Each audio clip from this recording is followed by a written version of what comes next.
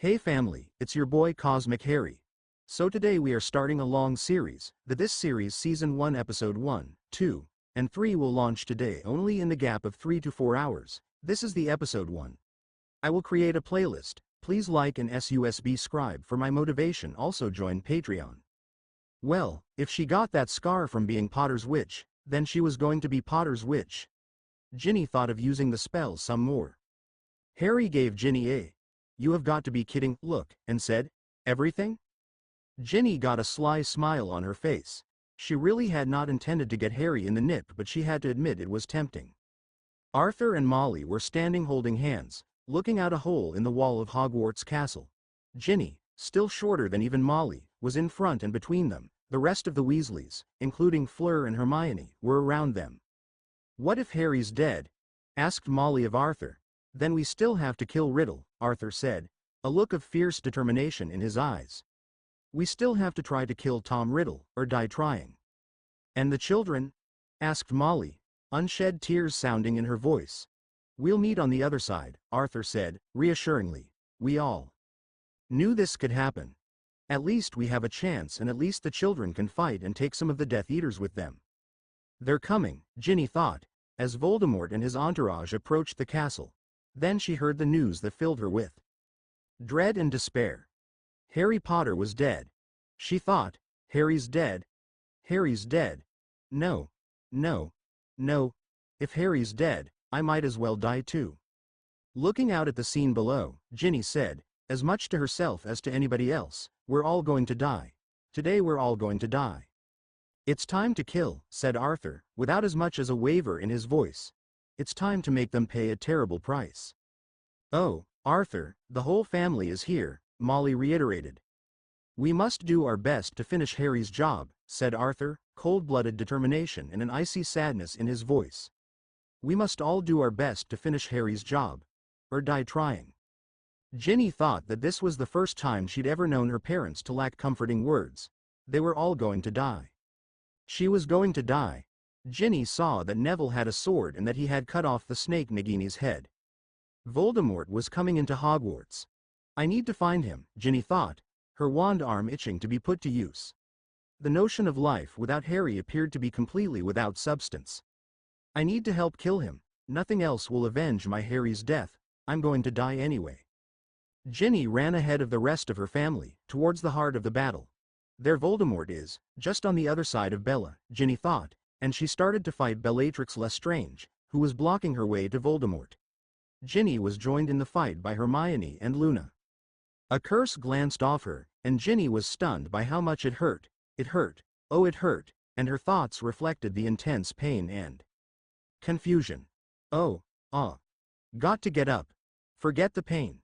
Ginny forced her eyes to focus and saw her mother fighting Bella. "Mum." Ginny knew she'd seen her mother angry, but she had never seen her mother this angry. Never had she seen such a cold fury in her mother's eyes and voice. "Avada Kedavra." Molly shouted with a power and a viciousness that startled everyone who heard her. Mum shouted the killing curse. Mum killed Bella. Ouch. It still hurts. Ginny was having a hard time functioning. Then she saw Harry and Voldemort circling each other. Harry. Alive. She could not believe it. Her emotions went from full despair to elation in a flash. Ginny was thinking, Harry's alive. Harry's alive. He and Voldemort are getting ready to duel. "Please, Harry. Please. You have to win. You have to win." Ginny was watching Harry Potter and Voldemort circle each other.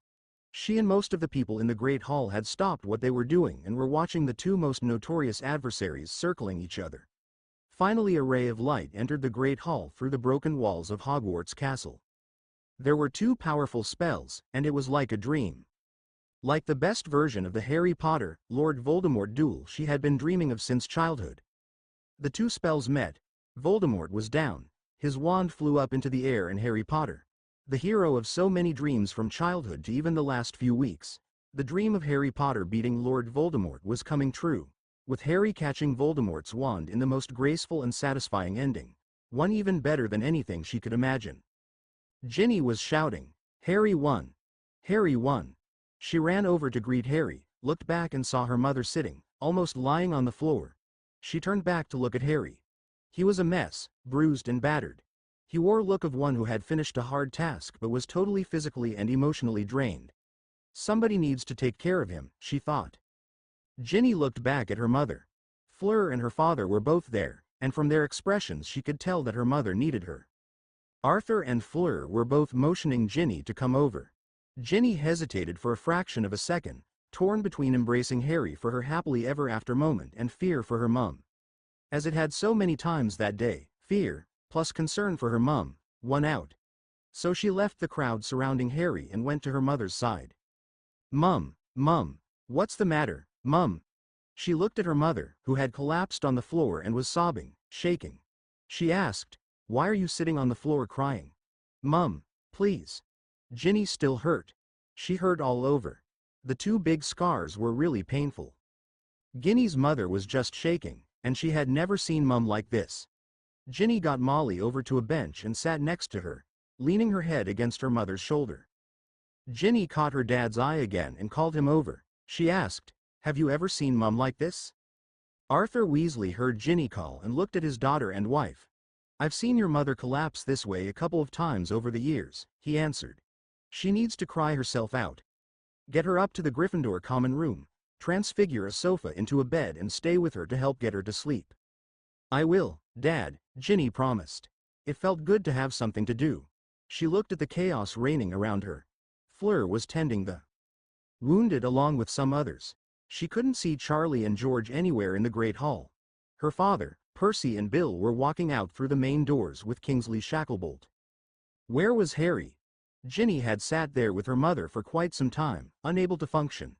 Finally, Ginny thought, "Come on, Potter. Where are you?" "Where is my Harry Potter?" "By Luna. I saw you put on that invisibility cloak." "Gone somewhere with Ron and Hermione." "Just wait, Potter. You're not going to get away from me again, Harry Potter." Ginny realized that she had to focus on her mother. She had to get her mother to bed and then find Potter. "Come on, Mum, I'll hold you," Ginny assured her, but Ginny herself was so sleepy, so sore. Still, she knew what she had to do, so just before noon on May 2nd she got her mum to her feet and began to guide her out of the hall and up the stairs. Ginny woke up in the four-poster bed she had made in the Gryffindor common room, about 4 hours after she had first put herself and her mother to bed. She noticed that her mother was still sleeping. Her next waking thought was of Harry. Where is Potter? Where is Potter? Ginny looked around the common room. She eased herself out of bed, on the side closest to the boys' stairway, looking around at the state of the room as she did. She could only see about half of it, since the bed was in the way. The common room was a mess, with broken windows and rubble on the floor. There were lots of other people on the other side of the room, mostly asleep, although some were just sitting there with dazed looks on their faces. They were sprawled everywhere, in the big chairs and sofas and even on the floor. Ginny saw Hermione come down the stairs from the boys' dormitory and said, "Hi, Hermione. What were you doing in the boys' dorm?" Hermione answered, "I couldn't very well sleep in the girls' dorm." Hermione pointed to where the steps for the girls' dorm started. Ginny peered around the other side of the bed. The stairs to the girls' dorm were missing, and there were just spells keeping people from falling through the missing section of wall. "I've been putting people in rooms in the boys' dorms," Hermione explained. "Ron's asleep, and Harry is just wiped out." "Harry?" Ginny perked up. It looked to Ginny like Hermione was wiped out as well. She was so tired she was shaking. "We need to get you up to bed too," Ginny told her gently, holding out an arm for her friend to take. "Help me up to where Ron and Harry are," Hermione agreed, accepting Ginny's invitation. As the two witches made their way to the staircase, avoiding broken objects and sleeping persons, Ginny asked, "How's Harry?" Hermione looked at her closest female friend and said, "He must be even more exhausted than any of us. I don't think he slept much last night, nor did Ron or I, for that matter." "Wait a minute, was that last night?" "No, it must have been the night before. It's all so confusing." Then Hermione's expression changed. She smiled as they finally made it to the winding staircase and began to ascend. "You know he never stopped caring about you, right?" Ginny's heart thudded for a moment and she blurted out, "Does Harry still like me?" She hated to sound desperate, but it was very important to her. Hermione smiled and said, Ginny, when we were traveling and hiding last year, in the evening, Harry would take out the Marauder's map and look at your spot on the map and talk to it. He tried to keep it a secret and I never asked him about it, but I think he's head over heels in love with you. I reckon you were the light at the end of the tunnel for him. I think you would make him very happy if you were there when he woke up. Ginny hoped that Harry still liked her. Ginny really wanted to be living the fairy tale ending of Harry killing Lord Voldemort and then rushing into her arms, although that dream had obviously ended with all of the death and destruction and chaos of the last few hours. Besides, Harry had not taken her into his arms and kissed her. He'd gone off with her brother and Hermione. Bollocks. By this time, they'd reached the stoop outside of the seventh-year boys' dormitory. Ginny had to make sure one last time. You're sure Harry still likes me? Oh, Hermione, this is so important to me. Hermione rolled her eyes and answered, yes, of course he likes you. You know he only broke up with you in an overprotective gesture. Come on in, Ginny. Ginny followed her friend into the room. Hermione immediately went over to Ron, who was sleeping in his bed, sort of face down, sort of on his side, and crawled into bed next to him, holding on to his back and putting her arms around him. Ginny walked over to Harry's bed. He was facing away from the door, so she had to get on the other side of the bed to see his face. He was a mess, dirty, bruised, and obviously dead asleep. Ginny looked at herself. She was a mess too. Blood from other people was on her clothes, as well as the dirt and dust. She did not want Harry to see her like this, not now. Ginny went into the bathroom, used the loo and stepped into the showers. She took off her clothes and did the best cleaning charm she could on them. She got her shampoo out, the one she had made to smell like apple blossoms and the spring flowers and smells of the burrow. She'd really worked on that scent. After a shower and washing her hair, she did a combing charm, keeping her hair from tangling and leaving it full. Ginny was very proud of her hair. It was a beautiful auburn red, coming to well below her shoulders and spreading out from her head in a striking fashion. Ginny thought of the touch of lust spell. Despite the name, if you just used one flick once a week, it just sort of kept a boy interested. She had talked to her mother about it, and her mother said you used it daily or with more than one flick only when you knew you had found the boy you were sure you were going to marry, and when you were sure he felt the same way. Her mother said the touch of lust spell could be a really dangerous spell and had explained some of the family history of her female ancestors. She really should not use it until she. What did Harry feel? He looked at her dot on the map. All the time. Harry. Ginny used the touch of lust spell with 2 flicks and immediately felt a little guilty. Well, if Harry did not want her, and oh, she couldn't even think about that. Ginny looked at the scar that started above her right breast, and continued all the way down to where, well, she hoped it would not interfere with nursing a baby someday. If she got that scar from being Potter's witch, she damn well was going to be Potter's witch. Ginny thought of using the spell some more. Maybe using it anymore was excessive. Ginny looked at the other scar, the one on her thigh, the one that showed she was still a virgin. Damn it. The 16-year-old hormones were working overtime. Ginny felt like she had waited half her life for this moment. Her fairy tale ending was supposed to be coming true. Ginny never just let things happen. If she could, she made things happen. Ginny was going to make sure her happily ever after ending would come true. Ginny put down the wand and left the bathroom, full of conflict. All of the fairy tale endings had the hero and heroine fall into each other's arms after the climactic battle, and she and Harry hadn't even said hi. Damn. Damn. Bollocks. Ginny sat down on Harry's bed and waited. She thought a little of the events of the last 24 to 36 hours, but mostly she just sat on the bed and tried not to think. She was so weary and so sore and so close to crying. She couldn't let Harry see her cry, and she wiped at a stray tear. Ginny was almost beyond thinking, and she just sat there, semi-awake, guarding the trio in case anyone thought to disturb the exhausted heroes. About an hour after Ginny came up with Hermione, Harry Potter started to wake up. The first thing he noticed was that his scar was not hurting. He could not feel anything up there. Always before there was some feeling there, sometimes just a presence, sometimes intense pain, but always something. Of course, everything else seemed to be hurting terribly. The second thing Harry noticed was that he had to go to the loo. It was pretty urgent. That's probably why he woke up after only 4 hours or so of sleep. And the third thing he noticed was the smell that said, Ginny Weasley. Ginny. Harry's eyes snapped open. and he fumbled for his glasses. Ginny was sitting on the edge of his bed. As Harry got up, so did Ginny. She said, "You're not going to get away from me again, Harry Potter." Harry answered, "Well, I've got to go to the loo right now." He wanted to see Ginny more than just about anything, but he did not want to sit next to Ginny and wet his pants. Ginny took a good look at Harry, with dirt all over himself, bruises and who knew what else, and said, "Oh, Harry, you look just awful." The only answer Harry could think of was, "I've had a tough couple of days." Ginny knew she needed to get clean clothes on Harry, and he needed to wash. You could do only so much with cleaning charms, and a person always was cleaner and more refreshed when they had washed. "Take off those filthy clothes, and I'll do a cleaning charm on them while you get washed," Ginny said, in a tone that reminded Harry of Mrs. Weasley.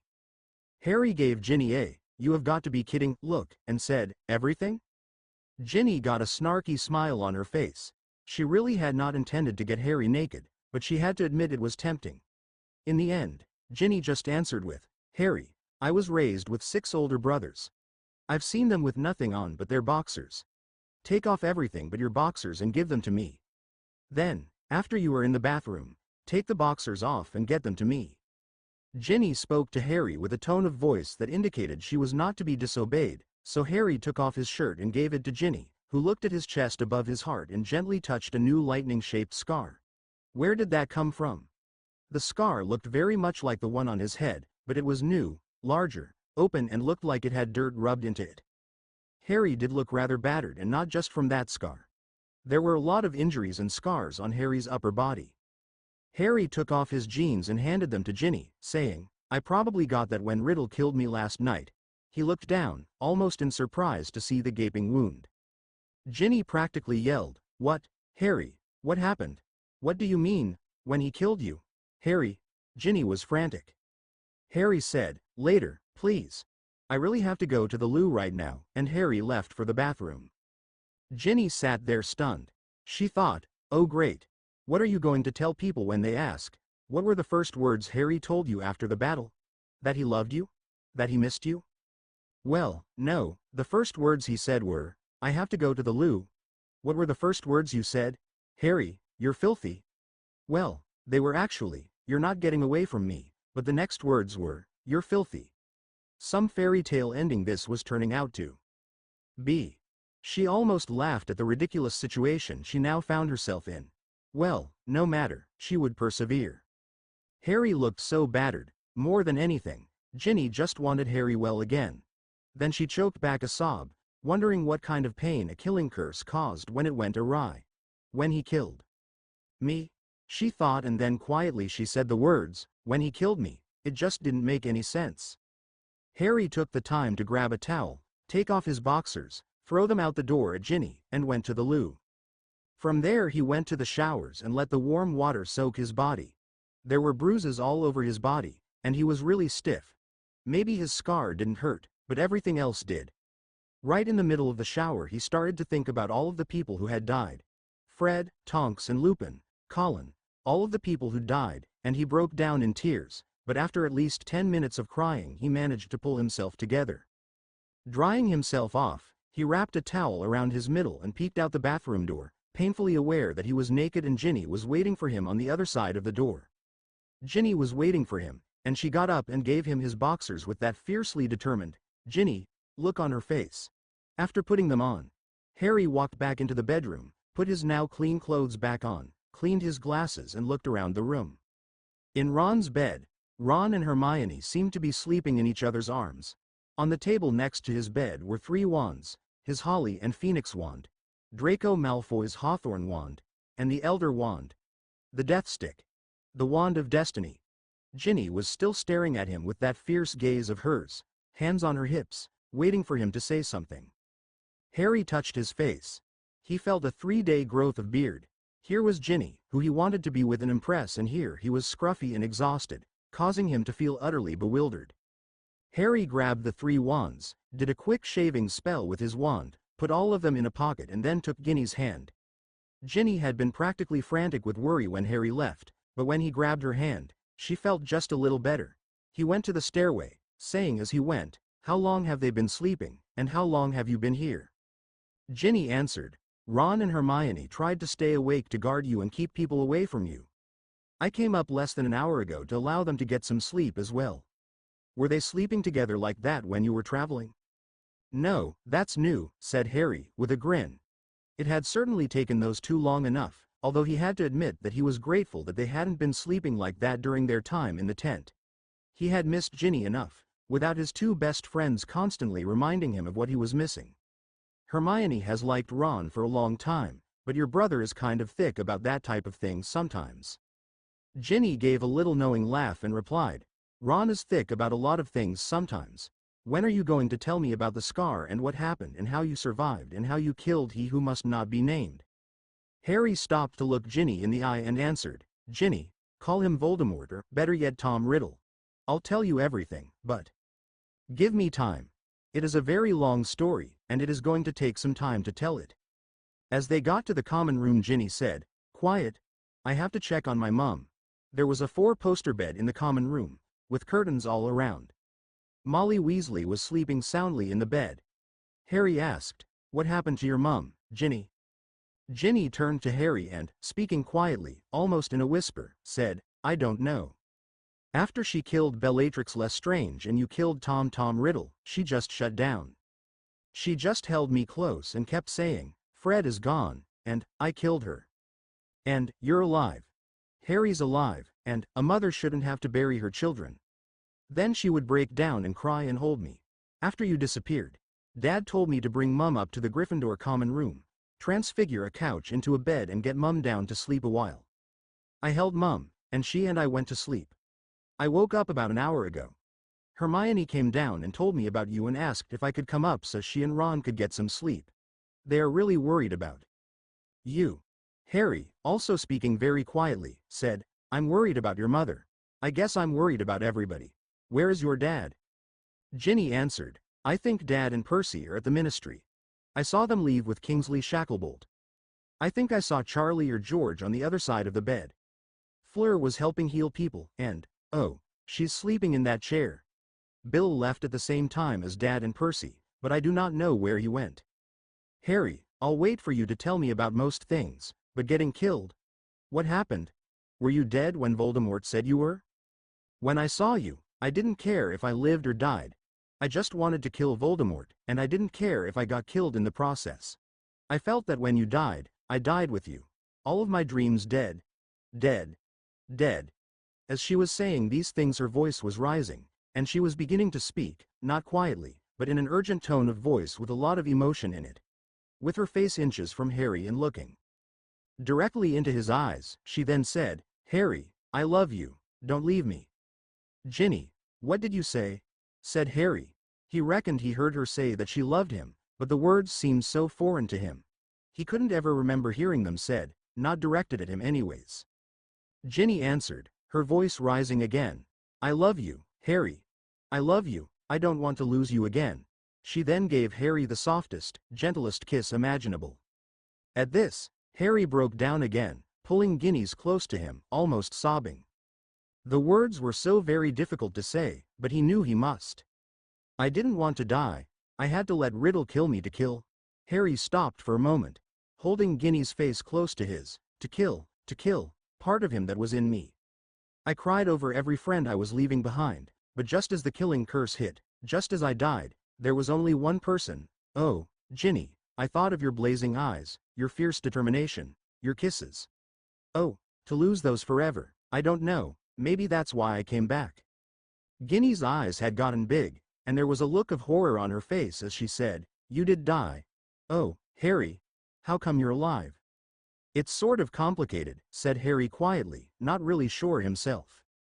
I saw Dumbledore. I really thought I was dead, but I had a choice. Voldemort had taken my blood to regenerate his body. So long as I was killed by his hand and my blood lived on in his body, I could come back. I could have gone on, but I thought of you and everyone else who was depending on me, and I came back. And afterwards, when I left with Ron and Hermione, you were with your mother, and I thought, Harry's voice got soft and he had a shy look on his face. Maybe we would have years and years to be together. Harry, I meant it when I said don't ever leave me, said Ginny, fiercely, the love in her eyes softening the effect. She wrapped her arms around him and looked up into his eyes. "I love you." "I love you too," said Harry. Not only were the words easy to say, but it seemed as though something hot and warm had seeped into his heart and his soul. There was a sense of completion so absolute that he was momentarily frightened. Just hold me." Harry pulled Ginny closer to him, exhausted mentally and physically. Molly awoke with a start and reached over to where Harry and Ginny were standing, talking right by the bed. She touched Ginny, then Harry, and then said, "You're both alive. I dreamt you were both dead, that everybody in the family was dead, that you know who had killed us all. Are we all alive?" "Not all of us, Mum," said Ginny, sadly. She was scared of sending her mother into another downward spiral, but there was no use in hiding the truth so that it would be more difficult to deal with later. "Fred's dead. It's my fault. All of it is my fault," said Harry, with that tone of recrimination so familiar to Ginny and Molly. He was still tired. He'd only had 4 hours of sleep, or he might not have mentioned Horcruxes, but he said, "We didn't find the Horcruxes fast enough. There was too much we didn't know, and we wasted so much time last winter, and I should have confronted Volume Riddle sooner. And why did your whole family have to be involved? Mrs. Weasley, I'm so sorry." Harry burst into tears. He couldn't ever remember weeping so much in his entire life as he had so far that day. Perhaps Voldemort's presence had masked his own thoughts and emotions, deadening them, so that now he felt things more acutely. Or was it the trauma of the last few days taking such a heavy toll on him? He would never really know, but certainly something had changed within him. "One of my sons is dead," said Molly, clumsily getting out of bed. She smiled fondly at Harry. "But one has come back to life. And Bellatrix Lestrange. Damn her to hell. I really killed her." Harry and Ginny both nodded yes. "Harry, when they said you were dead, I thought I had lost another son," Molly continued. "We love you like a son." Molly held Harry and Ginny, while Harry and Ginny both softly cried. It was hard to tell whose tears were whose. They'd all just let go so completely. Grief, joy and relief all met up in a torrent of emotions. Finally, Harry, feeling a bit embarrassed by his recent outbursts, said, "Sorry I broke down and started crying. I should be stronger than that." Molly looked Harry directly in the eye, and with all the emotion and sympathy she could muster, sternly said, "Harry, after all you have been through, you have every right to cry, to let your emotions out. Heaven knows you haven't had any time to grieve. This war has been hard on everybody, but in some ways harder on you. You know who brought so much death and destruction to so many. Thank you for ending him, for killing him, dear." She caressed his cheek for a moment and pulled him into one of her signature hugs, guaranteed to knock the breath out of a person. Focusing for a moment solely on her mother, Ginny asked, "Mum, are you all right?" "I don't know. Losing a child is so hard," said Molly, sobbing a little at this, but she straightened her shoulders and got a faraway look in her eye. "I still feel empty from when I lost both of my brothers during the last war, and now this, but you just move on." Molly had tears running down her face, and they could see she was trying hard to maintain control. "I am sorry, Ginny, that I lost it this afternoon. I still cannot believe that I could be mad enough to throw the Avada Kedavra curse. That bitch." Molly took a deep breath, and it looked like she was going to lose what control she'd managed to cling to. "Bitch. Bitch. Bitch. Bitch. Bitch. May she forever rot in hell. I ought to be sorry I killed someone, but if anybody deserved death, Harry, were you. Dead." Harry and Ginny looked on in astonishment at Molly, as she gradually regained control after that complete change of topic in mid-sentence. Harry looked at Molly and Ginny, saying in answer, "I was the last of the Horcruxes. Tom Riddle had to kill me to kill the part of his soul that was in me. Then, when Neville killed the snake, all I had to do was kill what was left, the shell of a body Riddle had. The hardest part was walking into the forest, walking by you, Ginny." When Ginny heard this, she shouted out, "Harry, I felt you. I felt that you were walking out into the forest. I thought my heart would break. How could you?" "It wasn't easy," Harry said, looking at the two women and then looking down at his trainers, which looked as though they'd been cleaned by Ginny as well. "It was really hard." Then Harry looked right at Ginny and said, "Ginny, when I walked by you, it would have been so easy to grab you and run away and hide. I was losing you forever. For a long time, I just did not think about the future, not like a future after the death of Riddle. I had no expectation of surviving. It made the walk to Voldemort so very difficult. Knowing that I would never see anyone again was the hardest thing I've ever had to do. When the curse hit me, I think I really was dead, but then I was given a chance to come back to life. It would have been so easy to have stayed dead. It was so peaceful, but I thought of all the people who were counting on me. I saw Dumbledore. We determined that I had a good chance of winning against Voldemort.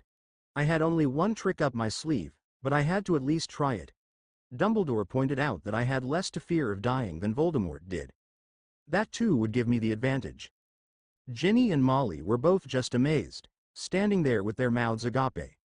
Molly found her voice first and said, "Oh, Harry, I had no idea. Oh my. What a horrible thing to have to do. What a brave man you are." Ginny held on to Harry so hard it was beginning to hurt. Ron and Hermione were just coming down the stairs, and Ron saw Harry and Ginny hugging and yelled, "Potter, what do you think you are doing? Stay away from my sister." Harry was tired and hurting and did not want to confront Ron, so he just sat down. Ron was threatening Ginny's happy ending, and she went over to him, put her hands on her hips and began to yell, "Ronald Weasley, back off. Harry broke up with me to try and protect me, but we, never, stopped loving each other. You know who is dead and Harry and I are back together, so deal with it." Then in a softer voice she added, "Besides, you need to worry about your own girlfriend, Hermione here, who has loved you for years, and you were too thick to see. Kiss her and butt out of my private life." Ron stood there dumbfounded. Hermione turned to Ron, hoping for a kiss, and finally Ginny put her hands back on her hips again and yelled, "Ronald, how thick are you? Hermione is waiting for a kiss. Kiss her now." Ginny then put her hands on Ron and turned him towards Hermione, and he bent down to give Hermione a little chaste kiss. Hermione was having none of this little chaste kiss stuff. She grabbed Ron and snogged him good, and gradually Ron returned the kiss. Hermione hugged Ron tightly, pressing her body against him, and Ron finally held Hermione tightly in return. Harry thought Ginny was very much like her mother. When they got angry, there was the same raised voice and hands on the hips.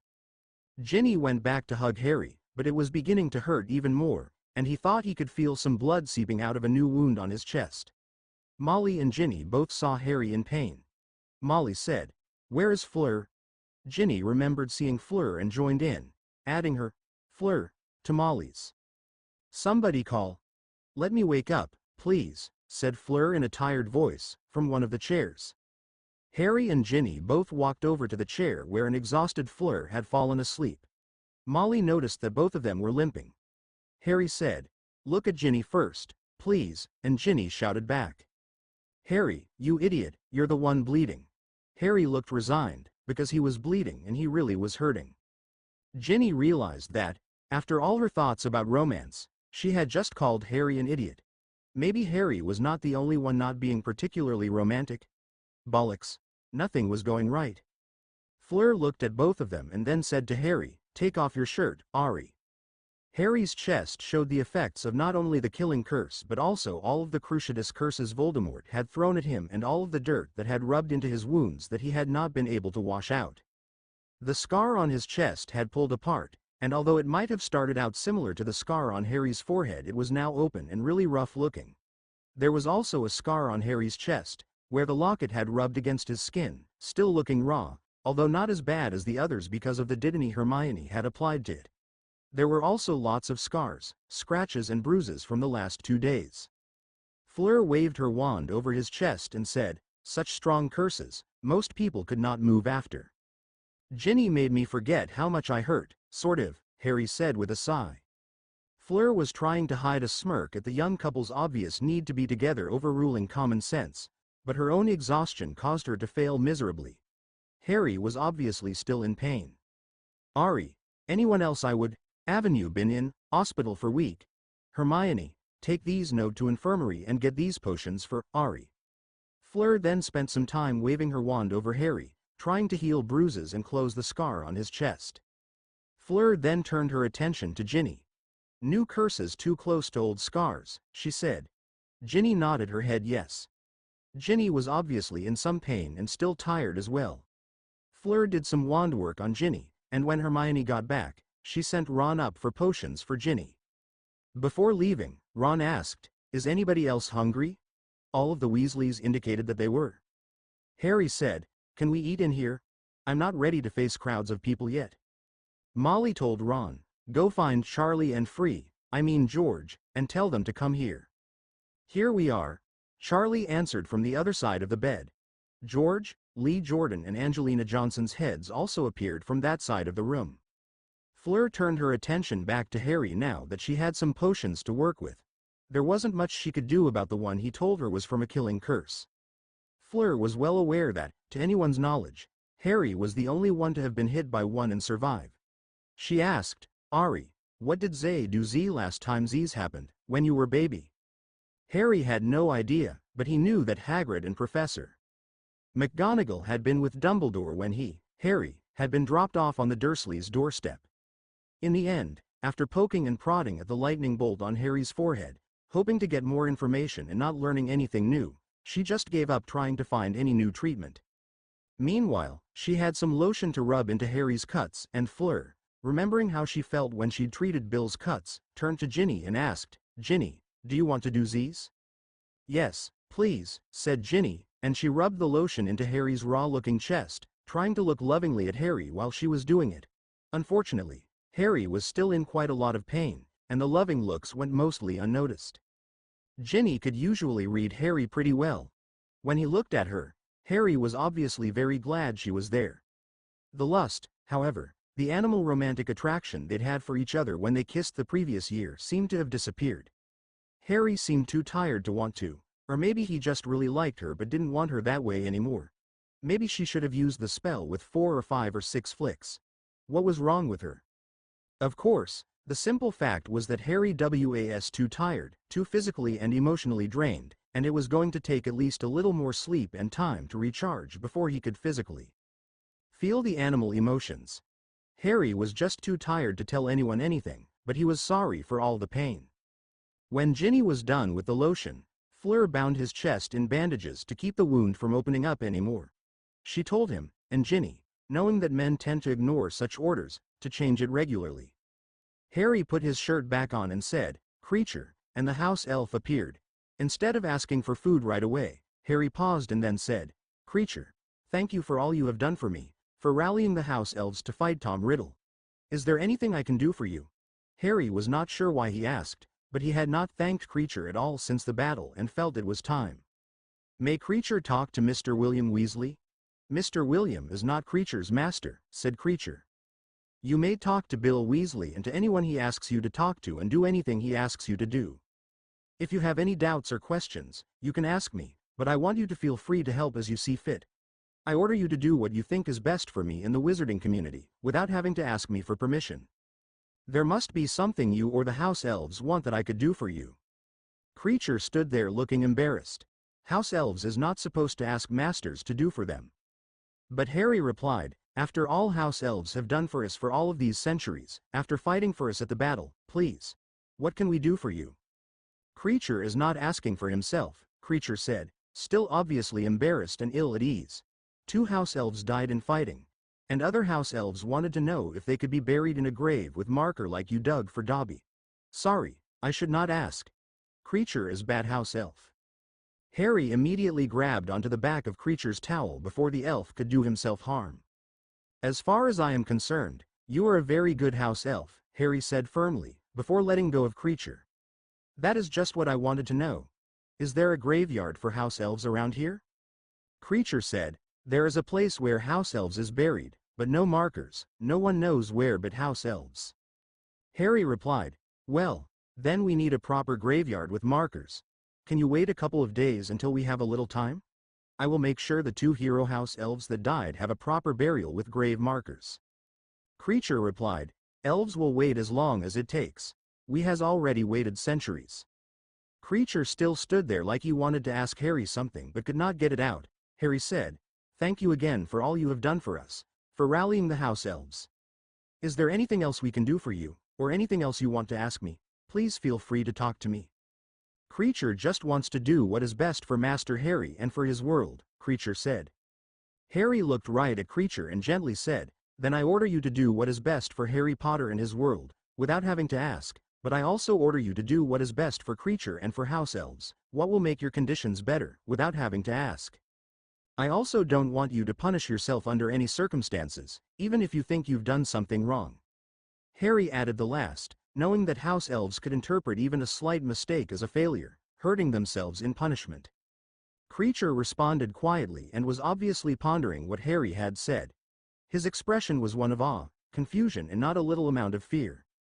Asking Creature to do without being told is not easy, not what house elves do. Subversive. Creature will try. Then louder and with more confidence, "Does Master need anything?" Harry said, "Can you please bring a simple supper for the Weasley family, well for everybody here?" Harry sort of waved at the group of people around the room. With a crack, Creature was gone. A few minutes later another house elf appeared with a simple supper of tomato soup and various meat sandwiches. "Sorry, Creature is busy," said the house elf, and he was gone. Harry and Hermione looked at each other. "I have never lived with a house elf," said Hermione, "but delegating someone else to serve. Food to your master. Strange. Creature isn't just your servant anymore." Both Harry and Hermione pondered the changing relationship between Creature and Harry. Ginny turned the bed back into a sofa, and the family ate quietly for the most part. Fleur ate a sandwich, sat back down and promptly fell asleep again. As soon as Ron and Hermione had finished eating, a first-year Gryffindor girl came in with her mother, father and baby sister. Hermione looked at a list, took them to a dorm, came back down and sat next to Ron. She looked at Ron and smiled, put her head in his lap with a contented smile on her face, and she too fell asleep. Ron was exhausted. He'd had only about 3 hours of sleep this afternoon because he and Hermione had determined to take shifts to guard Harry, after almost 2 days awake before Harry had won, but he had a hard time napping. It was late afternoon, and he hoped they could get a good night's sleep soon. He kept looking at Hermione, not really believing what was happening between them. Ron always knew that Hermione was a girl and not a boy, but how come he never realized that he could think of her like that? Could she kiss? And she had all the right female parts. Well, when she grabbed on tight and rubbed her body against him and kissed, it was pretty obvious that she was female. And she seemed to like him, and could she kiss? Harry was awake after his nap, sort of, but his mind was just numb. Harry sat at one end of a sofa, leaning back with Ginny leaning into him. 2 days or more awake and a short nap in the afternoon just wasn't enough. He could not sleep, but he was maybe not fully awake. Having Ginny touching him was comforting. He had been terrified that he would lose her, even if he somehow lived through the battle with Riddle, but it seemed that she wanted him back. Beyond that, Harry couldn't think. There was still too much chaos to think that things were over. Too much chaos and too much sorrow, and Harry felt that he was responsible for way too much of the sorrow. And here was Ginny, and it felt right and unfair to all the people who had lost everything, all at the same time.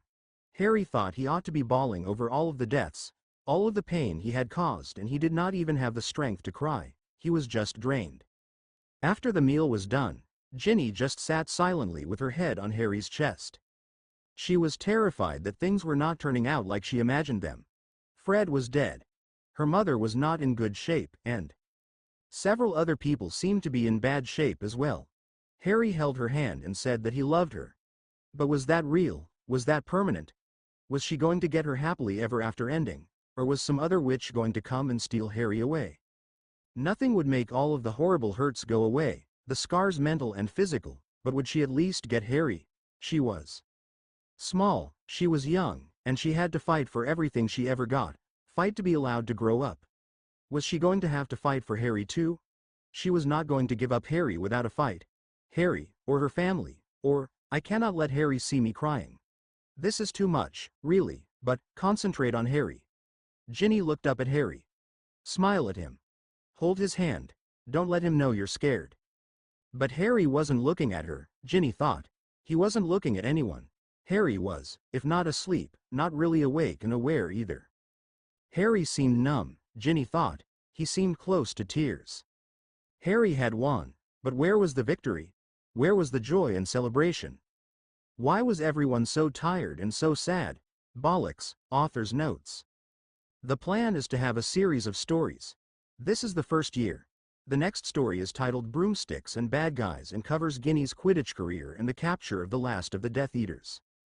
There will be a third story covering the birth of the children, and a fourth, focusing more on the next generation, covering the years before Albus and Rose go to Hogwarts. The story is in rough draft all the way through the end. My beta Laden Black and I are revising and rewriting it, and my, does it sound British? Beta Poke Potterfan 93 is checking for Americanisms. JetLaBarge CH2, meanwhile, Gringotts and Ministry. Almost happily ever after, first year CH2 meanwhile, at Gringotts and back at the Ministry. Arthur looked at his daughter and thought about saying something to her, but decided to let it pass. Arthur knew that there was another reason he was keeping Harry and Ginny together, and that he was playing with fire in doing so. Bill Weasley came striding into Gringotts, and was immediately met by Creature, who said, "We needs to talks, Mr. William. Urgents." Creature looked exhausted and dirty from the battle, but there was no doubt that he was serious. Meanwhile, Grabhook, the son of Griphook, had come up to Bill, saying, "Why are you here? Who do you represent right now, the bank or others?" "Right now, I am representing the Ministry, trying to make sure supporters of Voldemort are not taking money out of Ministry accounts or stolen money out of their accounts." "Also Harry Potter," Creature said to Bill. "Important, you is also representing Harry Potter." "I am also representing Harry Potter," Bill said, wondering what this was about, but not about to defy Creature right now. There was a huge roar from a large group of people, a group that seemed to be growing by the minute. "We will make sure that all doubtful accounts are frozen," Grabhook said. "Why would you be representing Harry Potter?" "Creature says so," Creature said. Creature is Harry Potter's house elf, and Creature says so. Harry's Ginny Williams' sister. Mr. Weasley and Creature needs private talk now. Bill and Creature were led to a tiny private room, and Bill did several privacy spells. He then turned to Creature and said, "Harry's Ginny, already?" "Soon enough," Creature said. "If no one stops. Needs to be. "Why, what is going on?" asked Bill. "Harry Potter killed Voldemort, Tom Riddle," Creature said, as though this should be perfectly obvious. "I know," Bill said. "We were both there and, I think, saw it." "So? Single duel, wand to wand," Creature said. "Oh," Bill said, beginning to get the point. In his curse-breaking career he had dealt with a lot of estates, and a few duels. Harry inherited something from Riddle? "Oh, lotses and lotses of somethings," Creature exclaimed. "Everythings. No estate, no heirs, no partners, no trust, no nothings. Harry gets everythings." Bill got a quizzical look on his face. Because Tom Riddle made no provisions in case he died, and Harry killed him in a single duel, the old wizarding law applies, and Harry inherits everything. I knew Riddle killed several families and stole their estates. How many families? How many galleons? "Maybe 100 families, millions and millions and millions of galleons," Creature said. "Honest money?" asked Bill. No, not all honest," Creature said. "Stolen and lots of bad. Ministry needs some of money. Very complicated. Mr. William knows about monies. Harry Potter not know monies. Mr. William needs to protect Harry Potter's monies." "And you, Creature?" asked Bill. "Goblins lie. Goblins lazy and not find everything. But goblins cannot lie to honest house elf of honest wizard. Mr. William needs Creature. But Creature not supposed to work for Mr. William. Is subversives. Even if Harry Potter gives permissions as subversives, but as best. Merlin," thought Bill. "This is going to get complicated." "I have one more question, Creature," Bill said. "I heard that Riddle killed the Rothschilds who owned the Swiss Valley that holds the treasures of the wizarding community, where the International Council of Witches and Wizards is headquartered. But he never inherited the valley or was even allowed on the council. Why, and did that pass to Harry?" "Like trying to steal a dragon egg that won," said Creature. "Riddle cannot meet the requirements to inherit. You see his face?" Bill nodded yes. "No nose," Creature said, pointing to his own long nose. Bill nodded again. "No pokey down here either," Creature said, pointing towards his privates. "Cannot make baby, cannot inherit Swiss Valley. No pokey, no inherit." Bill started to chuckle. "Pokey?" Bill started to visualize him and Fleur making love to Avila, Bill really had no basis for comparison, but he knew both he and Fleur. Not helpful. Creature shouted. Pleasant thinking of mate, but not helpful right now. Sorry, Bill meekly said. Thinking, pokey? That was pretty graphic and not at all romantic. Creature then said, needs to get documents giving William Weasley power to manage Harry Potter estate, need to get signed by Harry Potter tonight. I'll do my best. What next? Talk to the goblins? Bill asked. Creature nodded yes, and together they left the room. Again they were met by a huge crowd, but Bill walked right up to Grabhook and said, Creature and I need a private meeting with the bank first. Grabhook and several other goblins led Bill and Creature into a private office. What do I have to do next? Asked Bill. Who is going to pay for the damages to the bank? Asked a goblin. Harry Potter does not get anything until the damages to the bank are taken care of. I assume Harry will pay for them. It sounds like there is enough money in the estates, Bill replied. Lots of money, Grabhook said. Lots and lots and lots of money, hundreds of millions of galleons. We goblins will add up the damages. We want the sword of Gryffindor back, although we do not think we will get it. Wizards always cheat goblins with their laws. I will mention it to Harry, Bill said. I do not know what we can do about the magic that lets the sword magically appear in the hands of a true Gryffindor, but maybe some sort of arrangement can be worked out. You need permissions. You need a good lawyer to draw up documents, Grabhook said. Marge Baker is the best one not working for Gringotts, Bill said. I will see her before going to the ministry. Marge is acceptable, Grabhook replied. You need Harry not to cheat the goblins. You need Harry to marry your sister. Bill was rather taken aback by the brutal frankness of the last statement, and looked at the goblins. I'm not worried about Harry cheating you. I guess I'm probably not really too worried about Harry and Ginny, eventually, although, I am a little concerned about how fast you are pushing it. The money will be able to wait, Grabhook replied. The ministry may not be able to wait. The ministry is broke. Gringotts will wait. Bill looked at Creature, who nodded. Merlin, dragon dung, Bill swore under his breath. What have I gotten myself into? Kingsley Shacklebolt strode into the ministry and went straight to the auditorium, followed by Arthur and Percy Weasley. Kingsley put his wand to his throat and said, Sonorous, and then said in a loud and commanding voice, the wizard Tom Riddle, also known as Lord Voldemort, has been killed by Harry Potter. His body lies at Hogwarts. He is not coming back this time. He is dead. His supporters have mostly fled. Pious Thickness, who was fighting on the side of Riddle, has resigned, giving me the keys to his office. I want all department heads or acting department heads or, if everybody in any position of authority has fled, the most senior staffer to meet here in the auditorium. Anyone on the Wizengamot needs to be here too. We need to do some things as soon as possible. Within 10 minutes, the auditorium was reasonably full. Kingsley, with the support of Arthur and Percy, then had the Wizengamot pass a series of emergency laws, freeing any Muggle born convicted of having stolen magic or any other crimes related to opposing the administration of Pious Thickness, and appoint Kingsley as temporary Minister of Magic. Kingsley then appointed Arthur Weasley as head of magical law enforcement. Kingsley also appointed Percy Weasley as his own administrative assistant. The mechanics of freeing anyone falsely imprisoned was done within a half hour of the arrival of Kingsley. Actually getting everyone released took a little longer. From that time on, Arthur and Percy Weasley were at the center of the government of the British wizarding world. Late in the afternoon, Bill Weasley finally walked into the ministry. He had sent communications to Kingsley and the accounting department, letting them know that many accounts were now frozen until they could see what was going on, to make sure no one was going to rob the ministry anymore. When Bill came in, he was expected, and he was rushed into the chaotic office of the new Minister of Magic. Arthur Weasley was there, along with 2 other people. Kingsley greeted him, saying, Bill, I want to introduce you to Jane Smith, the closest thing we have to a head of finance at this time, and Al Van Lente, from North America, head of the International Auror Association. Jane, what is the state of our finances right now? Jane answered, maybe enough cash for 2 weeks. Strange things have been happening with finances ever since Voldemort took over, and we cannot figure out where all the money went. Al said, it's going to be a tough sell to tell the countries sending Aurors and other witches and wizards to help, that Britain is broke. Do your best to find some money. Bill replied, a lot is going on.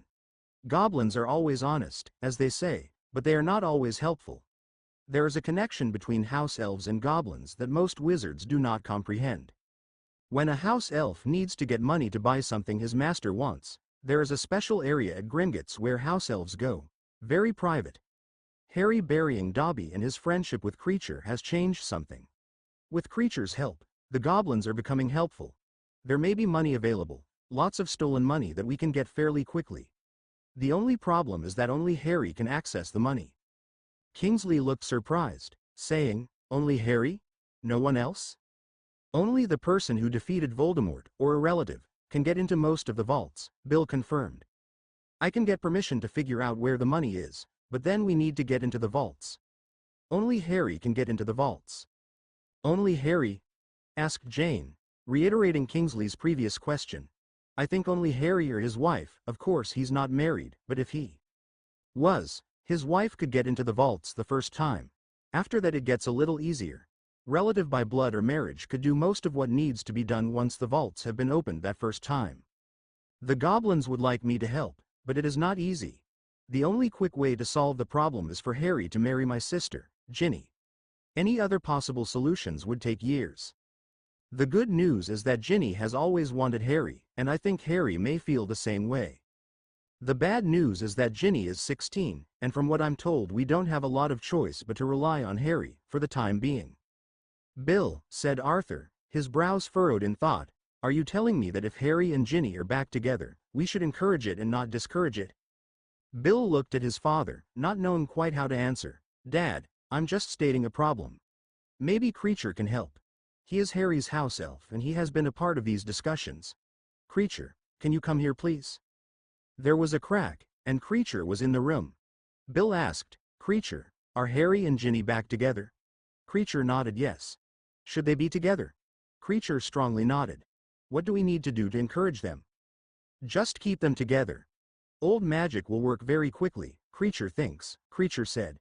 There was more discussion on just what various people were going to do during the next 24 hours and, to the surprise of everyone, Creature stayed and listened. Creature walked out of the room with Bill and Arthur and said, "Creature has Harry's permission to work with you, Mr. William. He has asked Creature to use his own judgment. That is, by far, the hardest order Creature has ever been given. Help me to do the right thing, Mr. William." "Thank you, Creature," said Bill. "Doing the right thing is often not easy, but you are doing what Harry would want you to do." Bill was beginning to feel very sorry for the old house elf. Just obeying orders, especially when you have been bred and charmed to obey orders, was easy. Having to make your own moral and ethical judgments was hard for anybody, but for a house elf it must be torture. Bill could see why the goblins had gotten Creature involved in the Potter estate issues as soon as Harry had killed Tom Riddle. It was probably necessary. "Keep Harry Potter and Ginny Weasley together," Creature said. "Needs to keep them working together." "I think I have a job for them for the next couple of days," Arthur said. "Of course, the family will have to sleep apart." "No," Creature said. "Dangerous, family must stay together." "He's probably right," Arthur said. "I don't think it's a really good idea if Ginny's off by herself right now. It's still really dangerous out there. Hogwarts is probably safer, but not safe enough."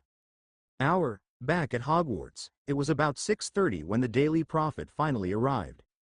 Special Evening Edition. Saturday, May 2, 1998. Voldemort dead, Center, B. Harry Potter kills Lord Voldemort in duel. Death Eaters on the run. Kingsley Shacklebolt temporary Minister of Magic. Minerva McGonagall temporary head of Hogwarts. Strong. Many details unclear. Hogwarts and the Ministry in chaos. You are asked not to try to go to either place until things are under control.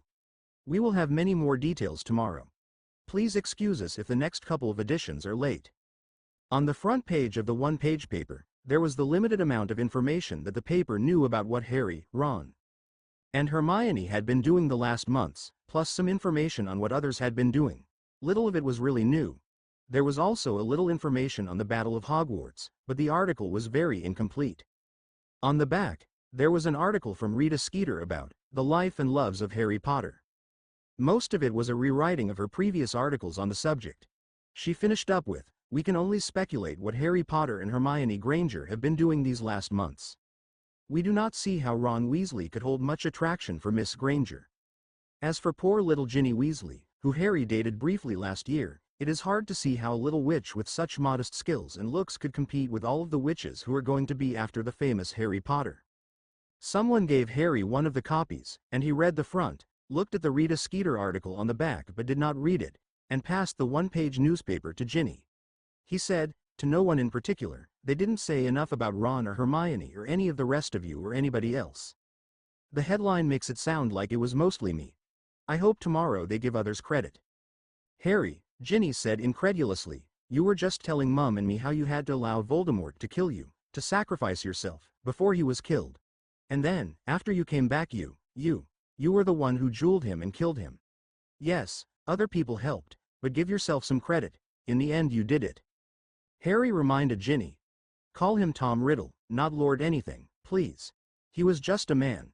He looked at Ginny and tried to think of something else to say, trying not to be such a big hero, but decided that this was an argument he was probably not going to win, and one red-headed female he did not want to be fighting with. Ginny finally read the last article. It was all Ginny could do to keep from exploding. Poor little Ginny Weasley, with her modest skills and looks. Harry Potter was hers. Ginny was terrified. Already, others were trying to take Harry away from her. How many older, bigger, better-looking witches would be after her Harry? No, I'll show them, she thought. George took the paper from Ginny and read the last article. He looked at his sister and at the last sentence in the article and looked at his sister again, looked at her looking at Harry. George showed the article to Ron and Charlie, and Ron related the scene he had walked in on earlier. They all looked at Ginny and Harry again as the three brothers continued their discussion. When Ginny was done reading the paper, Harry got up and pulled Ginny up with him. The article had got him thinking and, in response, he went over to Ron and Hermione to have a word. Ron gently woke Hermione up, looking at Harry expectantly. We still have a job to do, Harry said quietly. Ron nodded as they all looked at each other. Then the two couples left, Ron and Hermione holding hands, Harry and Ginny holding hands. Molly noticed, as they left, that Ginny seemed to be part of the Harry, Ron, Hermione group, and that they were two couples now. She wondered how long this would last.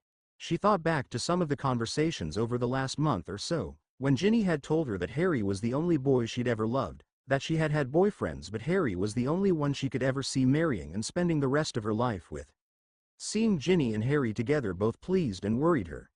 They were so young, about as young as she and Arthur were when they'd become intimate, too young really. We need to put the Elder Wand back, Harry said as he led the way from the room with his three dearest friends in tow. What is the Elder Wand? Asked Ginny, as they walked, and where are we going? To Dumbledore's tomb, Harry told her, as the two couples walked through the shattered castle and out onto the grounds. Harry tried to share with Ginny something about the Elder Wand and the part it had played in ending Riddle. The whole story was so complicated that he could only share little bits of it, and in the end he had to promise to tell the entire story from beginning to end. There were a few people around, as they walked and talked, who were trying to clean up and repair the castle, though not many, so they were more or less alone. The walk to the tomb was through a grassy area that was full of the evidence of the battles that had been raging around the castle.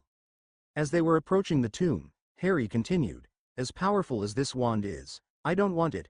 Too much death, too many black things are tied to this wand. Ron shook his head as his friends resolved. I still think you're crazy, not keeping the most powerful wand in the world. But Hermione piped up in support of Harry, reminding them that Dumbledore's portrait said this is the right thing to do too. The tomb was shattered, and Dumbledore's body was lying exposed. Fawkes the Phoenix was sitting atop the largest fragment of the broken tomb, watching Harry with bright, piercing eyes. Harry put the wand back and recovered the body with the cloth wrappings. He then touched the edge of the tomb that was left standing and said in a loud voice, Reparo. Harry could feel the power emanate from his wand. He had never felt such a powerful spell. In less than a minute, the tomb was repaired, and looked like it had never been broken. Fawkes hovered above the now sealed tomb, seemingly inspecting Harry's work. Apparently satisfied, he settled back on the restored monument to his former master Dumbledore, shifting his intense gaze to Harry. Ron and Hermione backed away from Harry, startled by the power behind his spell. Ginny grabbed onto his hand but looked somewhat frightened. Ron looked at the wand in Harry's hand and, in a quiet voice, said, "Are you sure you put the right wand back in the tomb?" Harry looked at his wand, feeling a bit surprised himself, but it was the familiar holly and phoenix feather wand that he held in his hand. It just felt, not heavier, but different. Harry could never explain the difference. Years later, the closest he could ever come was, "It is the same wand, but just more." Right then, Harry tried to levitate a leaf, and it flew up out of sight. He tried levitating other small things he found lying around, and they did the same. It took nearly 10 attempts with the simple spell for him to get some measure of control back. Harry said, "This is different. I'm going to have to practice using the wand all over again. It feels right, really right, like it is the wand I've been using all of these years, but something has changed." Hermione said, "Harry, you are doing all the spells without saying anything." Harry replied, with a questioning look on his face, "The wand seems to be reading my mind, like it does when I am doing non-verbal spells, but easily. I could get used to this." His friends regarded him warily, but Harry simply smiled, pocketed his wand, as though it was an ordinary occurrence, and once again took Ginny by the hand. Harry and Ginny led the way back to the castle, with Ron and Hermione following a short distance behind, quietly talking to each other. Up in the sky, Fawkes flew along with the group as though he belonged. Harry had his arm around Ginny, and Ginny was holding on to Harry as they walked. Ginny's hand was roaming over Harry in a sensuous way, which was both pleasant and distracting, but for the moment, Harry was just enjoying it. Just before they entered the front door, Ginny put her arms around Harry's upper back, pushing her body into him in a way that made Harry very aware that she was bustier than he remembered. His hands roamed from her narrow waist to her bottom, further reminding Harry that Ginny's figure was even sexier and more enticing than he'd remembered. Ginny was really pushing herself into Harry. Harry was getting worried that this display was too public at least, if not too much too soon. Just as he was getting ready to break it off, Ron said, "Harry, quit feeling up my sister." "Oh, hi, Dad." "Hi, Ron, Hermione." "Hi, Harry." "Hello, Ginevra," said Arthur Weasley, one eyebrow raised. Ginny backed away from Harry and grabbed his hand but held it at a distance. She knew that tone of voice, and when her dad called her Ginevra, like that, she was usually in trouble. "Where is the rest of the family?" asked Arthur. Ron said, "In the Gryffindor common room, I think." As they walked into the castle, a boys' bathroom appeared and Arthur said to Harry, "Come with me, please." Harry followed, worried that he was going to get a severe talking to from Arthur. Arthur turned to verify they were alone as the door closed behind them before turning back to Harry. In a firm but kind voice, he began, "Harry, I'm happy you and Ginny are together, but slow down. I don't think you can count on that hot-blooded redhead to tell you to slow down, so I'm asking you. Please, do your best. She is not even 17. Please, do your best to slow her down." Harry answered, "I thought you were going to bawl me out. I'm sorry." Arthur looked at the young man whom he loved as a son, the one who had been through so much, and said, "I think I can trust you to be a gentleman, but Molly is protective of her only daughter and I would not want to get on her bad side." "No, sir. I don't either," Harry assured him, shaking his head in the negative for emphasis. "Then I have your word, Harry?" Arthur asked. "Yes, sir, I will try," Harry promised, not wanting to make a promise he might not be able to keep. "That's all we can ask of you, Harry, and as one man to another, who also loves a passionate red-headed woman, good luck." Arthur's expression was one of understanding, but also parental concern, and Harry understood the faith being placed in him. Arthur wasn't sure if he should add anything else, his mind full of what Bill had told him earlier about allowing Ginny and Harry to recapture the love that they'd begun to experience a year ago. It wasn't easy, especially knowing that Harry was in for a rough time, trying to rein in his high-spirited daughter.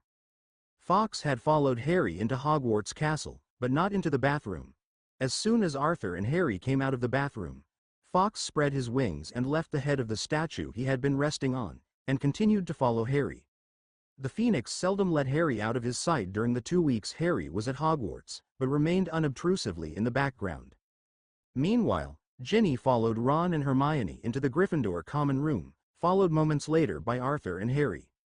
Although the rest of the people in the room had finished eating, there was a modest amount of food left. Together, they made short work of it. Arthur left to speak with Professor McGonagall. Bill Weasley came bustling into the room, followed by Creature. "I have some papers for you to sign," Bill said, approaching Harry. "I need to handle some financial affairs for you." Harry signed about a dozen parchments. "Do you want to hear about your estate?" Bill asked. "Now?" A very tired Harry replied. "I'm exhausted, I'm not thinking straight." "No needs," Creature said, moving to put a pillow behind Harry's back and lifting his feet onto a small ottoman that he'd conjured. "Harry Potter needs to rest. William Weasley and Creature take care of, if Harry Potter says we can. Please, both of you, take care of all the money stuff," Harry said, feeling a little uncomfortable over Creature's fawning, but trusting his and Bill's ability to look after his finances completely. "Creature will do what the noblest Harry Potter, friend of house elves and goblins, says," Creature replied. "Be fair to everybody?" "Yes, Creature, be fair to everybody, goblins, even house elves," Harry said. "Be fair to house elves?" Creature questioned. "Yes, Creature, be fair to house elves, including yourself. That's an order." "Subversive," Creature replied, almost in the undertone voice he had used before Harry had given him the locket. "Creature obey most noble Harry Potter, friend of house elves and goblins." Arthur returned, just as evening was turning to night. He and Molly went over to a corner, and Harry and Ginny watched as the couple talked, hugged, cried, and then talked some more. When it seemed they'd come to some decision, he called the family together again.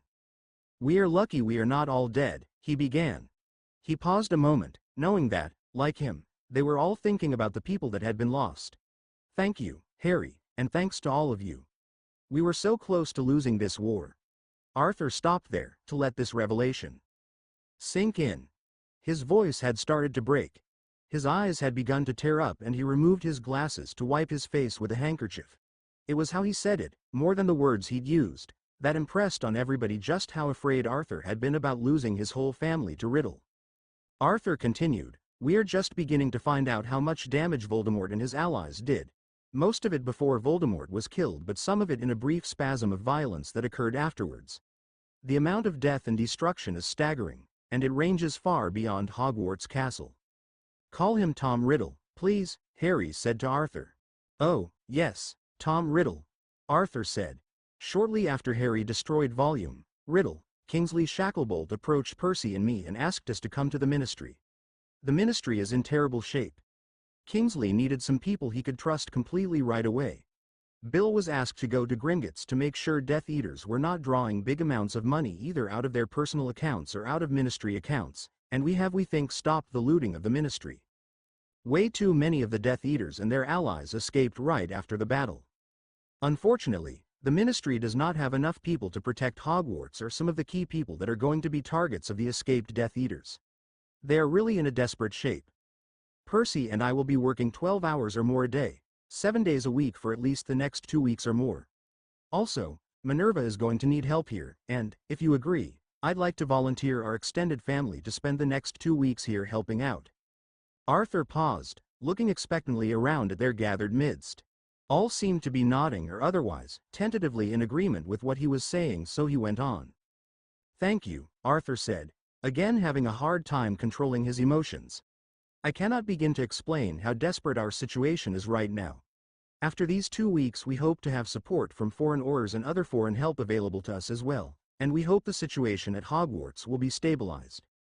Again it seemed that all within the extended Weasley family agreed and understood. Arthur continued, "Minerva is at the edge of exhaustion. She cannot work 24 hours a day. All of the professors are working together, trying to fix Hogwarts, and so the first need we've identified is someone to supervise at night. Molly has agreed to work a night shift, 8 p.m. to 8 a.m. Charlie, George, can you also work night shift, guarding the castle and helping in any way you can?" Charlie and George looked at each other.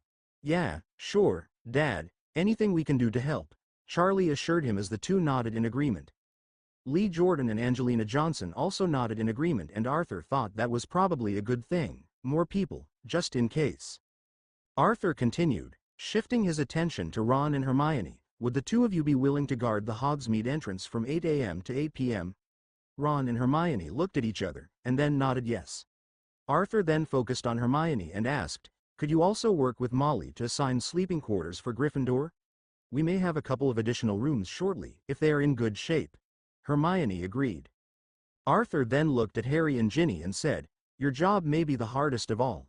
We want you to be at the fireplace in the Great Hall, where most of the people will be arriving and leaving. You will be greeting the people who are going to be coming to pick up bodies. I expect that it will be an emotionally draining job, but, Harry, we think there is no better person than you to do this, and Molly and I feel that Ginny is the best person to support you in this. Are you willing? Harry and Ginny looked at each other, squeezed each other's hands, and nodded yes. Arthur noted that both of them looked worried at the prospect, but determined. He felt bad that he had given them the worst jobs of all, but he knew that both of them were compassionate and would do an extraordinarily good job of it. This had, of course, been discussed at the ministry, and keeping those two together was certainly an important thing.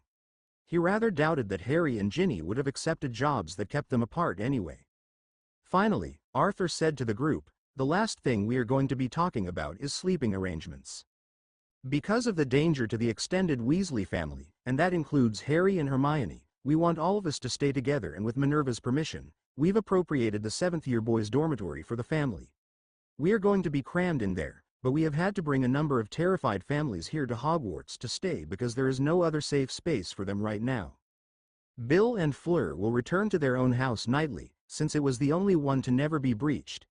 Everybody needs to be dressed in at least underwear or pajamas for bed. No sleeping in the same bed. Do you understand? Ron and Hermione looked at each other and nodded in agreement. Harry nodded yes and looked at Ginny, who was obviously having some second thoughts about this arrangement.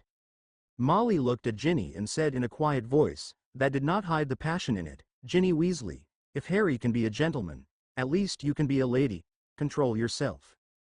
Yes, Mother, answered Ginny, with a wary look in her eyes. Arthur looked at his daughter and thought about saying something to her, but decided to let it pass.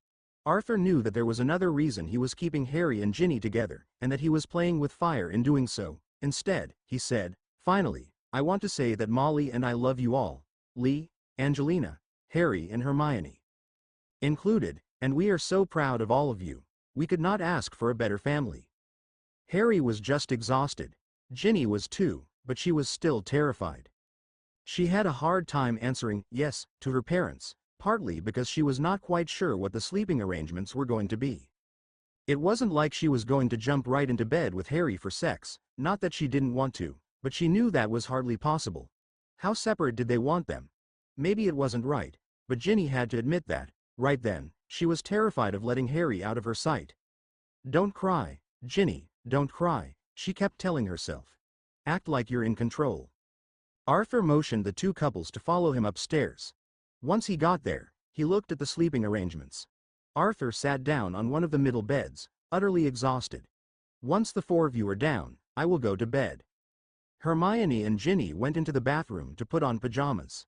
Hermione put hers on, and then noticed that Ginny was fussing with hers. She had shortened the pants until there was only an inch of pant leg left, and was working on the top. She had a scoop neck, and was lowering it and raising it until she was satisfied that it showed enough cleavage, and showed a scar that started above her right breast. She raised the bottom of the top so it showed as much of her middle as she thought she could get away with, and fussed with the top so it would not ride up over her breasts too easily. Sometimes, Hermione was amazed at how much time Ginny could put into looking good, or maybe it was just that Ginny wanted to make the right impression on Harry. Well, if the right impression was to have Harry lust after Ginny, she was on the right track. Ginny was thinking, I've got to show Harry I'm a grown-up witch, not a little girl. The article in the Prophet still terrified her. I grew up with boys, and you can usually tell when a boy is turned on. Physically, the sign is pretty obvious. Harry, I've got nice boobs. They're not all that small. I've got a nice butt and a narrow waist, and I ought to be able to get you turned on, even without the touch of lust spell. As the two girls came out of the bathroom, Harry noticed that Hermione had on rather modest pajamas, with long pants and a top that came down well over the top of her pants. It certainly did not hide her feminine shape, but Harry was used to that, after living with her in the tent for most of the last year. Hermione went into one of the beds on one side of Mr. Weasley, taking the bed closest to the door, and then said, "Thank you for fixing up the beds this way, Mr. Weasley. We really appreciate it." Ginny went and sat on one of the beds on the other side of Arthur, and motioned for Harry to come over to those beds.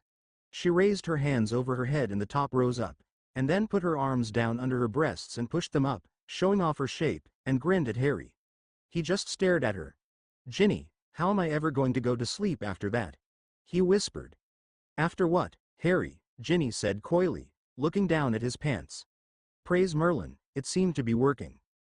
Harry turned red when he realized where Ginny was looking and took another good look. He had noticed a rather large scar starting a couple of inches above her right breast. "What is that?" he asked, as he lost the physical signs of being turned on.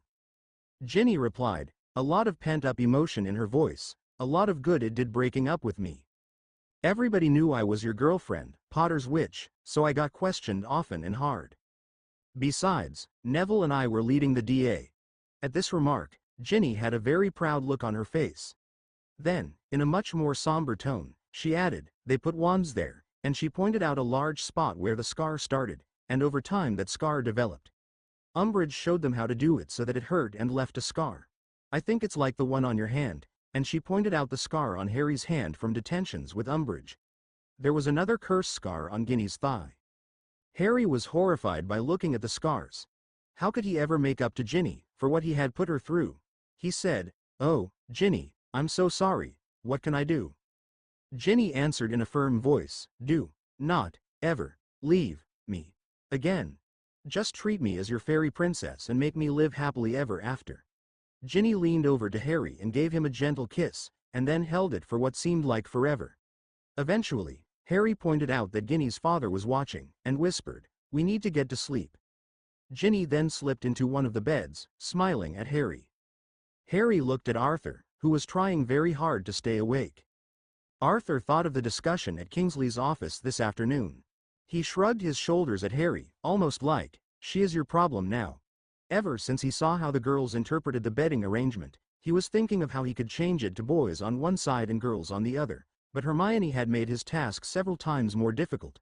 He had already given Harry a talking to, and he really did not want to say any more to him.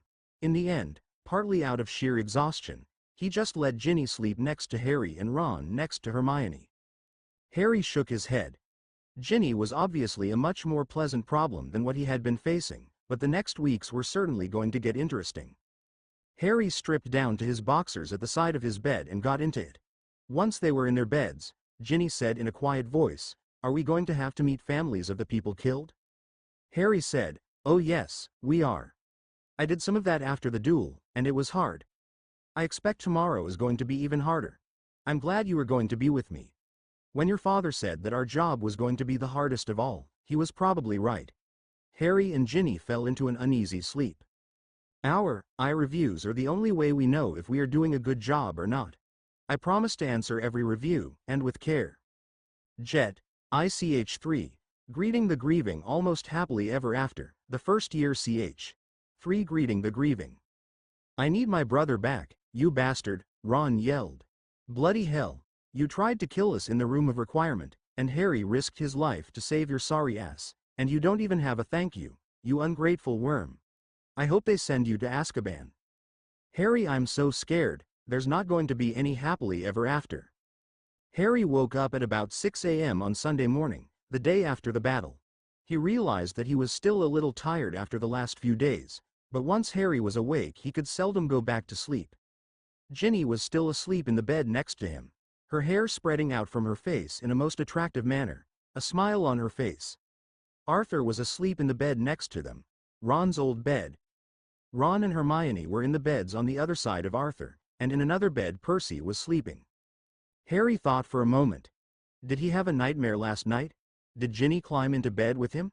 He sort of remembered the nightmare and Ginny crawling into bed and waking him up, but did not remember her leaving. He put those thoughts aside. Harry thought of all the people he was going to meet today, people who had lost a loved one because he, Harry Potter, had wasted the better part of a year finishing the tasks Dumbledore had given him. He had met enough people who were hurt yesterday and still thanked him, some who were seriously hurt, some who had lost someone, and still they thanked him. It did not feel right. Harry was still thinking about it as he arose to go to the bathroom, shaved, and got himself dressed, taking care to drink more of the potion that Fleur had gotten for him for his injuries. He still hurt, but nowhere nearly as badly as he had the night before. Professor McGonagall had provided clean dress robes for them all, and Harry put his on before going back to the beds. Sitting down on Ginny's bed, Harry watched her sleep, marveling that she was there. Ginny was the one thing in his life that seemed to be going just right. Leaning forward, he gently kissed her.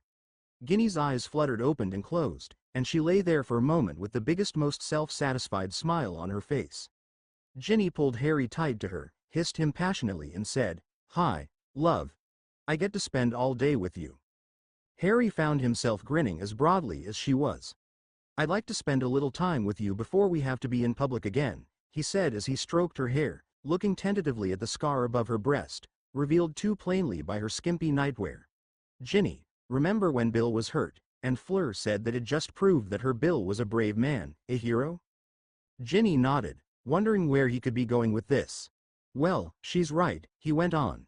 "That's what scars like that do, and I am so proud of you. That scar is going to be a beauty mark to me, and remind me of how incredibly brave you are." Ginny looked down at the scar. She was not sure how she felt about it. She certainly did not think of it as a beauty mark. She'd been so worried that Harry would think it ugly that to hear him call it a beauty mark certainly helped, at least a little. She supposed it was just a part of her now, something she would have to learn to accept. Then again, if her Harry could be proud of it and of her, then she could be proud of it too. She smiled tentatively, looking up into his eyes, seeking proof in their depths that what he said was true. There was no deceit there, and her smile became more certain. Reacting to her smile, Harry leaned in to kiss her again. Ginny leaned into him eagerly for a swift kiss before pushing him gently away. Harry's brow had quirked upward. "Sorry, the loo," Ginny murmured as she got out of bed. "Ah," Harry responded, remembering yesterday afternoon when he had to go to the loo after Ginny's "never leave me" remark. "I'll be right back," she promised. "I'll wait," he assured her. Again Ginny flashed him a brilliant grin before disappearing behind the door to the loo. Thinking of Harry, she showered, washed her hair and got dressed as quickly as she could, taking just a moment to use the touch of lust spell again. There's nothing wrong with that, she thought to herself as she finished, although she had used it yesterday and probably didn't really need to use it again. After all, Harry walked hand in hand with me yesterday. I probably was a little sharp with Cho, but no one else wants Harry like I do. I really shouldn't use it 2 days in a row though, at least not until we're married, although I only used one flick today. And she promised herself to skip the spell tomorrow. Feeling a little righteous for the restraint she'd sort of shown and promised herself for the future, Ginny hurried back to Harry's side a mere quarter of an hour later. Harry and Ginny walked down to the common room together, hand in hand, and Ginny found she was still worried. Harry did not seem bothered by the scars, but they still bothered her. Also, there was that talking to her father had given Harry the evening before. Ginny frowned at the thought. Was her father trying to keep them apart? She didn't really know what he'd said to Harry, but rather than giving herself one more thing to worry about, she decided to ask. "Harry, what did my father say to you last night?" she began as they walked down the stairs. "Did he get angry with you? Are you in trouble because of me?" "Not yet," Harry said. "Your father told me that hot-blooded redheads can't really be trusted to tell a bloke when to stop, so I had better be careful. He wanted me to tell you to take your time, and he wanted me to take my time." He did not seem upset that we were together. In fact, he seemed pleased. Ginny turned to Harry, her face inches away from his, and answered, with that blazing look Harry had always loved. "It's going to be hard to wait, Harry. I think I've spent half my life dreaming about you, waiting for you, and now you're here. Having you being here with me is just like a fairy tale. You've killed Vold, seeing Harry mouth Riddle. Tom Riddle. You've done what you had to do and you've saved me too. You're ready for me and I'm ready for you. Dad's just going to have to get used to it," she said firmly. "Besides, I'm just so tired of waiting, always being the youngest, being the girl who could not do what the boys could, being protected by my mother and father and brothers." Harry paused, a little alarmed by Ginny's eagerness. "Ginny, slow down," he urged. "Why?" she demanded. In all of the fairy tales, the hero and heroine got married right after the battle, and she was ready to go to bed. Well, to do quite a bit more than just go to bed with Harry any time. "Ginny, I love you," Harry said, and then he began to explain.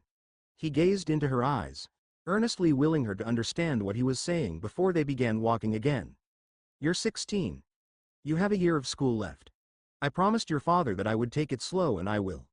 I think we both need some time to get to know each other again, before we dive into something that we're not ready for." But Ginny was having none of it. "Slow down.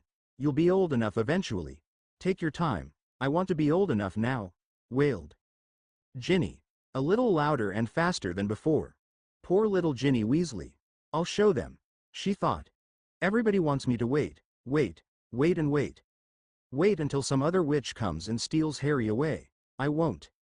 Harry's response was to stop and hold her to him, embracing her as he wished he had the day before, but the moment was lost.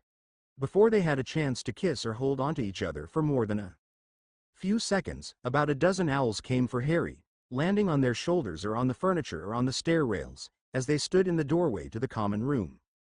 As quickly as he could, Harry began to open the messages they carried. 2 were from the ministry asking if certain people were Death Eaters or other problem people. Another 2 were from companies, asking if Harry would use and endorse their products. 4 were from grieving families and 4 were from witches that wanted to meet Harry. A couple of them even had the nerve to mention poor little Ginny Weasley, and tried to show how much better they were.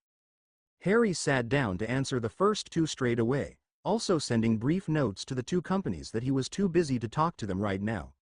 After showing the notes to Ginny, they decided, together, that they would work on the other letters sometime during the day, and, if possible, compose a response to the thank you letters and to the other letters. People were beginning to stir and it felt like they should be getting downstairs. Ginny began reading letters from the 4 witches, with concern, becoming both angrier and more worried with each one. This was exactly why that article in the Prophet terrified her. Harry Potter was her dream and her boyfriend, and she was not going to lose him. Not now, not after all of this pain and suffering. She did not care what she had to do. She wanted to seal the deal, get him to propose or arrange a wedding or something so she had her happily ever after ending, and the sooner the better. Maybe it was good she'd used the touch of lust spell this morning after all, Ginny thought. Maybe I ought to use the touch of lust once for each of those blasted witches who have written to Harry. Tucking the remaining letters away to deal with later, Harry led Ginny down to the Great Hall. Although there was still a lot of debris around, and they could still smell dust in the air, Hogwarts did not have quite the stench of death that it had yesterday. Fawkes was in the Great Hall, and flew from his perch on the back of the headmaster's chair over to Harry. "Are you mine now? Is your loyalty to me?" asked Harry. Fawkes looked at Harry with piercing eyes, not giving any indication of an answer, but he kept his eyes on Harry. Fawkes promptly flew away to perch regally, within sight of Harry, on the closest pillar. Fawkes might have transferred his loyalty from Dumbledore to Harry, but Harry thought he was hardly a cuddly pet, not really a pet at all but an independent creature consenting to serve him. Across the room they spotted Molly, working on a parchment, and began making their way in her direction. "Good morning, Ginny, Harry," she said, looking up as they joined her, nodding toward the sheaves of parchment in her hands. "I am going over a list of the dead and injured. I'm also going over a list of who is coming today. The ministry has the same list, and when one of us updates the list, the changes show up on the other one as well.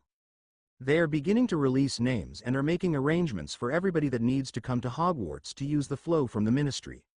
They began contacting people yesterday, and I expect a lot of them will be coming today.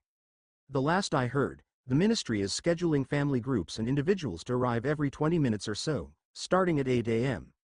You had better get something to eat and get ready." Molly went over the list with Harry and Ginny. It was rearranging itself so the first arrivals were at the top, with checkboxes to help track of when the people on the list arrived and when they left. It wouldn't do to have people wandering around the castle, in its current state, for indeterminate amounts of time. Then Molly took them to the 2 rooms where the bodies were laid out.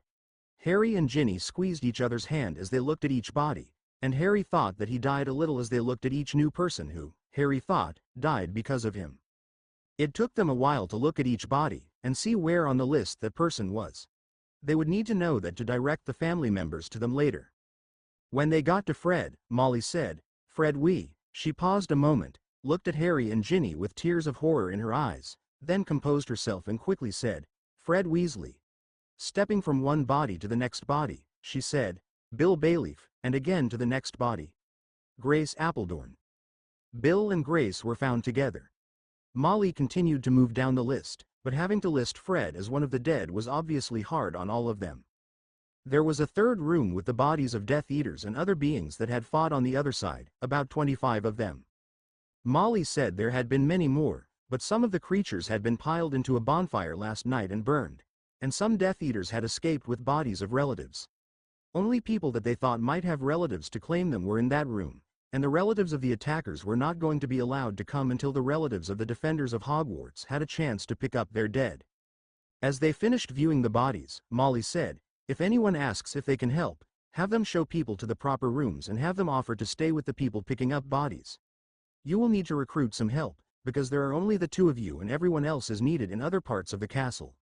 I will stay with you for the first hour, and then I am going to need to get to bed." She'd gone off to speak to George and Charlie, when Ron and Hermione joined them at the side of the Great Hall. "What are all of those?"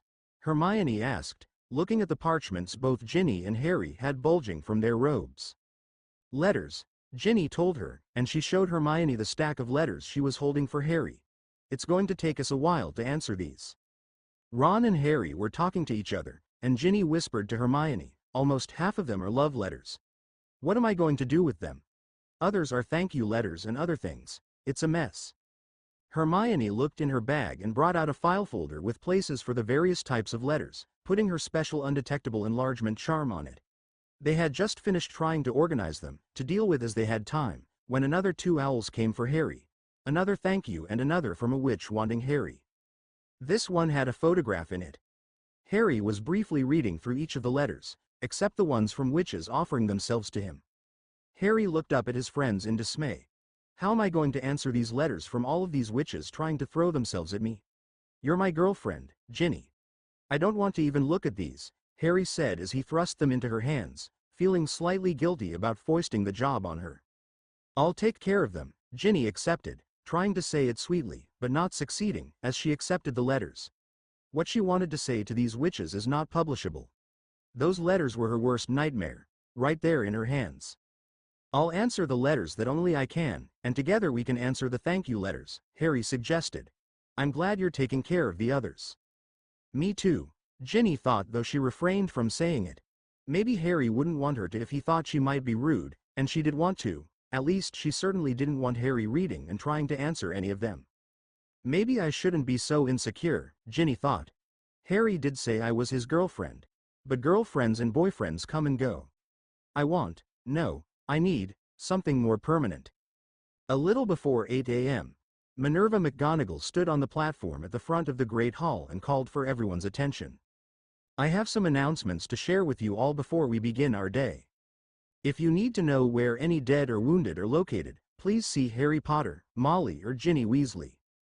They have a list. If you need a place to sleep, see Molly or Hermione Granger for Gryffindor or Luna Lovegood or Cho Chang for Ravenclaw.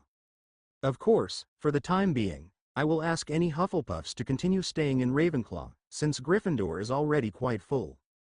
We are also in the process of trying to convert the Charms and Transfiguration classrooms into temporary housing for everyone else, and Molly and Hermione, Luna and Cho know about that as well. We hope to have at least some of the Hufflepuff rooms habitable within the week. Whoever got mad and destroyed the Slytherin dormitory did an excellent job. Getting the water out and cleaning it up will take weeks and it is not a high priority right now. If you want to help clean and fix the castle, see me. I am in charge unless I am sleeping. In that case, Molly Weasley will be managing an overnight shift." With the coordinators of the recovery efforts duly identified, McGonagall stepped down and everyone present went back to work again, with whatever task they had been assigned.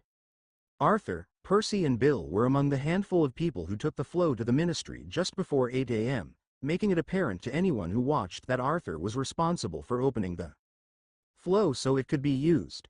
He used a security spell to release the lock that had been put in place to protect the castle from further invasion during the night, and was the first to step through it, ensuring it was ready for use once again. Promptly at 8 a.m., a witch, who was employed by the ministry, appeared to claim her husband, a wizard who had also been a ministry employee, and Harry stood ready to greet her. "I am Harry Potter and this is Ginny," he began, but before he could finish, the witch interrupted him, saying, "Thank you for finally finishing off He Who Must Not Be Named.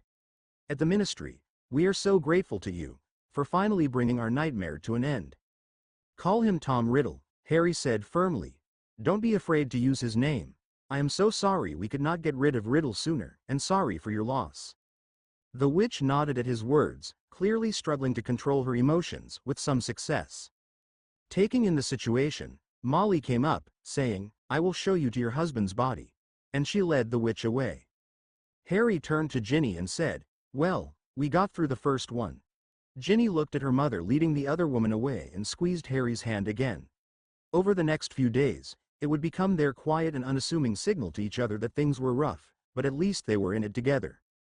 The next person through was a witch working at the ministry, and again her husband was also a ministry employee. She came through crying loudly, obviously in the late stages of pregnancy.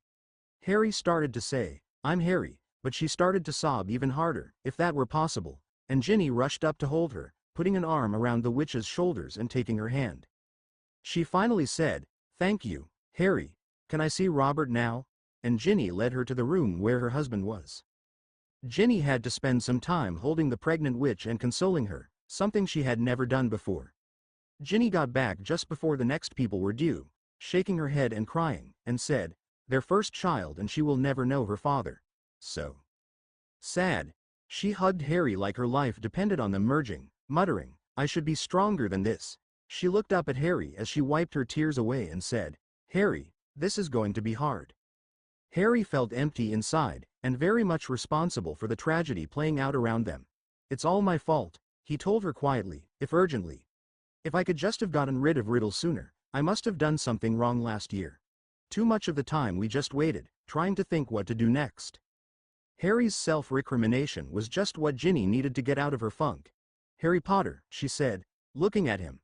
You're the one who got rid of Riddle. You're responsible for ending all of this horrible death and torture and all of this. You won. It will get better. I guess I feel a little better, said Harry. It's hard to be too sad with you next to me. Good, said Ginny, and she really meant it. Harry looked down at the schedule. We have a big group coming next. The Appledorn and Bailey families. There is a note on here that they were staying together, and may need housing. Is Professor McGonagall here? Harry saw the headmistress coming into the room, and waved her over. When the two families had assembled before him, Harry said, I'm Harry Potter and this is Ginny. We're so sorry for your losses. The man of the group said, I am Michael Appledorn. I am a forensic accountant and had a mostly muggle practice, so my wife was the one to come here. The Bayleafs were staying with us because Bill was a muggle-born ministry official that really got on the bad side of the Death Eaters. They destroyed his house. He decided that he did not have a life anyway, if he who may not be named was not defeated. Our house came under attack just at the end, as we were leaving, so both families may need a place to stay for a few days. By this time, all of the members of their group were there. Michael, in his mid-30s, sons Tom, 10, Dick, 8 and Harry, 6, and Rosemary, who was about the same age as Michael, with daughters Cinnamon 10, Coriander 8 and Cardamom, 5. Michael looked like he was in command of the situation, but the other 7 people looked a little stunned. Addressing Michael, Harry said, call him Tom Riddle. Michael, Rosemary, he is dead, gone. Michael answered, thank you for killing him, Harry. The whole wizarding community owes you a great debt of gratitude. Harry answered back, lots of people worked, suffered, and way too many died to get to this day. I certainly had lots of help. Ginny can show you to your spouses. Professor McGonagall can help you with temporary housing. The first witch came back with her husband's body and left through the flow. Then a ministry wizard came through to get his wife. He also thanked Harry. Molly and Minerva McGonagall both briefly stopped to tell Harry that he was going to have to say, you're welcome, and acknowledge the thanks. He wasn't to talk about how he hadn't gotten the job done faster, or even how many people had helped in the task. They didn't, however, tell him to stop encouraging people to call Voldemort Riddle, acknowledging that no one could do a better job of dispelling people's remaining fear. At about 9:15, a name suddenly appeared just before the already scheduled 9:20 group. Violet Brown. I wonder if that's Lavender's mother, asked Ginny. When the witch appeared, there was little doubt that she was Lavender Brown's mother. She looked at Harry and said, you must be Harry Potter. Harry nodded. She then said, thank you for bringing this horrible war to an end, for getting rid of you know. Who? How is Lavender? Asked Harry, letting the moniker for Riddle go this time, due to his own concern for Lavender. Violet started to tear up and said, "Not good. Not good at all. They cannot even move her to St. Mungo's. It broke my heart when I had to leave last night, but there were things her father and I had to do. Her father is on the continent looking for more medical help. I need to go up and see her. She screams a little less when I hold her hand." Violet left for the infirmary, and from the way she walked, you could almost see the heaviness in her heart. At 10 a.m., along with their scheduled arrival, the Daily Prophet appeared. Daily Prophet, Sunday, May 3, 1998. Partial list of the dead inside. Kingsley Shacklebolt confirmed as Minister of Magic. Additional ministerial appointments to be announced within the next 2 days. Minerva McGonagall confirmed as Headmistress of Hogwarts. That was all they had time for, before the next arrival appeared in the flow. Harry had barely directed their 10:20 arrival to the proper room, when, 10 minutes later, the flow glowed green with an unannounced arrival. Rita Skeeter stepped out wearing a smug expression and looking exceedingly pleased with herself. Ginny looked at Harry with one of the furious, angry looks that caused all of the males in the family to quake, saying in a quiet but very angry voice, "Did you see the lies she wrote about you, about us, in the paper yesterday?" Harry didn't hesitate for a moment. He pointed his wand at Rita and told Ginny, "Take her wand away right now." Rita took one look at Harry's angry expression and surrendered her wand. "Who is your editor?" asked Harry. "Tom Timmerman," said Rita. Harry silently expelled a Patronus and told it, "Get Tom Timmerman right away. Let him know Harry Potter is mad."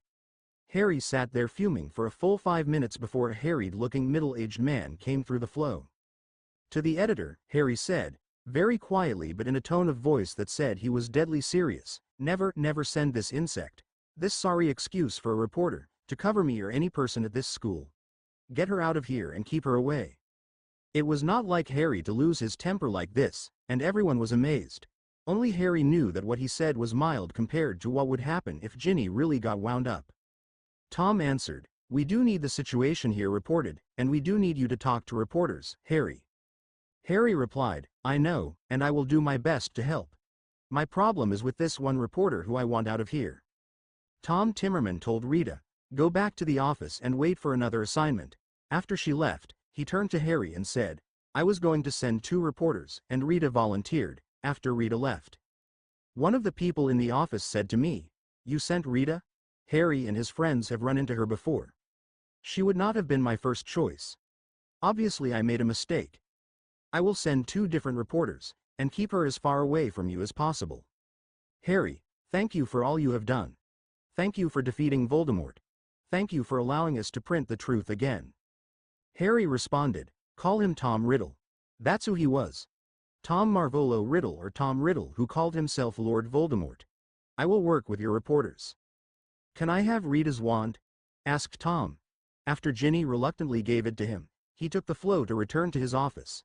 Within minutes there were 2 new reporters coming through the flow, a middle-aged man and a young girl. The middle-aged man walked purposefully into the castle, merely bobbing his head at Harry in greeting as he passed. The young girl timidly introduced herself as Cindy Bass. She then went a little ways into the room and looked around. Michael Appledorn came back and told Harry and Ginny that the children were going to be staying in the Great Hall for now, as their rooms were not ready yet. Since they had nowhere else they could go to, he and Rosemary were willing to help. Rosemary commandeered 2 of the tables and set up an area where the children could play. She had some books and toys, and the 6 children tried to entertain themselves. Harry continued to greet all of the people who came through the flow. He was so used to dealing with difficult situations that this was just another very difficult thing to get through. Harry was embarrassed if he started to sob or tear up, but each dead person, each story, was a tragedy. Harry found that a lot of the people wanted to talk to him, either before or right after they saw their loved ones, and he spent a lot of time at the flow talking to families and friends of those who had died. Most of them were very grateful that he would take the time to talk to them. Harry had a hard time not feeling guilty as person after person thanked him. Ginny had a much harder time handling what was going on, and in between people coming through the flow, if she was not busy with people coming to pick up bodies, she was holding on to Harry. Occasionally, she would mumble, "I should not be this soft. I should be stronger than this," and Harry would remind her that it wasn't something to be ashamed of, with so much tragedy around them. Meanwhile, any time Harry voiced blaming himself for all the tragedy, Ginny kept reminding him that they had won, and that the deaths were not his fault. Mid-afternoon, Harry noticed Ginny and Rosemary walking into the hall with two of the saddest and most confused-looking little girls Harry thought he had seen since the heart of the battle. Rosemary led them over to the tables where the other children were, and sat, talking to them. By this time, there were about a dozen children at the tables, from several displaced families. Ginny came back to Harry, looked at him with horror in her eyes and said, "Oh, Harry."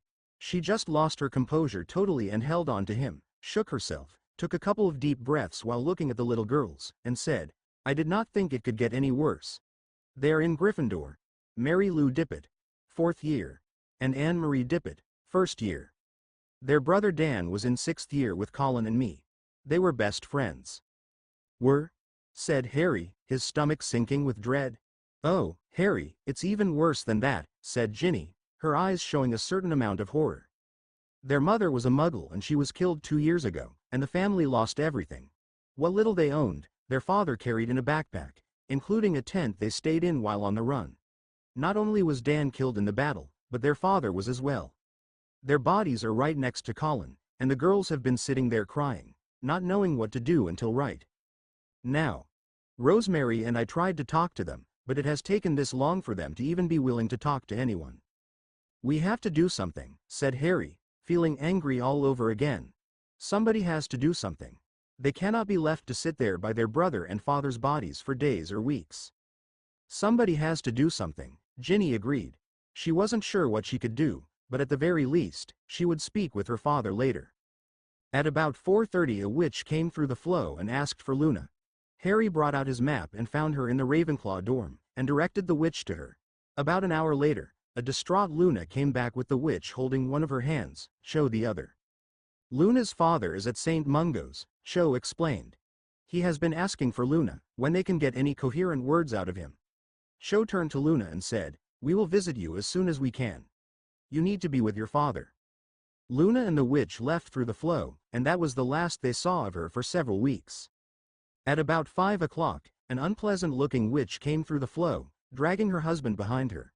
She saw Harry and started to yell, "Why did you start all this war, Potter? Here you are untouched, and my only son, only child is dead. You sit there all smug, greeting everybody and we all suffer. You ought to be ashamed of yourself." Harry sat there dumbfounded, but Ginny wound up, "How dare you talk to Harry Potter like that?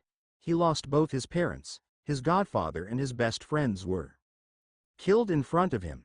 He has suffered more losses than you can imagine. He had to let Voldemort kill him to bring this war to an end. He actually had to walk to his death, with no expectation of living. And you dare to tell him he has not suffered?" The witch looked at Ginny, standing there with her hands on her hips, started to say something, decided better of it and walked away. Rosemary and Michael were both waiting to take families to see their dead. Rosemary was taking most of the women, but she indicated that Michael was going to take this one, and he agreed. Late in the day, at about 7 p.m., Bill Weasley appeared and once again made a beeline to Harry, not bothering to even acknowledge anyone else. He asked Harry, "Do you still have the wand you used to defeat Voldemort and the wand he was using?" Harry felt down to where he had Draco's wand. "I have the wand I used, the one that belonged to Draco Malfoy. I know where the other wand is." Bill said, "Please get it, Harry, it could be very important." Harry did not know what to do. He did not want to go back and open Dumbledore's tomb. At the same time, Bill said it was important. He wondered if Fawkes could get the wand. Phoenixes are magical birds, after all. Harry called Fawkes and, stroking him, spoke to him in a quiet voice, saying, "I need you to do something for me, Fawkes. Can you?" The bird dipped his head in answer. "Get me Dumbledore's wand," Harry told him. Fawkes squawked once, and then the phoenix flew out of the room through the gaps in the walls near the magical ceiling. He reappeared quicker than Harry could have imagined, carrying the wand between his talons. Harry held the wand out for Bill's inspection, but the older wizard pushed it away. "Keep it with you, Harry, it and the other one together," Bill admonished, looking around to see who was watching, which was pretty much everyone in the Great Hall. Very quietly, he said, "Since neither is your primary wand, do not use them. They may be very important." Harry and Ginny were standing side by side, with their arms around each other, holding hands as he said this. Bill looked at them appraisingly and asked, "How serious are you two?" Ginny piped right up, "More serious than Mom or Dad want me to be. They keep telling me to slow down. I love Harry, big brother, like you love Fleur." Bill turned to Harry and asked, "Is this what you feel too?" Looking directly into Bill's eyes, Harry answered back, "I do not want to rush anything, but there is no doubt in my mind that I want to spend the rest of my life with Ginny. What is going on? I expect there is a reason for these questions." Bill said, "Harry, Ginny, give me a couple more days to work on this. All I can say is that it may be very important that Harry beat Riddle in a single duel. Is Fleur still here?" "As far as we know," said Harry, while looking at Ginny, who nodded yes. "Good," Bill answered. "I need to take her home. She needs to rest," and he disappeared, going to find her. It wasn't long before he was back with Fleur at his side. "I will be back tomorrow," Fleur promised as she stepped into the flow with her husband. It was finally 8 p.m. and the flow was magically closed. They were emotionally drained, feeling that, at last, it was the end of the day, and yet the owls had continued to come, reminding them of the letters waiting to be answered.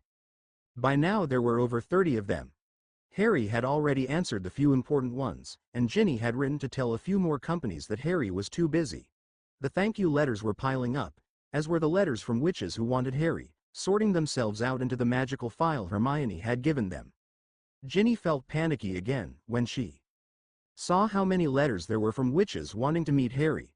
She grabbed them from their place in the file as the two sat down at one of the long tables nearest the fireplace they had been manning and turned their attention to answering a few more of the letters. Before long, Molly, Ron and Hermione joined them. "We had 3 families come for their dead," Hermione told them as they sat down. "That was hard.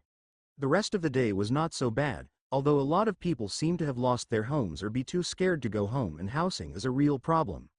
Half of the time I was trying to find housing and other people were helping Ron. How was your day?"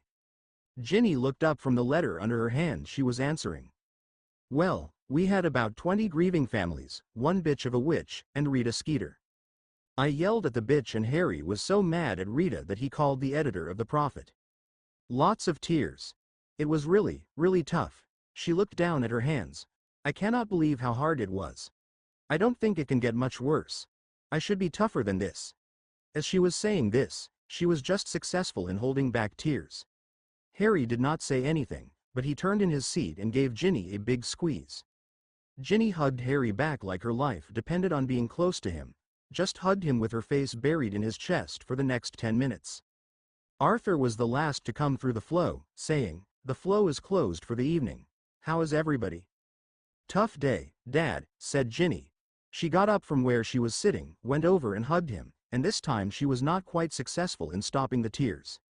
"Daddy, all of those people, it was so hard. Harry did a great job, and thank you, I am so glad I am with him, but all of the people." She pulled herself together and went back to holding Harry's hand. "I didn't think it was going to be easy, meeting all of the people who lost someone in the battle," said Arthur, as he joined the rest of them at the table. "We are getting a lot of compliments on how well you and Harry are doing. Harry, people came back just so grateful that you were there to meet them. The people who were at the ministry end of the flow told me over and over again that the grieving families said, 'I can't believe that Harry Potter himself was there to greet us.' I know it is hard duty, but it is making a big difference to a lot of people." "I ought to be meeting all of these people," Harry answered. "It's my fault that we could not get rid of Riddle sooner. If we had done it sooner, all of these people would not have died." "No one blames you, Harry," Arthur assured him. "If you had not done what you did, Voldemort, Riddle, sorry Harry, and his supporters would still be killing people." "Let's eat," said Ron eagerly, totally breaking the mood of the people at the table. Hermione rolled her eyes. When they all looked at him, he added, "What? It's been over 12 hours since breakfast. I don't know about you lot, but I only got a couple of sandwiches at noon. One thing I expected to be better after the war was getting to eat again." Harry and Hermione laughed. They were quickly joined by the rest of the family, who all knew about Ron's enormous appetite. Everyone wanted to know how Ron had handled the lack of food while they were on the run, as an abundance of food appeared on the tables. Harry and Hermione regaled them with stories about Ron's surly moods. Then they all laughed when Ron's eyes started to tear as he proceeded to stuff a roll into his mouth hole and follow it with about 3 forks full of succulent roasted beef. Ron wasn't the only one who missed food. Everyone was hungrier than they could remember being the night before, for maybe even longer than that, when fear and lack of provisions had forced everyone into a forced diet, and so they shared the meal almost as eagerly as Ron, talking amongst themselves. Everybody in the family was a little concerned about George, but he seemed to have picked up his own little cheering section. In addition to his brother Charlie, who was almost always with him, Lee Jordan, the twins' best friend and sometimes business partner, was almost always with George. Most noticeable, however, was Angelina Johnson, who was holding George's hand from time to time, and was always sitting next to him at meals. Just as they were finishing dinner, the Malfoy family approached Harry. "I need my wand," Draco said with an uncertain sneer. There appeared to be very mixed emotions on the faces of the entire family. "I need my brother back, you bastard," Ron yelled. "Bloody hell. You tried to kill us in the room of requirement, and Harry risked his life to save your sorry ass, and you don't even have a thank you, you ungrateful worm. I hope they send you to Azkaban." As Ron and Draco glared at each other, Narcissa approached Harry and quietly said, "Thank you for saving Draco's life." "Thank you for lying for me in the forest," Harry replied to Narcissa, tit for tat, as it were. "Is that why Riddle thought you were dead?" asked Ginny, realization setting in. Harry nodded. "I think we all owe our lives to Narcissa." No one noticed Cindy Bass sitting in the corner taking notes. There was an awkward period of silence. Draco looked back and forth between his mother and father, obviously trying to get some sign of what to say or do. He went up to Harry and very quietly said, "Thank you for rescuing me. I really do owe my ass to you." "You are welcome," Harry said to Draco. Then, turning to address the family, he said, "I'm sorry, but you still can't have your wands back.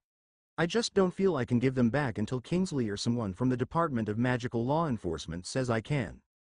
"I understand," Draco replied, resigned to his fate. Dad's side lost. Finally, Narcissa said, "No one in the family has a wand, and we do not feel we can go home wandless." "I don't think I have the authority to give your family wands," Harry said, not daring to relinquish Draco's wand, especially after what Bill had said. He wondered what had happened to Narcissa's wand, since Draco had been using it during the battle. Had a ministry official confiscated it after Riddle's defeat? Finally, he decided to put the decision in someone else's hands. "You probably ought to talk to Arthur Weasley." "Thank you, Harry," Narcissa said politely, and she went over to talk to Arthur. Lucius and Draco followed at a distance. Only Harry and Ginny, Ron and Hermione heard the conversation with the Malfoy family, plus Cindy Bass the reporter. It wasn't long after the conversation with the Malfoys before Ginny pulled Harry aside and together they went up to the dorm room. "I do not care what anybody says, I need you to hold me," she told him when they got there. "I can do that," Harry said, and he took off his shoes and robes, leaving his jeans and undershirt on and got into his bed. Ginny took off her robes as well. Underneath, she wore only shorts and a skimpy top. Harry sat in bed with his back to the headboard, watching her, expecting an embrace. He wasn't disappointed, but it wasn't long before Ginny pulled slightly away and began tugging on Harry's shirt. Harry's eyes widened slightly, remembering their conversation that morning, but he didn't object when Ginny pulled off his shirt over his head. Instead of embracing him again, however, she removed the wrappings that Fleur had put on his chest, and sat back, looking at all of his various wounds, before reaching for the bottle of lotion and beginning to apply it to the largest of his fresh scars. They seemed to be healing and Ginny openly admired Harry's chest. There was the starting of some chest hair and it was reasonably muscular, although he was still very thin from so many months on the run. Harry was a little person, small-boned, but she thought he was very good-looking. His features were so fine, he was, she thought, almost pretty. He had such kind eyes, such beautiful green eyes, and the love that he had for people shone in them. He was going to be easy to love. Setting the lotion aside, she rewrapped Harry's chest to keep the big wound from coming open. Then she put her head on his chest and thought, "I'm living my dream. Maybe we will live happily ever after." Then she thought of Fred and all of the other people who had died, and her happily ever after never had so much pain and death in it. She began to gently cry. Harry held Ginny in his arms as she cried. He didn't even have to ask why she was crying. There had been so much to cry about on that day, so much he didn't want to think about anymore. Instead he focused his attention on the girl he loved. He could see both of the scars Ginny had gained at some point during the war, but, despite the scars, he thought she was the most beautiful woman in the world. Maybe it was the spell that Ginny had used on her hair, although Ginny really was pretty all on her own. Harry was more aware than ever of her shape as he held her. He could see enough bust to really turn him on, plus a very narrow waist, ample, shapely hips.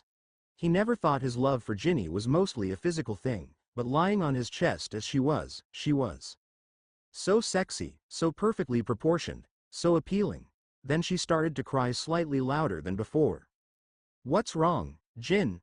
he asked, wondering which of the horrible things they'd been dealing with that day was getting to her in that way. Ginny looked up at him and said, "When I was little, I had Muggle fairy tales as well as wizard ones. I had the tale of Harry Potter, but I also had Snow White and Sleeping Beauty and other tales, used books that my dad found and fixed up for me. I combined them together and told my mother, when Harry Potter defeats Lord Voldemort for good, then we are going to get married and live happily ever after. I had this dream that after the battle you would rush over and pick me up, and somehow the next day I would be in a beautiful white wedding dress walking down the aisle to the man of my dreams. At the end of the duel, when Riddle's wand flew into your hand, it was like the climax of a fairy tale for me. That part, the wand flying into your hand, was better than any dream. Except that it wasn't really. Mum was a mess. People were frantically taking care of the sick and wounded. Lots of people were dead.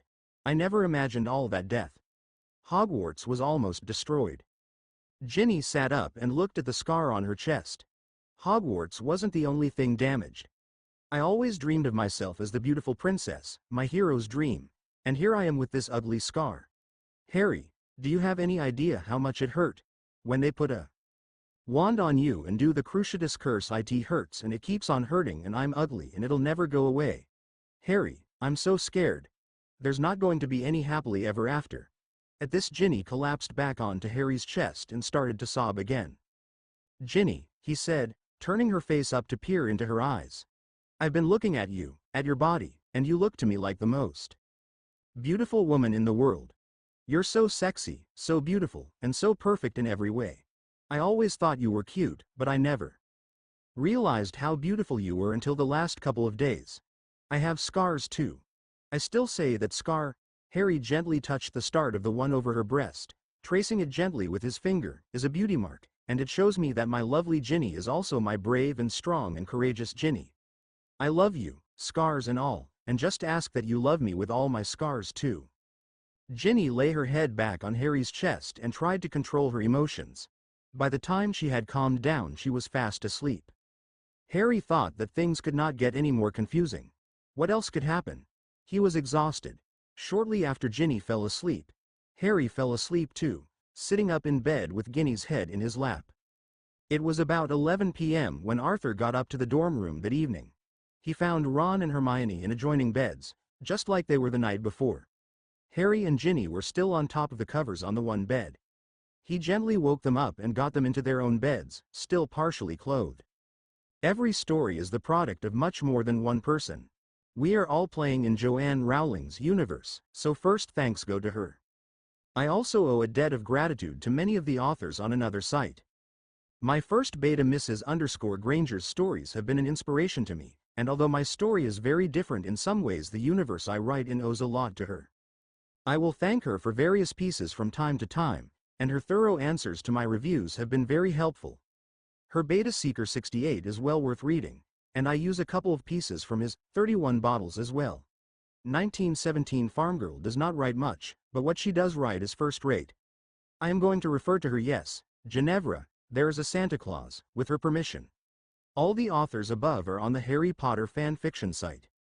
My beta lady M. Black is the most fantastic proofreader and consistency checker I could hope to find, and I am very grateful for her advice and encouragement. She and I are in the process of totally revamping a huge mess of a story, and she is more of an editor than just a beta. Thanks again. I also want to thank my Irish beta Poke Potterfan 93 for helping me with the British way of spelling and phrasing. Reviews on what works and what doesn't are always most helpful. JetLaBarge. CH4, Teddy almost happily ever after. The first year HPFFCH4 Teddy. I think Andromeda has had a breakdown. I don't think she can take care of Teddy right now. If she's missing, you had better report it to the ministry, Harry said. The ministry is full of mudbloods and idiots, the wizard replied. Harry woke up first again and looked around the room. It was the room he had spent so much time in at Hogwarts, but it never had so many people in it, including female people, including Ginny. It was almost unbelievable that Ginny was sleeping in the next bed, and almost as hard to believe that 2 short and yet frantically busy days ago he'd been fighting for his life, dueling Tom Riddle. Harry got himself cleaned and dressed. He woke Ginny, who again pulled him into a big hug and kiss.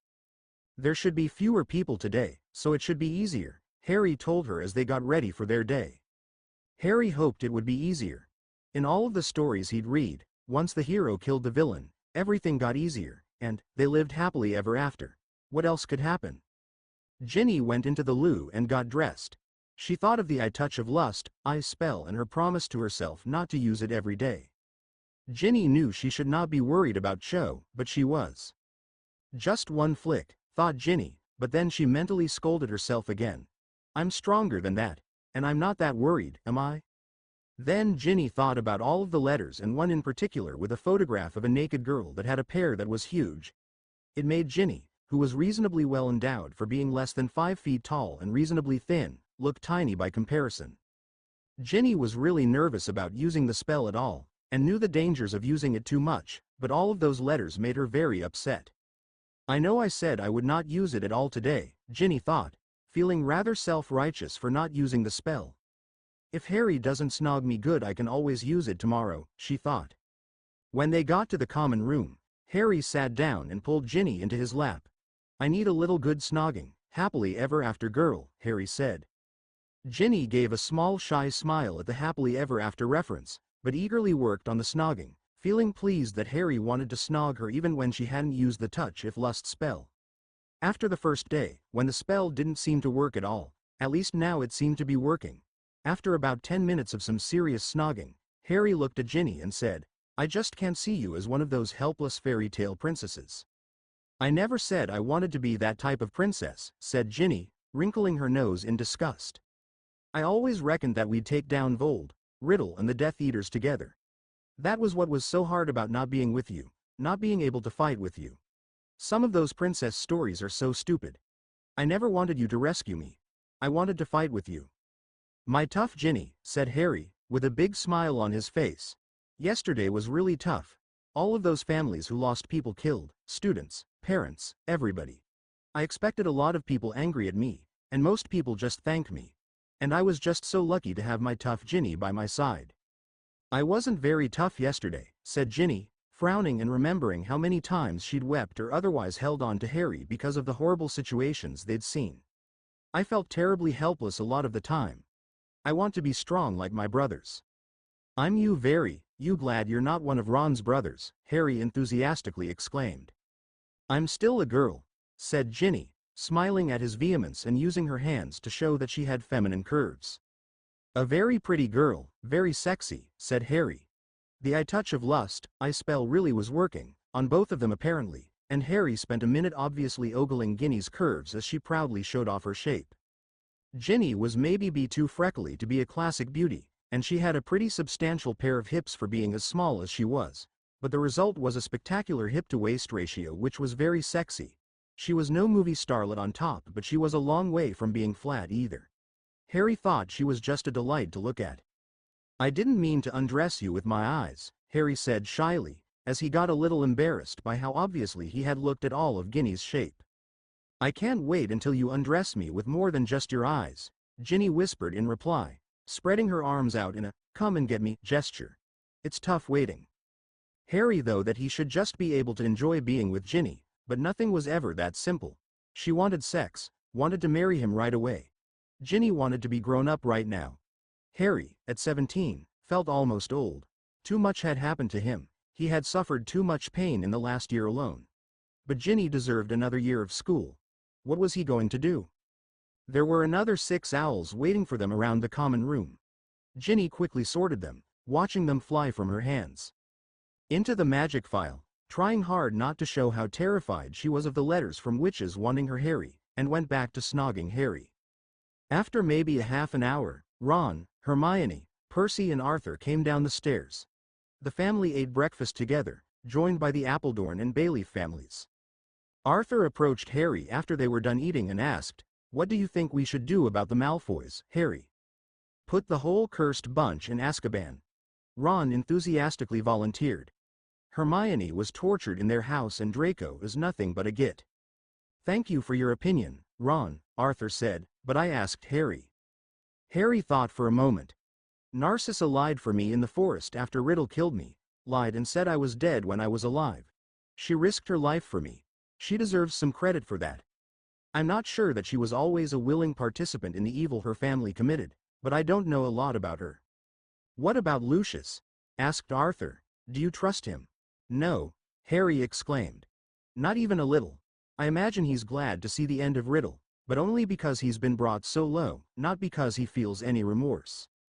"And Draco?" asked Arthur. They could see Ron tense up. Draco could not kill Dumbledore when he was given the chance. "And he refused to identify us when we were captured and brought to Malfoy Manor," Harry said. "How was he last year at school?" he added, turning to Ginny. "Not good," Ginny said, "but not the worst either. I can think of a number of times that he got people out of punishments before they were seriously injured. He was an arrogant ass, but he seemed to be reluctant to be truly evil. I don't know." "I'm not sure about Draco either," Harry agreed. "I think that at the very least he should be on probation and have to do community service or something to make up for what he has done. I think we will keep them under house arrest here for at least a couple more days," Arthur concluded, basically putting off a decision temporarily. "Lucius had a lot of support on the Wizengamot, but I think most of that's gone by now. They're still going to be one of our more difficult cases." A little before 8 a.m., Arthur left for the Ministry, opening the flow once again.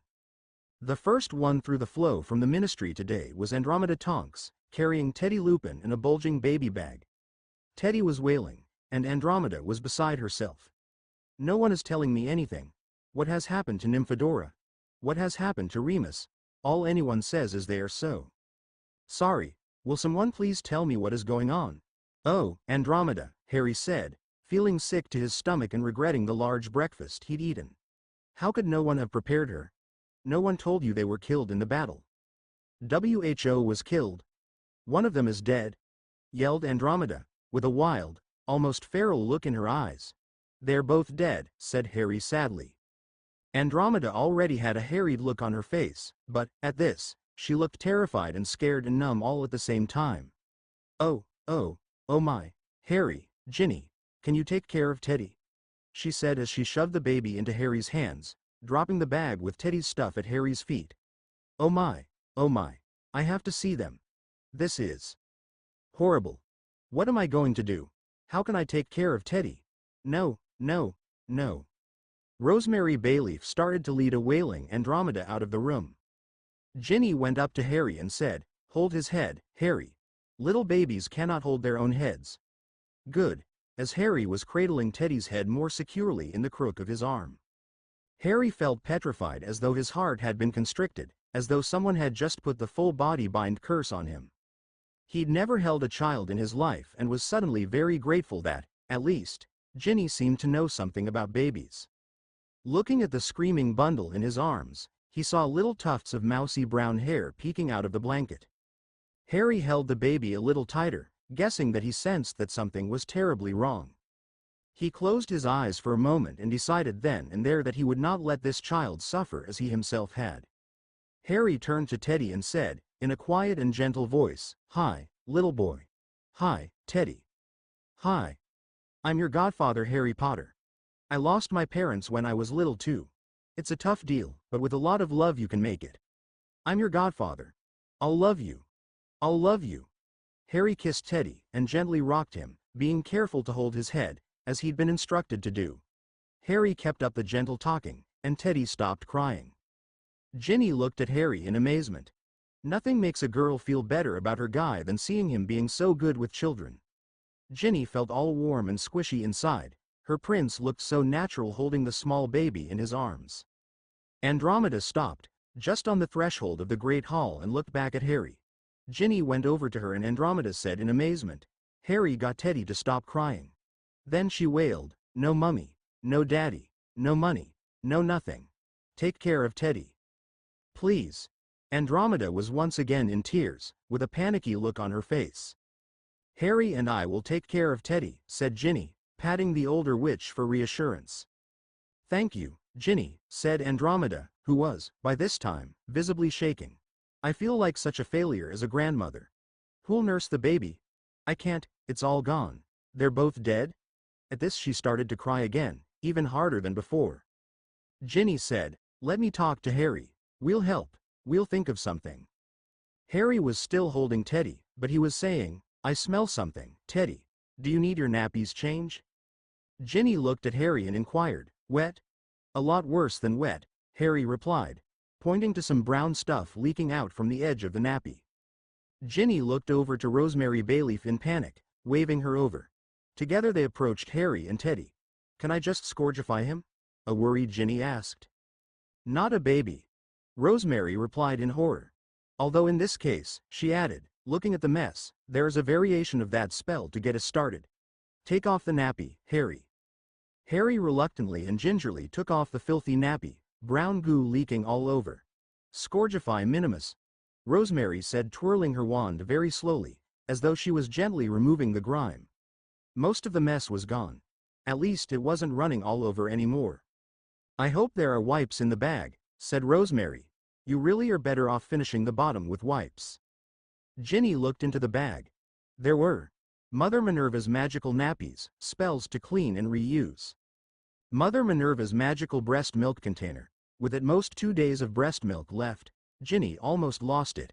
Tonks's breast milk.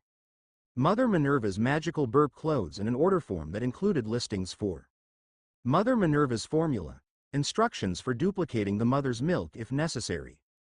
Mother Minerva's magical nursing bras, for adoptive mothers. Milk magically goes from the included storage to your breast, so you can nurse a child even if you are not the biological mother. Ginny got clean nappies and wipes.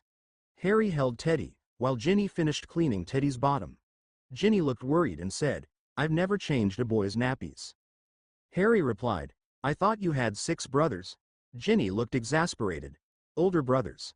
I certainly never changed any of their nappies.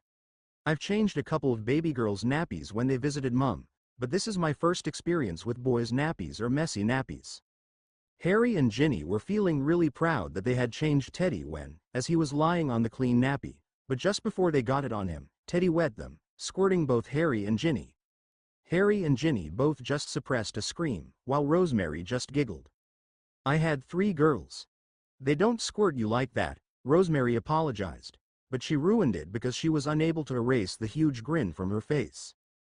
Harry and Ginny looked at each other, sighed deeply, and then cleaned up the mess again, Harry careful to keep the second nappy over the pertinent part of Teddy, so he couldn't squirt them again. Ginny finished putting the second clean nappy on and took the dirty wipes and nappies to the bathroom, where she used the proper spells and got them cleaned. She then dug into Teddy's bag, got a bottle, and got it ready. Harry gave Teddy to Ginny, and she started to feed a very hungry little boy. Teddy did not like the bottle much but kept grabbing for her breasts. Eventually, Ginny got some milk into him. When he was done eating, she found a baby carrier that held Teddy close to her and put it on, putting him in it. Ginny held Teddy tightly and, after a little holding and rocking, he finally fell asleep. His hair had been mousy brown when Andromeda brought him, but now it was black and looked just like Harry's, except that where Harry's hair usually stuck up in the back, Teddy had a shock of Weasley red hair sticking up. "Harry," Ginny said, "Andromeda would like us to take care of Teddy for a little while. Would that be all right with you?" Harry answered, "That would be great." He thought of the 10 years he spent with the Dursleys and how horrible that was. There was no way he was going to let his godson suffer. He and Ginny would take care of Teddy. The decision made together and for the best reasons, gave them both a feeling of empowerment and contentment.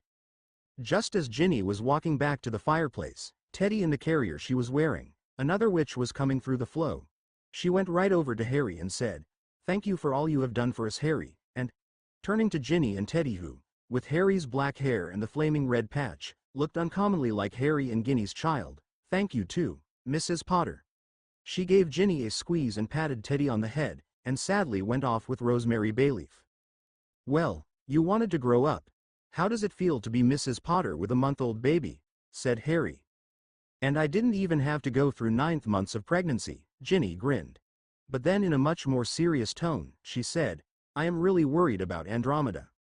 Molly came out to talk to Harry and Ginny. How are you doing with Teddy? He seems to be much more content than when he first arrived. Oh, Mum, Ginny gushed. You should have heard Harry talk to Teddy. It was so sweet. And Teddy calmed right down. We changed dirty nappies. That's the first time I've ever changed a baby boy or a messy nappy. And I fed him. He just feels so good sleeping on me like this. Harry got a big grin on his face, and said, Is this your happily ever after, Ginny? Not your hero Harry Potter marrying you in a big wedding the day after the battle, but dumping his godson on you 2 days after? I love you, Ginny. Mrs. Weasley, I guess we can take care of Teddy for a while. Molly looked a little flustered at this exchange. Harry and Ginny did look like proud and, she had to admit, competent parents. Like a lot of the past couple of days, this was way too much, way too fast, and there wasn't a lot that she could about it. Molly then said, You may have Teddy for a while, quite a while. I think Andromeda has had a breakdown. I don't think she can take care of Teddy right now. Ask Rosemary if you need any help. I am sure that she and the girls would be glad to help. Molly had tears in her eyes as she was saying this. Like Andromeda having a breakdown was too much, and then she left to get some sleep herself. Molly went up to the dorm room that had become their home. Andromeda was curled up in one bed, whimpering, shaking. Charlie was sleeping in another. Lee Jordan in yet another. 2 of the beds next to each other had George and Angelina Johnson in them. It looked like the beds had been pushed to be right next to each other. George was sleeping, but Angelina was awake, and she came over and gave Molly a hug. Molly had really not seen a lot of George and Charlie the past night, but when she did, Angelina and Lee were with them. Molly dropped into the bed Arthur had been sleeping in. The best they could do for a week or 2 was sleep in the same bed, even if they slept in it during different times. Molly sank into the spot that Arthur had so recently vacated, breathing in his scent. She planned to enjoy it, but was so tired that she quickly fell asleep. Downstairs in the great hall, Ginny looked at Teddy sleeping in her arms. He had been pawing at her breasts, and she knew her mother had nursed her and all of her brothers. Ginny thought of the Mother Minerva's magical nursing bra. Everybody treats me like a little girl, she thought. If I nurse Teddy they'll have to treat me like an adult mother and not a child. Harry will see I am grown up. Maybe Mum will realize I'm old enough. Besides, Mum thinks babies should nurse. Mum thinks nursing is far better for babies than feeding them with bottles, said Ginny to Harry. Tonks is dead, said Harry, looking confused. I wish we could do something, anything for Teddy. He's my godson, so I guess I am responsible for him, especially if Andromeda is having a hard time.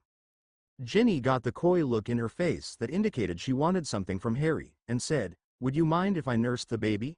Teddy is used to nursing, not taking milk from a bottle. Harry looked at Ginny's breasts with a quizzical look. I have the equipment, she said, raising her hands up towards her breasts. I've noticed, said Harry, getting red in the face. Sure, if you think that is best for Teddy. I was an orphan myself, and if we can make Teddy happier I am all for it. Harry didn't know much about babies, but he was pretty certain that one had to actually give birth to a baby in order to breastfeed. But what did he know? He assumed that Ginny must know a great deal more about it than he did. Ginny looked at the Mother Minerva's order form, and at Teddy, and at Harry. Poor little Ginny Weasley. She'd show them. She thought for a couple of minutes, and then said sweetly to Harry, Could Creature get some supplies from Mother Minerva for us, please? Harry called Creature and said, Creature, can you please get supplies from Mother Minerva for Ginny? Get anything she wants. Ginny then told Creature to get some formula, and one of the Mother Minerva's magical nursing bras in her size. No, 2 of the nursing bras. She was not sure how many times she could get away with something like this, but it was worth a try. Besides, she didn't think she could bear another feeding like the last one. She'd actually felt a little guilty that she couldn't give Teddy what he so clearly needed, not just the milk but the physical touch, the reassurance of a mother's love. Look, Harry, said Ginny, at about 9:30. On the list were Tim, Yvette and Dennis Creevy. At 9:40 they came through the flow, Dennis's parents looking very dazed. Seeing Tim and Yvette Creevy, it was obvious why Colin and Dennis were small. Tim was about 5 feet 4 inches, and Yvette was just a little less than 4 feet 10 inches, almost 2 inches shorter than Ginny. They were both thin and small-boned, and yet very good-looking people. "Hi, Harry," said Dennis, his tone and facial expression looking much different from the eager and almost childish enthusiasm that he and his brother had been known for. "I am so sorry about Colin," said Harry, feeling the words a bit more deeply than he had with the families of people he hadn't known. He remembered thinking that Colin must have sneaked back into the castle and wondered how Dennis had escaped unscathed. Guilt must have shown on his face. "Nobody blames you for this war," said Tim, quickly and accurately assessing the situation. "We were in hiding this last year, and I helped Colin make the fake ids. I'm a professional photographer. Well, I used to be a milkman, but I've had some books published that give me royalties, good royalties. Colin and Dennis told me all about you and the war." Mary Lou Dippet had come up, hauling her little sister behind her, and she said, "I'm sorry about Colin, Dennis. He was so nice, such a good person." Dennis said, "Hello, Mary Lou. How is your brother Dan?" Mary Lou was holding back tears as she said, "Dead too, lying right next to Colin." She took a deep breath and then said, almost shouted, with tears streaming down her face, "And my dad is right next to Dan, and he is dead too, and the Death Eaters killed my mother 2 years ago, and we don't have anything and no place to go." She looked at the ground for a moment, took a deep breath and then gazed at the Creevy family with a very forlorn and lost look, and then she said, "I can show you where the bodies are. I want to go back to Danny and Daddy again anyway." Ginny went with them, leaving a sleeping Teddy with Harry, and 10 minutes later she was back. Half an hour later, Dennis and his father Tim appeared. "We have to go back to the ministry," said Dennis as he gripped his father's arm, to guide him through the flow. About half an hour later, they noticed Yvette Creevy at the tables with Rosemary and the children, and Mary Lou and Anne-Marie were with her. A little later, Dennis came back through the flow alone. "My father is probably coming back with your father," he told Ginny. Mid-morning the Daily Prophet finally came out. Daily Prophet. Monday, May 4, 1998. Casualties of the war. The list inside should be almost complete. Arthur Weasley declared the new head of Department of Magical Law Enforcement. Auror Department badly depleted. Call goes out to the French and American Aurors. Inside the Prophet there was an article with the headline "Malfoy Saves Potter." The article read, "One of the mysteries of the Battle of Hogwarts is how Tom Riddle did not know that Harry Potter was still alive. This reporter has found out that the reason that Tom Riddle did not know Harry Potter was alive was because Narcissa Malfoy lied to save Harry's life. Rubeus Hagrid, the half-giant, has confirmed that Riddle sent Mrs. Malfoy to check and see if Harry was dead. This reporter has heard Harry thank Mrs. Malfoy for lying for him in the forest. Harry remarked to his friends that, 'We are all alive because Narcissa lied to save my life.'" Just after the Prophet came, Ginny also got her mother Minerva's magical nursing bras. Teddy woke up, and Harry and Ginny changed him. The Bayleaf girls were fascinated by the baby, and the Appledorn boys were more interested than they let on. Ginny showed Rosemary the magic nursing bras, and they went into a private room so Ginny could put one on.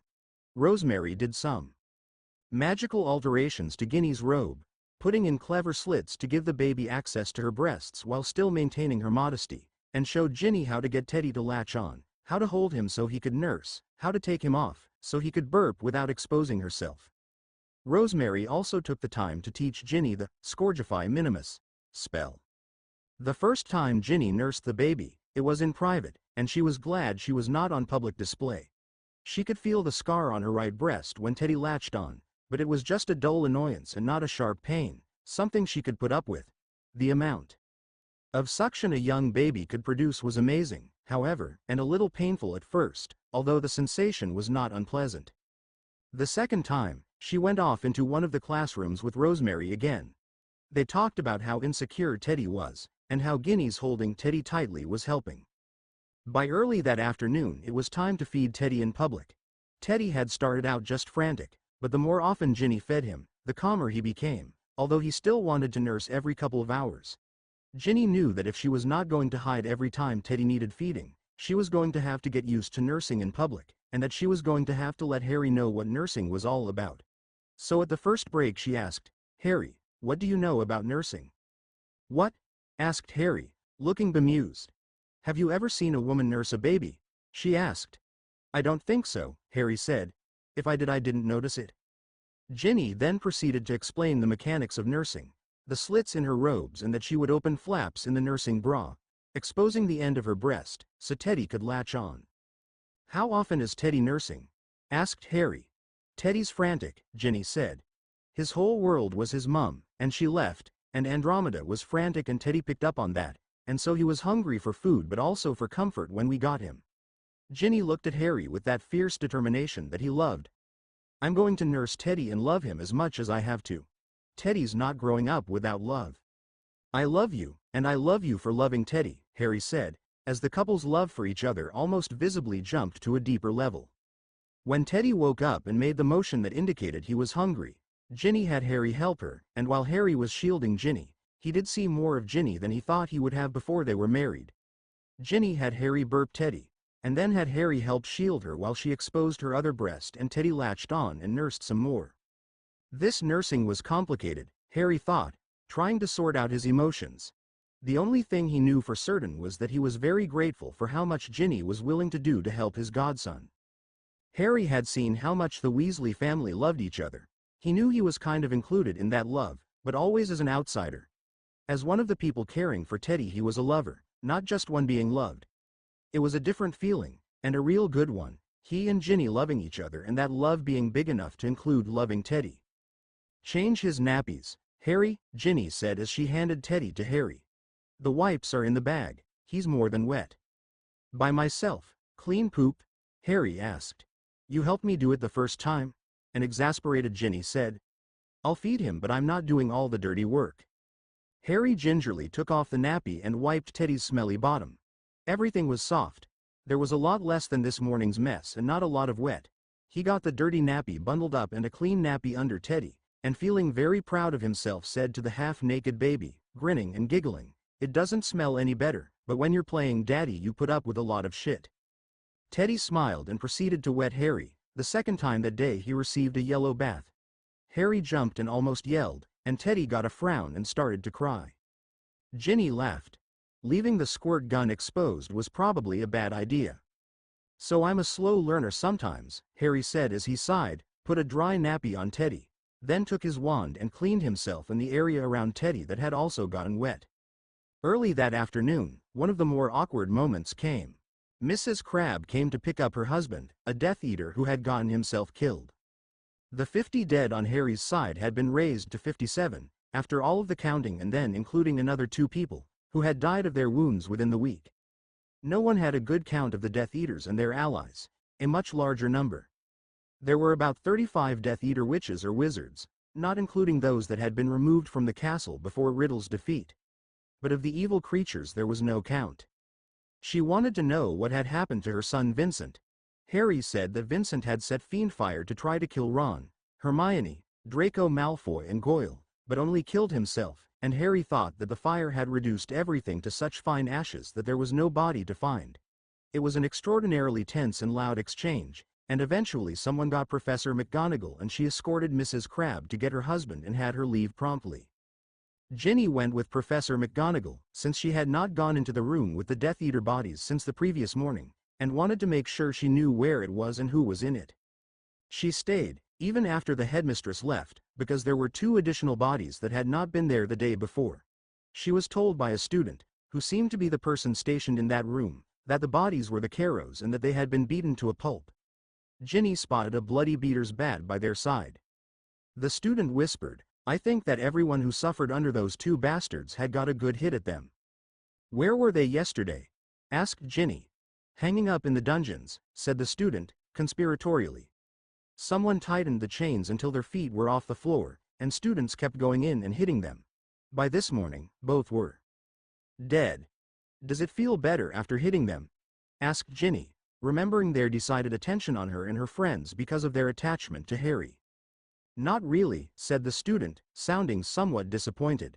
Ginny took the bat, looked to make sure McGonagall had left the room, looked at her scar, and gave both of the bodies a whack. It really didn't make her feel any better, just a little sick. She cleaned off the spattered blood and went back to Harry. Later on in the day, the mother of the Carrows came to pick up their bodies. Ginny looked at her and remembered the condition of the bodies. She remembered hitting them herself, and got a little sick to her stomach again. Ginny wished she had never hit the Carrows, that no one had battered them. "Stupid bastards got selves killed," Mrs. Carrows said. "Tried to beat sense into 'em. Slow learners, too soft. Said not allowed permanent damage, although they did some. Everybody too soft. Should Avenue killed a few, do permanent damage. Ya need to do a little killin', like I done to my husband's. First one, killed him when he killed the baby. Needs ta beat kids but not kill 'em. Second one unhappy cause the baby not his. 'Twas his friends and he all got drunk and everybody doing everybody. Killed him afore he killed me or the kid, stupid bastards." A short time later she came striding back. "Musta got somebody real mad at 'em," she said, with a slightly impressed look on her face. "Give 'em credit for that. Don want 'em. Bury 'em, burn 'em, beat 'em, if'n it makes you feel good do it.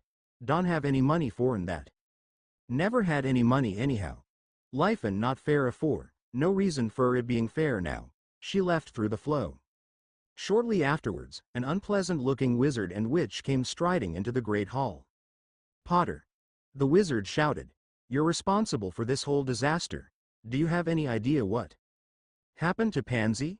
"Who?" asked Harry, thoroughly confused. "Pansy. Pansy Parkinson," the wizard shouted. "I'm not hard of hearing," Harry said. "We have a baby here, please don't shout." "Pansy was here before the battle," Ginny said. "I think she left with the other Slytherin students. I know I didn't see her after the battle." "If she's missing, you had better report it to the ministry," Harry said, wondering why Pansy hadn't just gone to her parents' house. She'd gotten her apparition license, hadn't she?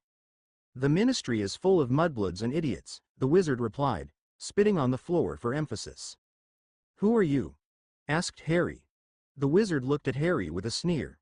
Peter Parkinson, and this is my wife Priscilla. Grandmother is on the Wizengamot, and the Parkinson family is as pure as they come, unlike some of this half-blooded trash around here." "Well, I'm the half-blooded trash that just defeated that other half-blooded trash Tom Riddle," Harry said very calmly, not allowing this Death Eater sympathizer to get to him. "I'd say that you had better have a big attitude adjustment pretty quickly, if you want anyone to help you find your daughter." Peter glared at Harry, but Harry refused to allow anything other than mild concern show on his face. "If you hear of Pansy please let us know," Priscilla said, almost in tears. She quickly grabbed Harry's hand. "No one has seen her since she was in Hogsmeade right after the battle." Harry nodded his head. Priscilla squeezed his hand once more, perhaps to tell him to try his best, and the Parkinsons stomped out of the great hall. Ginny giggled, despite the frown on her face. "I can't believe you just did that. It was amazing. Where do you suppose Pansy might have gone?" Harry responded gruffly, "I don't know, but the whole thing sounds strange." "Well, we have the Malfoys here and Draco used to be sweet on her, why not try to talk to him?" The rest of the day went rather more smoothly than the day before. There were almost as many visitors, but there were fewer people picking up dead bodies, and more people on other errands. Harry still had to deal with a lot of people, and the only reason it was easier on him was that there were fewer people picking up their dead, and Harry was more used to it. Ginny was distracted enough by Teddy that the day went easier for her, although she was still in charge of the letters that Harry could not answer right away. The other notable thing about the afternoon was that about a third of the people thanked Harry and Mrs. Potter. Harry did not make a point of correcting people, although, if he had a chance, he let people know that Teddy was Teddy Lupin and that Harry and Ginny were not married, or not married yet. Ginny, for her part, never tried to correct anybody. "I'm not Mrs. Potter yet," she thought, "but maybe by just not correcting people it will just sort of happen. People will think it is all right. They won't treat me as too little and too young." Ginny was still terrified that someone would say they were too young and force. Well, she didn't know who could do what, but it terrified her. Somehow her family worried her more than anyone else, especially Mum and Ron. Neither of them wanted her to grow up. Lucius came stomping into the hall at about 3 in the afternoon, and it happened to be when Ginny was nursing Teddy. He went over to Harry and Ginny and, with a sneer, said, "Only a Weasley would suckle the spawn of a werewolf and a mudblood." "Did you come over here just to insult my godson?" asked Harry. That's hardly a way to make friends when one badly needs some. Actually, I do have something to offer you, Lucius responded, pulling himself up tall. Indeed, that was all he could do to make himself look respectable, since Narcissa had only just barely cleaned his robes. In fact, Harry would have liked a picture of Lucius looking like a vagrant, as he did just then. Lucius then leaned in and said, quietly, I know that the ministry is broke, and I think I know who is responsible.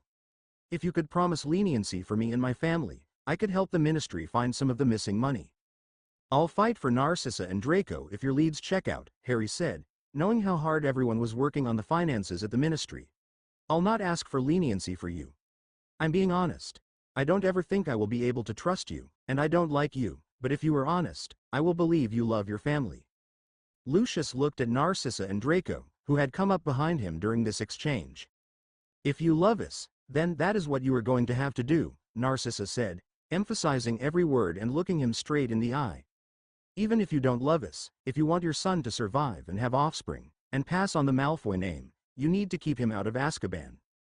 Lucius looked at his wife and then at Draco, who glared at him. With a resigned air, to Harry, Lucius said, come with me and I will give you a list of people to talk to. They spent a few minutes discussing each person Lucius recommended, Harry writing everything down as quickly as he could and making Lucius repeat things just to be sure. When nothing Lucius said wavered from either account, Harry thought he might have a pretty good lead. Late in the afternoon, two names appeared on the list, John Brown and Armand Dutry. When they came through the flow, Harry asked, are you Lavender's father? The one Harry asked nodded that he was, but immediately the two men walked, almost ran, towards the door. Harry saw Minerva McGonagall about half an hour later, and asked her how Lavender was doing. Minerva said, I don't know, Harry. Not well. She's alive, that's all I can say right now. Molly came downstairs at about 5:30. Harry was sitting in a chair near the fireplace, quietly talking to Teddy. Ginny was lying down on a sofa that had appeared next to the fireplace. Rosemary went up to Molly and said, your daughter and son-in-law are doing a really good job of taking care of that baby. Molly promptly said, they're not married. Ginny will not be 17 until August. Rosemary said, oh, I had no idea, Molly. They look so natural together. Molly answered back, yes they do, and nothing would make me happier than to have Harry marry Ginny eventually and finally really be part of our family. He's suffered so much loss in his life. He deserves some happiness. It is just that they are so young. In some ways, Harry is the oldest 17-year-old I have ever known. He has had to grow up so fast. I wish we could get him some childhood back. And it is hard for a mother to see her children, especially a daughter, grow up so fast. Rosemary then volunteered, I ought to tell you, Molly, that Ginny got a Mother Minerva's magical nursing bra and she has been nursing the baby. She is just a natural. She will make such a good mother. Molly looked both surprised and a little concerned. Merlin, oh my. I'm not sure I'm ready for this. Thank you for telling me. Harry looked at Teddy and saw the mouth movements that indicated, I'm ready for some more food. So Harry brought the baby over to Ginny, who woke up from a brief nap, calmly reached into her robe and unfastened the bra, and had Teddy on her breast with a blanket discreetly over her, showing nothing and looking like she had been doing it for weeks. Molly just shook her head. She went over and sat down next to Ginny. Ginny looked over at her mother and said, Mum, how did you nurse the twins? Molly took a deep breath. She thought Ginny was going to ask for some advice about nursing Teddy. This was not a question she thought she was going to be asked. It wasn't that hard. You have two breasts. You just put one on each. Actually, it was nice to sit or lie there with both twins. She got a kind of dreamy look in her face, looked at Ginny, with Teddy on her breast, and then looked at Harry standing there looking at both of them, with that confused and embarrassed look of, oh. Molly suddenly realized, looking at Harry, that he had probably never seen a woman nurse before. She had seen that look on other young men often enough. They got over it quickly enough, but, oh my, now what was she going to say? What was she going to do? Harry rescued her by asking, how is Andromeda doing? I think she is still asleep, said Molly. She had welcomed a change of conversation, but her heart broke for the mother of one of her dear friends Nymphadora and Remus.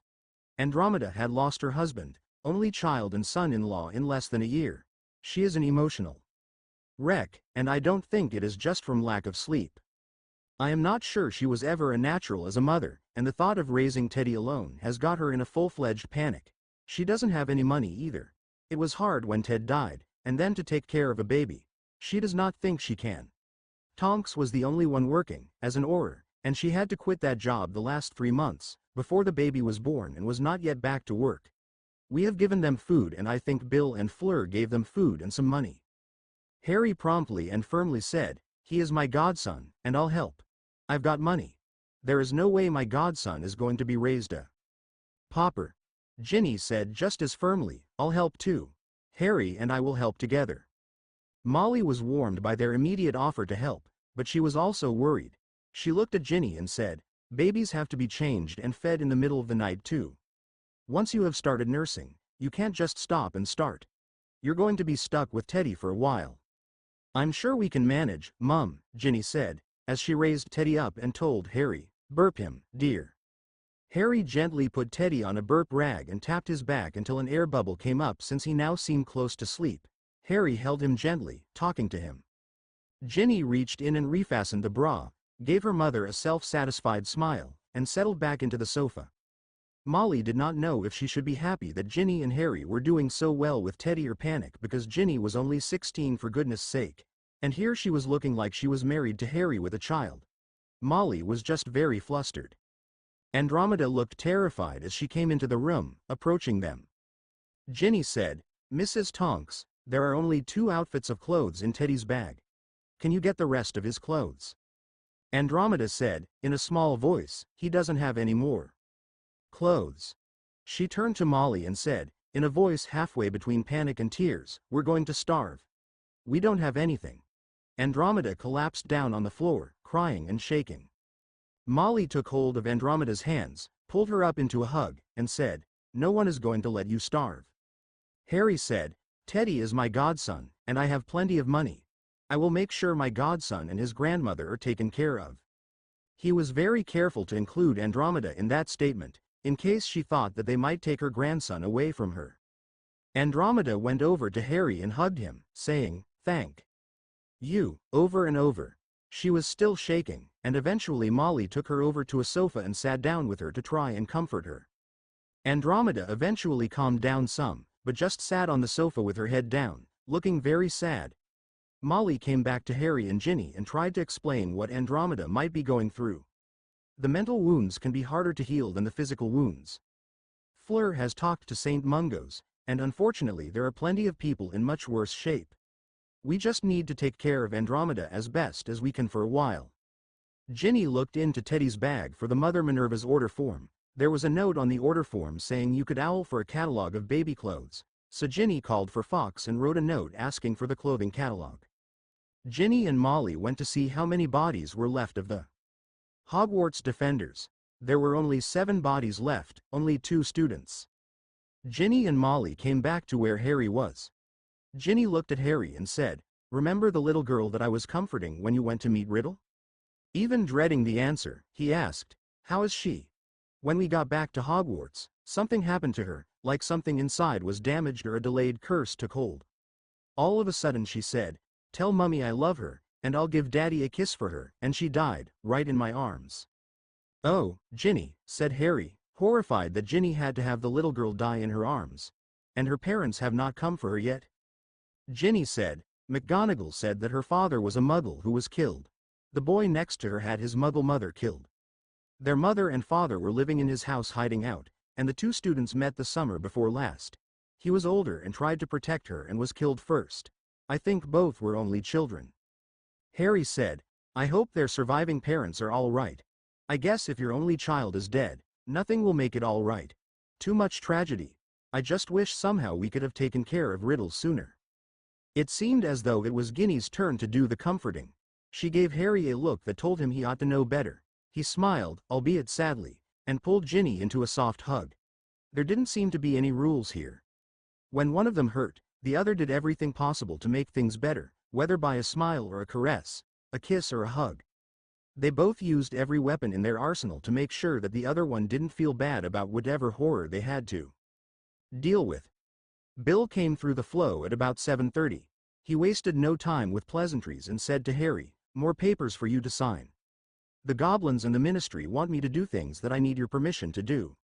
Harry said, all of the financial stuff is way over my head. What do I have to do? Bill brought out a huge stack of parchments for Harry to sign. We're not done with this yet, Harry, but this lets me get started. Arthur closed the flow again at 8 p.m. He was also surprised when he saw Ginny and Harry with Teddy. Then he remembered one conversation that day, when someone had commented on his son-in-law and grandson. He had been shocked, but so much else was going on, that he just let the remark pass. Now he could see why someone would think Harry and Ginny were married and the parents of Teddy. He shared this with the family at dinner. George, of course, had to quip. Well, it looks like Harry got Ginny in a family way, all right. Most of the family laughed, but Ron exclaimed, she's just taking care of Teddy. It's not the same thing. You're such an easy target, little brother, said George. Everyone shared another smile at this. George sounded like his typical self, but then he ruined it, looking first at Charlie on his one side and then Angelina on his other, waiting for the second joke to be delivered.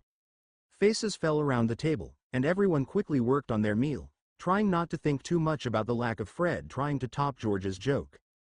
I think we make a nice little family, Ginny sweetly said, trying to bring everyone back around. She gave Harry a little kiss and then kissed Teddy, who was awake, before handing him to Harry. Harry kissed Teddy as well, and grinned, holding him so Teddy was visible to the family. Teddy wasn't thrilled to be held so that he could not see Harry, and started to fuss, so Harry brought him back to face him and started to gently talk to him, saying, Hi, Teddy. I'm your godfather. I love you. Mummy Ginny and I love you and we will always be here for you. You will always know family. We love you. Harry and Ginny needed to take turns paying close attention to Teddy while they ate. Teddy was still very insecure. Tim Creevy had come back through the flow with Arthur, and gone right over to the table where Yvette, Dennis and the two Dippet girls were. Harry asked Arthur, what is going on with Mr. Creevy? Why did he spend so much of the day at the ministry? Arthur answered, Tim wanted to make sure that someone was going to take care of the Dippet girls. Everything is in so much chaos that there is no way those two little girls are a priority right now. We have a lot of people homeless and starving, and at least those little girls have a roof over their head and food to eat, here at Hogwarts. So, Tim wanted to know what it would take for him and his wife to take them, and he came back with adoption papers. It seems that Dan and Colin were good friends, and Dennis and Mary Lou are in the same class and are really good friends. Tim told me, if we let those little girls suffer, Voldemort wins. There is no way Yvette and I are going to sully the sacrifice of our son by letting more innocent children suffer. Besides, as Yvette said, we have an extra bedroom now. Arthur put his head in his hands as he sat down and said, too many sad stories, way too many. When they sat down for dinner, Harry noticed that a lot of progress had been made in fixing up the Great Hall. When he was not occupied with the people coming through the flow or Teddy or comforting Ginny, who still needed a little comfort, especially with some of the more difficult or tragic deaths, Harry did have time to observe some of the repair. It was fascinating to watch. The repair went magically fast, which was not too surprising, since Hogwarts was a magical place and there were a lot of witches and wizards working on the repair, not to mention the house elves, who could actually work even faster than the wizards, when given the authority to do so. Everybody congratulated Arthur on being made head of magical law enforcement. Arthur told the assembled group that the department was in terrible shape, but they hoped to have help from North America and France soon. We are not sure how we are going to pay for it. The ministry's finances are also in a terrible mess. Harry and Ginny were sitting next to each other, taking care of Teddy, and Ron and Hermione were close, but talking to each other, when Charlie came over and sat down next to them. It's easier taking care of dragons than girlfriends, said Charlie. What is going on? Asked Ginny. Angelina really liked the twins, and had gone out on double dates with both of them, usually George because Fred was checking out new girls, but if the twins dated a girl for the second time, Angelina got Fred and George took the other girl out. And Angelina asked George what was going on, and George said that they had decided that, if they were going to get married, they both ought to at the same time, and they were looking for another girl. So she asked who was looking for another girl and he said both of them were, because they both loved her and if one of them fell for a different girl the other would take Angelina. And Angelina got really mad at Fred and George, and she is still sort of mad at George, but she doesn't want to leave him, and sometimes they kiss and sometimes they cry and sometimes they fight, and I would rather tend dragons. Ginny looked at Harry and said, I can see Angelina's point. I would not want to be the consolation prize for the other twin if one of them found someone to marry. For the rest of the time they were at Hogwarts, Angelina was at George's side, usually working together, sometimes holding hands and sometimes arguing. Just before they left the Great Hall, Harry approached Draco and asked, Do you have any idea where Pansy Parkinson would be? Her father and mother were here looking for her. No idea, Draco said. But she and her father did not get along. Maybe she is staying with a friend. She was fun to snog, but we are really not going out or anything. I thought you were closer than just a casual snog, Harry said. Who I did what with is none of your business, Potter, Draco angrily replied. Who were her friends? Asked Harry, continuing to push Draco. As far as I know, she got along with all of her pure-blooded roommates. Draco retorted. She wasn't friends with Granger, that's for sure. Draco turned and walked away. Yet another dead end, thought Harry, filing away the one bit of information Draco had given him. By 9 p.m., Harry and Ginny were ready to take Teddy up to the dorm room to try to get some rest.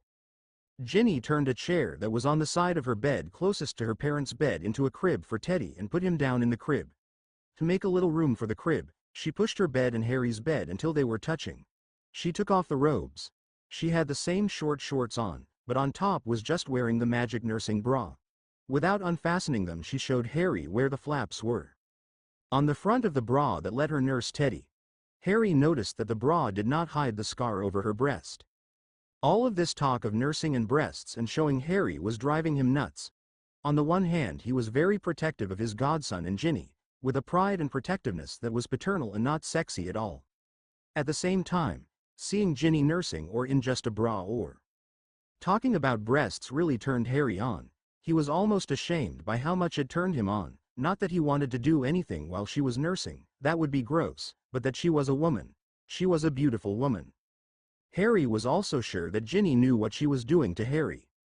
What Harry did not know was that Molly had always been a firm believer that breastfeeding was by far the best way to feed infants, not just because of the breast milk but also because of the closeness of the infant-mother bond, and Molly was going to have an almost impossible task of trying to convince herself that she should tell Ginny to stop. Ginny was winning this round. She was the primary caregiver of Teddy for the time being. Teddy being Harry's godson, she had moved the Harry-Ginny pairing closer as well. Harry found some shabby shorts. Everything he had was shabby at this point, and changed out of his jeans. He stripped until he was naked to the waist. Ginny reminded him to take the bandages off of his chest. As he did so, he noticed that the wound from Riddle, that had started out as lightning bolt, like the one on his forehead, was more of a squiggle as it ran from the top of his left pectoral to his sternum. But it had settled into the same state as the scar on his forehead, so he left off the wrappings and pulled on his pajama top. Then he sat on Ginny's bed next to Teddy, and she sat next to him, no robes, just her short pants and nursing bra. Ginny put some more lotion on Harry's many scars. They covered themselves with a blanket and held each other for about 45 minutes, neither talking, since they were just so mentally exhausted, when Teddy woke up. Ginny told Harry to change Teddy, and when he was finished, she told Harry to sit on the bed. She then sat with her back to Harry, and, summoning the blanket, covered the three of them. She nursed Teddy, settling back with an utterly satisfied look on her face. When she was done, Harry changed Teddy and put him down to bed. Ginny then told Harry it was his turn, pulled the blanket back over her and put one of Harry's hands on her breast. Ginny knew she was driving Harry crazy. For his part, it felt so good to be touching Ginny. And she was enjoying it so much, it was going to be very hard to stop. When they heard Ron and Hermione coming into the room, they stopped and crawled into their own beds. Ch5, Riddle's Estate. Jet. This chapter's fine. Ch5, Riddle's Estate. Bill started. In wizarding law, in almost all countries, there is a special provision for estates if two wizards duel, despite the fact that dueling to the death is now banned in most areas, and the wizard that is killed has no family and no will. Tom Riddle had no issue, no biological family, no will, and no heirs. He never trusted anyone, and never made any provisions in case he died because, as you know, he thought he would live forever. Harry finished for him. There was a fleeting moment where Harry felt a sort of perverse pleasure at having proven Riddle wrong. Teddy started to stir at about 5:45, the morning of Tuesday, May 5, 1998. He had been up twice in the middle of the night, and Harry and Ginny started what would become their routine. Harry changed the nappies. Ginny fed the baby. Harry changed the nappies again, and Ginny did the cleaning charms on the nappies and wipes when she got up in the morning. Harry changed Teddy and handed him to Ginny. He went to the bathroom, showered and shaved. When he was done, Ginny was ready to get up, so she handed Teddy to Harry and went into the bathroom, taking a quick shower. Again, while washing her hair, Ginny struggled with the "I touch of lust, I spell." Did nursing Teddy tie her to Harry enough? So far, he had ignored the letters from the other witches. Ginny used the "I touch of lust, I spell" with one flick, and immediately felt guilty.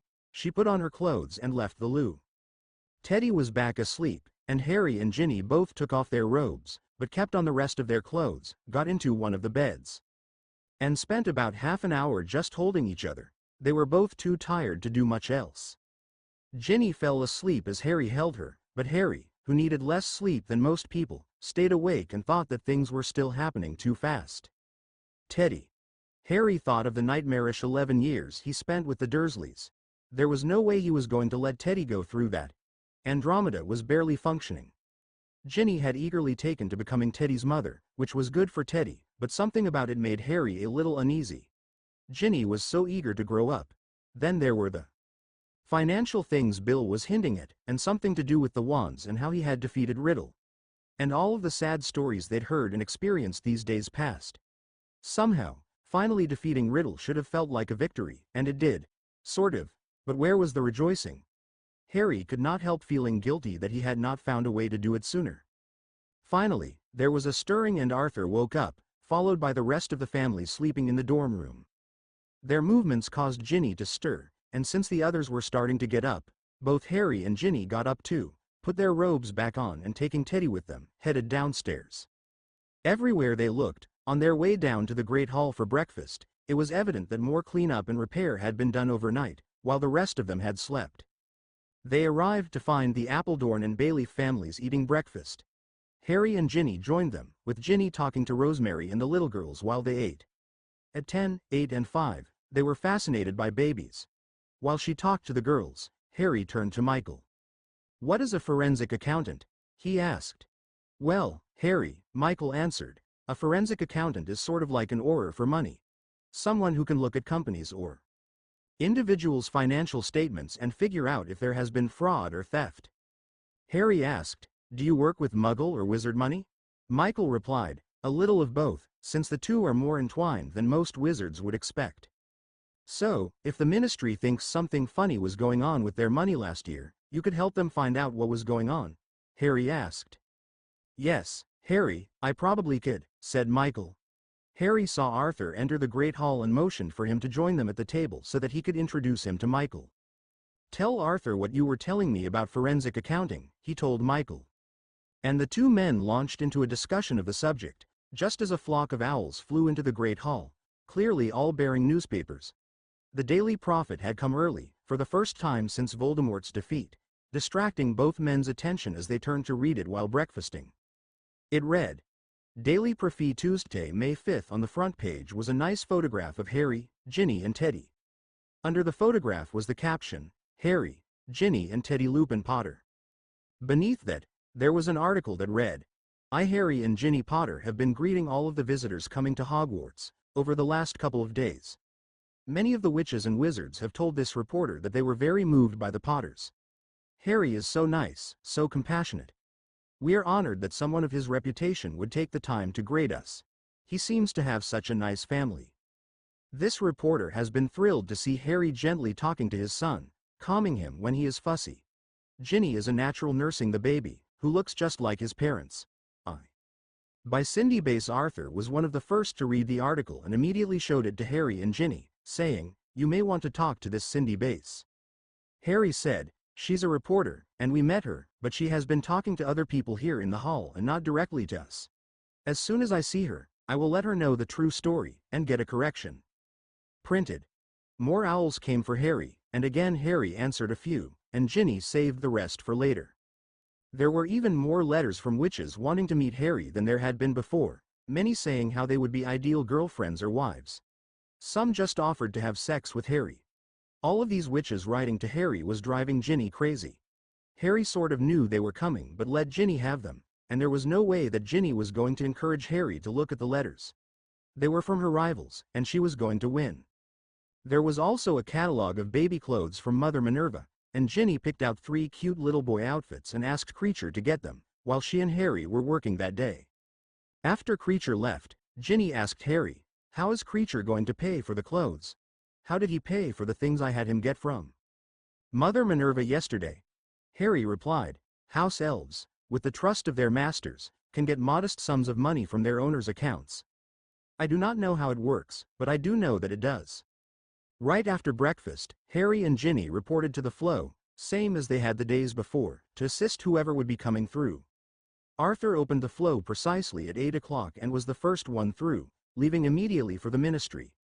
Then the Creevy family, with Colin's body and the 2 little Dippet girls, came into the Great Hall. "We are going to have to leave Robert and Dan Dippet for a few days, until we can find out where their mother is buried and how to arrange a wizard's funeral," Tim told them, before the Creevy family left, the Dippet girls with them. Immediately, the flow glowed green again, as the first arrival of the morning came through. Cindy, from the Daily Prophet, stepped from the fireplace with a copy of the morning paper in her hand and beamed at Harry when she saw him. "I hope you liked my photo and little story," she said sincerely, greeting Harry. "It was very nice," Harry answered a bit awkwardly. "The Prophet has done a good job of reporting the last couple of days. Unfortunately, you do not have your facts right in this story. Ginny is Ginny Weasley, my girlfriend, and Teddy is my godson, the son of Remus Lupin and Nymphadora Tonks Lupin, both of whom were killed in the Battle of Hogwarts. It does look like we will be helping to take care of Teddy for a while, but we're not his parents." Cindy looked deeply embarrassed. "I'm so sorry for the mistake. You look so much like a happily married couple, I just assumed. I will make sure to get the correct story in the paper tomorrow," she assured him, looking at Ginny too. "Thank you," Harry said, answering for them both. "We'd appreciate that." Ginny found Cindy a little while later and whispered, "I don't care if the correction is buried in the paper, or if you forget." Cindy did not know what to do. She took her time deciding, and the Prophet never did get around to posting the correction. Meanwhile, Fleur had returned shortly after Cindy, coming through the flow shortly after 8 o'clock. She checked over Harry and Ginny, and then went directly to the infirmary. At about 8:20, a witch and wizard came through the flow. John Jones and Danielle Smith. The wizard spoke to Harry, saying, "My son and Danielle's daughter are among the dead." Ginny looked at Teddy, who was sound asleep. She went up to Danielle and gave her a big hug. "I brought your daughter back to the castle," said Ginny. "I thought she was going to be able to be healed, but just after we got into the main door something happened. She said, 'Tell Mummy I love her, and I'll give Daddy a kiss for her,' and she died, right in my arms." Danielle turned to John, took a deep breath, and held on to him like she was trying to merge their bodies, starting to bawl. Ginny tried to compose herself, hoping to hold back her own tears that were threatening. She looked at John and said, "After the battle I found out that your son died trying to protect her. I'm so sorry." John and Danielle held on to each other for several minutes, while she tried to regain some composure. Then John said to Danielle, "You always expect your children to live on after you. We are just going to have to live on for our children. Tom Riddle, damn you to hell, you are not going to defeat us." Both John and Danielle were in tears, but with resigned looks on both of their faces, they followed Ginny to see their children.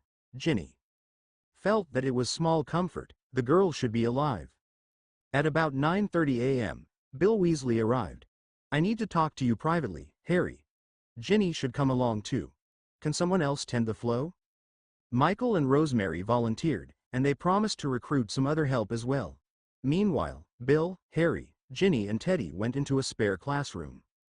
Bill started, "In wizarding law, in almost all countries, there is a special provision for estates if 2 wizards duel, despite the fact that dueling to the death is now banned in most areas, and the wizard that is killed has no family and no will.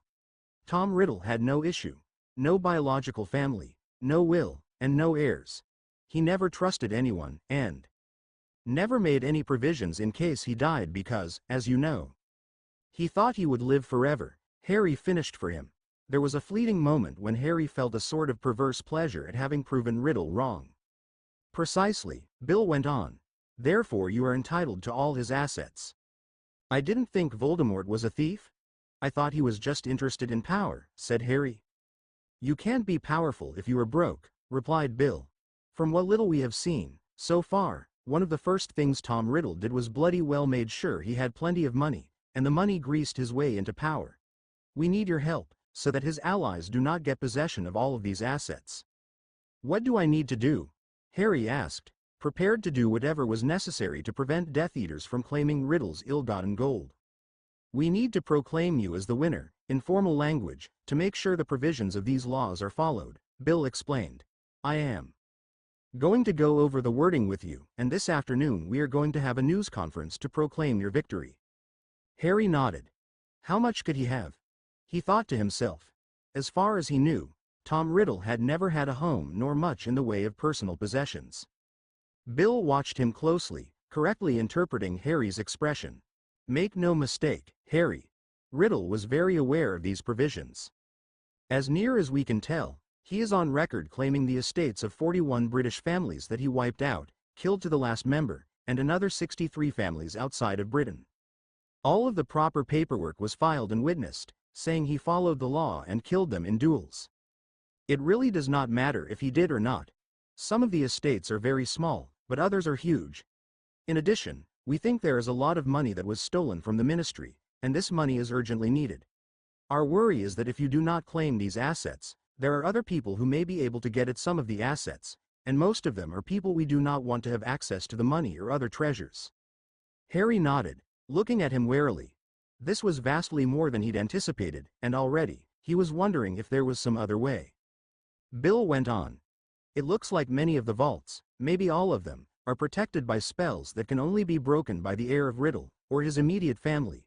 Since you have no magical biological family that leaves you to break the curses. Harry asked, isn't there any way I can get someone else to help? Bill answered, for you, your wife and in-laws would qualify. Despite the photo in the Daily Prophet, I do not think you and Ginny are married, yet. It really does not make any difference. The bride or groom has to be at least 17 for it to count, and to have entered into the marriage freely. Not like this is putting any pressure on you, Harry. I think I know Ginny's opinion. No sex until I am 17? Asked Ginny. Bill was horrified, and said, Ginny, what a question to ask your big brother. I don't think there is anything in wizarding law about that, but if you don't want to incur the wrath of your mother, I would be very careful. Plus, I would hope that you want to finish school, and I don't know how being married would affect your schooling, so don't say anything to anybody about this yet. Harry asked, could you use a forensic accountant who is also a wizard and knows wizards' accounting? Bill's eyes opened wide, and he looked at Harry with a questioning look. How do you know about forensic accounting? Yes, we could probably use one full-time for years to straighten out this mess. Harry quickly replied, I'll introduce you to Michael Appledorn.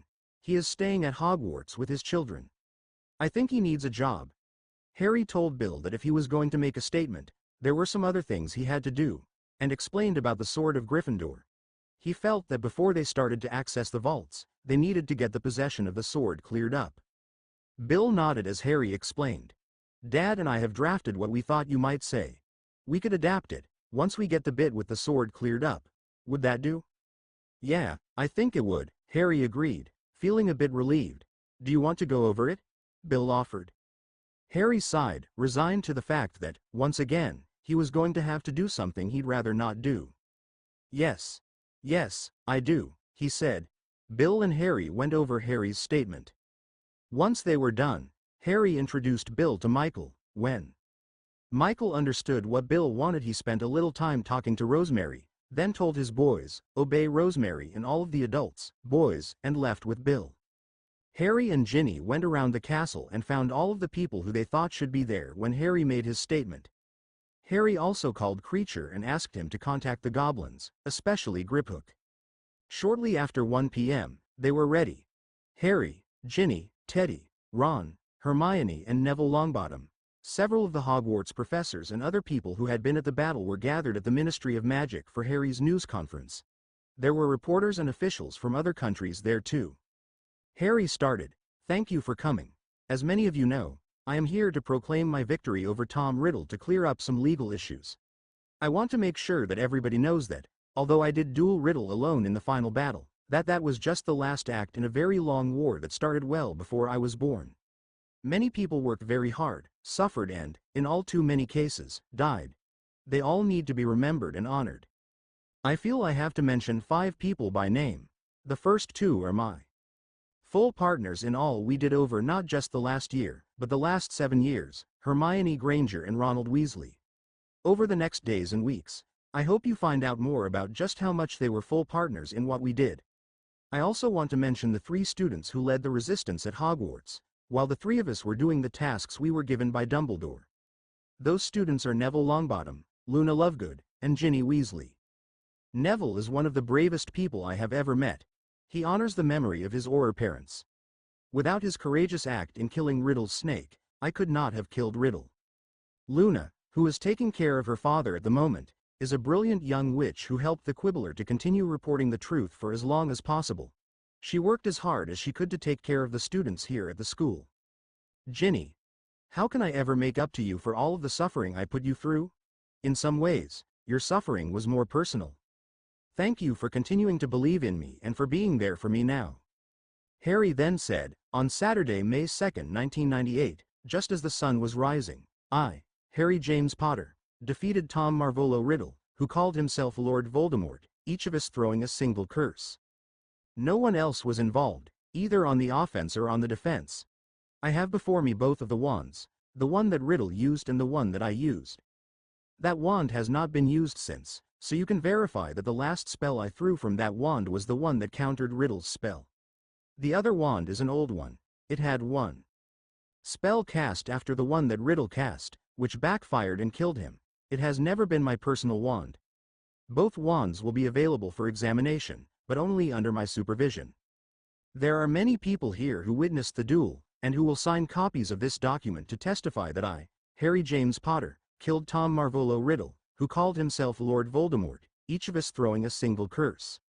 Tom Marvolo Riddle, who called himself Lord Voldemort, died without a will, without any family or heirs. Therefore I, Harry James Potter, claim any and all estates left by Tom Marvolo Riddle, who called himself Lord Voldemort. I intend to take possession of any and all properties and assets of Tom Marvolo Riddle, who called himself Lord Voldemort. Stated this 5th day of May 1998. Copies of the above proclamation are available in English right now. They're being translated into all of the common languages of the worldwide wizarding community. Harry then motioned for Neville and a goblin to come up, and said, we gave the goblin Griphook the sword of Gryffindor, returning it to goblin possession, shortly before the last battle. When a true son of Gryffindor needed the sword, it was available to him, in this case Neville. There seemed to be conflicting claims over the sword, and, before the assembled press, we wanted to make public how we resolved this issue. The sword is going to be stored at Hogwarts for part of the year, and publicly on display at Gringotts the rest of the year. Anytime a goblin wants to have the sword, they just have to ask, and within 24 hours, the sword will be surrendered to them. We are formally conveying the sword to the goblins now, in this ceremony. The goblins know of the charms on the sword, and that it may be suddenly made available to a true heir of Gryffindor, in their hour of need. I know that the goblin representative wants to say something. Harry whispered to the goblin, where is Griphook? The young goblin said, we will explain later. Grabhook took his place on the platform beside Harry.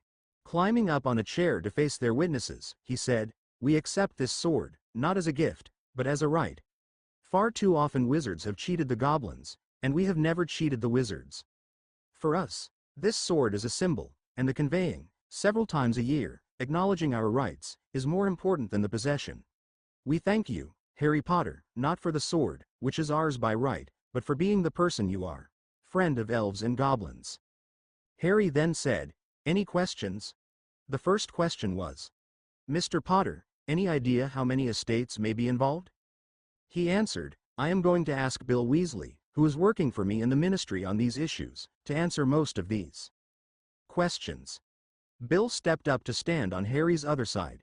We can identify 41 estates in Britain, and another 63 in other countries. Most, but not all of the 63 are in or close to Europe, he answered. How much money are we talking about? Someone else asked. Again Bill answered, a lot of money. Some of the estates are small, but a few are huge. It will take months, maybe years, to get a full accounting. A reporter with a foreign accent asked, is there any truth to the rumor that the Rothschild estate in Switzerland is included? The Swiss community is very upset. Bill said, Harry, we have talked about this. I think you should answer the question. Harry responded, reading from a statement. Bill had warned him that a question like this was coming.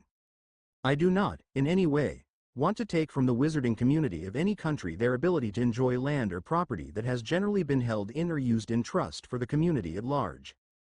At the same time, the law is clear. The Rothschild family may have acted as if their properties and immense wealth was in trust for the witches and wizards of Switzerland, but they always kept all of the ownership in a small number of hands, making sure they had enough family members to inherit in case of an accident or illness, but keeping the family small enough so that the wealth would stay concentrated. We have started negotiations with the Swiss. For every property and every country, I can say with absolute certainty that no country would have been better off with Riddle in charge.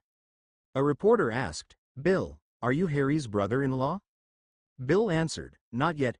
Harry, do you have anything to say? Harry grinned and said, it is hardly a secret that Ginny and I are more than dating. I expect that if we become formally engaged, all of you will know soon enough. Bill stepped in. We have a lot to do, and have to bring this news conference to a close. The next step was examining the wands. Mr. Ollivander went first. When he looked at the Elder Wand, his eyes opened wide, and he said, this is the wand that Albus Dumbledore had, the Elder Wand, maybe the first wand ever made, and certainly the most powerful and deadly. Are you using it now? Harry answered, I wanted to hide it, and I still do. It has done too much damage over the centuries. Ollivander examined the wand, and then said, the last task seems to be to repair your wand. Can I see your wand as well? Harry gave it to him, and he examined it and said, your wand has grown in power. Being repaired by the Elder Wand is one reason. The other is because the wizard who wields it has grown in power. Be careful, Harry. Most of the people interested in seeing the Elder Wand were wand makers from around the world, and they were a very curious lot, as Harry expected based on his experience with Mr. Ollivander. Each person was asked to meet privately with Harry, and all of the conversations were very much the same. Before you examine the wand Riddle used, you need to swear and magically bind that you will not divulge any more about that wand than what is necessary to verify or deny my story. Only one person did not agree, and he did not get to see the Elder Wand. For the rest, almost all of the people said something like, do you have any idea what wand you have? Harry answered each one in the same way. Of course I do. That is why I made you swear not to tell anyone. The person examining the wand would then say something like, are you sure you do not want to use it? Harry consistently answered, yes, it has done enough damage. Not once did his answer ever waver. At the end of the news conference, Arthur took Harry aside and asked, you and Ginny are very close, almost inseparable. Just what are your intentions? Harry thought for a minute, a questioning look on his face, then looked at Arthur and said, there is no question in my mind that Ginny is the girl that I want to spend the rest of my life with, and she would be thrilled if I asked her to marry me right now. That's what she wanted. Me to kill Riddle, then turn to her and ask her to marry her right there. But she is only 16, and has a year of school left. And here I am being told that we really ought to get married as soon as Ginny turns 17, for the good of the wizarding community. How do you feel about it? She is your daughter, and I guess that I ought to be asking you for her hand in marriage? Arthur looked pensively at Harry, and thought for a bit. He thought of the intolerable state of the ministry finances and how many people would be hurt if the ministry did not get some money. He thought of how he and Molly had to get married. The last couple of months, he had to leave his job at the ministry, and he did not have any money either. Arthur thought that half of the good families in the wizarding community had been hurt financially over the last year. Finally, he said, her mother and I got married right after Hogwarts, started a family right away. It's not always been easy. I still do not regret that we got married when we did. You have my permission. You and Ginny are going to go through some hard times too, but that will happen no matter how old you are when you get married. Harry answered, thank you, sir. Don't say anything to Molly yet, Arthur cautioned. I'm not sure how to tell her. Harry replied, I haven't asked Ginny yet. She talks like we are going to be married, and I am sure we are, but she seems a little eager.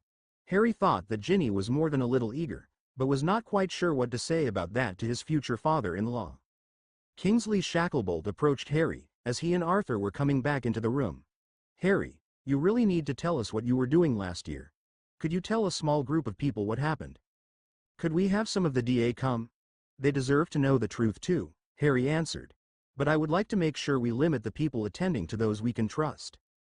Could you be ready Thursday evening? Kingsley suggested. We should be able to be ready, Harry replied, and they took their leave of the minister, before making their way back to the secured flow. By 5 p.m., Harry, Ginny, Teddy, Ron and Hermione were back at Hogwarts, arriving through the Great Hall flow. Fawkes was there to greet them, and Harry asked the Scarlet Bird to return the Elder Wand to Dumbledore's tomb. He kept Draco's wand, though he wasn't sure why. Neither did he understand why he was carrying two wands around. When they stepped more fully into the room and away from the flow, Harry and Ginny found that Rosemary had recruited some other people to help.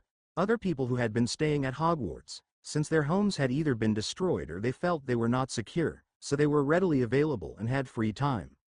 Since Harry was not tending the fireplace that afternoon, he and Ginny had time for themselves and spent it walking around the castle, looking at the repair work that had been done over the past 3 days.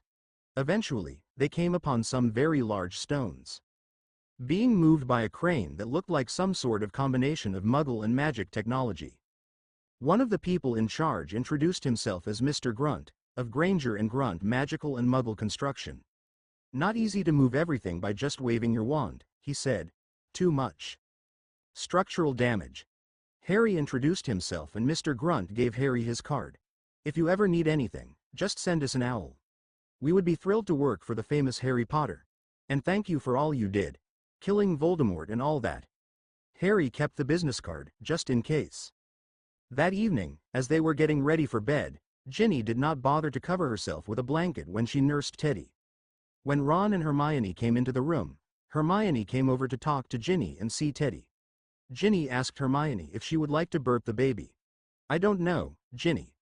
All I know about babies I've learned from books. I've never held such a little baby. I've never held any baby. It's easy, just hold his head like this, and Ginny took Teddy off her breast, partially closing the flap to her bra without fastening it, and showed Hermione how to hold the baby. Put him against you like this and burp him like this. Then she gave Hermione Teddy and then casually finished closing the flap on her bra. Hermione took the baby and gently burped him and spent some time holding him. She was not really comfortable with the baby. Finally she looked at Ron and said, maybe, someday. Harry could see Ron was having a hard time handling this scene. Ron was very aware of the female form. Hermione was just bigger than Ginny in every way, taller, bigger around on top and on the bottom and in the middle. She had spent enough time pushing her bosom into Ron the last couple of days, which he was enjoying immensely. At the same time, Ginny was his little sister. He had seen friends of his mother nurse babies, and knew he must have seen their mum nurse Ginny. But these were all grown-up women and this was his little sister. He did the only thing he could think of, which was not to stare too obviously, something that did not come naturally for him. Ron did not know why seeing Ginny nurse Teddy was bothering him. He had never seen anyone feed a baby any other way, although he had heard his mother complain about some unnatural way some Muggle mothers feed babies. Even when Teddy let go of Ginny's breast and he saw more than he should have, it wasn't exactly sexy, although he didn't want to stare. Maybe it was just that Ginny looked so much like Teddy's mother, and it was easy to think of Harry and Ginny as parents, which meant thinking of them as husband and wife, which meant Harry and Ginny having sex, which would probably happen eventually, but Ginny was only 16. Harry was probably thinking of Ginny like Ron was thinking of Hermione, but considering how he was thinking of Hermione, what he thought when they were snogging and pushing their bodies against each other, this was not exactly reassuring to Ron either. Bloody hell, his head was starting to hurt, thanks to this train of thought. Hermione eventually gave Teddy back to Ginny, who handed him to Harry. Harry changed the nappies and put Teddy down to bed. Harry and Ginny looked around the dorm. In one bed was Andromeda. She was curled up in a fetal position, whimpering. Ginny just shook her head. Even when I thought you were dead and all hope was gone, even then I was going to go out fighting, she told Harry quietly. I feel so sorry for Andromeda, but I have to say, I have a hard time understanding her. Things will be better tomorrow. Ginny had almost no knowledge of the Muggle world, but she liked to think about herself very much like little orphan Annie, and her theme song might as well have been, "The sun will come out tomorrow." Of course, she was much more complicated, and Ginny was having a hard time because of the tragic stories she kept facing day after day. Despite the almost overwhelming sorrow confronting her, Ginny was determined to make her dreams come true and to be positive for this little boy who needed her love and support. Harry looked at Ginny and Teddy and thought that, as confusing as his life was, it was vastly better than being hunted by Riddle. Harry and Ginny crawled into their beds and were asleep within minutes. Ch6, Harry tells his story. Ch6, Harry tells his story. Much subversives, Creature said, nodding his head like he'd become accustomed to such strange actions. We will obey, Harry Potter, Aristotle said. But as changing the magic, Aristotle was obviously quite frightened about writing the names in Elfish. Ginny was going to hold on to the ones from all of the witches eager to get their hands on her Harry, but she did tell Harry that they had better compose an answer to the people thanking him. Wednesday morning, Teddy woke up just before 6 a.m., and Harry and Ginny handled it the same way they had the day before. They began to realize that they were falling into a comfortable routine. They spent a few minutes snogging, once Teddy was settled again, before going down to breakfast and picking up the Daily Owls. Shortly after 8 a.m., they were ready for the rest of their day. Today they were going to Gringotts to try to get into the first 2 vaults. Michael Appledorn came along, and they met Bill at the entrance to Gringotts in Diagon Alley. Good morning, Harry, Michael. Good to see you, Ginny, Bill greeted them. Good morning, Bill. Could I speak to you for a moment? Harry asked, hesitating before approaching the entrance to the bank. Sure. What can I do for you, Harry? I was wondering, the last time Ron, Hermione and I were here, we did quite a lot of damage. I'm surprised, actually, that the goblins are going to let me in. Ah, Bill responded. Well, the fact is that the cost for repairing the damage has come up. In fact, it was a fairly touchy subject for us in making these arrangements, that is until yesterday. What happened yesterday? Harry asked, looking puzzled. You returned the sword of Gryffindor to them, Harry. You arranged for them to have it on a regular basis and recognized what they feel is their right to it. That has made all the difference to them. I was informed this morning that, to the goblins, having possession of the sword is worth the cost to repair the damage to the bank. Are you sure? Harry asked warily, still glancing at the guards standing beside the entrance. Positive, Bill assured him. Come on, we have a lot to do. Harry nodded, and together, their little group approached the entrance. The guards greeted them cordially, and Harry was nearly convinced that he was going to be allowed to access, when a small knot of goblins intercepted himself and Ginny before the golden doors leading to the vaults. They're worried that you brought Ginny and Teddy with you, Bill suspected. It didn't take them long to figure out that Bill was right. The goblins were not happy to have Teddy with Ginny and insisted that he stay in the baby carrier, securely confined to her, while they were riding to the vaults. With the goblins appeased, Michael, Harry, Bill and Ginny, carrying Teddy, followed their 2 goblin guides and crammed themselves into a waiting cart. They set off, riding the cart through neck-breaking turns at high speed, down to the level of the vaults.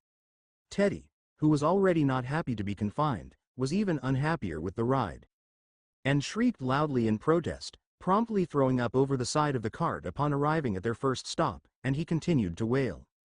They all climbed out, Ginny staying slightly behind, doing her best to calm the infant, while Bill, Harry and the goblins approached the vault. They had a hard time removing the curses guarding it, and as Bill had predicted, only Harry could break the curses. Not even he could change the curses to allow Bill to open the vault. According to the plaque that appeared beside the door, once the vault was opened, this first vault had belonged to the Knot family, one of several interrelated knots that could trace their ancestry back to the early days of wizards in Britain.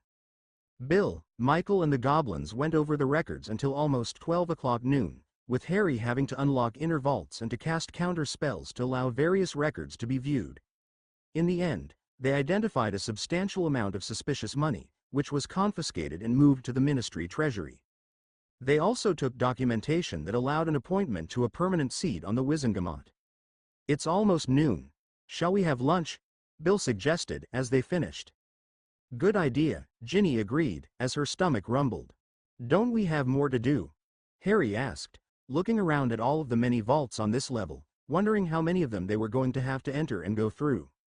Harry, we have loads more to do, Bill agreed, and it's going to take weeks, if not months, to get through everything just in Britain.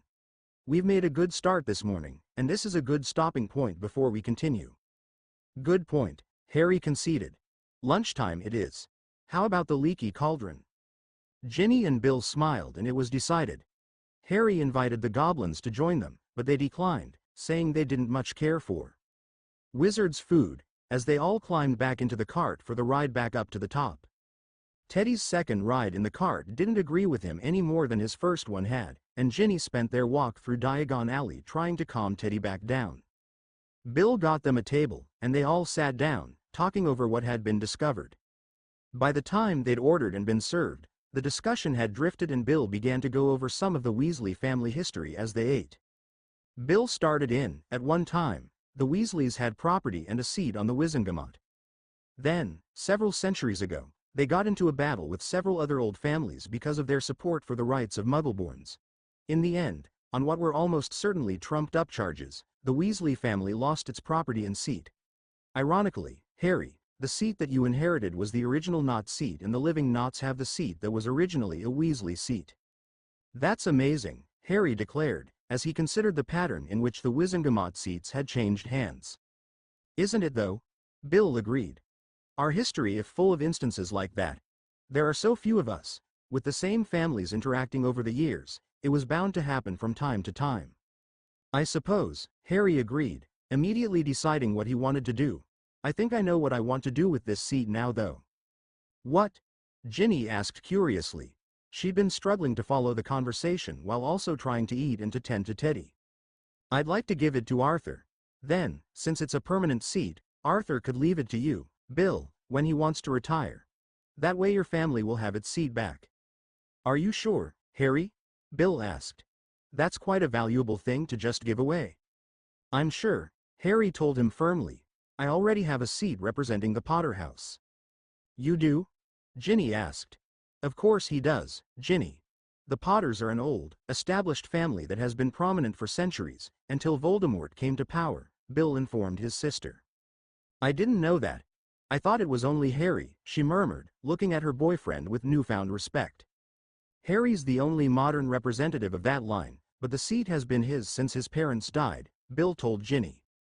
That's right, Harry agreed. So I already have a seat, and in my opinion, your family should have one as well. It's the right thing to do, giving it to you. Besides, the more people we have representing those who took a stand against evil in this war, the more it will help restore some of the balance of power to the Wizengamot, something it's been lacking, even before the war. Agreed, Bill said. Transferring the seat is going to take some time. Can we start on it right away? So Harry and Bill decided to start working on transferring the seat that same afternoon, along with visiting a second vault that was on Bill's list. Do you mind if I sit the afternoon trip out? Ginny asked, as they got up from the table. I thought you wanted to come along, Harry answered in surprise, remembering Ginny's declaration that he wasn't ever to leave her again. I did, and I'm glad I came. Only Teddy doesn't like the carts much, and it hasn't been much fun trying to make him feel better. Besides, it's time for his nap, so maybe I should take him back to Hogwarts, she suggested. Are you sure? Harry asked. Ginny nodded. Besides, with him waking up in the middle of the night to nurse, I need a nap too. I had no idea how tired mothering an infant made you. I'll see you back at the castle. She kissed Harry on the lips, in spite of holding Teddy, and went through the leaky cauldron flow to the ministry. From there, she could take the secure flow back to Hogwarts. The afternoon was similar to the morning, except there was no seat involved, and there was more money transferred to the ministry. Harry saw Grabhook as they were getting ready to leave Gringotts for the day, and remembered his promise to the elves, resolving once again to find a way to help them. Harry and Michael followed Bill out through the golden doors, expecting to turn towards the leaky cauldron, so they could follow Ginny back through the ministry to Hogwarts again, but Bill and Michael led him in another direction. Down a small side street Harry had never noticed before, Bill took Harry to where there was an office building just off of Diagon Alley. Before they went inside the building, Bill explained, I'm working for you now, Harry, as is Michael. We need more documents signed and personal trusts set up. A lot of paperwork. He led the way to an upper floor office that looked down on the shopping street below. You do the paperwork and I will sign it, said Harry. You need to know what is going on, Bill advised him. Some of the money involved has been stolen from the ministry, but we have no idea how much. If a wizard dies without a clear will and heirs, the money is supposed to go to the ministry. We would like to turn over half of the money from these estates to the ministry right now to keep it from going broke. I do not have any problem with that, said Harry. You can also help a lot of people who need it, but to do it properly, we need a charitable trust set up, said Bill. Do it, Harry agreed. That's what some of these documents are, Harry, Bill explained. Transferring this much money is a lot harder than just giving a few galleons in cash to somebody. Do it, Harry repeated. The office that Bill led them to was a reasonably plush. A wizard, who seemed to be an assistant of sorts, escorted them into an inner office, where they were met by a witch in very elegant robes. She directed them to some sofas to wait for a few minutes. After receiving the okay, he then led them to a large office and introduced them to an evenly more lavishly dressed witch, saying, Harry Potter, Michael Appledorn, I want to introduce you to the best financial legal advisor in Britain, Marge Baker. Pleased to meet you, Marge said, as she had them sit down, her manner brusque and businesslike. First, Harry has to sign additional documents to set up the Harry Potter Trust, and then Harry really needs to approve your salary, Marge added, nodding at Bill. The goblins wanted Bill paid 30,000 galleons a year, minimum, but he insisted on 25,000 at most, because 30,000 would mean he's earning twice what his father is earning. I want Bill to be paid whatever he is worth, said Harry, thinking about the amount of time Bill had worked on his behalf and the fact that he would be floundering otherwise. Do me a favor and say 25,000, Harry. That is 3 times what I was making, even with bonuses, said Bill. Fine, for right now 25,000. Harry agreed with a mental sigh, admitting that Bill's insistence was honorable. Is that it? Well, in order to make it easier to find out what is going on with some of these estates, I really could use goblins and elves on staff, and that is highly irregular. I have the documents for you to sign, but you need to know what you're signing. I'm warning you, some people are going to be unhappy. These documents give Creature and me unprecedented power to ask questions on your behalf, and to hire goblins to help. Wizards have never put any responsibility in the hands of house elves and never trusted goblins much. Many have never trusted other wizards all that much either, and many people think you are daft giving Michael and me this much power. I think we ought to do this, but by delegating and not insisting on personally approving every financial decision you are changing hundreds of years of tradition. You're the financial expert, Bill, Harry said. I trust you. I don't want to have to learn all of this. I've got enough to worry about right now, and I can't tell you how grateful I am to have someone that I can rely on. It occurred to Harry just how far he'd come recently. He'd never known how to ask for help, let alone delegate tasks. But he was glad that he'd learned that lesson, even if it had been the hard way. Well then, you are going to have to trust me, Michael, Fleur and Creature, and sign all these documents to confirm it. Bill pushed a couple of documents at Harry. Harry looked a little warily at Bill but said, all right, as he signed another couple of documents. Anything else? Just that, and these. Bill pushed forward a stack of parchment related to the business they'd conducted that day. Resigned to his role of signing when needed, Harry settled himself at a desk and worked his way through the mountain of scrolls, signing over the funds they had discussed, the Wizengamot seat for Arthur and dozens of other, smaller agreements. Finally, he rose and stretched his fingers. Bill bundled the signed documents to return to the bank. Together Bill, Harry and Michael left the office building, and dropped them off on the way, as they walked together. Fleur was telling me, last night, that there are a lot of medical needs, both at the castle and at St. Mungo's, Bill commented to Harry as they stepped into the flow at the Leaky Cauldron. She wanted to see if the trust could pay for some of them. Just one is the special wizard that the Browns have found for Lavender, he finished as they stepped out at the ministry. Of course the trust can pay for Lavender, said Harry, as the trio brushed themselves off and then joined the queue for the secure flow to Hogwarts. Just how much money are we talking about?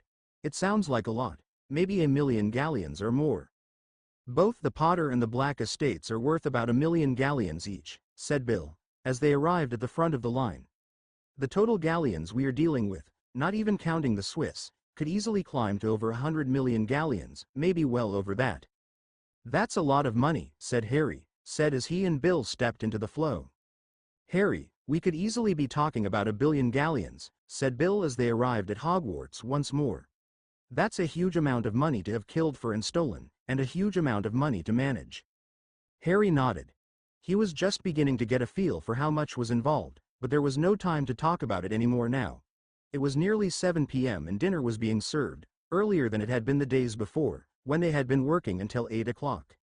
He, Michael, and Bill made their way to the tables and found that the combined Appledorn, Bailey families had joined the extended Weasley clan, minus Arthur and Percy, who were working until 8 p.m. as usual, for dinner. Bill kissed his wife, who looked weary. You've said that there are a lot of people who can't pay for their medical care. How can we find out who they are and how much they need? Harry has generously set up a trust to care of those needs. Harry nodded his approval. Oh Bill, Ari, there is so many needs, exclaimed Fleur, perking up immediately. Lavender's mama and papa not know how they are paying for her care. Do you want to tell Lavender and her parents that the trust will pay for her medical care? Asked Bill of Harry. Not really, replied Harry. I'm embarrassed enough by all the people thanking me. Can you not let anyone know that I have anything to do with this? Probably not, said Bill. I'll do my best to keep the trust anonymous, but I doubt it will work. Fleur, said Bill, turning to his wife, can you let the Browns know that a trust will be taking care of Lavender's bills? I will, she said, and then she turned to Harry and said, thank you, Ari, thank you so much. I will make sure no one lacks Z care because they lack Z monies. Harry noticed the Malfoy family and told Bill about the conversation with Lucius. Bill turned to the other people at the table and said, Harry and I need to talk to the Malfoy family alone. Bill went over and got Michael Appledorn, and then called, Creature. The house elf appeared with his usual crack. Tell them what you told me, Bill said, and Harry briefly relayed his story. Creature and I will take care of it, Michael said, with a wicked grin. Will be most pleasant outcome for Master, most unpleasant for Lucius, Creature said. The four approached the Malfoy family. Harry said, Lucius, I want to introduce you to my representatives, the people who will be talking to you about the missing ministry money, my house elf Creature and my forensic accountant Michael Appledorn. They work for Bill Weasley, who is my personal financial representative. Lucius looked at the group before him, and Harry thought he turned more shades of color than a human, wizard or muggle, was capable of turning. I talked to you, Potter. I never said I would talk to your servants and certainly not a house elf, he said. They are managing my money, Harry replied. I have signed documents delegating unprecedented powers to them, and I want you to answer their questions. To a house elf? Lucius replied, indignantly. Hard to lie to a house elf, Harry said, grinning. Lucius had a furious look on his face. It looked like he was going to say something when Michael said, I see you know the magic, Mr. Malfoy. Creature has been most helpful. It is not possible to lie to the honest house elf of an honest wizard. It takes a good forensic accountant to know what questions to ask, and I think I'm pretty good. Harry, Bill, we can take it from here. Harry and Bill went back to the dinner table.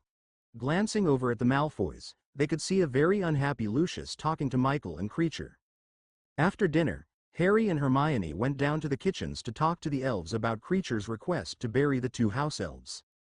Creature said he was not the elf to talk to, and eventually, a very old house elf came out. Call me Aristotle, he said. We are honored that you would want to help us bury our dead. Harry asked, where are house elves buried? Is there a graveyard here? Aristotle answered, many house elves are not buried, but masters just throw them out. Some have been sent to be rendered like cows and horses. But at Hogwarts, we have buried our dead for many generations. Can you show us this graveyard? Asked Harry, feeling a little sick at the thought of house elves being thrown out like rubbish or worse even still, being slaughtered like animals. Aristotle just walked out the door, and the friends followed. A little ways from the castle, they came upon a reasonably large mound. How many house elves are buried here? Asked Harry. About 2,000 inches, said Aristotle. There is no marker, no list of names here, said Harry indignantly. Do you have a list of names? Do you know who is buried here? We know all 2,346 names, said Aristotle. Harry perked up. We ought to have a monument with a list of all the names, with plenty of room for more names as house elves die. Can I bring Headmistress McGonagall here? Can we talk about a monument with her? House elves is not all named, said Aristotle. Harry insisted. They all have to have names. How do you talk to each other? How do you record who was born and died? Aristotle thought for a moment, obviously trying to come up with a proper reply. House elves do not all have names from masters. House elves has own language and names in writing, but not for masters, not for their owners. Harry answered, could we have a monument with names in Elfish and English, please?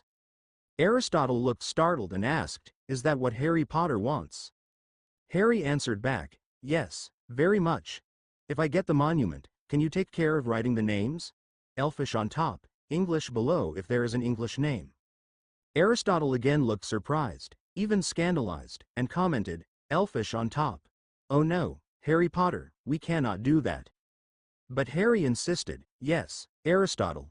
You are elves, Elfish on top. It has to be Elfish on top. And when we have the monument, we will dig the graves for the 2 house elves who died in the battle, and they will have their names on the monument. Elfish on top could change the magic, Aristotle said in awe and not a little amount of fear. Even writing Elfish for all to see could change the magic. Harry Potter changing the magic that keeps house elves safe. You changed it when you took our side at the Battle of Hogwarts, Hermione said. You were not really safe when Tom Riddle was in charge. You are not really safe when your masters abuse you. What's so wrong about putting the names in Elfish? Asked Harry. Aristotle responded. Language important. Elves speaks Elfish in public. We is not allowed to use Elfish in public for as long as written history. Cannot do that. It's a direct order, Aristotle, Harry insisted, belatedly realizing that he didn't have authority over the house elves of Hogwarts, only Creature. You deserve recognition. You fought in the Battle of Hogwarts, when you did not have to. You suffered casualties, just as everyone else that fought. You must be treated better than you have been. Creature, Aristotle said. The old house elf appeared beside Harry. Harry Potter wants a marker with names in Elfish and English for the Hogwarts house elves, Aristotle said to Creature, frowning at Harry. Much subversives, Creature said, nodding his head like he'd become accustomed to such strange actions. Prophecies say Harry Potter the friend of house elves and goblins. Is changing the magic, Aristotle repeated, shaking his head. Is changing the magic, Creature agreed. Harry Potter gives Creature most hard order. Do what is best for house elves, for now and for future, is hard, is subversive. We will obey Harry Potter, Aristotle said. But is changing the magic? Aristotle was obviously quite frightened about writing the names in Elfish. Can I help dig the graves? Asked Hermione, looking warily at Aristotle. There were tears in her eyes, and Harry suspected that she knew that the change in the magic would help to promote their cause better than anything else possible. Yes, you have always been pushing us for house elves' rights. You, of all people, need to help dig the 2 graves. Aristotle, we need to talk to the headmistress. We will be back to see you soon. They found Headmistress McGonagall in her office and told her what they wanted to do. Harry explained a little about burying Dobby and how that helped them get Griphook to help them break into Gringotts, and how important he thought it was, and McGonagall agreed. Harry also mentioned a little about having the names in Elfish, and, together, they turned to Dumbledore's portrait and asked for his thoughts. He agreed with what they were doing, in fact looked very pleased, but also concerned. He warned Harry and Hermione that exposing the Elfish language, and giving it prominence, was not a minor matter.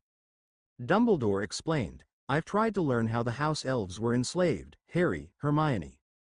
Language is not a trivial issue. How house elves talk to each other, and about the people they serve is very important. It causes them to think a certain way. I could not learn the language, and I had a minor gift for languages. I think you would have to start as a very young child to learn Elfish and to do a good job of changing the magic. I am sure that in changing the magic you would change the language, and I almost think that just by changing the language you would change the magic. Just by publishing the Elfish language we will do all that? Hermione asked. Is it safe? I think it's a good thing to do, Dumbledore replied. I never said it was safe. And it's going to take a lot more than words on a wall to free the house elves, but that's a start, an important one. Do what is right, not what is easy, Harry repeated. Not everything is safe. Doing the right thing is not always safe. Hermione got a sick feeling. She wanted the house elves to have their freedom, but she did not want to start something that would end up hurting them. Together, the group drew up an arch leading into the area of the graveyard, with a large wall on each side. Harry wanted one side of it to be large enough for over 2,000 names, so that there was plenty of room for more names. Harry said that he would pay for any expense, but the headmistress would have none of it. They are Hogwarts house elves, and we should take care of the expense, McGonagall told him. McGonagall thought that with magic, 2 days would be enough to have the monument in place. Harry and Hermione let Aristotle know that the gate and wall would be done by Friday and they could bury the 2 elves on Saturday. Harry woke up and grabbed for his glasses. He reached for his watch. 7 a.m. already. He thought, when have I needed 9 hours of sleep? Oh, how many times was I up with Teddy last night? I didn't feed him. Ginny must have been awake for hours in the middle of the night. What day is it? Thursday. Do we have to tend the flow? I guess that is over for us. Answer letters, get ready for the talk tonight. Harry went to the loo, getting back about 20 minutes later. Molly was standing next to the bed she and Arthur were sharing, looking at her husband, but when Harry came in she turned to him. Hello, Harry, she whispered. I'm just trying to decide if I should get into bed with Arthur and risk waking him up. Others are up, and I'm tired. Ginny seems exhausted too, Harry whispered back. I know she is awake a lot at night, nursing Teddy. I'm getting up to change his nappies, but I think I can almost change the nappies in my sleep.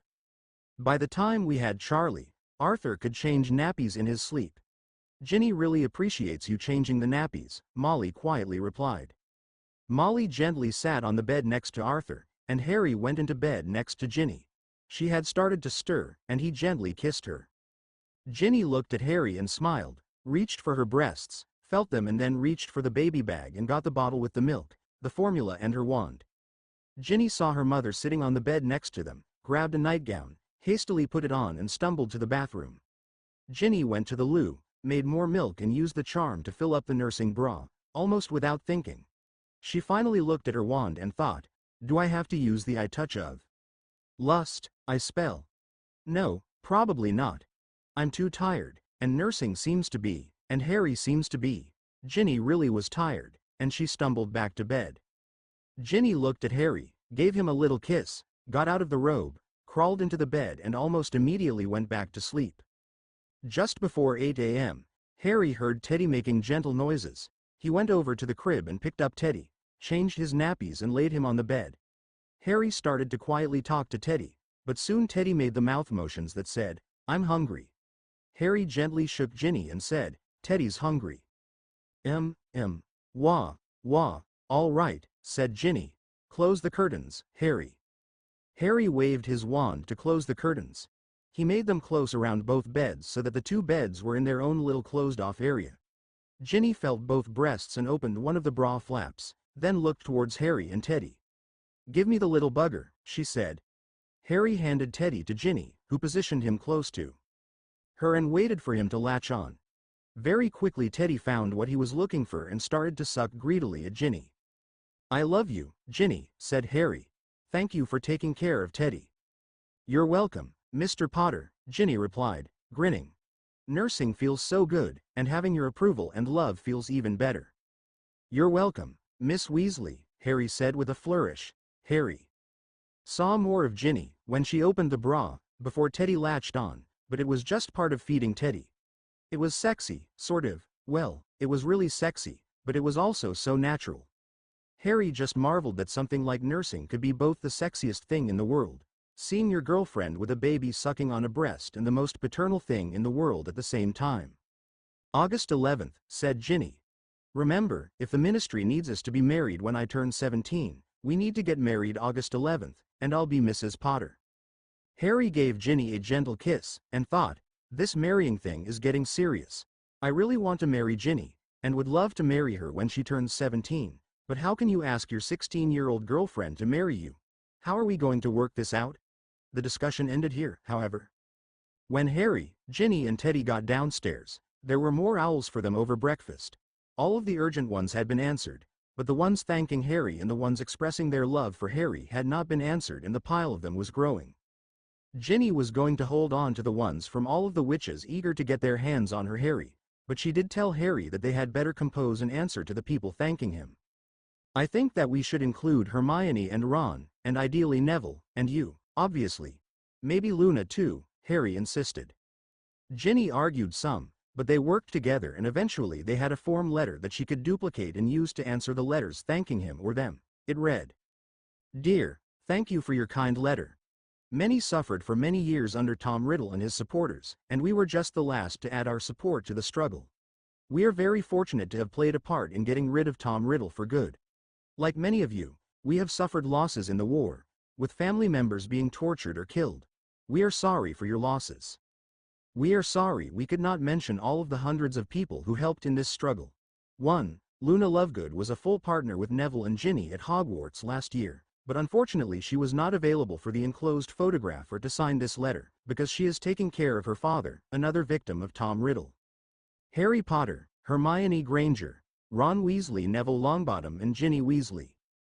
Ginny could change the letter, as needed, to better answer individual letters, but the form letter would definitely make things go faster, and she thought she would be caught up with answering all of the letters thanking Harry in just the next few days. After breakfast, they found Ron and Hermione, then Neville, who was still eating. They had someone with a camera take a photograph of the 5 of them, Ginny and Neville sitting down, and behind them Harry in the middle with Ron on one side and Hermione on the other. "We'll send a copy of this photo with every thank you letter we answer," Ginny explained, when she was asked, and everyone readily agreed. With the photo done, Harry turned to them all, saying, "We have to get ready for our talk tonight. Gin, a lot of what we are going to talk about, we do not want anyone else to know, but you should know everything.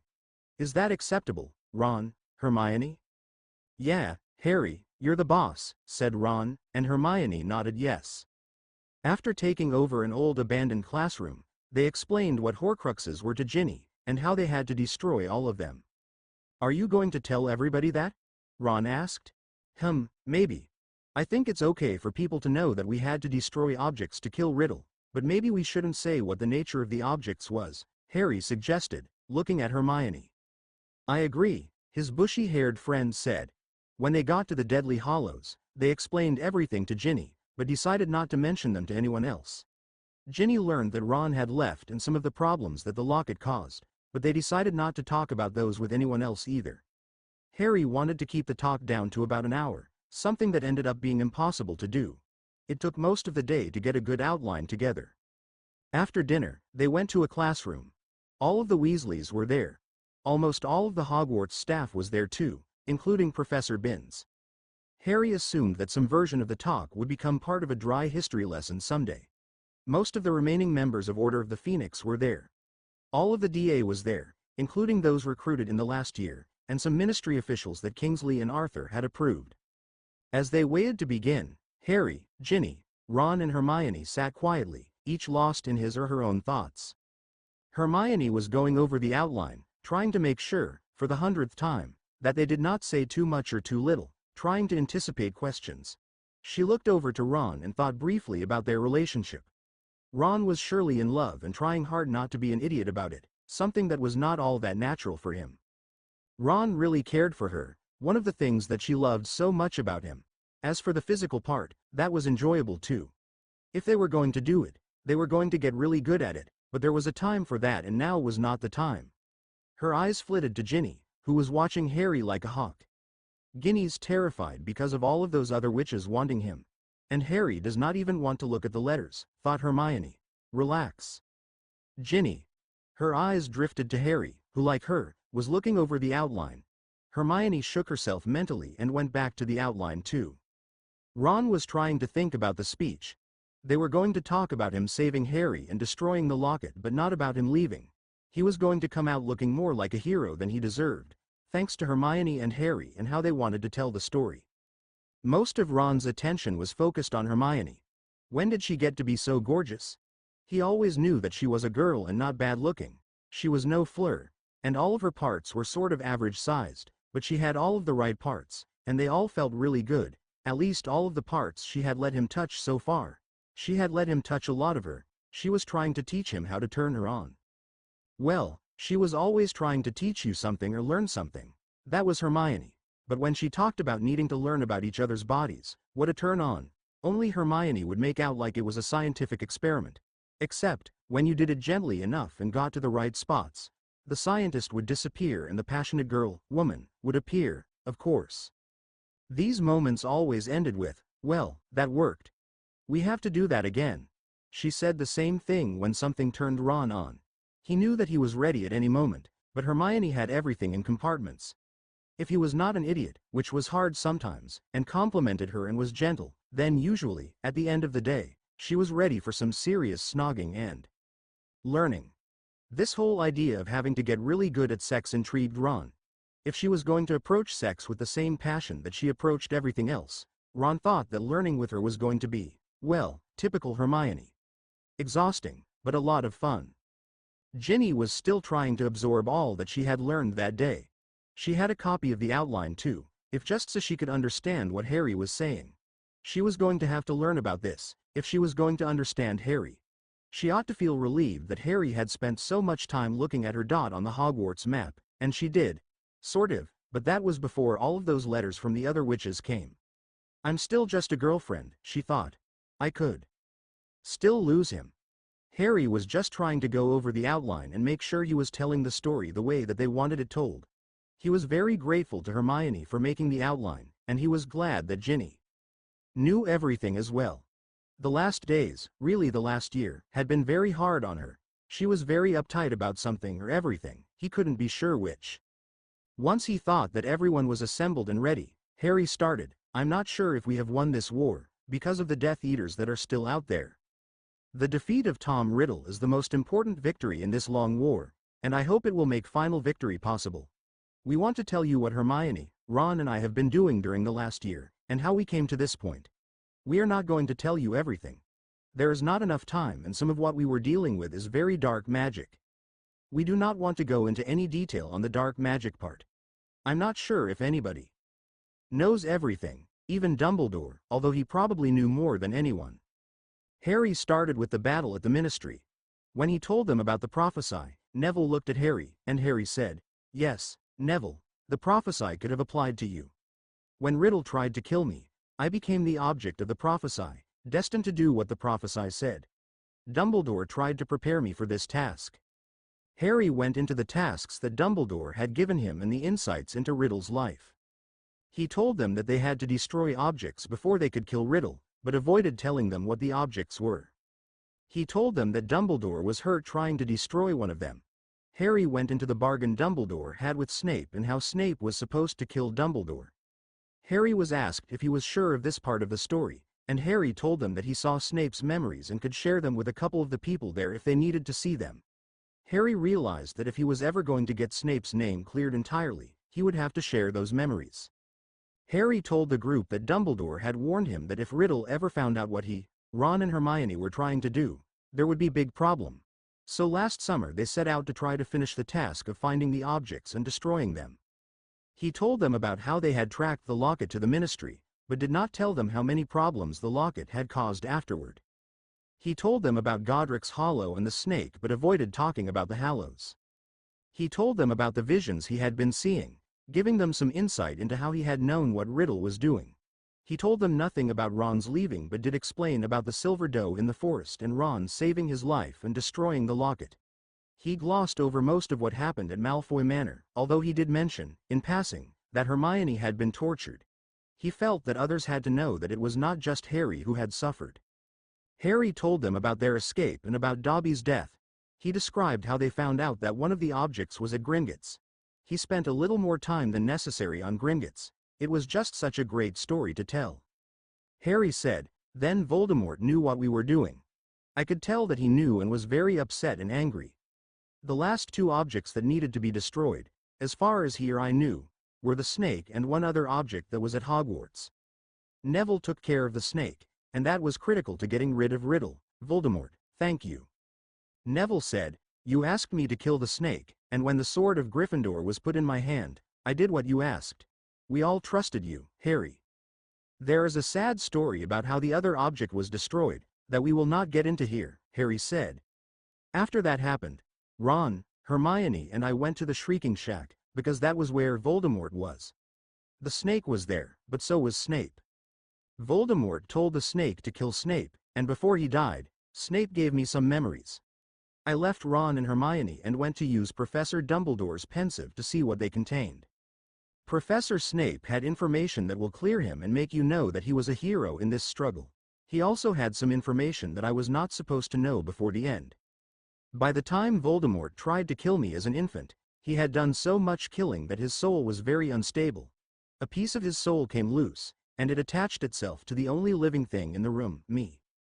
My mother's sacrifice saved me, but even after we had gotten rid of all the other objects, there was going to be that one piece of Voldemort attached to me. As long as that was alive, as long as I was alive, Riddle, Voldemort could not be killed. That must be why Dumbledore did not think he could tell me. How do you tell someone that, to save the world, you have to let yourself be killed? Oh, Harry, cried Mrs. Weasley. She had heard that part of the story before, but it still horrified her. Most of the people in the room just stared at Harry, stunned. So, then I knew what I had to do, said Harry. He grabbed Ginny's hand, took a deep breath, and said, "Give me a minute." The room was totally quiet, most of the people looking at Harry, a few looking down deep in thought. Harry was shaking. Ginny and some of the other people had tears in their eyes. Harry found his strength return to him, thanks to Ginny's encouraging presence. Well, I threw the invisibility cloak over me and went to do what I had to do. I saw Neville on my way out, and told him about the snake. I walked by Ginny and almost lost it right there. I'm not sure I could have made it, but Dumbledore made it possible for my parents, Remus Lupin and Sirius Black, to be with me, as more than ghosts. They called me brave. I didn't feel brave. I felt terrified. But I knew what I had to do if everybody I loved was going to have a chance to live, to be free of Voldemort. So I found Riddle and let him kill me. Harry sat down and said, "I'm sorry, it's hard to talk about this part." After a short time, he got back up and resumed. I found myself in some sort of halfway place. Dumbledore met me there, and explained some things. He told me that I had the choice to go on or go back. It was so peaceful and I knew there would be a lot of pain if I came back, but we would have a much better chance of getting rid of Voldemort if I came back. Normally, the choice would be to go on to whatever exists beyond death or become a ghost. But Voldemort had taken my blood to regenerate his body, the blood that held the powerful charm that my mother created with her sacrifice. Dumbledore said that as long as my blood lived in Voldemort, I could live, if that's what I chose to do. I'm not sure if I can explain it any better than that, or if I even understand it more than that. But, in the end, I had to choose, and it wasn't as easy as you might think. It was so peaceful and I knew there would be a lot of pain if I came back, but we would have a much better chance of getting rid of Voldemort if I came back. Hagrid was crying. It was terrible seeing him there. Voldemort cursed him again and he flew up into the air. He did the crustaceous curse on you, Harry. Harry said, "Well, I decided there would be an advantage if Riddle thought I was dead." The prophet was correct. Narcissa Malfoy checked to see if I was alive and lied for me. When Neville killed the snake, I put the invisibility cloak over me and you all know the rest. Harry sat down. Everybody was quiet. Arthur asked Harry, "Do you feel you can answer questions? You don't have to if you don't want to." Harry said, "I'll try." Bill asked, "What kind of dark magic are we dealing with?" Harry replied, "I'd rather not answer that question." Dumbledore felt that the fewer people that knew what Riddle did the better. We've decided that we agree with that. Kingsley asked, "Do Ron and Hermione know?" Harry said, "They know everything I know. They have been full partners in all that has been done." "Were you really dead?" asked Molly, her face still wet with tears. "I could have been," said Harry. "I know that the part of Voldemort that was in me was killed." He went on to describe the malformed body that had appeared with him in that halfway place and how it could neither move forward nor backward. It would just be stuck there forever. Harry continued, "But Voldemort, Tom Riddle, is no longer there. For all of my life, I could feel some sort of presence there, sometimes just a presence but lots of times much worse. The presence is gone. He is gone." "Do you think Dumbledore knew you would survive?" asked Minerva McGonagall, a thoughtful expression on her face. Harry looked at her, thinking for a moment about the fact that Dumbledore wanted him to unite the Deathly Hallows, so that he could be the Master of Death. Was that because he wasn't 100% sure that the blood connection was enough? Feeling humbled at the effort Dumbledore had put into ensuring his survival, Harry tentatively said. I think he hoped I would survive, but I don't think he was sure.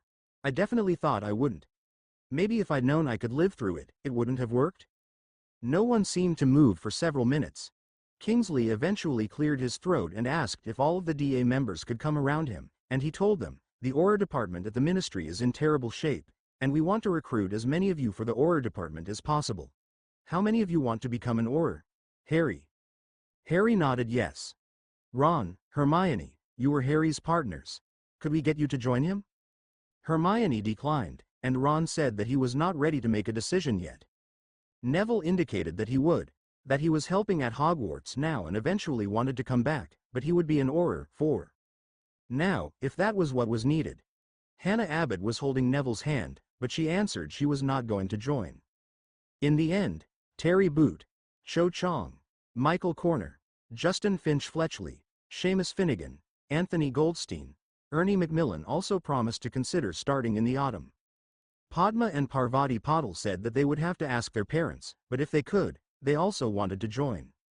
Lavender had to be released from the infirmary to be at the meeting. The special wizard was with her, and she seemed to be in a lot of pain.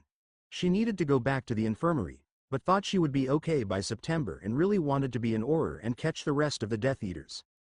Alicia Spinnet was the other member of Dumbledore's army there.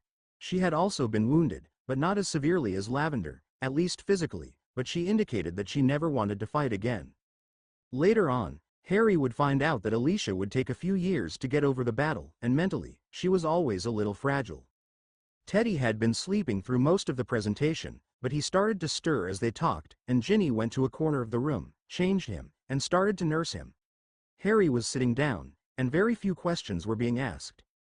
People in the room were mostly talking to each other or to Ron and Hermione. While she was nursing, Ginny went back and sat next to Harry, sitting so they were lightly touching. Neville and Hannah came over, and Hannah asked, "How did this happen?" When his grandmother gave Teddy to Harry, I tried to feed him with a bottle, but he didn't want to take milk from a bottle. From the way he was acting, we could tell he wanted to nurse. When I realized that I could get a magical bra and nurse him myself, I just thought it would be a good idea. What is going on between you and Neville? Neville answered, "We are going to get married in a couple of weeks." Ginny asked, "Why so soon?" Hannah looked embarrassed. "We're starting a family, about Christmas." I was sleeping in the room of requirement most of the time, and Hannah came in and slept with me. She was working at the Leaky Cauldron. She is going to inherit it, and a couple of times a week, when the Flow network was not being watched, she could flow to see me, and we gave each other news, said Neville. You gave each other more than just news if you were expecting a baby, said Ginny, with a grin. Neville and Hannah looked at each other guiltily. Ginny said, "Is that why you were interested in Teddy? Do you want to hold him?" Hannah held Teddy, and she and Ginny spent a little time talking about babies. People started to leave the room, most of them thanking Harry, many of them putting a hand on his shoulder or shaking his hand. Finally, just the Weasley family was left. Ginny was done nursing Teddy, and Molly took Teddy so that Ginny could give Harry a big hug and kiss and walk with him up to their dorm. Harry was very relieved that the presentation was over. He hoped that he would not have to do anything like that again. It was good, walking back to the dorm hand in hand with Ginny. Being with Ginny was, at least for now, the new normal, and it felt very good indeed. A couple of times he stopped, pulled Ginny into him and gently kissed her. Ginny was so proud of Harry. She'd listened all day to Harry, Ron and Hermione give her the full story of what had happened. Harry was more of a hero than anyone could have imagined. He had chosen life. He had chosen her. This was like her dreams, her happily ever after ending, working its way out, somehow, in real life. Ginny was feeling like she was the luckiest person in the world to have her Harry with her. CH7, Black and Potter Vaults. CH7, the Black and Potter Vaults. Harry stood there stunned. He knew he had not asked Ginny to marry him. Harry woke at about 7 a.m. on Friday, May 8, 1998. Teddy was stirring, and by the time Harry had changed his nappies, he was ready to nurse. The rest of the morning passed in what had become their normal routine, but today, for the first time, Ginny was going to leave Teddy with Rosemary and Andromeda. Andromeda was doing a little better and was eager to get back to taking care of Teddy, although she certainly wasn't ready to do it full-time quite yet. With Teddy thus cared for, Ginny traveled with Harry to visit the Black and Potter Vaults, deep within the caverns below Gringotts. For Harry, this was to be a trip of discovery. He had never been in the Black Vault. Neither had he seen the Potter Vault since becoming adult at 17, which meant that this would be the first visit where he would have access to all the money and treasures that were there. Harry and Ginny were met at the bank by the young goblin who had received the sword of Gryffindor during the news conference. The goblin introduced himself as Grabhook. "Are you of any relation to Griphook?" Harry asked, noticing a strong resemblance between the two. "He was my father," Grabhook said. "I am so grateful for his help in getting one of the objects that we had to have to kill Tom Riddle," said Harry. "I hope he is well. Is there anything I can do for him?" "He's dead," said Grabhook, with a grimace. "He's dead." "Why?" asked Harry. "He was in the room when Voldemort was told about the robbery," Grabhook said. "Oh," Riddle was furious, "killed everybody in the room," Harry said, his mind replaying the scene. He wished he could make it stop. All the visions of those Riddle slaughtered in his quest for power now flashing in his head. "No wizard is ever in trouble for killing a goblin," Grabhook said with a hint of anger in his voice. "That's wrong," Harry replied, hitting one hand in another to emphasize how he felt. "It is the way of wizards," Grabhook said. "There's no need to talk about it any further." But Harry replied again, "It's still wrong." By this time, they had arrived at the Black Vault. Some of the heirlooms were creepy, reminiscent of the Black family's dark leanings, and Harry arranged for some of them to be sold. Also, there was some property issues associated with the Black holdings that needed to be taken care of. By late morning, the contents of the Black Vault had been assessed and the needed paperwork for the handling of the assets dealt with, allowing the couple to be back at Hogwarts by 11 o'clock, just in time for Ginny to nurse Teddy. Teddy was fussing and crying irritably in Andromeda's arms when Ginny arrived, and she rushed to him as soon as she heard. "What's the matter, Teddy?" she asked the infant, though she looked to Andromeda for the answer. "He's been fussing like this most of the morning," the older woman lamented, looking a bit frazzled around the edges. Ginny nodded as she took the baby from her and held him in her arms. Instantly, Teddy's tears cleared. He graced her with a toothless baby smile before turning his face towards her chest and beginning to root around for her breast. "Maybe he's hungry," Ginny suggested as she settled herself in a chair in the common room and prepared to nurse. Teddy latched on with such vigor, she gasped. "Yes, that must have been it," Andromeda agreed, as Harry looked on. They all had lunch while Ginny fed the baby, with Harry bringing Ginny's food to her, and by 12 p.m. they were back at Gringotts, on their way down in the cart, this time to visit the Potter Vault. Harry and Ginny were again met by Grabhook. Indicating another goblin with him, he said, "This is Hammering, my father's brother." "I am so sorry your brother was killed," Harry said. "It's a part of being a goblin," said Hammering. "It's still wrong," Harry insisted. "Why would you care?" said Hammering. "We're just goblins." "Goblins are people too, or intelligent beings at any rate. It's not fair that wizards do not treat you as equals," Harry replied. Hammering looked at Harry suspiciously but did not say anything else. The cart pulled to a stop, allowing Harry and Ginny to step out. Harry inserted his little golden key and the great wheeled door rolled away, revealing the full contents of the vault beyond. Just by looking, they could tell that assessing the contents of the Potter Vault and what would be needed to settle everything was going to take longer than tending to the Black Vault had. There were deeds to quite a bit of property that seemed to be located around both Godric's Hollow and Ottery Street Catchpole. There was also a list of properties that had previously been owned by the Potters but had been sold over the years to various poorer wizards. As Harry and Ginny studied it, they discovered there was a pattern to the list and how the property had changed hands. Initially, each property had been rented to a young couple for a modest sum of money. If the couple had children, the property was eventually sold to them for a very reasonable price. If the couple did not have any children or moved away, the property was then rented to another couple, and the pattern was repeated. According to the dates of the leases and the sales, there seemed to usually be about 4 couples being helped at any one time, although the number varied a little. Nothing, however, had been done about any of the properties since Harry's parents had been killed, almost 17 years ago. The couple studied the information on the properties as carefully as they could and discovered, while looking at a map of those in the Ottery Street Catchpole area, that the property the Weasleys lived on was one of these properties, and that Ginny's parents only were renting a couple of acres. They were not renting the buildings, just some land, so Harry asked Ginny, "How did your parents build the house, shed and chicken coop? They're all sort of unusual." Everything that I saw being built or changed was done with magic. Dad and Mum did the best they could to pick up wood and brick and other stuff that they would enlarge or transfigure into parts of the house or outbuildings. But I don't think anything they have was built like I think Muggle buildings usually are. Also, they were always changing them while I was growing up, Ginny replied. Harry could believe that. He knew, from his many visits to the burrow, that the house was a strange structure, and he could never tell quite how many stories it had or where all of the rooms were in relation to one another. They always seemed to sort of appear as you went up the stairs. The property the house stood on, which included the orchard and the pond, was part of a much larger section of property that started at a road across from the Longbottom estate and went out from there almost twice as far as the Weasley house. According to the deeds and the map, Harry owned that entire piece of property, although there were a couple of additional houses on it with tenant farmers. There were also still a number of significantly sized parcels nearby that he held the mortgages on. I can't take rent from your parents after all they have done for me, Harry told her. Ginny looked at him with a questioning expression. What I need to do, he continued, thinking aloud, is to give all of the property that your family has been using to your parents, free and clear, and those other properties nearby.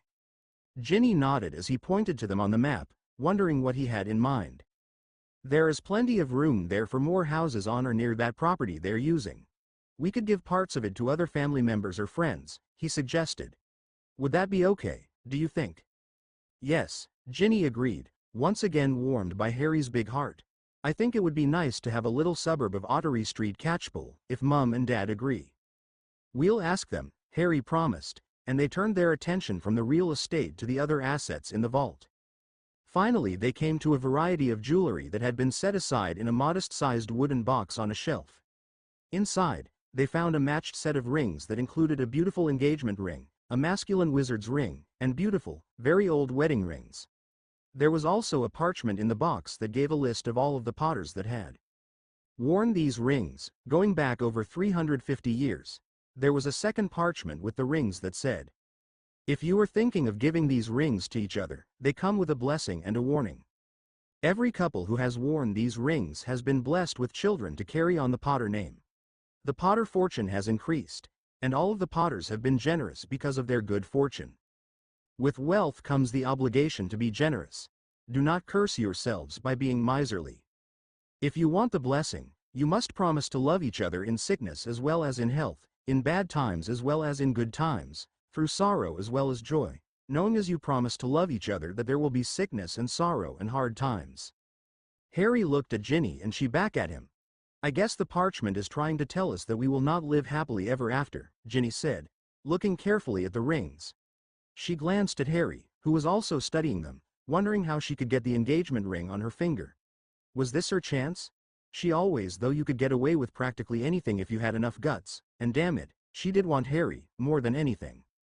Harry waited a short while for everything to sink in. He was about to put the box back, when Ginny motioned for the small inner container that contained the rings, so he gave her the little box. She took the man's ring out, looked at it and put it on Harry's hand. It looks really good on you, Harry, said Ginny with a big smile on her face. She then took the engagement ring out, looked at it and gave it to Harry. Ginny put the tip of her ring finger into the engagement ring.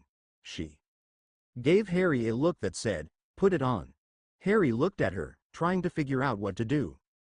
Harry had really not planned on asking Ginny to marry him right now.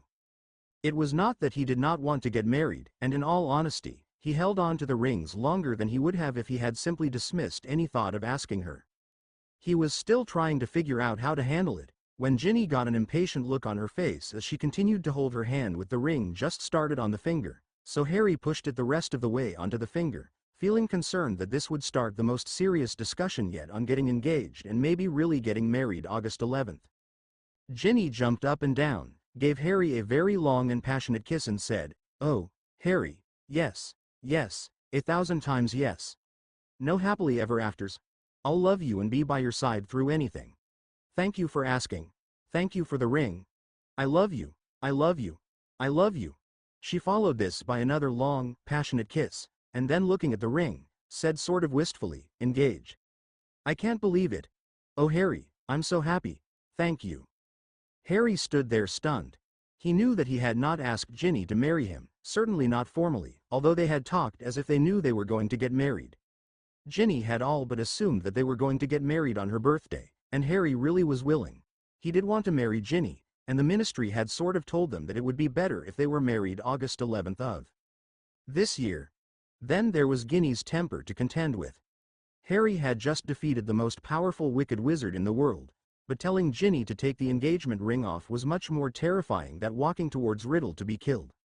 Harry decided that being engaged was vastly easier than any other alternative that he could come up with. Ginny, in truth, had not planned this, but when she saw the beautiful rings in their box, inspiration of the moment had taken over and everything just happened. When Harry put the ring on her finger, she was not about to let the moment pass. She really was unbelievably excited, but also thought that she needed to stay vocally excited, so that Harry could not say much. As they left the vault, Ginny was also a little stunned that she had gotten away with saying, yes, to Harry, when he really had not proposed. Well, however it happened, she was engaged to Harry Potter. Take that, all of you witches who want him. He's mine, she thought, relishing her victory. She was surprised by how relieved she felt too. Those witches no longer represented as much of a threat. They found Bill and Michael working together, and Harry lost no time in going over the property and what he wanted to do with it, although he said nothing about the wedding rings he'd found nor the engagement. He was still feeling stunned and was not quite ready to say anything yet. Bill looked over the parchments and understood immediately what Harry and Ginny were trying to do, though not so immediately how to do it. This is going to take a little time, Harry, Bill warned. Can you stay a while? Yes, we can stay, Harry assured him.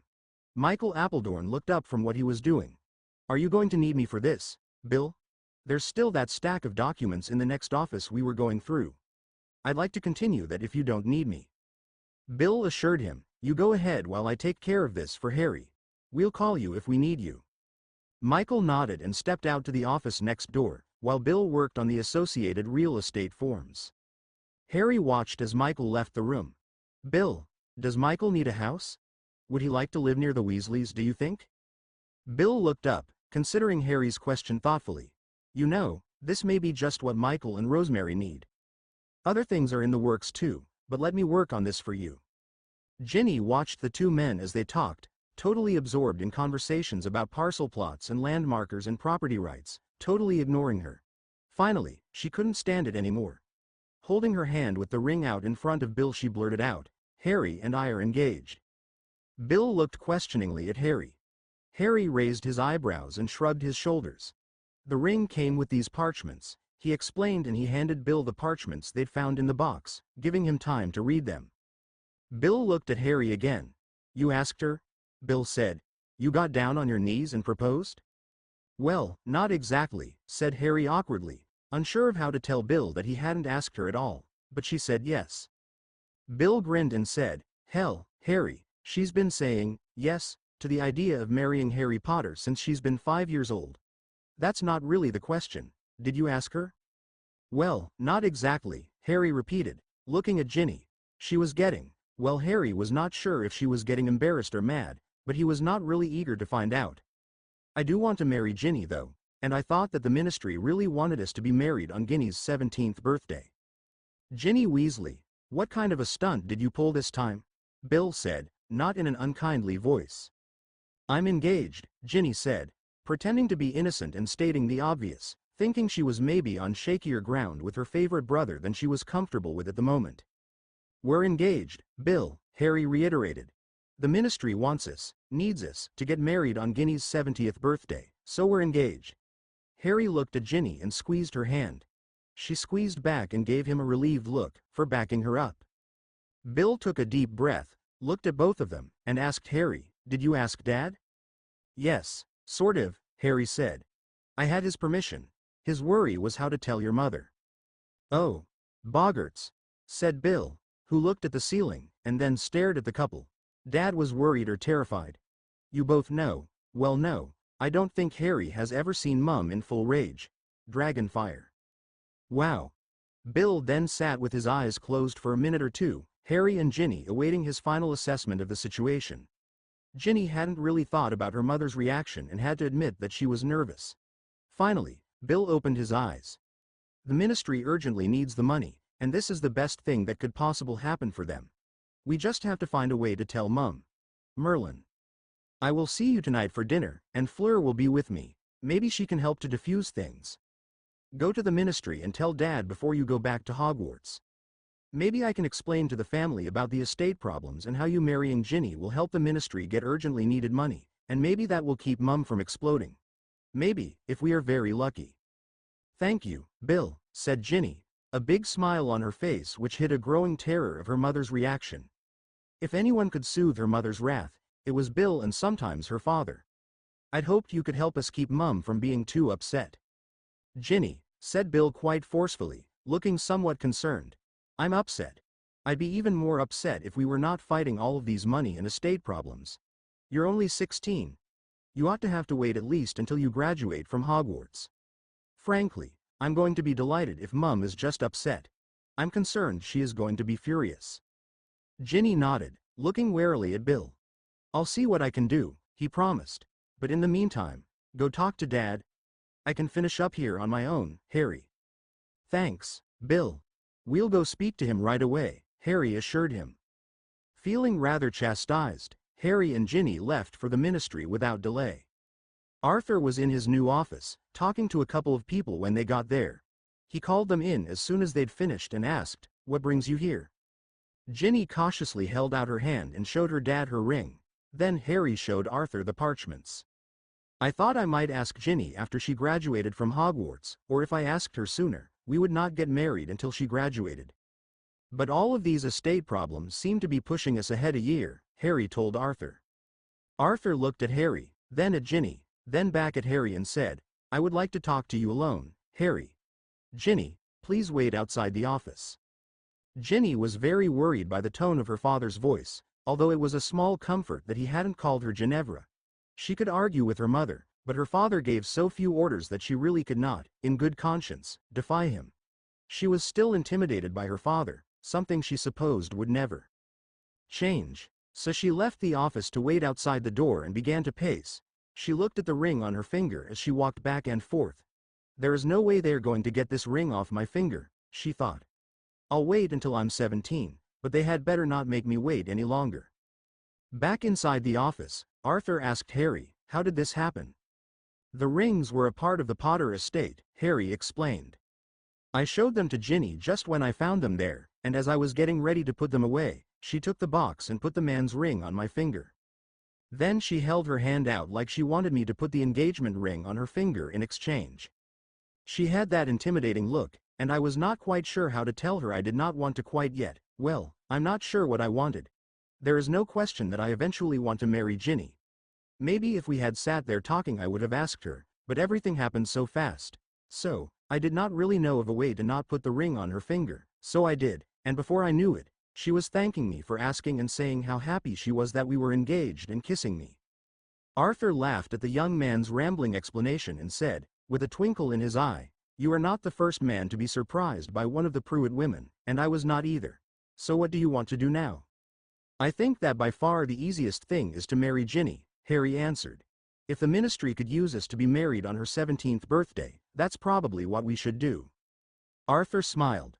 Well, Harry, getting married is not really such tough duty. Molly and I got married early. Welcome to the family, son. We've thought of you as a son and loved you as a son for some time now. Feel free to call me Dad, if you want. Ginny is probably going crazy. We had better let her back in. Ginny walked in and warily looked at Harry and her father, who had taken the grin off of his face. Arthur looked calmly at his daughter. Well, it looks like we have a wedding to plan, and we are getting another son in the family. I cannot complain about your choice of a husband, Ginny. Ginny went over and gave her father a big hug. Thank you, Daddy, she said from within his arms. But the safety of her father's arms didn't have the calming effect they usually had. Inside, Ginny was in turmoil. Was she really getting away with this? Keep cool, she thought. Act like this is normal. Keep cool. Potter is yours. Arthur looked at Harry and Ginny, suddenly getting very concerned, and said, Now, how are we going to tell Molly? Bill said that he was going to come to dinner and he promised to bring Fleur along. He may have some idea, Harry told Arthur. I'll try to get back a little early to make sure I'm there too, Arthur assured him. It's Friday, supposed to be the end of the work week. I think Percy should come as well. I hope Molly's not too upset. Oh boy, Molly. Thanks, Arthur. We appreciate it, Harry replied, answering for both himself and Ginny. Arthur nodded. By the way, Harry, speaking of the end of the week, the money from the first 2 estates really helped. We are not worrying about paying for the foreign orders just now. For this week and a few more, I hope, with your help, we'll have the funds to cover it. Thank you. You're welcome, Harry replied, as some more people came to Arthur's door.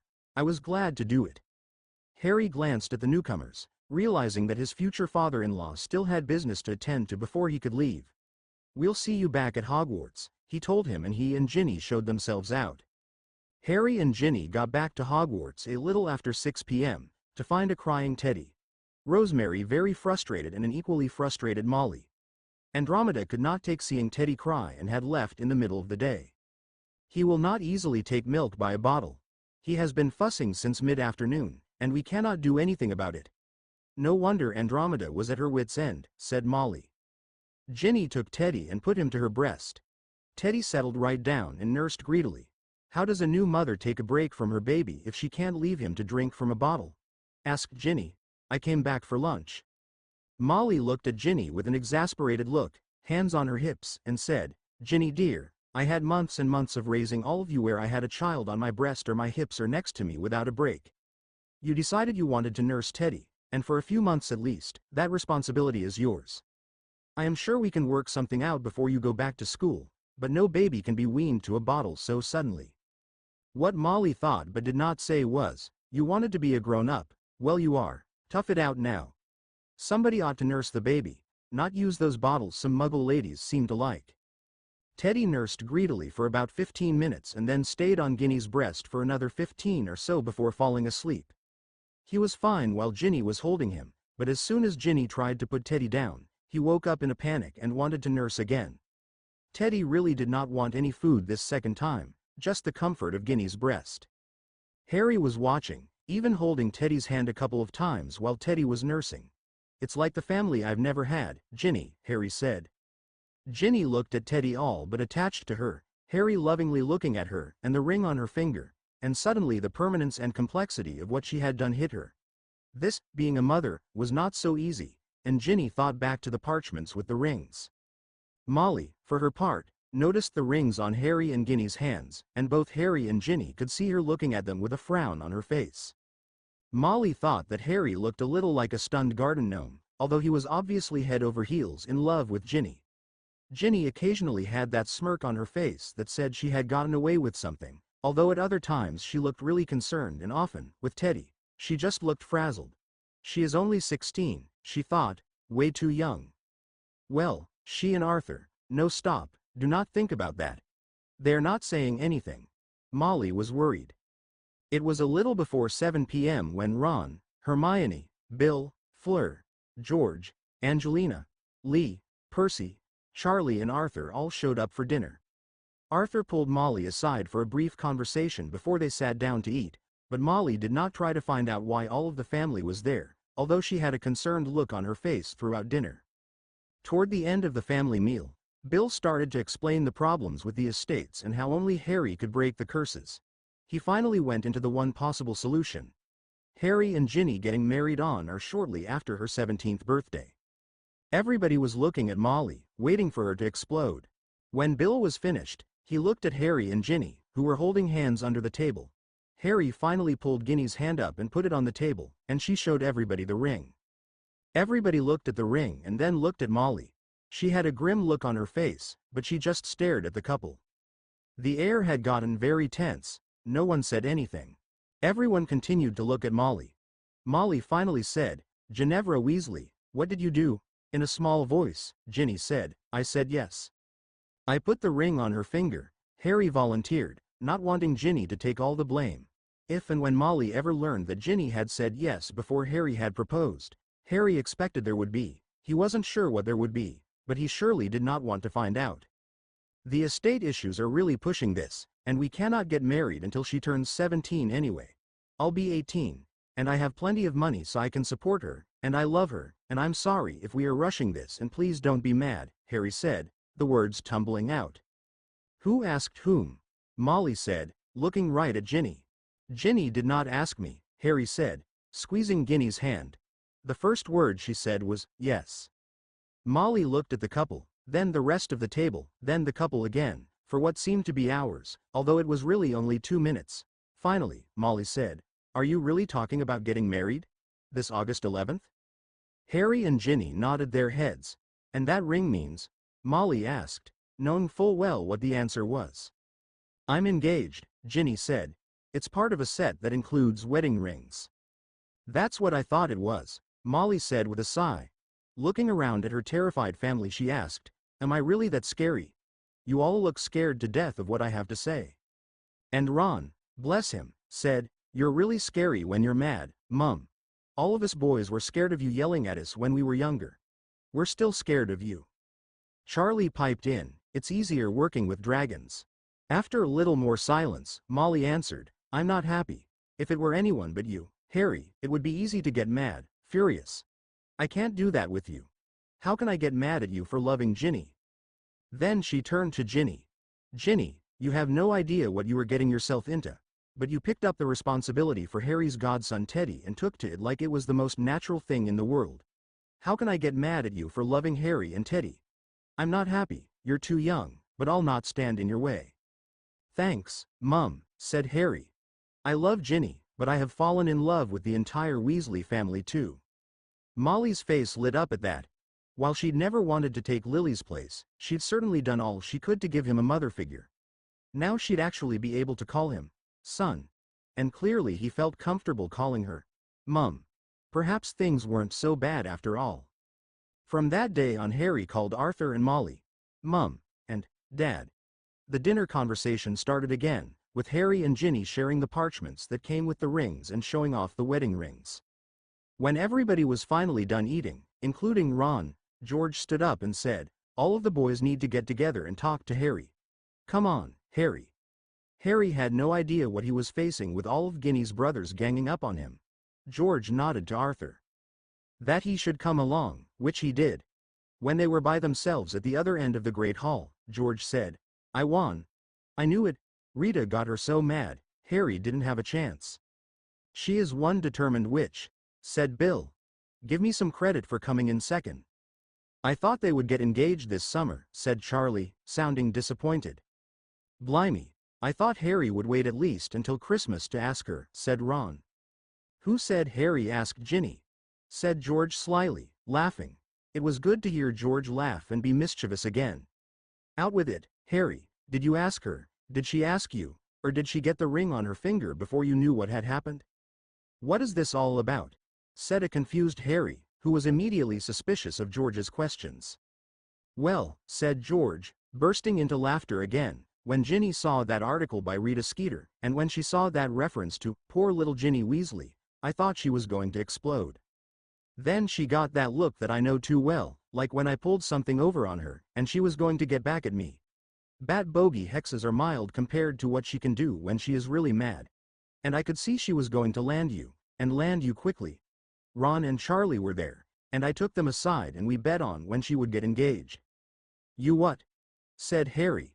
Then we asked Bill and Percy. We all sort of expected Percy to pick the longest time, but Bill's pick was a surprise to me. Meanwhile, we also wagered on who would ask whom. Out with it, Harry, did you ask her, did she ask you, or did she get the ring on her finger before you knew what had happened? Harry was smiling and sort of shaking his head. I was showing her the rings and getting ready to put them back. She reached for them and put the one ring on my hand. Then she gave me the other ring and gave me a look that said, put it on my hand. As Harry was saying this, he was holding out his hand like Ginny had done. You know the look that both your mother and sister get that says, you'd better do what I want you to do or you are in big trouble. So I put the ring on her finger and she was jumping up and down and kissing me and thanking me. Harry really didn't want to say that Ginny already had the ring partly on her finger. He was beginning to be embarrassed enough that he had not asked Ginny. I knew it, said George. I knew it. Well, Harry, as far as I am concerned, all you have to do to be welcomed into our family is to propose to Ginny. Down on your knees, formal, like you should have done. but in front of the whole family. On your knee, mushy formal, oh Merlin, said Charlie, chuckling. If you're going to be a part of this family, son, you'd better do what your brothers tell you to do, said Arthur, laughing along with his boys. All of the brothers pushed Harry back to the table where the girls were looking at them. Meanwhile, many of the people in the Great Hall were watching, and other people seemed to be joining them. There was going to be a large crowd for Harry's proposal. Harry decided that he had better get it over and got down on one knee and said, "Ginny, will you marry me?" Not good enough. Not formal enough. You can do better than that. Reject, do over. All of the boys were kidding Harry at once. Harry was almost as red as Ginny's hair. She had a victorious smile on her face that was a mile wide. Fleur, Hermione and Angelina were laughing as hard as the boys, and even Molly was smiling. My fair lady, my princess, my happily ever after girl, I have slain the wicked wizard and have come to ask the fairest lady in the land for her hand in marriage. Will you spend the rest of your days with me? Ginny looked at her brothers and said, Is that good enough? Your call, sister dear, said George pompously. Ginny gingerly handed Teddy to Fleur. Yes, yes, yes, fair prince, Ginny said, as she pushed Harry down to the floor and kissed him, really snogged him good. Everyone in the room clapped and cheered and laughed. Welcome to the family, bro, said George, giving Harry a hand up once his sister had stopped mauling him, and one by one all the brothers gave him a big hug and welcomed him into the family. Molly quietly said to Arthur, I thought he already asked her. Ah, yes, dear, but the boys insisted Harry propose publicly, Arthur improvised, covering Harry's lie of omission. Bill brought out an envelope of parchments and asked, Does anyone mind if we make this engagement formal?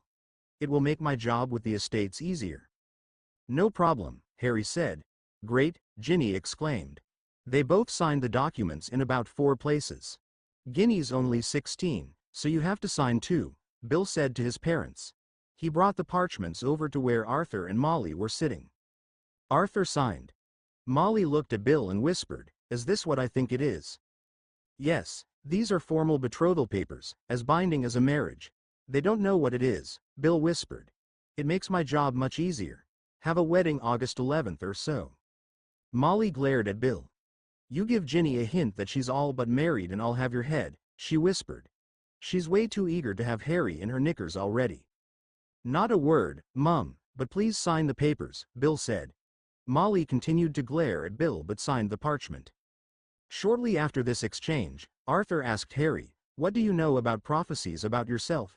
Prophecies beyond defeating Voldemort. Tom Riddle, Harry promptly corrected. Call him Tom Riddle. It makes him a common human, not the Lord of something. Harry then looked quizzically at his future father-in-law. Prophecies about after I defeated Riddle. I thought I would be dead. No one said anything about after defeating Riddle. There is something big going on, Harry, and you are right in the middle of it, Arthur said, feeling bad about placing even more burden on the young man's shoulders. Al Van Lente, he is head of the International Aurors Association, the group that is helping us. He's a big wig in the International Association of Witches and Wizards, and he is really concerned about you and keeping you safe, because of the prophecies. I don't understand it, but somehow. That you defeated Riddle and how you defeated him has changed some things. I'm just glad I'm alive, a slightly astonished Harry said. He just finished with one prophecy that nearly got him and everyone he loved killed. He wasn't ready for another one. Even the engagement, son, Arthur said, pondering Harry. Alvan asked me before I left what had changed with you, and when I said that you and Ginny were engaged. He nodded and said, Oh, that may explain it, without ever telling me what it was. Bill said that Creature said, just before they parted, that something had changed, something I guess good, something that made Bill and Creature's job easier. Creature said Bill is your brother in love now, I guess, even before you were married. Not in law but in love, and that will make a difference in allowing Bill to work on the estate. Harry had no idea how to respond to this remark. His whole early life with the Dursleys had been completely without love, but conversely his experience with the Weasleys had shown him so much love. He was fine with being Bill's brother in love, but how that made estate issues easier was a total mystery. Arthur looked at Harry, then Ginny, then back and forth a couple more times. Ginny was talking to the women, almost but not quite waving the ring around, obviously very happy. Arthur grabbed one of Harry's hands in his hands, and holding on in an intimate manner, laughed and said, "Someone else is very happy you're alive. We all are, but one little red-headed girl in particular is more grateful than all of us. Thank you." "Thank me?" asked Harry. "Thank you." Harry put his other hand on one of Arthur's hands so that both men had both hands touching, took a big breath and sigh, and with tears almost coming said, "I think I'm the happiest I've ever been. It's not going to be easy, but it's going to be all right." "It's not going to be easy, but with a good woman beside you it's always better," Arthur said, nodding his head in affirmation. A little later, as they were heading up to the dorm, Ginny asked, "What was that all about? All of that with my brothers?" Harry said, "I guess I should have read that article by Rita Skeeter. George said that when he saw you read that and get mad, he was sure we would be engaged within a couple of weeks. All of the other brothers had dates further out. They were taking bets on when we would get engaged." "How could they?" said Ginny indignantly. "Then they bet on who would ask who. George had it right on. You would get a ring on your finger without me asking you," said Harry, as Ginny looked like she had gotten caught. "And since I had not said the words, they insisted that I formally propose." Ginny kind of huffed as she replied, "Well, we both knew we were going to get married. It was nice hearing the words, though. Thank you for proposing to me in public. I loved it and I love you." Harry answered back, "I love you too. George was right, you are one determined witch. I have a lot more respect for your father, living with your mother. I bet our kids are going to be just as terrified of you as your brothers are of your mum." "Little me," said Ginny, with a smirk that left no question that she intended to be every bit as formidable as her mother. "And will it be just only our children or you as well?" If Harry did not know he was in trouble before, he knew it now. Ginny was one formidable and determined witch. He quickly said, "Maybe not just our children. Their father isn't going to be real eager to get their mother mad at him." Once they were up in the dormitory room, Ron and Hermione joined them. Ron looked at Harry and said, "What did you go and do that for?" "What?" said Harry, thoroughly confused at the statement said to him. "Ginny is my baby sister. She's not old enough," said Ron, winding up for an argument. Ginny handed Teddy to Harry and then looked at Ron with the "I'm about to explode" look that everybody knew too well. "I'm your baby sister, am I?" "Baby?" she questioned. Then she said, in a quiet but determined voice, "Look at these," pointing to her breasts. "I'm nursing a baby with these. I've got all of the other necessary parts, too," pointing down to her hips. "There is no reason why Teddy could not be Harry and my baby, no reason why I couldn't have gotten pregnant last summer." "You didn't?" said Ron, looking so shocked that Harry almost laughed. "Didn't what?" asked Ginny. She was getting dangerous. Her hand was poised to grab her wand. "Have sex with Harry last summer," said Ron, looking at his trainers. "No," said Ginny sulkily, remembering her brother's interruption on Harry's birthday. "Maybe if we had, I could have come with you," Ginny said jauntily, with a big smile on her face. "No," said Ron. He got a panicky look on his face. The thought of Harry and Ginny having sex in the tent while they were on the run horrified him. He finally asked, "Are you?" Ron had gotten completely Weasley red in the face at this point. "Are we what?" asked Ginny, sounding exasperated and looking like she could explode at any moment. "Sex," said Ron with the horrified look still on his face. He couldn't quite believe he was having this conversation. What had he been thinking, to confront them? Ginny looked over to Harry, who said to an expectant-looking Ginny, "I told your dad we would wait." Ginny gave a deflated sigh. "Wait until when?" Ron retorted. Harry got a pensive look on his face. "I kind of expect until we get married," he said. "No sex before, but I kind of expect that after." Hermione piped in, "Of course you're going to have sex after you're married. If you don't, you're not married. And you have to keep doing it," said Ron, still looking horrified. "And once you have started, if your partner comes to bed all hot and bothered, are you going to say, 'We did it once, that's enough'?" said Hermione, looking directly at Ron, inches from his face and poking her finger into his chest to emphasize every "you, your, and we." Ron looked at her. He was suddenly very aware that Hermione was talking about the two of them, about Hermione having sex with him. Harry having sex with his little sister was one thing, but Hermione, she was really talking like it might happen. Oh, he was on really dangerous ground here. "I guess not," Ron said very softly. There was an awkward silence. I was thinking of asking you to be my best man, Ron, said Harry, but if you don't think I should be marrying your sister, I love her, Ron. The timing is a little, oh, maybe we're rushing things some, but Ginny is the only one for me, and I love her. I'll be your best man, said Ron, suddenly sounding excited rather than righteous. Mum's got to be furious at Dad. Did you have his permission? Yes, I did, said Harry. Before she yesed me into getting engaged, well, your dad asked me how serious we were, and I said that I was going to. I mean, I didn't say when and I said that I hadn't, but we were talking about the ministry and the estate, and yeah, I sort of did have his permission. And then after we had gotten, after Ginny had the ring on her hand and well then we saw your dad again and he said it was fine but he was really worried about telling your mum. I thought Mum was going to explode, said Ron, with the eyes wide open surprised look so typical of Ron. Are you going back to Hogwarts? He asked Ginny, more curiously than accusingly. I hope so, said Ginny sort of pensively. I hope we don't have to live in the dormitory. The 4 poster beds do have curtains. I guess I could sleep with you in the boys' dorm, said Ginny looking at Harry with a teasing smile about Ron on her face. Then, she said, looking at Ron with her famous smirk, you could watch over us until we closed the curtains. Ron got, if possible, an even more horrified look on his face. He finally said, Hermione, could you imagine being married and at Hogwarts? I haven't been asked, Ron, said Hermione sweetly, giving him an innocent smile. Does Hermione expect me to ask her now? Thought Ron. How could I afford to be married? I couldn't even afford an engagement. Ring. Finally he croaked out an answer. Well, Harry has money. I've never had any money. I couldn't even afford a ring. Harry was reminded of just how much Ron regretted not having any money. Even if he wanted to ask Hermione just now, there was no way that he could do it financially. Hermione, would you be my maid of honor? Asked Ginny.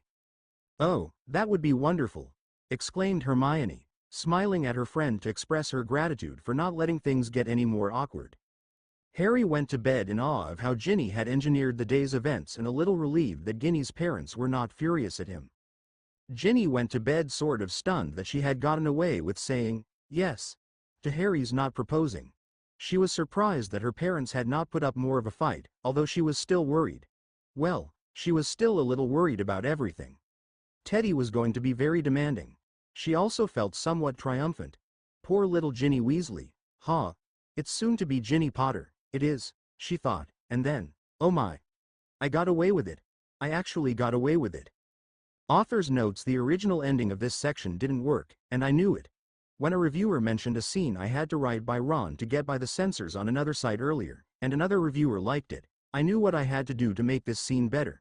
Your reviews do make a difference. Ch8, The Elves' Funeral and Harry's Talk. The Elves' Funeral and Harry's Talk with his mum. HPFFCH8. Even Harry Bloody Potter was intimidated by his beautiful Ginny. Harry Potter woke up Saturday morning, looked at the ring on his finger and looked over at Ginny. He thought of the last 2 weeks. 2 weeks ago he had no idea if they could complete the tasks Dumbledore had given him, no idea if he would even survive. Not much more than a week ago, he had survived the killing curse the second time, and almost a week ago, about this time, he had defeated Riddle. Then everything started to get complicated, although certainly in a more pleasant way. He looked at Ginny, beautiful Ginny. Ginny, whom he wanted to be with more than anything else in the world last year. Ginny, who had wanted Harry Potter for half of her life. Ginny, who was so determined to land Harry, especially after that newspaper article. Whoever married Harry Bloody Potter, the hero of, who surely did not feel like any hero, just a survivor, who defeated Riddle, whatever, was going to need to be a strong person. Well, Ginny, like her mother, was a strong person. Is that how he got engaged? Even Harry Bloody Potter was intimidated by his beautiful Ginny. This brought a smile to his lips.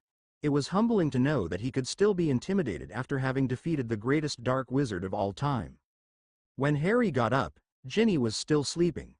After nursing Teddy in the wee hours of the morning, she'd gone right back to sleep.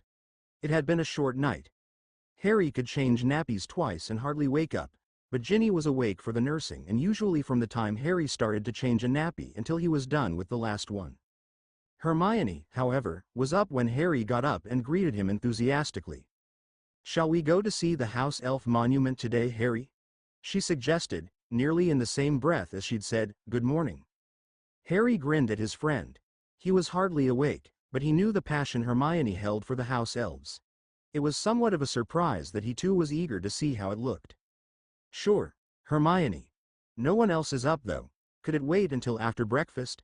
Harry suggested. Hermione shrugged. "Okay. Let's eat first, but if they're not up by then, they'll just have to catch up. Agreed?" "Agreed," Harry said with a smile, and the two friends went down to the Great Hall, where they breakfasted together. As soon as they were finished, however, Hermione rose from the table, waiting impatiently for Harry to join her. The two made their way out to the grounds, eager to see the space they designated as the graveyard and the new monument. It was just what Harry imagined. Black marble with a wide arch and doorway in the middle and two walls coming out from the sides. On the front of one wall were over 2,000 names in Elfish, with about 1,500 of them having English names below them. They stood admiring the impressive structure and were there reading all of the names and making plans for the funeral before any of the others awoke. The Elfish language had a different script, well more than a different script. When they talked about it later, Hermione said it looked like some of it was sort of Chinese or Egyptian, and at other times it looked to her like somebody had gotten carried away with different fonts and type styles. The names seemed to be reasonably long. Aristotle came out. When Hermione asked about the names, she was told that an Elfish name was much more than just an arbitrary thing appointed at birth, and that if you knew the language well enough, you could understand relationships and other things. Hermione thought that it reminded her of the way that Native Americans were named, to reflect personalities and roles within the tribe. "Very dangerous, showing so much of what we are," Aristotle said.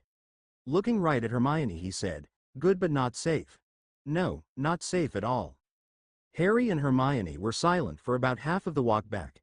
Eventually Hermione said to Harry, "So you and Ginny are engaged? You really asked her yesterday?" Harry looked a little embarrassed.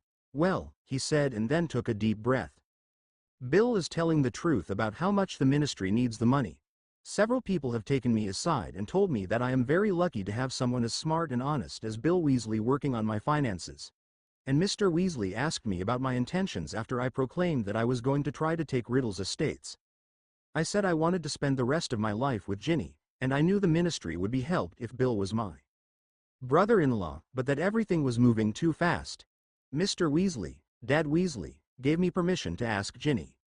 "You are avoiding the question, Harry," Hermione sternly said. "Well, she put this ring on my finger," said Harry, showing his ring, "and then gave me the other ring and made sure I knew she wanted me to put it on her, and when I did she thanked me and sort of assumed we were engaged. What was I going to do? Tell her that I didn't want to marry her? The ministry wants us married so Bill can handle all the estate and money issues, and I surely don't want to mess with finances. And I do love Ginny." Harry looked at Hermione. "I thought her mother would kill us. I'm amazed we got away with it." "Are you happy you're engaged?" Hermione asked. "Sure," Harry exclaimed, honestly. "Stunned, and everything is happening too fast, but Ginny and me, that's fantastic. How are you and Ron doing?" "I can't believe it, how considerate he is trying to be. He really is trying to please me. He makes me laugh, keeps me from being too serious." Hermione took a big breath, looked at Harry and said, "Life is a lot better." As hectic and complicated as things were, Harry had to agree with her. Ginny woke up shortly after Harry had left for the Great Hall with Hermione. Teddy was making some pleasant noises. She felt the nursing bra. It was almost out of Tonks's duplicated breast milk, and Ginny knew she was going to have to make some more before Teddy decided he needed to nurse. "I think Harry can get up and change nappies and go right back to sleep," she thought. "I'm not even sure he's awake when he is changing Teddy's nappies, not if they're just wet. I definitely can't sleep when I'm nursing." She picked up Teddy and felt the nappy. It was dry. Angelina and George were in the room, and Angelina looked sort of awake, so Ginny went over and asked, "Could you watch Teddy while I make some more milk and go to the loo?" "No problem. I'd love to watch the little tyke," said Angelina. Ginny went to the loo and then got out the bottle with what was left of Tonks's breast milk. She put in the proper amount of water and formula and said the spell that changed the formula into a duplicate of Tonks's milk. She then said the spell that sent most of the breast milk into the bra. Looking at her ring, Ginny thought, I don't need the eye touch of lust, I spell today. I need a eye touch of sleep, I spell. She thought this was going to be the second day in a row that she refrained from using the spell, although she was not totally sure why she did not want to use it. Fatigue had as much to do with it as anything, although the ring certainly helped. Ginny thought that Teddy had been up more that night than ever before, and she was seriously short of sleep. There were some really nice things about taking care of a newborn, but a good night's sleep was not one of them.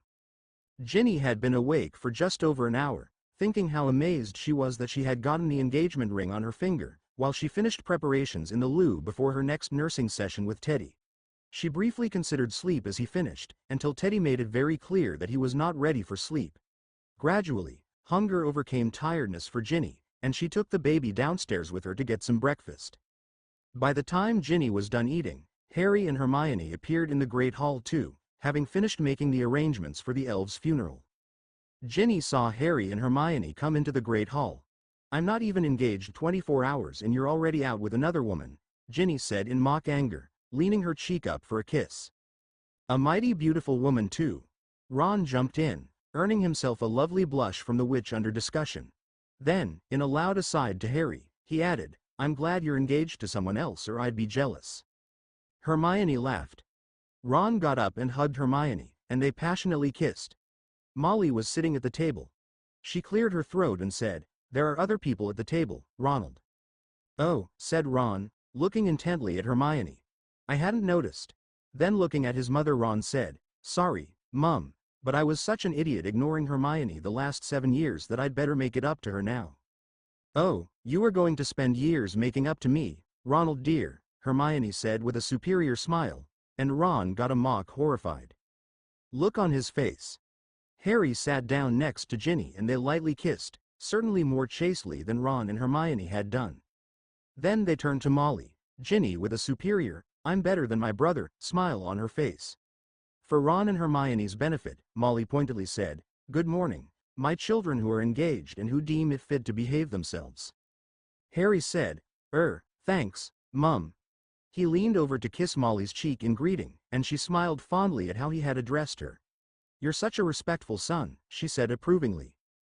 Ah, Mum, he's always been your favorite, why pretend any different? Complained Ron, albeit half-heartedly and with a grin that indicated his approval of Harry's inclusion in the family. She has good taste, said Ginny, rubbing Harry's knee under the table. That's because I'm the black sheep, so she has to take my side in things, said Harry knowingly, and he pointed to his hair to make his point. They all enjoyed a good chuckle, even Molly. She sobered first though, and much more seriously said, We really ought to start working on some wedding plans at some point soon. There's very little time for us to get everything organized. Harry choked on his cereal. While pounding him on the back, Ginny said, You're right. There is quite a lot to do. Maybe Creature can get us some bridal magazines to look at. Harry decided that this funeral ought to be covered by the Daily Prophet and called for Fox to find Cindy Bass, Arthur and Michael had to get back to work, but the rest of the family went out to the elf graveyard. The service was scheduled to start at 10 a.m. Just before it was to begin, Cindy Bass showed up with a photographer. She went over to Ginny and asked her what was going on. Cindy was usually a very good reporter, but for some reason she was terrified of Harry Potter, and had a very hard time asking him anything. Ginny tried to explain as best she could but told Cindy that she really needed to talk to Harry or Hermione, who had organized everything. Aristotle showed up with what must have been all of the house elves at Hogwarts, over 100 of them. One of the house elves being buried was named Twinkle. Her mate was at her side, and 2 elves carried her. It's English for her elfish name, because her eyes always twinkled. I'll miss those eyes, said her mate with tears in his own eyes. Hermione looked at the rather long name and thought that there was more to that name than just Twinkle, but kept her thoughts to herself. Harry was approached by another elf. My pappy did not have a name except for his elf name, but if you agree we would like to call him Dobby after the hero elf who saved your life, the elf said, looking up hopefully. I would like that, said Harry. Put on the monument that he is named after the Dobby who saved my life, please. Aristotle agreed to the request. The elves had 2 shovels, and Harry and Hermione went to the spot Aristotle indicated and started to dig the graves. When Harry looked up, He saw more and more house elves appearing. To his great surprise, Grabhook and Hammering had shown up to witness the funeral, along with a large number of goblins. Grabhook had the sword with him, and he smiled approvingly at Harry. Once the graves were done, the elves gently laid the bodies in the graves. Aristotle looked at Harry, and he began the speech that he'd worked on with Ginny, Hermione and Ron. They'd gone over every word, to make sure that everything was said in the best way possible. In fact, they had put in the same amount of effort to this that they had for the news conference. We are gathered here to honor the two brave house elves who lost their lives in order to help us defeat Tom Riddle and his Death Eaters. No one had ordered them to do so. No one had asked them to do so. But when given the choice of whether to fight or to hide, they chose to fight. They chose to defend Hogwarts and the world that they lived in. We honor them because they did what was right, not what was easy. They deserve the same level of respect as anyone who fought in this war. Twinkle, who was named for her twinkling eyes, will be missed by her mate, who dearly loved her. I'm afraid that I can't pronounce the name for the other house elf who was killed since it's in Elfish. But his son asked that we call him Dobby, to honor the house elf that I freed many years ago, who was killed a few weeks ago as well. That Dobby rescued my friends and me, during one of our most difficult times. He saved our lives, without regard to his own safety. Let us have a minute of silence to contemplate these two brave and worthy house elves who gave their lives so that we all might have a better world. Harry waited for the full minute, his eyes closed and his mind on the two elves. Then he looked out at the crowd, which seemed to have grown exponentially. Everyone's heads were bowed reverentially. He cleared his throat discreetly. With this moment, we also honor all of the house elves who have served Hogwarts for so many generations. They received no recognition from wizards. They got no thanks from the masters that they served. They took care of the wizards' most precious commodity, the children. It's time that we gave them the gratitude and respect that they have so arduously earned, with no expectation of award. We hope this monument is but the first of many things that will give the house elves of Hogwarts and all of the house elves the thanks and respect they deserve. Hermione then took up the mantle and said, "No house elf should have to die and be discarded like a piece of property. We hope that this graveyard will be a model for how house elves should be treated. This graveyard should be open to any house elf who wants to be buried here." Harry looked around again and very quietly said, "Aristotle, how many house elves are here?" 125,256, almost every house elf in world, sir. All decided to come, even if owners wanted them to do something else. Or giving house elves too much is terrible gift. Harry Potter. House elves only had to obey, no freedom, no judgment. Now we has to decide rights from wrongs. Not easy. Most house elves not accept this gift. Just because we put the names on the monument in Elfish? Asked Harry. Aristotle thought for a moment and said, as combination. Monument, Elfish, what you do with creature, marker for Dobby, everything. Many other things happening. Free house elves in North America, many changes, scary. Did we do the wrong thing, Aristotle? Asked Harry, noticing how many of the house elves displayed the signs of self-torture that had become familiar to him. There were bandaged fingers, black eyes and a fair amount of bleeding amongst many of them. Aristotle replied, "No, Harry Potter. You is doing the right thing. Is house elves' problem. It's all of our problem," Harry insisted. Aristotle looked surprised by that pronouncement. Maybe so, Harry Potter, maybe so. Most of the other house elves vanished, but there was a small group that was taking some time to move. It looked like there were 8 injured or sick house elves, and a like number taking care of them. Hermione asked, "Were all of them hurt in the battle?" "Half," answered Aristotle. "And the other half?" Hermione asked. Aristotle looked around. Cindy, the reporter from the Prophet, was there. "Cannot tell," Aristotle exclaimed. Cindy said, "Whatever the story, if it needs to be kept private, I will not write about it. I will pretend that I was not here." Aristotle looked uncomfortable, but continued. "Sometimes house elves sick or hurt and owners give them freedom just so owners do not have to take care of them. Easier than killing them. Professor Dumbledore let them come here. Professor McGonagall says we may keep doing same. Just not so good medicine for house elves." Fleur walked up to the group with a witch and 2 house elves. Avenue, house elf. "Ehlers, I told you I would try to get, Aristotle," she said. They are from Z Only House Elf Medical Center in Z World, in North America. They will work, and then I am going to try to get them on Z staff of St. Mungo's. That's fantastic, Hermione said. Looking at Aristotle, she commented, changing the magic? Maybe a good thing? Creature, who was also there, grinned and said, oh, very subversive. One house elf owned by Harry Potter, very subversive. Many, many subversives. Many, many dangers, Aristotle said, nodding in agreement with Creature. More money and documents, Ari, Fleur apologized, as she brought out a batch of papers. Harry Potter Foundation to pay. Harry looked at Ginny, who was right next to him. It is going to be our money, not just mine, he said. It ought to be the Harry and Ginny Potter Foundation. I will make Z Shongays, Fleur replied. Ari at Ginny Potter Foundation. The other house elves and goblins all vanished within about 5 minutes. Aristotle and the house elves went back to the castle, as did most of the staff and visitors who had assembled. Soon only Harry, Ginny and Teddy, Ron and Hermione and Cindy Bass with the photographer, were all who were left. Cindy interviewed them all, collecting background information on Dobby and how he had saved Harry's life. She promised to owl Harry and Hermione with a draft of the article before it was published. The assembled group went back into the Hogwarts Great Hall for lunch. Harry sat with the extended Weasley family, while Cindy went around the hall, talking to other people. After the meal, Ron and George went off to talk by themselves. Teddy was fussy, and Ginny announced that she and Hermione were going up to the dorm room to feed Teddy, put him down for a nap and talk. Can I come? Angelina asked when she heard what they were going to do. I could use some girl talk time myself. Of course, Hermione assured her with a glance at Ginny. It is okay, isn't it?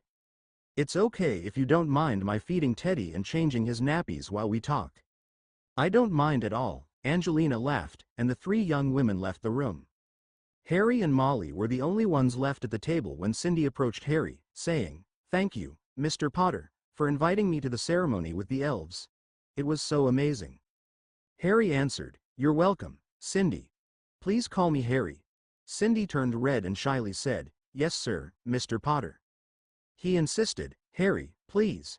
Cindy looked embarrassed and a little frightened and said, Oh, Mr. Potter, sir. I've never met anyone as important as you.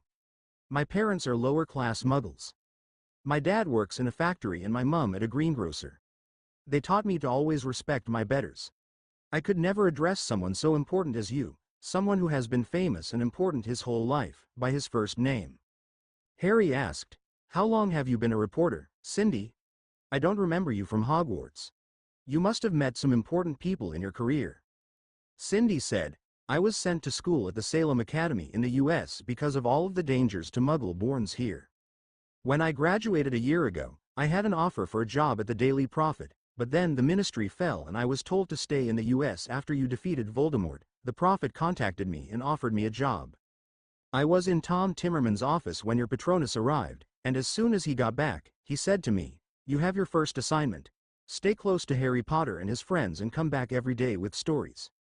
Ginny and most of your friends are easy to talk to, but sorry, sir, I am still afraid of you. You have always been famous and powerful and I have never been important. Harry said, How much do you know of my history? I definitely did not feel important and powerful when I spent the first 11 years of my life living in a closet under the stairs at my aunt's house, wearing my cousin's hand-me-down clothes, no friends, never a toy to call my own. Cindy replied, I never knew that, sir. Harry told Cindy, Things got better after I got to Hogwarts except that I spent the last 7 years with someone trying to kill me, someone who was killing my best friends. Every few months the students and wizarding community would change their minds as to whether I was a hero or a mad delinquent.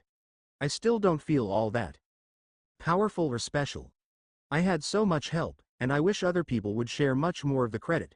Cindy, do me a favor and write more about Ron and Hermione, Ginny, Neville and all of the other good people who were so brave and did so much to bring down Riddle. Cindy answered, Yes, sir, Mr. Potter. Harry insisted, It's Harry, please.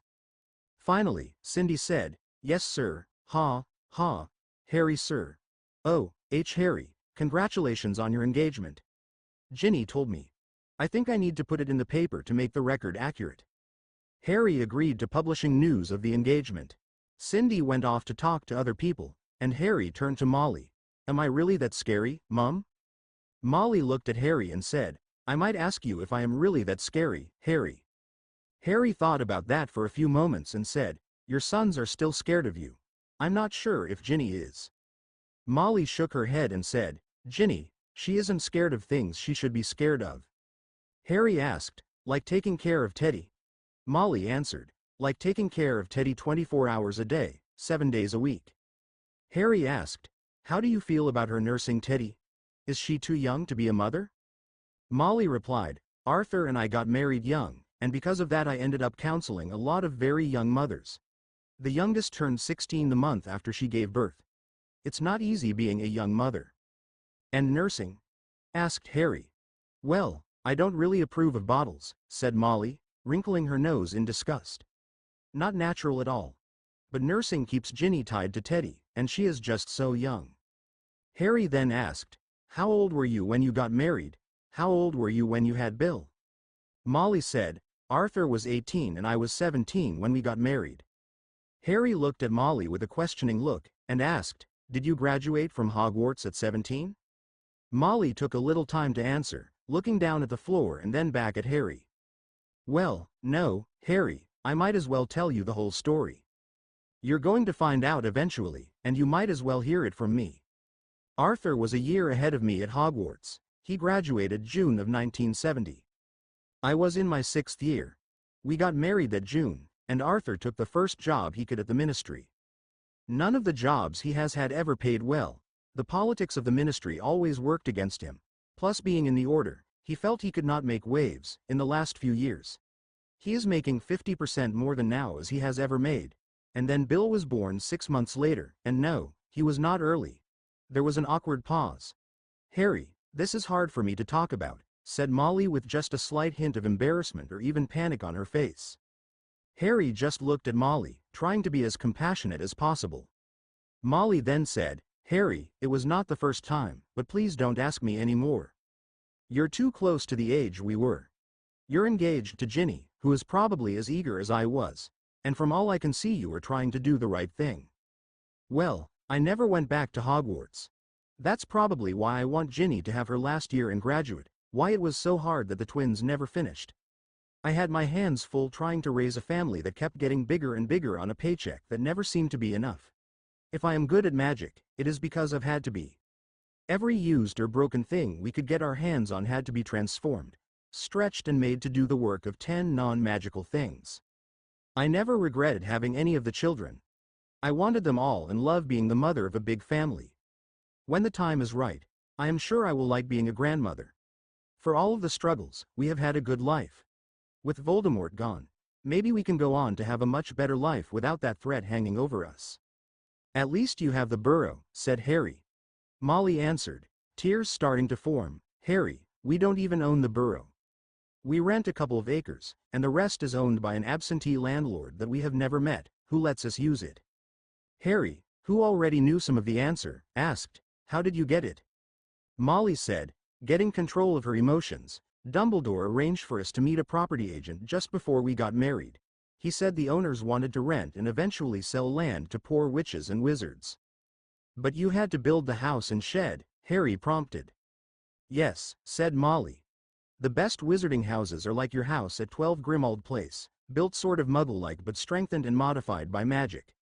We never had any money to build anything except by magic. Arthur is really worried about the burrow. He cannot get any indication that the fireplace is still connected to the flow network or that it even exists. To get her mind off of the possible state of her home, Harry then said, I know who owns the property, Mother. Harry looked at Molly, who looked back at him. There was something about the way he was speaking, full of love and emotion, which clearly touched her. Harry lost his train of thought then and said, do you have any idea how good it is to call you Mum? It feels so good to be part of a loving family. I really am lucky. We may not have a fairy tale happily ever after ending, but life is still good. Harry had never had a person he could call Mum, whom he could talk to as a mother. Aunt Petunia was never really a mother to him, never wanted Harry to call her Mum or Mother. In fact, she'd been quite vehement in reminding him that she was only his aunt and had not exactly volunteered to take care of him. Molly, in a questioning voice and with a puzzled look in her face, said, "You sound like Ginny with the happily ever after." Harry followed up with, "She told me a little about happily ever after. I didn't follow her script, her dream ending. I defeated Riddle on Saturday and did not marry her in a big fairy tale wedding on Sunday." Molly smiled and sort of thought out loud, she did like those Muggle fairy tales. The books were old and worn, but they were the best we could afford. We didn't have any little girl books when Ginny was born, and Arthur found those thrown out, and we repaired them. Ginny had, maybe still has, 6 little dolls that I charmed out of the chaff of some wheat. They could be transformed into whatever character she wanted. One was usually Harry Potter and another was Ginny. The others were a constantly changing cast of characters. And she would have brave Harry Potter slay the wicked wizard. Well, usually she and Harry Potter would slay the wicked wizard together. Harry and Molly both laughed at this. "She never was much of the helpless princess type," Harry said. "That's one of the things I love about her, how tough she is." Molly replied, "Well, no, she's never been much for the helpless princess role. She is a girl and really wants to be married, so after she had helped in the battle, her doll and the Harry Potter doll would kiss and the next thing you knew there was a big wedding and she would live happily ever after. Sometimes the happily ever after would have a doll transformed to be very small, a baby. Lots of times happily ever after was the end of the game. Well, then she met the real Harry Potter. When you were dating, she told me, the real Harry Potter is a lot nicer than the hero in my dreams. My dream Harry was always strong and brave, but he was not always gentle and good. The real Harry Potter is the person Ginny is in love with, the one we all love. Most girls want to marry someone who will be a good father. When you talk to Teddy, hold him and change him, I'm sure Ginny made a good choice." This sudden endorsement of Harry took him by surprise, and he did not know what to say. His throat felt tight and his eyes seemed suspiciously moist. He finally said, "Thank you, Mum. Your approval and trust means the world to me." They were quiet for a brief while. Then Molly said, "You said you knew who owned the burrow." Harry said, "I do." Molly asked, "Who is it?" Harry answered, "The Potter estate. I own the property now." Harry was very quiet. He knew what he wanted to do, but was not sure how to approach it. Molly looked like she was pondering this revelation, but she did not say anything either. Finally Harry said, "Remember the parchment that came along with the rings? It and documents attached to the property have said that if we want a happy marriage, if we want a happy life, then we have to be generous with our wealth. The property was supposed to be given to you years ago, but my parents died, and I was not of age yet. You need a nice house and whatever it takes, I'm going to make sure you get it. That's where Ginny and I will bring our children to see their grandmother and grandfather, so it's not like it's all just charity. It's to our advantage as well." Molly hid a smile. She enjoyed his sneaky way of forcing her to accept the offer. She said, "I hope the burrow is intact, but thank you for your offer. Could you build a couple of classrooms? Is there extra property that you could rent or sell to Rosemary and Michael? I have been talking to Rosemary about homeschooling the 6 children, and I may be helping her if we can work it out." Harry said, "Bill is already working on it. You're ready for small children?" Molly answered, "They're not that little, but yes, I miss having children underfoot." Harry asked, "Mum, what is going to happen to Teddy when Ginny goes back to school?" Molly said, "I'm not sure, but I expect Andromeda will either move in with us so that we can share taking care of Teddy or I will end up taking care of him. Plus, you and Ginny will have plenty of time on weekends and holidays to give us a break. I want Ginny to have a good year at school, but she is not going to just walk away from Teddy. I know I could never walk away from Teddy, not after losing my parents and so many other people," said Harry vehemently. "Teddy needs some more clothes," said Molly timidly. "Anything he needs you can get. Tell Creature and he will get the money. I will give you money to shop for Teddy. Please, let me pay for everything," said Harry. "Thank you, Harry, son," said Molly. "It will mean a lot to Andromeda to know that Teddy is going to be taken care of." Harry eventually excused himself and went up to find Ginny. She, Hermione and Angelina were still talking. Harry lay down and almost immediately fell asleep for a short nap. Ginny decided how she was going to answer the letters from witches interested in Harry. She included a copy of the newspaper photograph showing Harry, Ginny and Teddy Potter. The letter said, "Dear so-and-so, thank you for your letter. Harry Potter is indeed the kindest, most wonderful wizard in the world. He and I are very busy right now. Sincerely, Harry's Ginny. Ginny was not going to tell those witches that she and Harry were not married yet. By the time they found out, maybe she and Harry would be married. All of the other witches who wanted her Harry were going to have to go through her. Huh? Ginny was still a little shocked that she'd got away with getting the engagement ring on her finger. Ginny was tired the rest of the day, but she wanted to get all of the letters from witches that wanted her Harry answered. As soon as she answered a letter, she destroyed the original. Ginny also made sure that all of the photographs were destroyed. Harry spent the rest of the day answering mail as well, although in his case some of the letters contained difficult questions from people at the ministry, most of them about Death Eaters, or if someone was a Death Eater, sympathizer or a person just trying to not get killed. Some of them were very difficult to answer, especially since he didn't know every witch and wizard in England, despite his connection to Voldemort. Shortly before dinner, Molly came over to Ginny and said, "I need a little time with you alone, women's things." Ginny was very nervous, but she got up and left with her mother. About an hour later, she was back with a small package in her hand. "What are those?" asked Harry. "Birth control potions," Ginny said, pondering the package and feeling rather shocked. "Mum said I'd better get used to using them, so that when we are married, I won't forget and get pregnant before we want to have a baby." Ginny got her typical snarky look, gave Harry a long-lasting kiss, and with a huge smile, said, "I bet Mum doesn't think we will be able to wait until August 11th. "I'm going to try my hardest," Harry said, looking very serious. "Your dad trusts me." "Well, Mum doesn't trust me," Ginny replied offhandedly. She wriggled her eyebrows provocatively and added, "Probably with good reason." She looked at the birth control potions again and smiled at Harry. Harry thought, "Arthur warned me about passionate red-headed women. Ginny's ready to have sex at any time, and it is going to be my job to make us wait."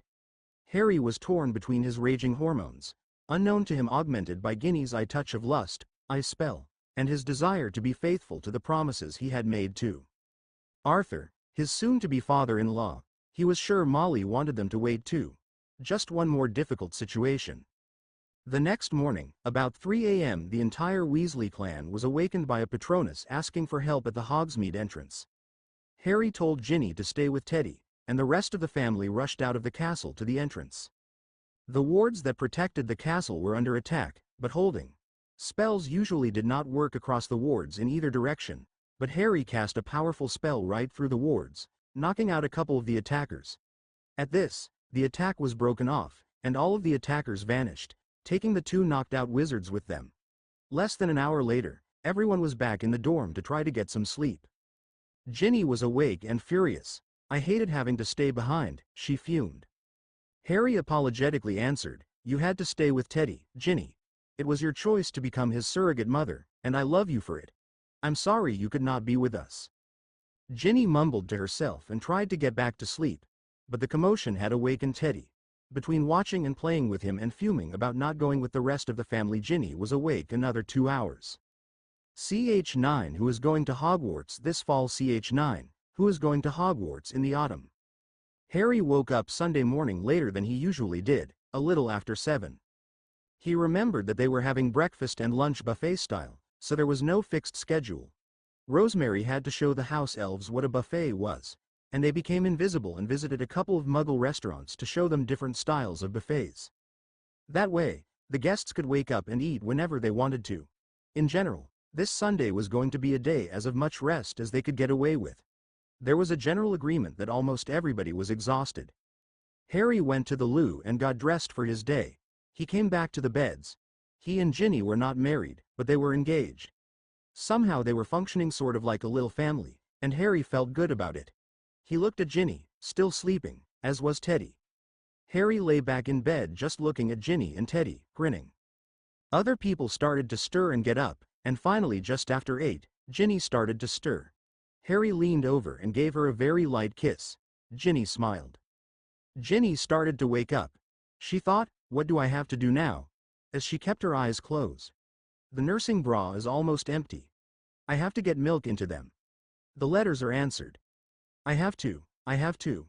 Harry gave her another very light kiss, and she opened her eyes.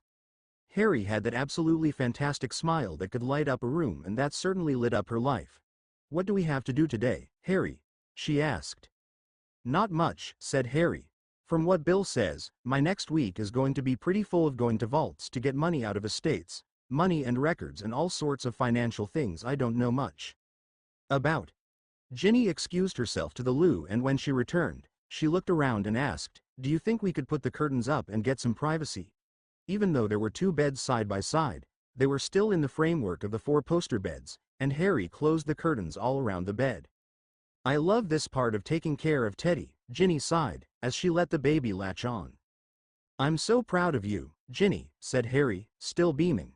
"After so much time fighting and running and never being able to think of the future, it is just so fantastic to be a little family.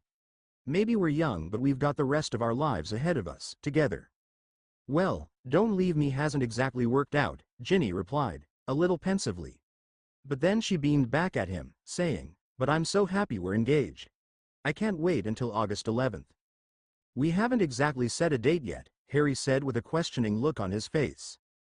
"I have," exclaimed Ginny. "Wind Teddy, Harry," she added absent-mindedly, as she handed Teddy to Harry.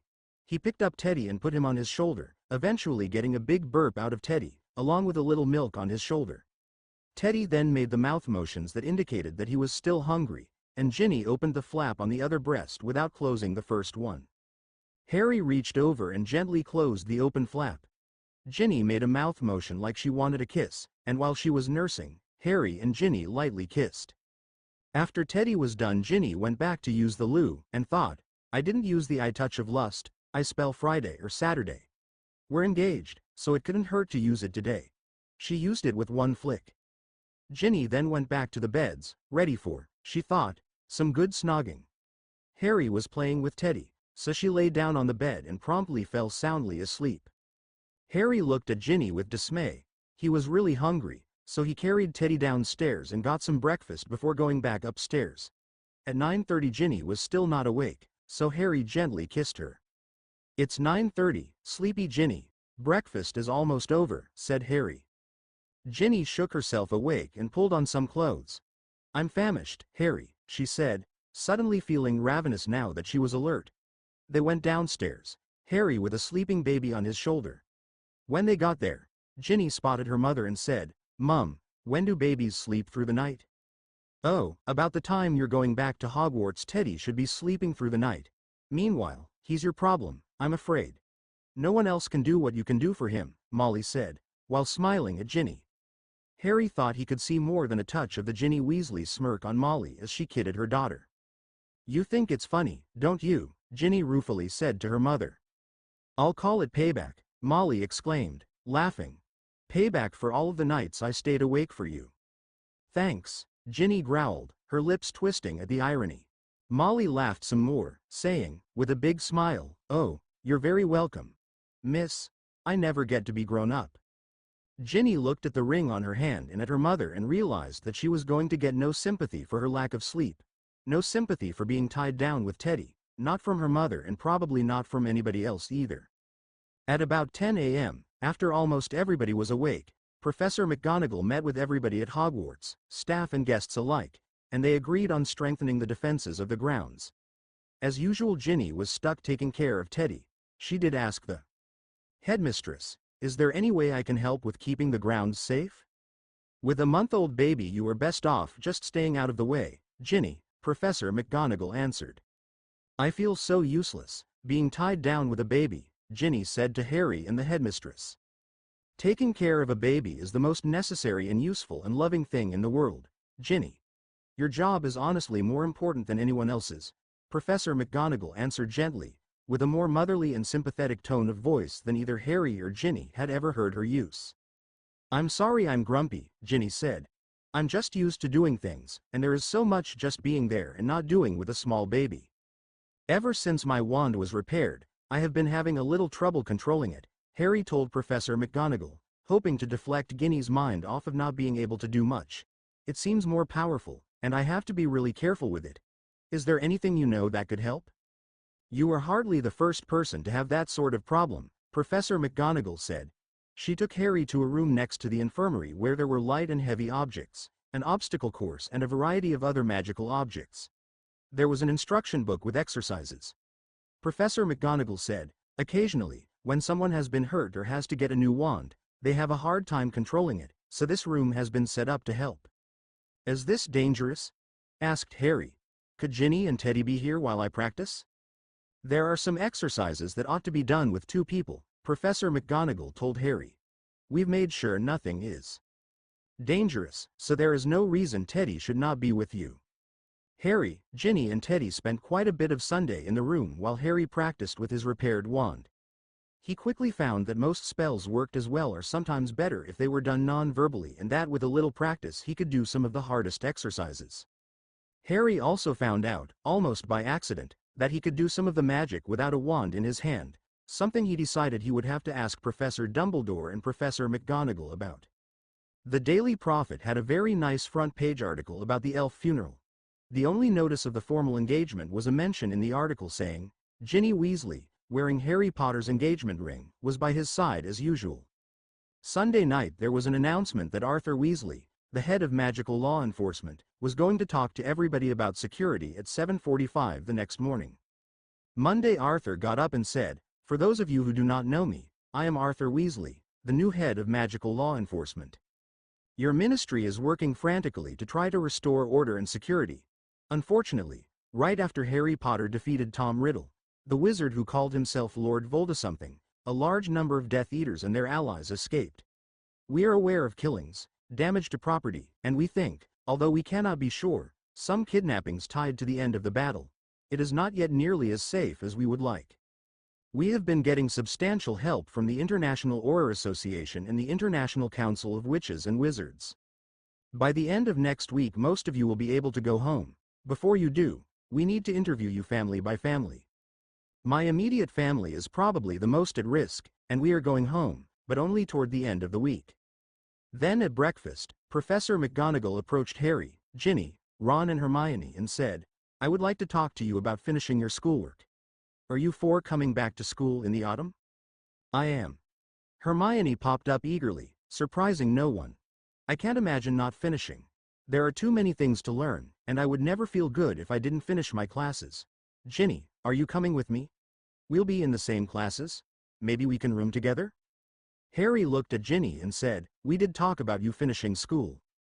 Ginny looked at Harry, a fair amount of conflict in her face, but finally looked up at McGonagall and said, as long as we can make sure that Teddy is taken care of I'll be back. Harry, Ron, what about you? Asked Professor McGonagall. I think I have too much to do. Too many things people want me to do, Harry replied. I'd like to finish, at least get the courses needed for becoming an Auror, but I don't see how I could be a full-time student. Ron was embarrassed.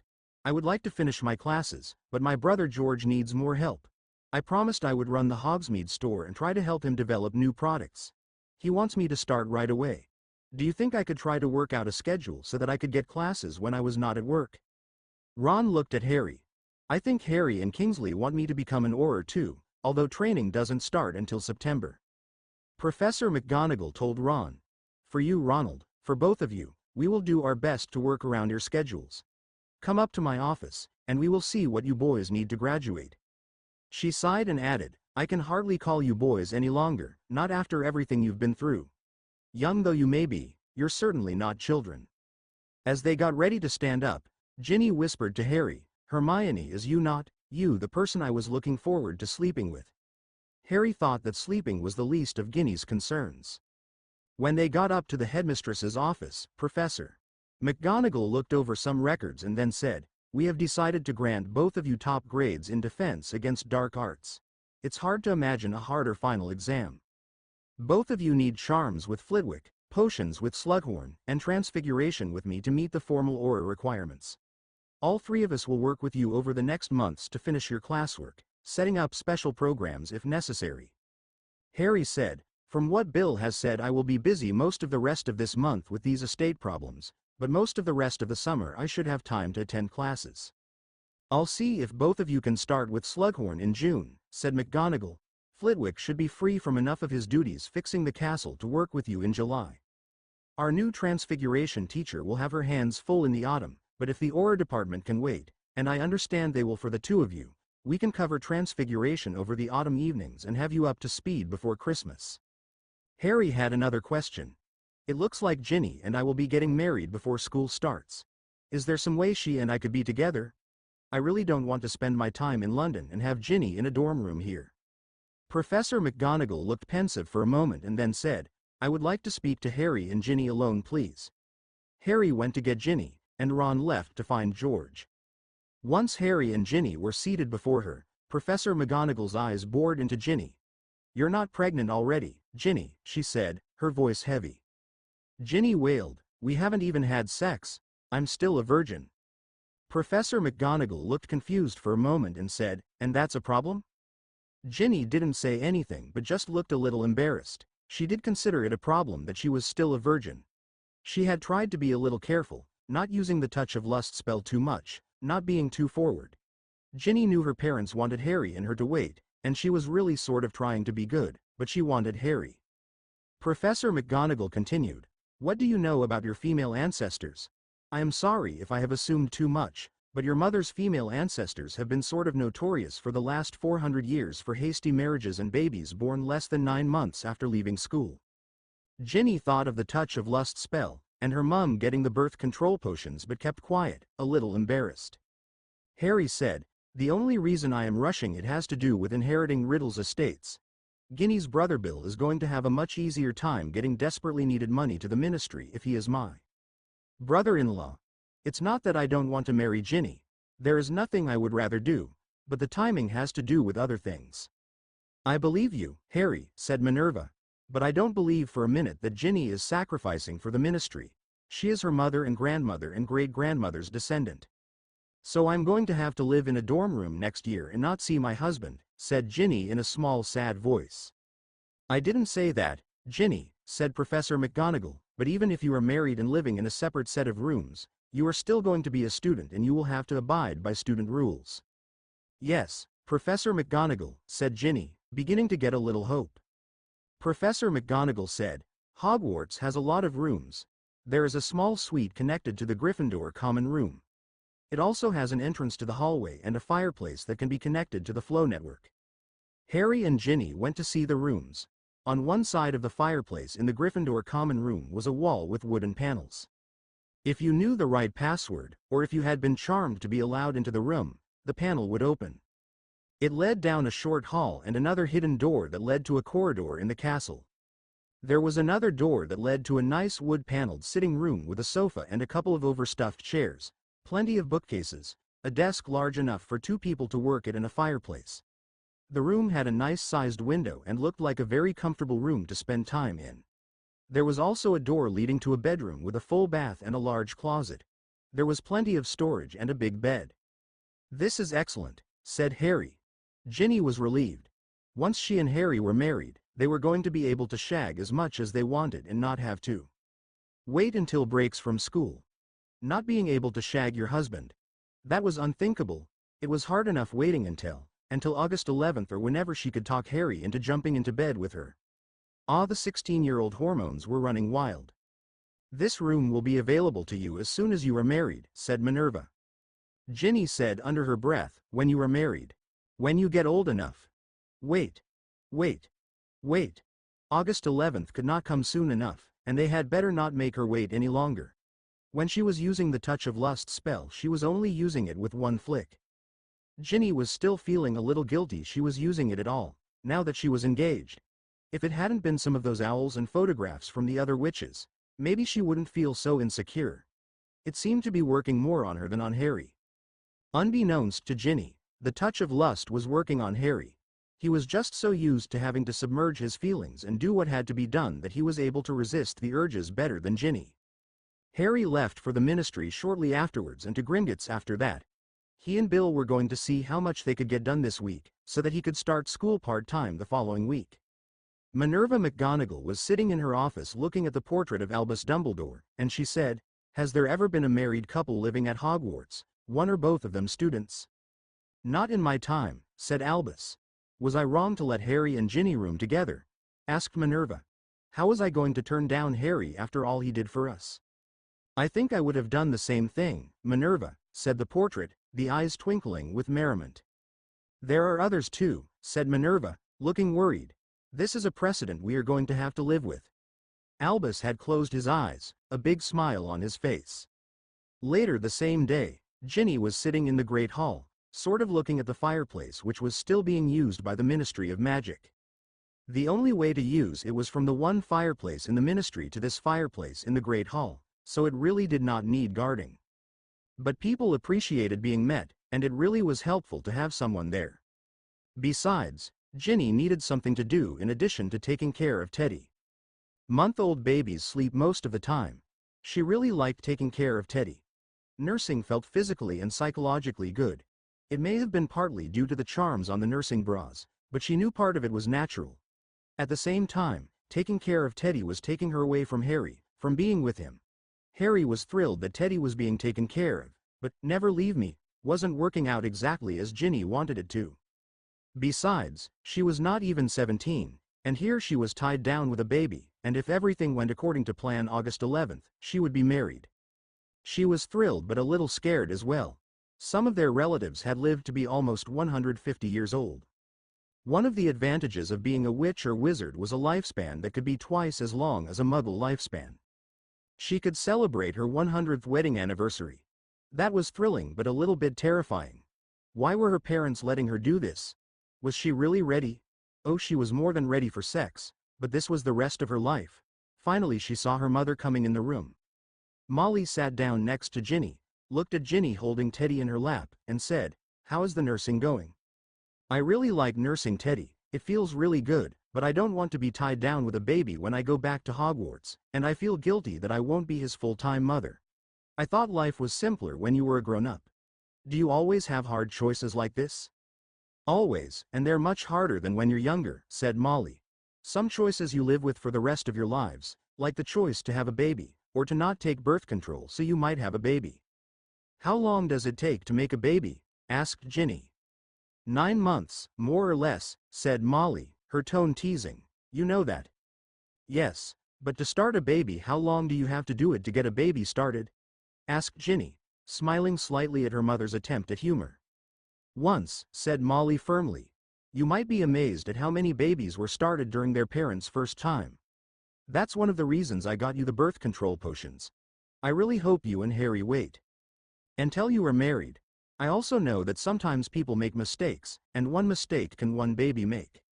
Molly put one hand on her hip, put a finger of the other hand inches from Ginny's nose, and in a no-nonsense tone of voice, said, "I am not giving you and Harry permission to have sex before you are married.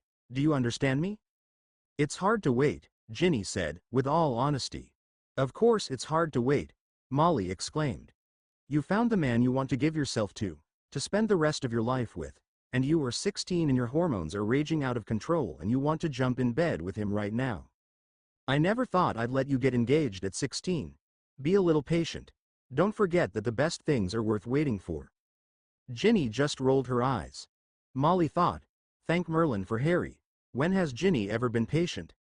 "I hate to sound stupid," said Ginny, looking rather ashamed, "but Ron sort of talks like maybe when Harry and I get married there will be a problem if, like sex is, like maybe I'll still be too young.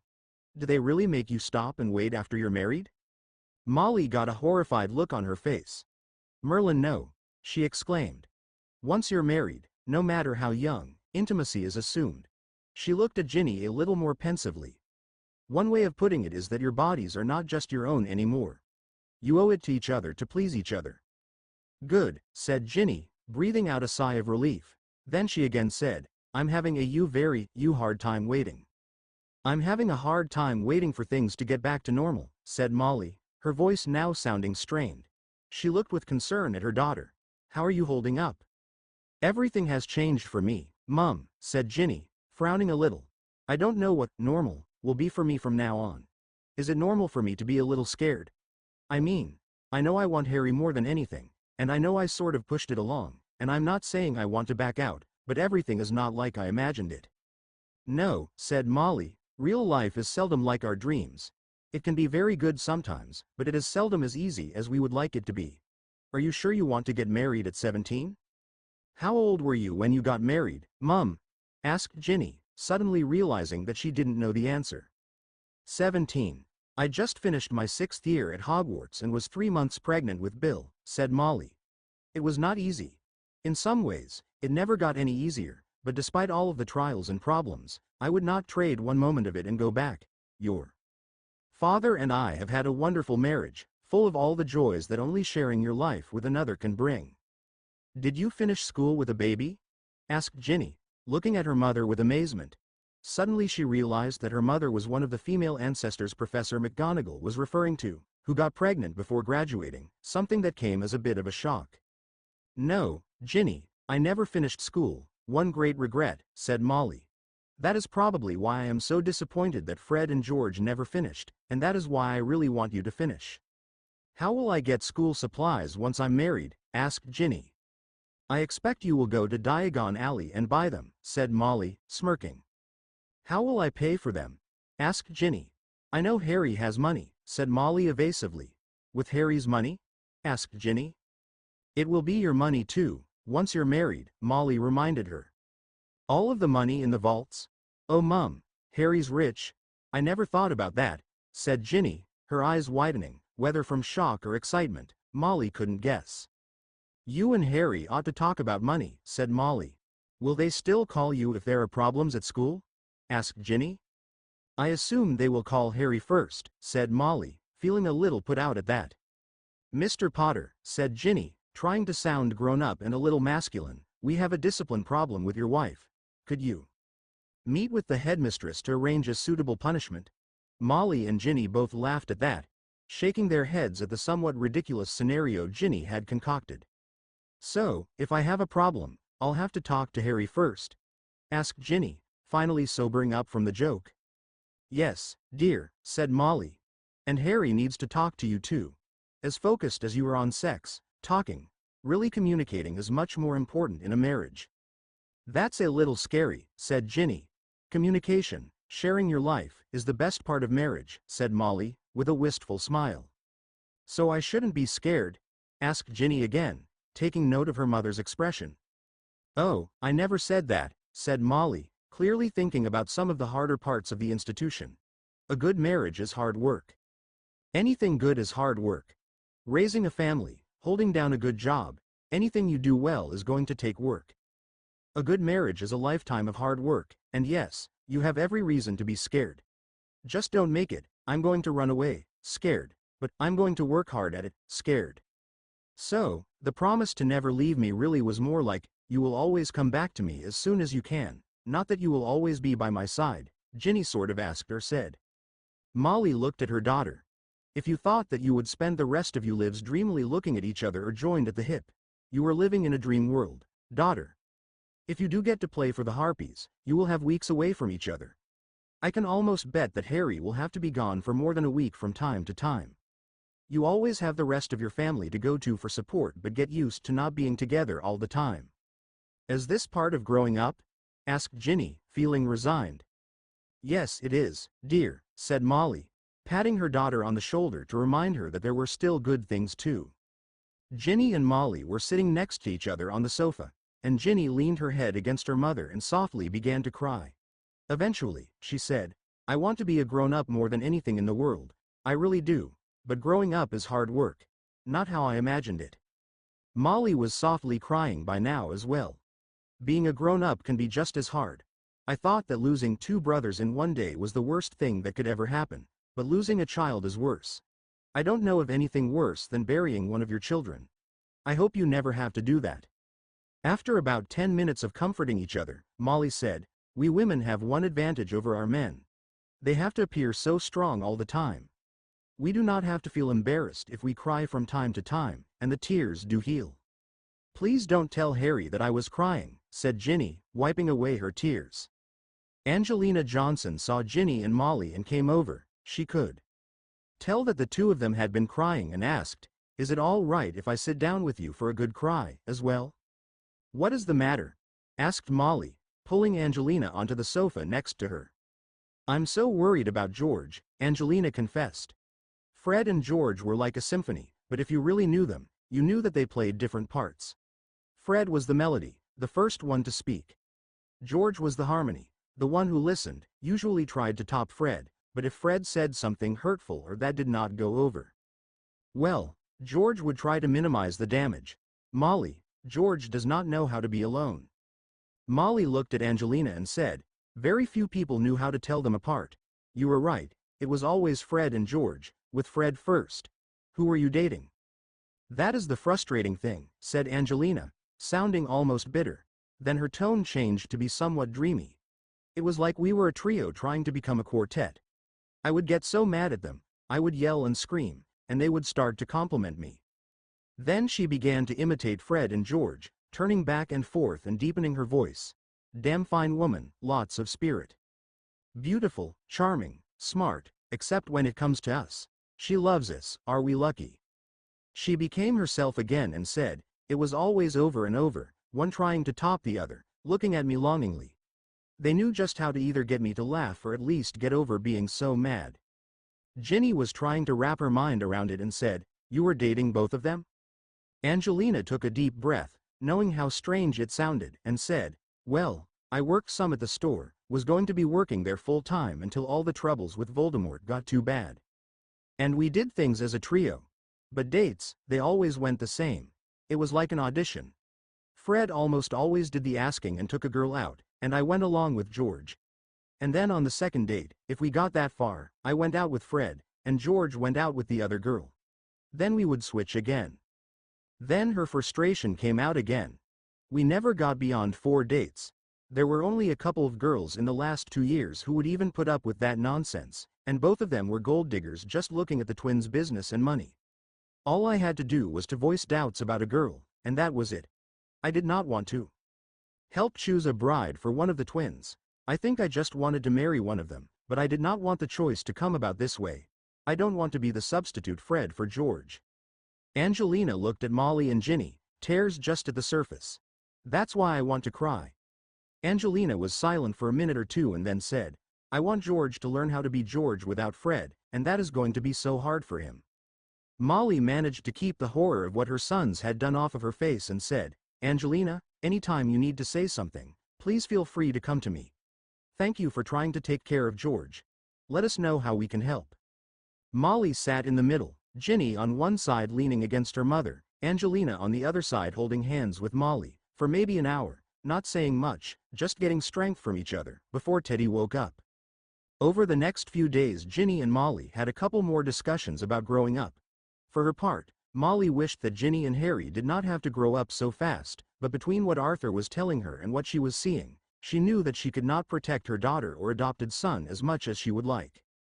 Molly also spent some time talking to Angelina, although Ginny was seldom involved in these conversations. When Harry got back that evening, Ginny asked Harry, who gave you money? Who paid for your school books?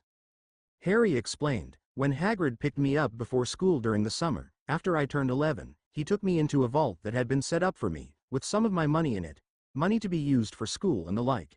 After that, I just got money from Gringotts whenever I needed it. There's plenty of money. Do you need some? Not now, said Ginny. But Mum says that once I'm married, you are going to have to buy me stuff, not Mum and Dad anymore, and I don't know how that will work. Harry thought for a moment and then said, once we're married, I expect you will be able to go to Gringotts, just like me. Creature can get money for me. Maybe he can get money for you too. I'll ask him. The old house elf appeared with a crack. Harry questioned Creature, saying, can you get money for me if I ask? What does Master need? Asked Creature, as though he expected to head to Gringotts that moment to get said gold. Nothing right now, just to know that you can get it if I need it, said Harry. Creature can, said Creature, looking at Harry strangely. Can you also give Ginny money if she asks? Questioned Harry. Only if Master gives permission, said Creature, starting to see where this was going. Give her money just like she was Mrs. Potter, said Harry. Creature looked at Harry and Ginny like he wanted to say something but did not know how to say it. He finally said, not a problem treating her as Mrs. Potter, but how? What rules? I don't know, said Harry, looking at Ginny. What sort of rules did they need? Master and Mistress needs to talks, said the old house elf, bowing, and he disappeared with a crack. Mum said the same thing, said Ginny with a frown, that talking was more important than sex. Boggarts. How come growing up is so complicated? Harry laughed. For all her desire to be grown up, Ginny really had led a somewhat sheltered life outside of Hogwarts, and her experiences at Hogwarts did little to prepare her for what she was going to be facing once she and Harry were married.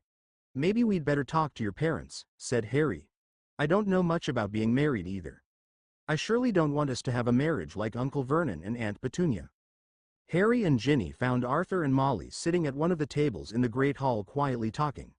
They approached Ginny's parents, and Ginny looked at her parents, saying, "Can we talk?" "Please, sit down," said Molly. "What's on your mind?" "Being married," Ginny blurted stupidly. Then she shook her head and added, "And talking, and money, and rules, and how you go about everything. Creature says that before he gives me any of Harry's money, he needs some rules, and I've never been married, and is there some of it we don't see? Except for sex, we see that, but something else? Like money, and who buys what, and I don't know what the rules are because that's what Creature said." "Your mother was responsible for most of the money," said Arthur, looking thoughtful. "For spending it, even though I made most of the money. She had to buy food and clothes and keep the house running. Sometimes money was so tight that neither of us spent a canute without both of us agreeing, and other times we each had a little money we could spend on things we wanted. It was really hard when we didn't have enough money," said Molly. "We got through it by talking a lot and agreeing, and a little loving. Helped." Molly held onto Arthur's hand and squeezed it when she said, "a little loving," and got a little red when she said it, although you could tell she was also pleased. "Each of you will have to give the other one some independence," said Arthur, knowing that these two were unlikely to experience the difficulties presented by poverty and would instead struggle to not overdo. "I always told Molly what was going on at the ministry and with everything else I was doing, but she let me make my own decisions as to what I did, and I always listened to and appreciated her advice. The home was my domain," said Molly, giving them some insight into her part. "But I never did anything major without consulting Arthur. We made sure to agree on how to raise you and what appropriate punishments were, but also when to take scarce resources and do something fun or get something special for someone." "Like what?" asked Ginny. "Like when your dad had a chance to buy 10 old brooms, at an excellent price," said Molly. "It kind of put us short of money for a while, but all of you so enjoyed flying it was worth it, and we even had a couple of extra brooms so guests could fly." Molly and Arthur spent the next half hour talking to Harry and Ginny about marriage and communication, and shared a little more about how difficult it was raising a large family with a limited budget. After they were done, Harry called Creature and said to him, "If she asks for it, give Ginny enough money to buy clothes or school supplies or household supplies, and I don't care if she spends some of it on herself and her friends. Only ask me if you think it is way too much, and then just ask if she and I have talked about spending that much money." "Yes, Master, Mistress," said Creature. From then on, Creature treated Ginny as Harry's equal partner, even before the August marriage ceremony. Tuesday morning at breakfast, Hermione pointed out letters in the Daily Prophet objecting to house elf funerals and to the goblins having possession, even part-time, of the sword of Gryffindor. Harry and Hermione were making enemies. These letters continued for some time. Arthur made sure to tell the family that the person most in danger was almost certainly Harry, with Ginny and Hermione next. Arthur said that both the ministry and Bill were working on getting and paying for enhanced security for the family. Ron, George and Angelina and Lee left for the shop. Harry left for the ministry to meet Bill. Hermione was helping get the school back together. Ginny was left to watch the fireplace for infrequent visitors and take care of Teddy.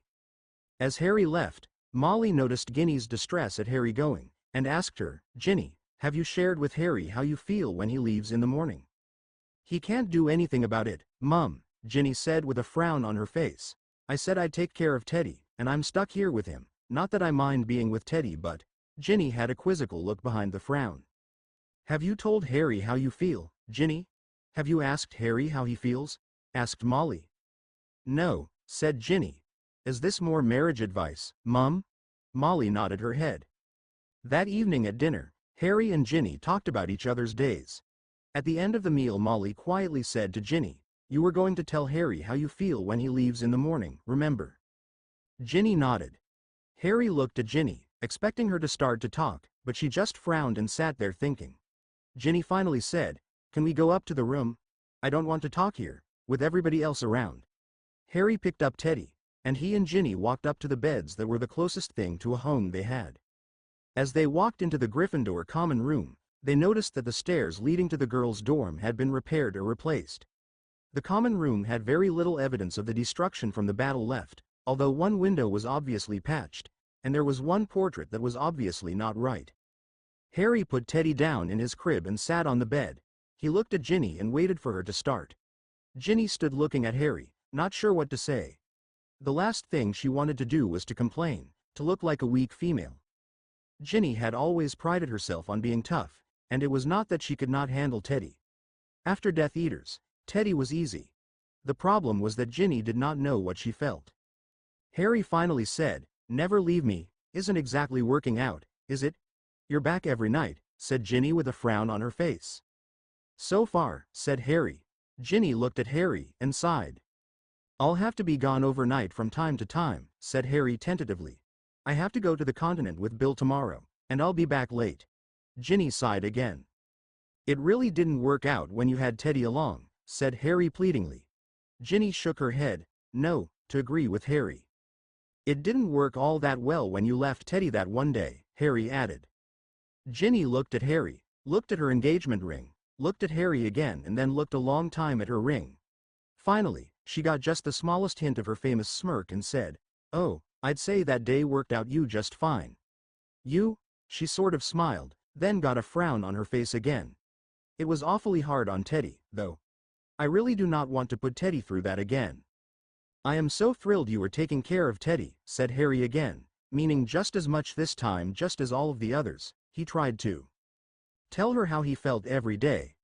"I come back here at night, and it's like an instant family I never had, a loving family.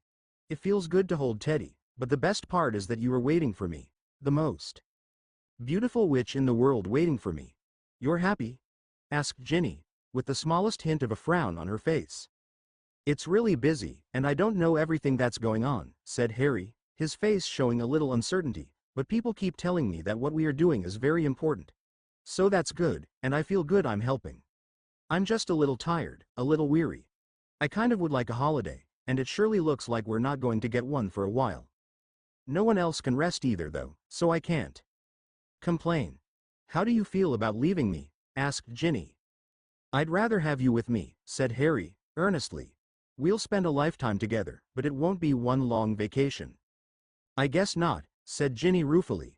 "I love you, Ginny," said Harry. "I love every moment we spend together. It's just that we can't run away from what we have to do." "Hold me, Harry, while we have a chance," said Ginny, as she climbed onto the bed and went to hold on to Harry. They held each other for quite a while before Teddy woke up and needed to be fed again. CH-10 bodyguards and a hostage bodyguards and a hostage HPFFCH-10. "Harry James Potter, something is bothering you," exclaimed Ginny. "You can't fool me, out with it." "Unless we find them first, I expect she will suffer unimaginable torture and be killed," Sue said sadly. "We need to do something right now to save Megan's sister," Ginny exclaimed. "How?" asked Al. Harry and Ginny got up at about 6 a.m. on Wednesday, and after changing and feeding Teddy, went down to breakfast. To Ginny, but also the rest of the family, Harry said, "I'm going to be back very late tonight." Ginny looked a little tired and said, "Maybe I can get enough sleep for a change.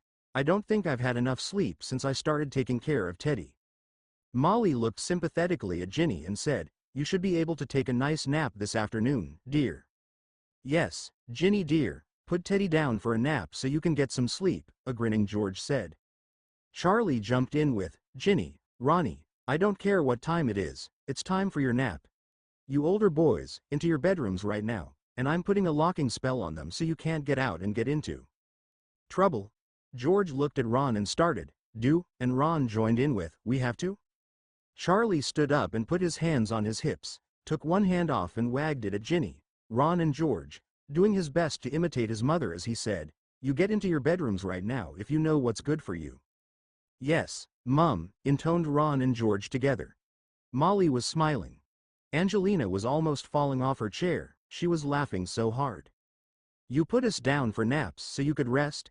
asked Ginny, realization setting in. "Self-defense, dear. As I've always told young mothers, sleep when the baby does, any opportunity you get," Molly said. It looked like Ginny was beginning to get mad, but then she looked at Teddy and sort of relaxed. There was some good advice in what her mother just said. My mom never ever locked me in my room, volunteered Hermione. What did she do when she needed a nap? Asked Ron. She and I took a nap together, Hermione responded. And what if you woke up first? Asked Ron. I played nicely until Mum woke up, Hermione answered. Molly rolled her eyes and shook her head at this answer. Wait till you have a bunch of unruly children, said George to Hermione, who got a horrified look on her face. Ron looked at Hermione. Hermione looked at George with daggers in her eyes, then back at Ron. Maybe one, she said. After a long pause, she added, someday. Harry kissed Ginny and left for the ministry with Arthur. Ginny went upstairs with a sleeping Teddy and took the first of a couple of naps. Her brothers could tease her all they wanted, she just wanted the sleep. As they arrived at the ministry, Harry walked with Arthur to his office. How is Ginny handling you being gone so much? Asked Arthur. She's not happy, but neither of us can see any alternative, Harry responded. She can't get too mad at me, and it doesn't do much good to get mad at the situation. She's a little touchy, but I think she's always a little touchy. Like Molly after you announced your engagement, chuckled Arthur. Marry a fiery redhead, and you'll always have a little excitement in your life. Was Mum a little upset? Asked Harry. Arthur wagged his finger in the typically Molly Weasley fashion, and laughing, started in with, Don't you Molly wobbles me, Arthur Weasley. Arthur put his hands in the air and with an amused expression said, Oh, I'd say she started out more than a little upset. When she found out I'd given you permission to ask Ginny to marry you, she was more than a little upset, but she calmed down. Is that what living with Ginny is going to be like? Asked Harry, imagining proverbial eggshells strewn across the floors of his home.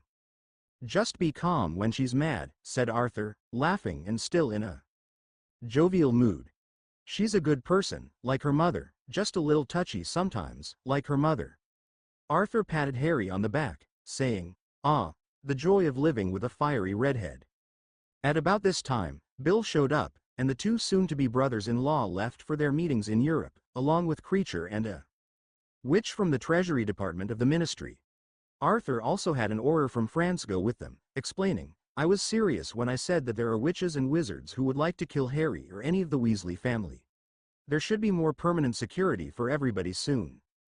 Bill said, We are going to be going through the ministry flow to Switzerland, where a lot of the regional flows come together. From there we are going to a small section of a country that used to be part of Yugoslavia. Wizarding countries are not always the same as Muggle countries, and this is a small section of a small country. We are trying to take care of 3 estates, all of families killed at about the same time. As Bill was talking, they were going through the flow to a very large room with lots of flows plus what looked like carpets where people were appearing and disappearing. What are those? Asked Harry. A variation of magic carpet that works sort of like a flow, said Bill.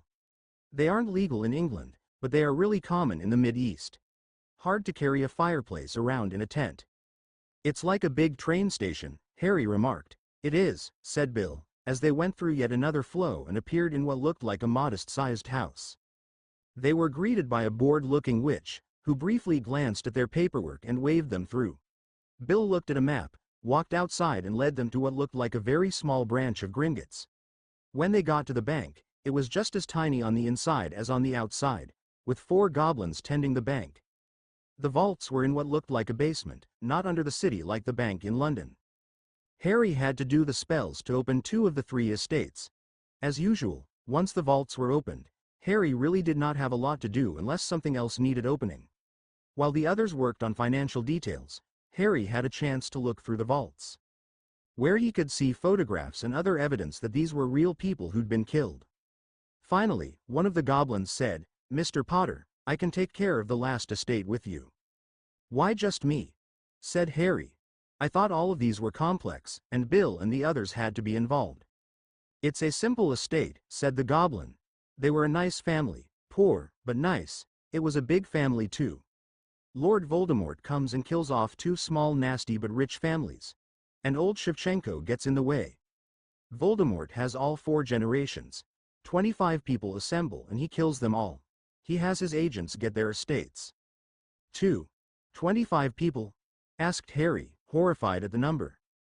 The goblin muttered, babies, children, parents, grandparents, he killed them all. He started with the baby and worked up to grandparents. All for what? A puny estate. Is there anything I can do? Asked Harry. He felt slightly ashamed.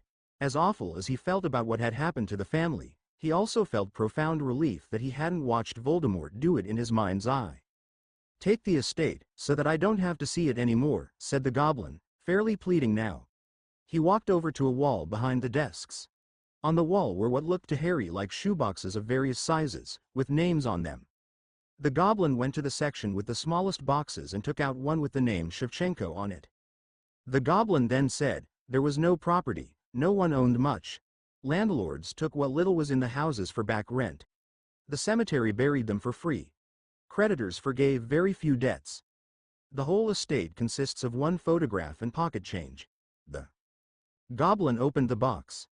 Inside there was a nice photograph of the whole family, from the baby to the grandparents, all very shabbily dressed but all very happy, waving at him. There was also a small bag of coins. For out-of-country estates, we're supposed to charge 50 galleons just for the handling. But goblins can charge less for very small estates. The goblin counted out 4 10-galleon coins and then 4 nuts. I will charge 1 canute. Take the estate. He then gave Harry the bag with 40 galleons, 3 nuts and the photograph. Harry looked at the little bag of coins. He thought, 25 people, a whole family, died for this. There really wasn't any justification for killing for any amount of money, but to think that 25 people had died, and that all that was left was 1 photograph and this little bag of coins was just especially tragic. Harry had to sign some documents, and the estate was closed. They were not able to get away from the little bank until after a way too long dinner. On the way back, Harry told Bill the story. What do I do with this? Harry asked, showing Bill the photograph and the small bag of coins. It will cost your estate, the people taking care of your money, close to 50 galleons to record this little estate, said Bill. It's pocket change. It's 25 people, said Harry indignantly. These estates and several others had their families killed within 2 months of your parents' deaths, Harry, said Bill. Not the biggest or the most sensible. It's like Riddle had gone crazy killing just before he killed your parents. Why is Creature along? Asked Harry, not feeling entirely comfortable with the situation but knowing there was little he could do about it. He put the bag in his robes and decided that it should be for something special, something that would be meaningful somehow to someone. It's hard for goblins to lie to the head house elf of a witch or wizard. Creature is your head house elf, so he keeps the goblins honest, Bill replied. Thank you, Creature, for helping Bill, Harry said. Keep working for Bill on these estate problems, please. Creature looked at Harry and then turned away, mumbling to himself, subversive, subversive, changing everything's. The old elf then got a big grin on his face as he looked back at Harry. Shortly after lunch, Ginny was in her usual place, pacing around next to the flow in the main hall while Teddy was sleeping nearby. Suddenly 2 couples came through the flow. We're looking for Harry Potter and Ginny Weasley, said one. I am Ginny Weasley, said Ginny. I'm engaged to Harry Potter. Harry and my brother Bill are in Europe all day. I'm Jim Shook, and this is my wife Sue, said Jim. I'm David Williamson, said the other man, and this is my wife Kim. We're here to keep you and Harry safe. What do you mean, keep us safe? Asked Ginny. Are we in that much danger? Al Van Lente, the head of the International Auror Association, thinks you are, said David. So what are you going to do? Asked a cautious Ginny. We're all Aurors, and one of us is going to guard each of you all the time, said Sue. You are going to get to know Kim and me, Sue. Very well, and Harry is going to get to know Jim and David. Where did you come from? Asked Ginny, noticing the accents that she couldn't quite place. We're from North America, said Sue. We are different than most of the Aurors in that we are willing to try and blend in with your life and become bodyguards. I understand that the Harry Potter Estates is paying for us, not the Ministry. How old are you? Asked Ginny. You don't look all that old. Jim and I are 27, David and Kim are 29, said Sue. We're not all that old. We all attended the Los Angeles School of Witchcraft and Wizardry, and even though we were 2 years apart, we became friends. We both went to the San Francisco College of Witchcraft and Wizardry before becoming Aurors. There is a school like Hogwarts in North America? Asked Ginny, realizing that it probably sounded like a silly question, considering how large the continent was. There is nothing quite like Hogwarts in North America, said Sue. Los Angeles is really pretty modern, pretty big too. The school in New Mexico is really Indian, smaller than LA, maybe as big as Hogwarts. The school in Salem on the East Coast is real old for North America, but wooden buildings, maybe a little bigger than Hogwarts. And Montreal is sort of old urban, with classes in French as well as English. 4 schools? Asked Ginny. Well, there is supposed to be one in New Orleans, said David, but it's sort of tied into voodoo and black magic, and the rest of the schools do not have much to do with it. I understand we kind of know where it is, but the relationship is real difficult. What is voodoo? Asked Ginny. David responded, bad, dark magic. There is something really evil in the Caribbean. I don't know too much about it, but I do know that Al and the International Oars Association are real concerned and that we lose undercover oars there on a regular basis. I'm glad that it's a long way away from us, said Ginny. I don't expect it will ever cause you any problems, David replied reassuringly. Where are you staying? Ginny asked. The dorm is getting pretty crowded. Sue answered, we've been told that there is a 2-bedroom suite at Hogwarts we can stay in.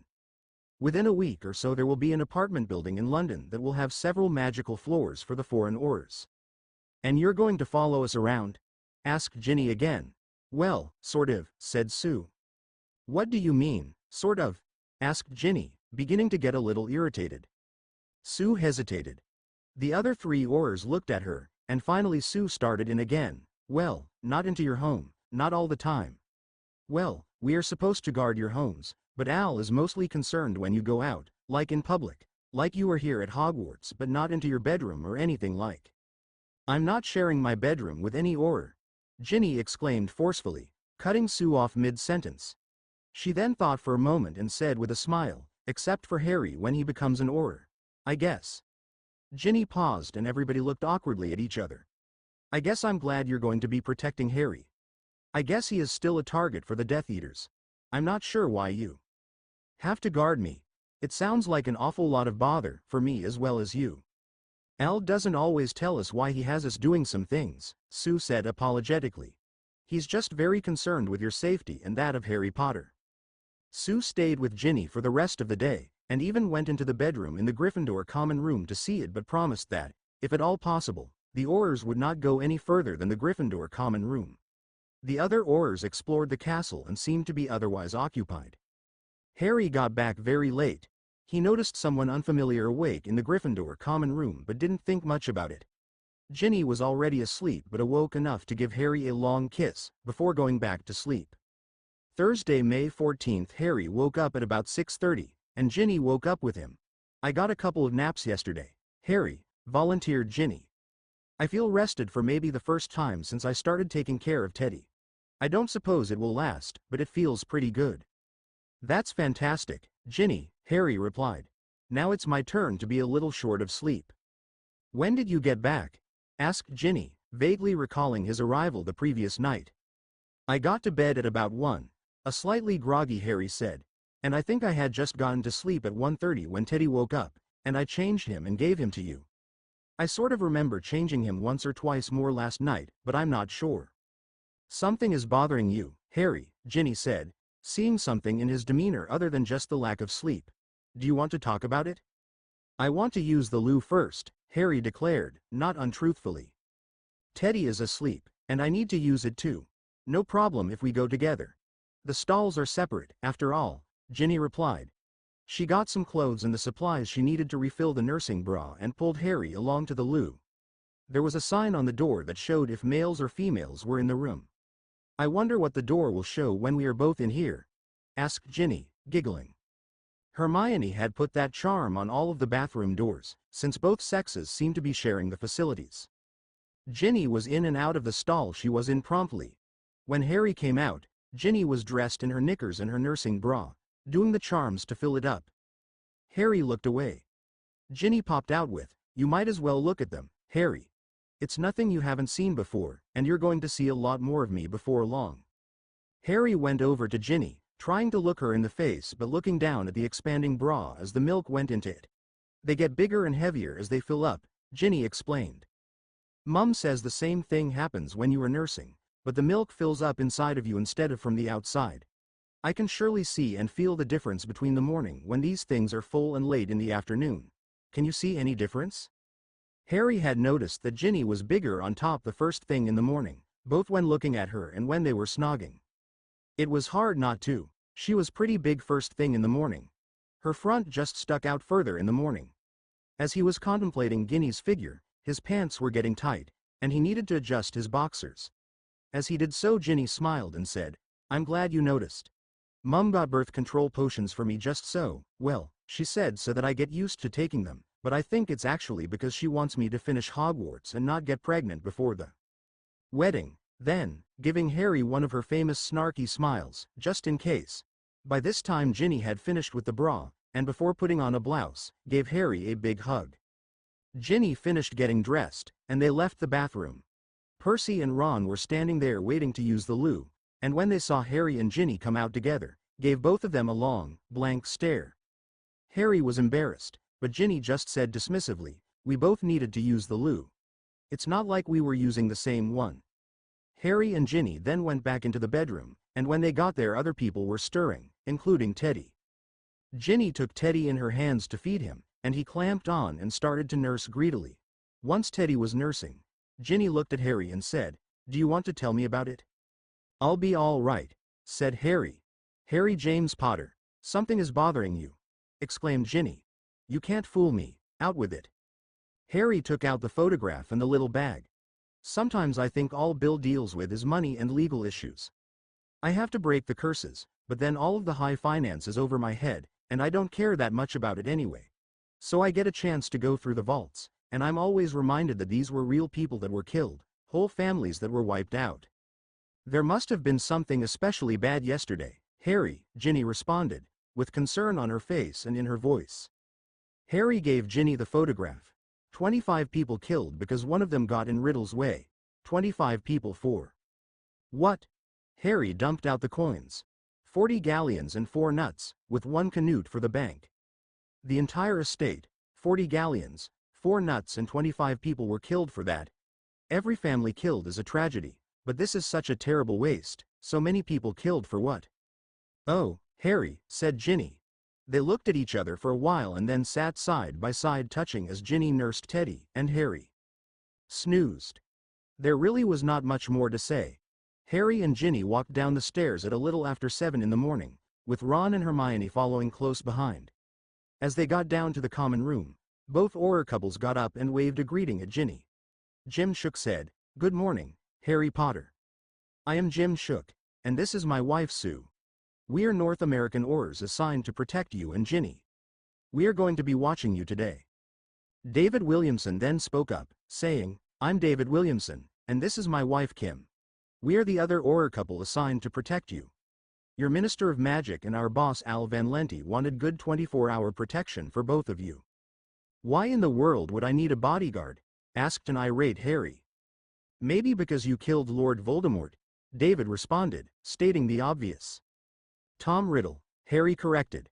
"Call him Tom Riddle, not Lord anything. He's dead. I don't need any protection from him. All his Death Eaters are not dead, and there are plenty of other people who might want you dead," David responded, more gently now. "Why?" Harry asked, although now that he thought about it, maybe it was a rhetorical question. David motioned everybody to come over to a corner of the common room. Ron and Hermione followed, and Harry said, "Ron Weasley and Hermione Granger were with me on all of my adventures. Well, most of them, not everything, and they know almost everything I know. No secrets from them or from Ginny. Why would people want to kill me or Ginny?" "Because you killed," David paused just a moment before saying quite deliberately, "Tom Riddle, and there are plenty of people who want revenge. And because, in some ways, killing or capturing and torturing Ginny would be better revenge than just killing you, Harry." Ginny got an astonished look on her face at this. Harry tensed up. Looking around, David then had everyone come closer, and he said quietly, "Too many people know that Albus Dumbledore had the Elder Wand, and that Harry is now the rightful master of it. Even though no one knows for sure where the wand is, The people lusting after it know that they have to kill Harry to take full possession of it. Jim then said, the Elder Wand and some other things are important, but we don't know why. Al does not tell us everything. Can we talk at breakfast? Asked Harry. I need to get to work to get money to pay for all you people, and I'm hungry. I'm hungry too. Ron exclaimed. You're always hungry, Ronald, Hermione kidded, laughing. But he just shrugged his shoulders and grinned. When they got down to breakfast, Harry asked the assembled group, who is this Alvan something? Hermione butted in with, I kept hearing about Alvan Lenti, and I remember reading that last name in history. So I looked up all of the information I could about the Van Lenti family. Al's grandfather and grandmother, his father and mother and father's brother and his wife all fought in the battle against Gellert Grindelwald in the Muggle World War II. Al's grandparents, uncle and aunt lost their life. His mother was hurt but lived, although she died early for a witch. His dad Bert is still alive. All of them received the highest awards they could from Muggle and magical authorities, including Legions of Honor from France, Britain awards of some sort, the Medal of Honor from the US, and other medals from other Muggle countries, Orders of Merlin and a host of other magical awards. After the war, Bert Van Lenti became head of the International Auror Association, the group that enforces the Statute of Secrecy among other things. His son Al followed in his footsteps, and Al is here in Britain. There are supposed to be a lot more Aurors here soon. Jim said, all the North American Aurors that are going to be working for the ministry, 40 in total, should be here today. They are bringing a couple of house elves that work as Auror assistants as well. By next week, there should be a dozen from France and a dozen from China. We're not included in that total. I understand that our paychecks are going to come from a Fleur Weasley, paid for by the estates that Harry has inherited. Both Harry and Ginny were thinking the same thing. I am glad someone is watching him, her, but I don't need a bodyguard. After Harry left, a young man came through the flow. Ginny thought he looked like he could almost be her mother's brother. She was shaken when the man said, hello, my name is Patrick Pruitt. I'm one of the American Aurors, and I'm supposed to see Minerva. McGonagall and Molly Pruitt Weasley, who are you? Ginny's voice caught in her throat and she stared at Patrick as though he'd just turned into a hippogriff. This man's red hair, slim nose and wide face practically shouted. Pruitt. She finally choked out, answered. I'm Ginny Weasley, and Molly is my mother. Patrick smiled at the baby, who was dressed in clothes that advertised that he was a boy, and asked, who is that little man? Ginny, warming to the man quickly, said, Teddy Lupin. His parents were both killed in the Battle of Hogwarts. My fiancé Harry Potter is his godfather, and we are taking care of him right now. Patrick got a big smile on his face, looked approvingly at Ginny and said, Mom said something about you. She saw the Daily Prophet article that referred to you as poor little Ginny Weasley, and said, if she has any Pruitt in her, Harry doesn't stand a chance. As he finished his remarks, Patrick was laughing.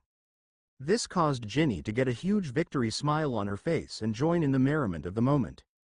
I'll take you to Professor McGonagall's office, said Ginny, and she walked with Patrick. She didn't say anything else, but just looked at this man walking alongside of her with a great big smile. When they got to the office, Patrick addressed the headmistress and said, your cousin Fiona, my mother, gives you her greetings. Once Voldemort was killed, she felt safe letting you know she has been alive and living in the US. All the wards keeping you from talking about her are removed, and you can share with Molly Weasley what you know. Minerva said, oh dear.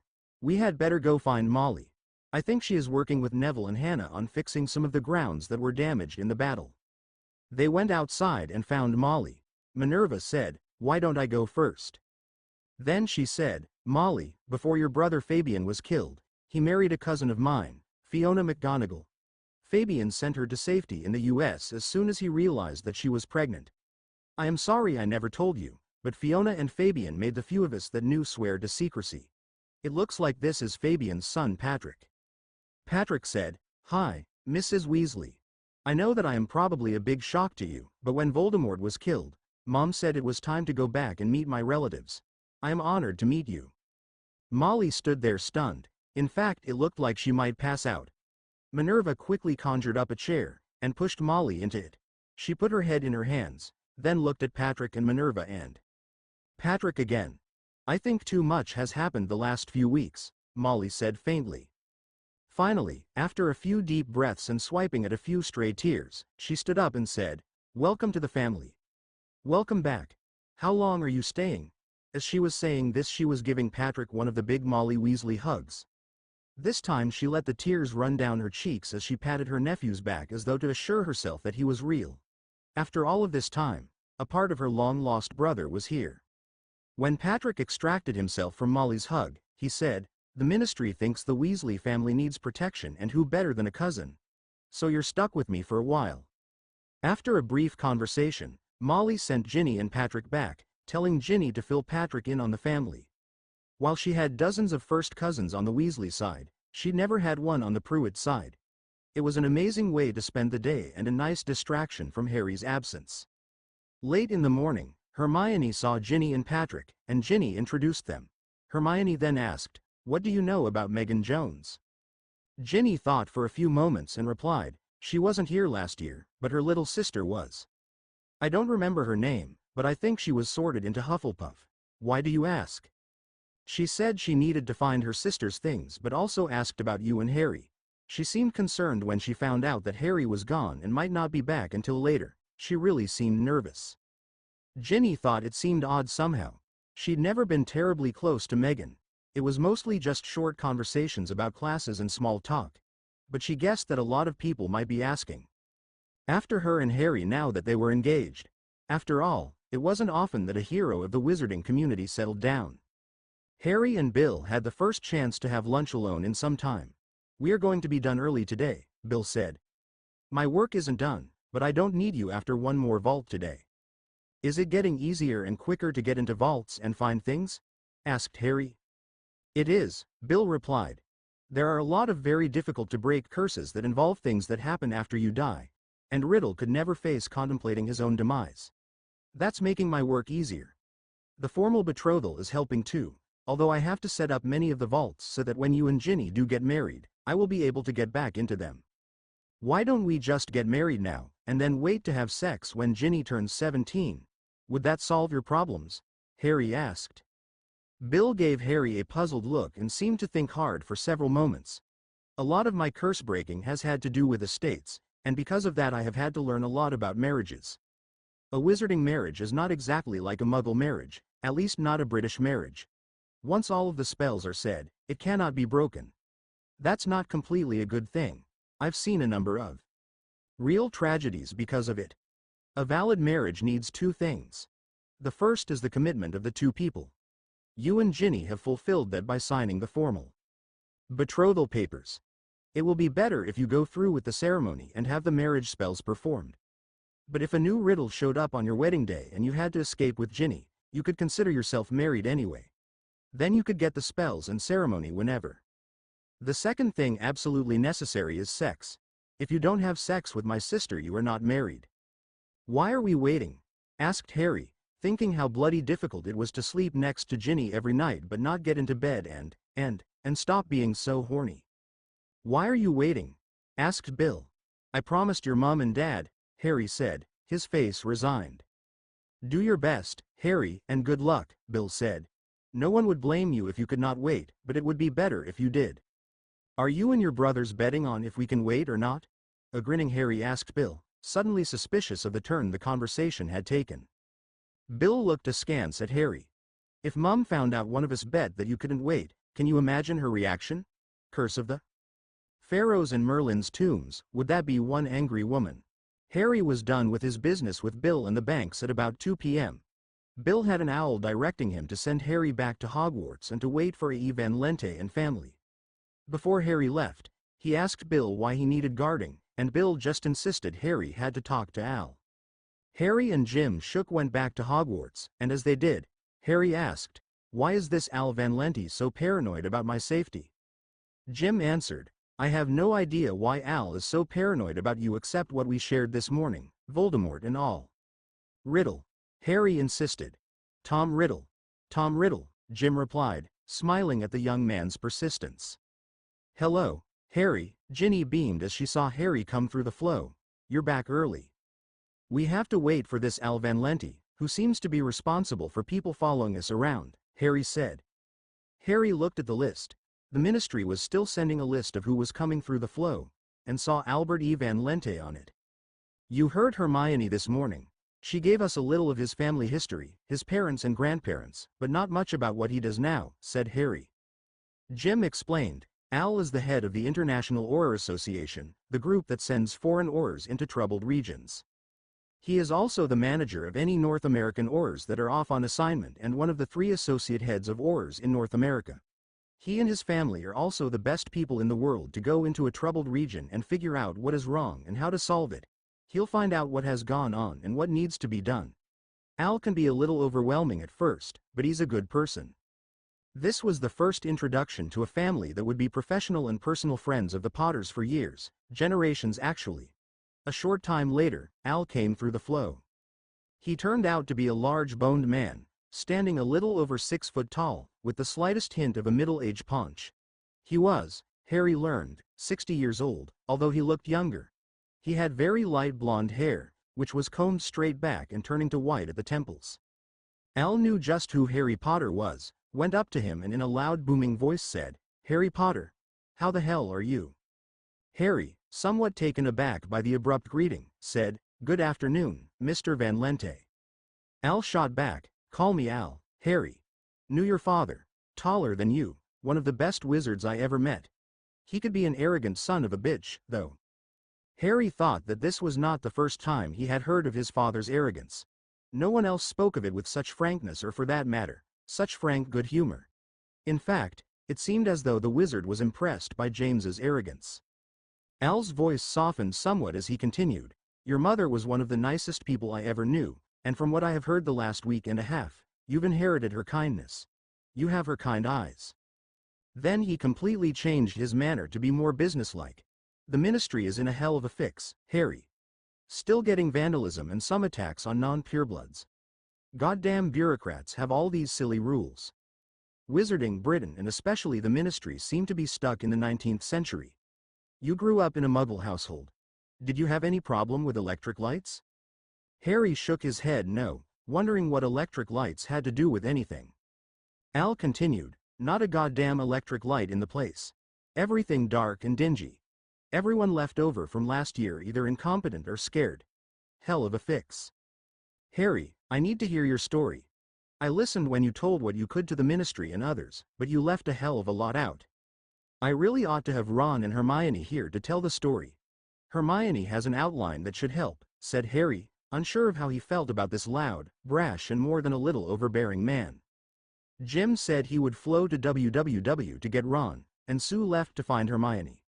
Meanwhile, Al kept questioning Harry about his childhood and early years at Hogwarts. Ginny winced at Al's swearing. Al eventually saw that he was making Ginny uncomfortable. The God references immediately dropped, and the F word was no longer used, but Al's language stayed somewhat profane and colorful. Ron and Hermione eventually arrived, and there were more introductions. Ginny changed Teddy and sat back to nurse him. Al wanted Harry to start with his first year at Hogwarts, and Harry started to tell his story. Ginny was fascinated by the back and forth. Harry asked Al plenty of questions. Why did he want to know this? What was the significance of that? When they got to the second year in Riddle's Dairy, Al told Harry, I need a lot more detail on what happened with the diary. I don't want to say too much, Harry said firmly. Professor Dumbledore indicated that some of what went on should stay confidential. We need to go somewhere where we can be private, Al indicated, realizing that these young people already had a good handle on security of information.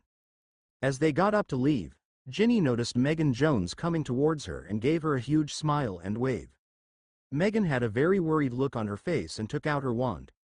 Immediately, Sue grabbed Megan's wand, took it away and was talking to her. Jim was over next to them almost immediately, and then he came over to Al and whispered something. Hermione said, Megan was looking for Harry and Ginny earlier. Ron said, acting suspicious, if you ask me. Really dodgy, wouldn't say why she wanted to see you. Al said, the young lady has a problem, but Sue is taking care of it. They went into a classroom, and Al secured it so that they were very private. The only people there were Al, Harry, Ginny, Teddy, Ron, and Hermione. I know the dairy was a Horcrux, Harry, Al said, eliciting horrified gasps from all directions. Albus and I were very good friends. If all else failed, the international orders were going to have to try and take out Voldemort, and we had to know he had created a Horcrux to have any chance of defeating him. Call him Tom Riddle, Harry insisted. He clarified Al's statement, if he still had even one Horcrux left you couldn't kill him. Al chuckled. Albus always wanted us to call him Tom Riddle, at least anything besides, you know who, or, he who must not be named. Maybe we could have captured Riddle, kept him in prison. The dairy is important, Harry. Do you think that if you had not succeeded in getting rid of the Horcrux, Riddle would have come back to life as a young man? Probably, said Harry. In some ways, a young Tom Riddle with all of the memories of the old Tom Riddle would really have been frightening. I'm not sure if the figure that came out of the diary would have had the adult Tom Riddle's memory though. He only knew of my story because he'd learned of it. There are plenty of things we will never know, Al replied, more to himself than the others. But he was prepared to take Harry's word, knowing that he was probably the most knowledgeable about Riddle, certainly more than anyone else, including Albus Dumbledore at this point. Harry and Hermione went over the things that happened at Malfoy Manor and with Dobby's death. You buried Dobby? Asked Al. And cried over him? And made a marker for him?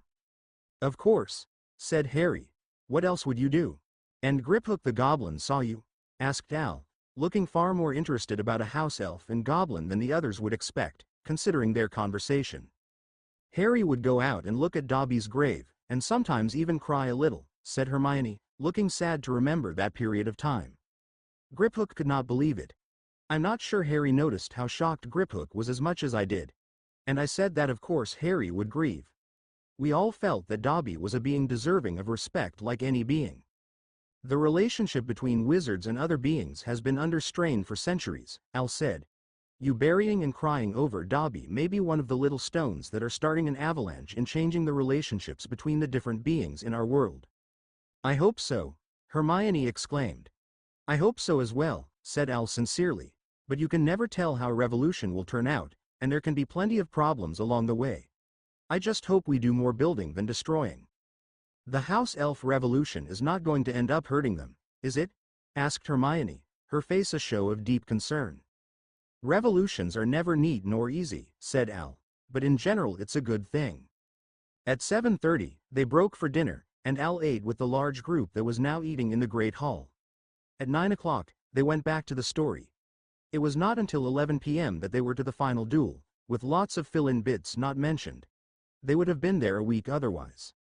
I always knew those things you had to destroy must have been Horcruxes, said Al, with a slightly satisfied tone. Only thing I know that acts like that. Riddle was a damn fool to think he could safely use those. Can I see the invisibility cloak? Harry showed him the cloak. Where is the third Hallow? The ring that Albus had, the resurrection stone. Harry looked at Al in silence for some time, and Ron and Hermione glared at him as well. Finally, Harry said, we will not talk about these. Al retorted, we will and at some length, but obviously not now. I'm on your side. He looked at all four of them and very clearly said, and I understand both how powerful these objects are and how dangerous they are. I have no desire to possess them. Remind me of that if I ever ask for them. I don't think they would be safe in my hands. I just have to warn you that once you do possess them, getting rid of them, even if you want to, is not always easy. It's late. I will see you, Harry, next week, and I want to get together with all four of you again soon. Before you go, Harry said, why am I in so much danger? It's a real complicated question, Al responded. Try, said Harry, feeling like he was 15 again and trying to get Dumbledore to look him in the eye. What is going on that has you so worried? Let me give you a little history, Harry, Ginny, said Al. There are things prophets know and things they don't know.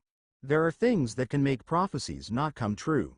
One of the chief problems is hubris, thinking that because good things have been foretold for you, nothing can go wrong. And then you get killed or otherwise do something stupid, making the prophecy impossible to fulfill. Albus thought that you would probably survive, Harry, but the few of us who sort of knew what was going on thought that if you were absolutely confident of your own survival, you would probably do something stupid and get killed.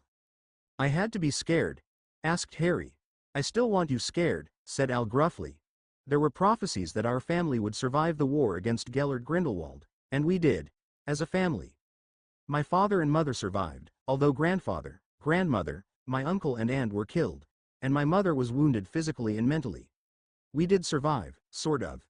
And I know of plenty of prophecies that did not come true because of hubris. But why me? Asked Harry. Harry, please trust me, said Al, wincing as he said it. He knew how hard of a life that this young man had already led. You are at the center of some prophecies and some other threads, but it would take way too long to tell you what and why. Some of what we are dealing with did not appear until you killed Riddle, and a lot of it is still developing. If we can keep you alive and unhurt, there should be good things ahead for you and Ginny, but for now you just have to trust me. That's not a very satisfactory answer, Harry replied, not bothering to hide his annoyance. Hell, Harry, I'm unsatisfied, Al complained. A few prophets and I can see the signs of the times as well as anyone. Albus was an expert at reading them, and we all missed key things and got other things wrong. You want me to tell you what I don't know? Damn it all, Harry, stay safe so we can figure all this out. I don't believe anyone would try to kill us, Ginny exclaimed. Al saw Sue shook and said to her, could you tell our friends what you were doing with the young lady? Sit down, please, Sue said. This is real serious, and I am afraid, sad news. The young lady, Megan Jones, has a sister that was in the first year at Hogwarts. When the school was evacuated, she was apparently captured. The people who captured her told Megan and her parents that unless Megan killed one of Harry Potter's friends, Ginny would be best, but any of the Weasley family would do. They would torture her sister Nora and kill her. To her credit, Megan could not do it. She was glad she was caught. I do not expect she will be punished by the ministry, although she will be watched. What will happen to her sister? Ginny asked in horror. Unless we find them first, I expect she will suffer unimaginable torture and be killed, Sue said sadly. We need to do something right now to save Megan's sister, Ginny exclaimed, pulling out her wand to indicate her readiness for action. How? Asked Al Van Lente. We do not know who the kidnappers are or where they are located. We do not know if they are the same people that took Pansy Parkinson or a different group, or even if Pansy was kidnapped. Pansy's parents are not being very helpful. If you have any ideas, we would be glad to hear them. Boggarts, said Ginny, and the meeting broke up. As they walked back to the dormitory, Ginny turned to the three and said, we have to do something to rescue Nora Jones, Megan's sister. We can't just let her be tortured and killed. I'm going to become an Auror to help take care of just this type of problem, Ginny, Harry replied, feeling much the same way she was at the moment. But I'm tired of going off on my own, and I don't think it's the safe or the right thing to do. I think it's better if I'm part of the ministry with the whole ministry behind me than if I just flail at the problem.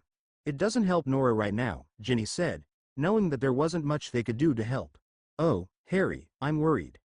Blimey, Harry, Ron said glumly. You're in the center of everything again. Well, I've been reading up on how the wizarding community is governed, the International Confederation of Witches and Wizards, said Hermione. It really is interesting. Ron jumped in with, we're guarding the Hogsmeade entrance, and I'm trying to act like a good Auror or at least a good guard, and Hermione has her nose in a book. It's not like we're doing much, Ron, said Hermione. There are not that many people who come in and out the Hogsmeade entrance, although I suppose we do still need to be down there.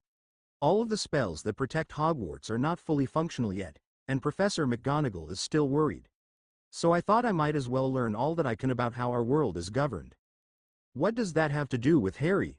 Asked Ron. Well, the International Confederation of Witches and Wizards meets in Switzerland, in a whole magical valley, said Hermione.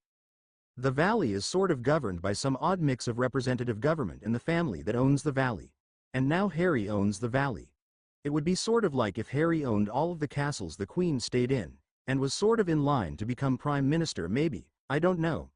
I'm sure I'm not beginning to describe things right, but Voldemort killed the family. Harry butted in with, Tom Riddle.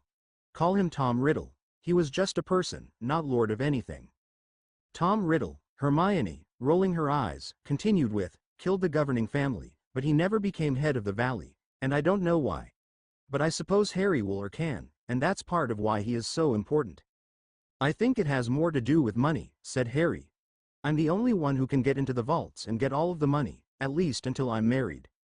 See, it's a good thing we are engaged, Harry, Ginny remarked, smiling sweetly at Harry with a come-hither look in her eyes and bearing.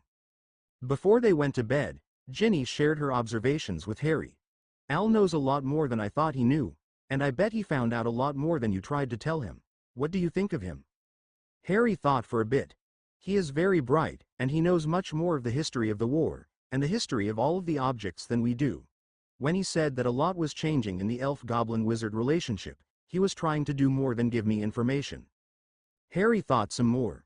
You know, Ginny, in many ways I feel very grown up. I do not feel embarrassed or too young to deal with the financial and estate issues that have been thrust my way. Of course, Bill is doing most of the money stuff, but I can do what I am asked to do. I'm not intimidated by taking care of Teddy. I've even resisted your desire to have sex right now, and you're as intimidating as they come. At this, Ginny gave Harry a little shove, and he answered back by kissing her. Harry then told Ginny, I thought I could be a good orer because of how well we did with the DA. But talking to Al has shown me there is a lot more to being a good orer, or managing orers, than I ever thought there was. Harry and Ginny both went to bed thinking about the rather imposing Al Van Lente, wondering how important he was going to be over the next months.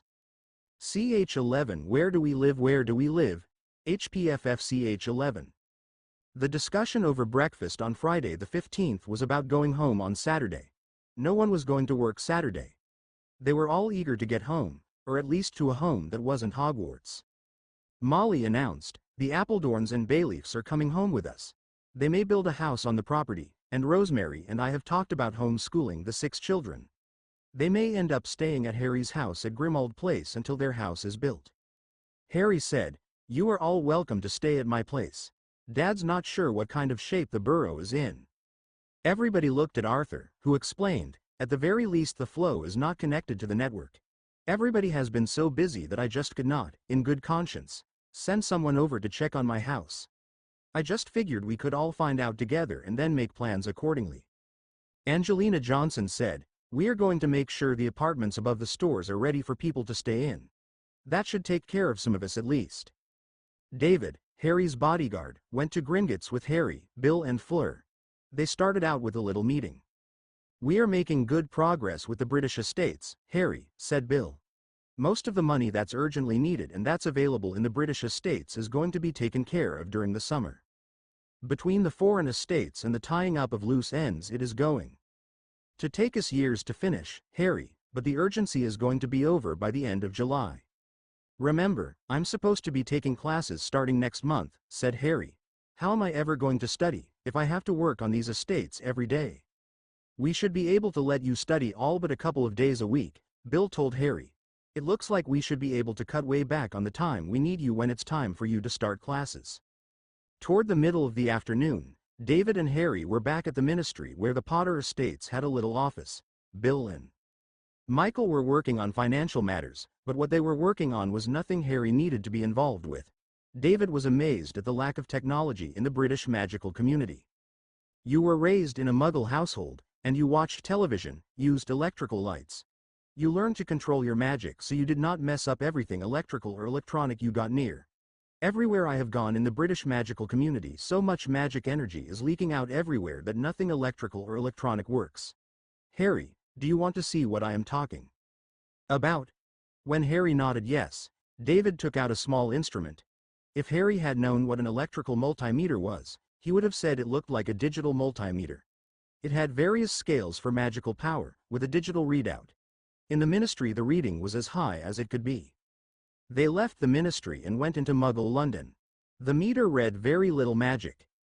David told Harry to see if he could get the reading lower just by looking at it and trying to feel like he did when he was watching television. With a little practice Harry could get the magic meter to read less magic. They went into an alley where they could do some magic without being seen, and David asked Harry to levitate something, which he did. Then he said, now levitate it without so much magic, and Harry was able to focus his magic so that the meter registered at a low level. David pulled out a mobile, turned it on, called a number and said, no messages. Harry, cell phones are tricky. One of the great things about being a wizard is the ability to quickly move from one place to another, and nothing messes up the cell phone system better than a cell phone suddenly disappearing in one location and turning up in another. That is why we have special cell phones for the magical community. That is also why we have magical pagers attached to cell phones. When Harry saw the pager and was told how it worked, he pulled out the coin that Hermione had made for the DA and asked if it was similar. David looked at the coin, touched his wand to both the pager and the coin and said, "Hermione Granger made these. She must be a very powerful and bright witch." "Hermione is really smart," said Harry proudly. "I cannot understand why the Ministry does not use magic like this," said David, shaking his head with exasperation. Harry pulled out the business card he had gotten from Griffin and Grunt. He thought there was a Muggle phone number on there, and there was. "May I borrow your mobile?" Harry asked. David handed it over. "How do you work this?" asked Harry. David showed Harry how to dial a number, and Harry gingerly pushed the buttons to call the office number. Griffin and Grunt Construction, the man on the other end, said. "Hello, this is Harry Potter," Harry said. "Mr. Grunt said I should call him if I ever needed any construction." Harry could hear on the other end of the phone. "Mr. Grunt, do you know Harry Potter?" "Well, he's on the phone right now, and he wants to talk to you." "Harry Potter, Grunt here. What can we do for you?" Harry heard a sprightly voice coming out of the mobile. "My future father-in-law is worried that his house is badly damaged or worse," Harry said. "Can you repair and maybe even expand and improve their house? I can pay for it." "Remind me what house it is and who your future father-in-law is," Grunt replied. "The Burrow, Arthur Weasley," Harry answered. Weasley, Arthur, magically built, interesting," Harry heard, as Grunt seemed to be doing something, and then, "I'd better take a look. I'll call you back." Harry could not hear anything more, so he looked at the phone. It had a display that said, "Call ended." "Wow, that's magical," exclaimed Harry. "What kind of magic is that?" "Muggle magic," David responded. "Doesn't work in an area with too much magic. We can get them to work most places in North America and Hong Kong, much of China too. Britain is particularly bad. Cell phones do not work at Hogwarts or the Ministry or most wizards' homes." "How close does someone have to be before you can call them?" asked Harry. "Oh, distance doesn't matter," David offhandedly remarked. "Anyone in the world who has a phone, cell like this or landline phone, you should be able to call. Billions of telephone numbers." Harry had never been allowed to use the telephone at the Dursleys' house, and although he had seen mobiles at a distance and on TV and thought Vernon had one, he'd had no idea that you could call anywhere in the world on a mobile. He looked at the little device and remarked, "It must be pretty powerful magic to send your voice around the world." "Oh, it just sends your voice to the nearest cell tower," David explained. "Then the phone system takes over and finds the number you are calling." "How does that work?" asked Harry. "I have no idea," David said. "Muggle magic. I'm still amazed that my brother in North America and my cousin in Hong Kong and I can share a phone call. And it doesn't matter where I am in the world, the network can find me." Late that afternoon, David's mobile started to vibrate. They were in a magical space, and David said, "I need to step outside to get this call." He came back in a short time later and said, "Harry, it is Mr. Grunt. He needs to talk to you." Bill looked at the instrument in David's hand. "Mobile?" he asked. David nodded. "Much better for a quick casual call than using the flow, and you can call Muggles too. And talk back and forth, like using the flow. It's a lot more portable than a flow. We need mobiles," Bill said. "Some of this is Muggle money, Muggle investments, mixed magic and Muggle property. Glad I have Michael. He's worked in both worlds." Harry went outside and took the call. "Hello, Mr. Grunt. How is the Burrow?" "Gone, Harry. Destroyed. Just ashes, it and a couple of outbuildings, and everything around it is gone. Looks like a small army of dark wizards tried to take all of their anger out on the buildings. A couple of days with the curse breakers, and the property should be safe to build on, but I would rebuild a rather large and substantial house over the place where the old house was and put in some magic in the foundation. Can you meet the family at my house tomorrow afternoon?" asked Harry. "Will 2 o'clock do?" Grunt replied. "Sure," said Harry. "My house is at 12 Grimmauld Place in London. I will have my house elf look for you and make sure he lets you in past the wards." "The old black place," said Grunt. "One of the most secure and hidden in London. That whole block used to be magical. No way I could get in without someone letting me in. I'll bring books of house plans. Nothing too small. Need a large footprint to cover the curses. Thank you, Mr. Grunt, Harry replied. Grover Grunt. Grover to you, Harry. See you tomorrow, and Grunt hung up the phone. Harry told David, I need to talk to Arthur Weasley before we go back to Hogwarts. They waited outside Arthur's office until he was free and then went in, Harry saying without preamble, Dad, the burrow is destroyed. I kind of suspected that, but nothing until we get there. I don't want everybody to be, Harry, I don't know. Maybe there is a little something left, something we can start with. Please humor me, and we will deal with it tomorrow.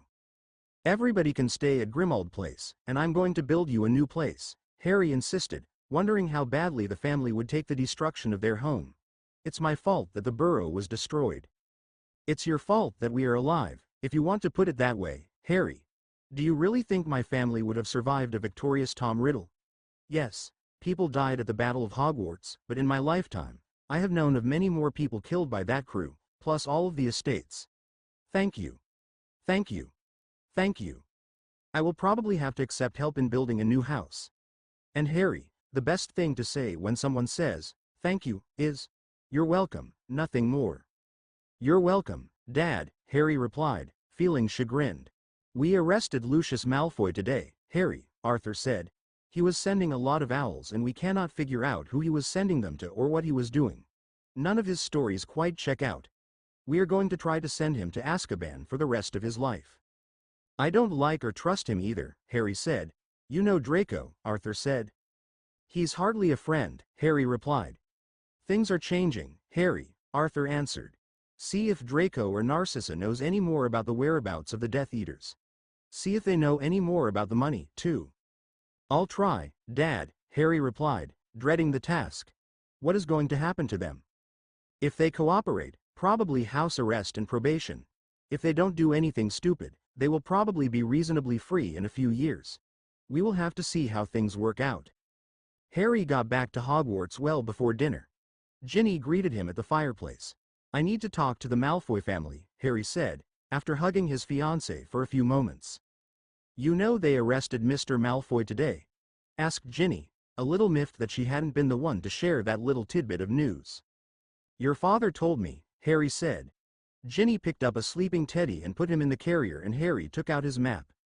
Draco and Narcissa were in a modest-sized room down close to the Slytherin dorm. When they got there, they found the room had 8 beds, separated by sheets hanging from the ceiling. The sheets had been pulled back in one area and there were 3 beds, a couple of chairs and a desk. May we talk? Harry asked.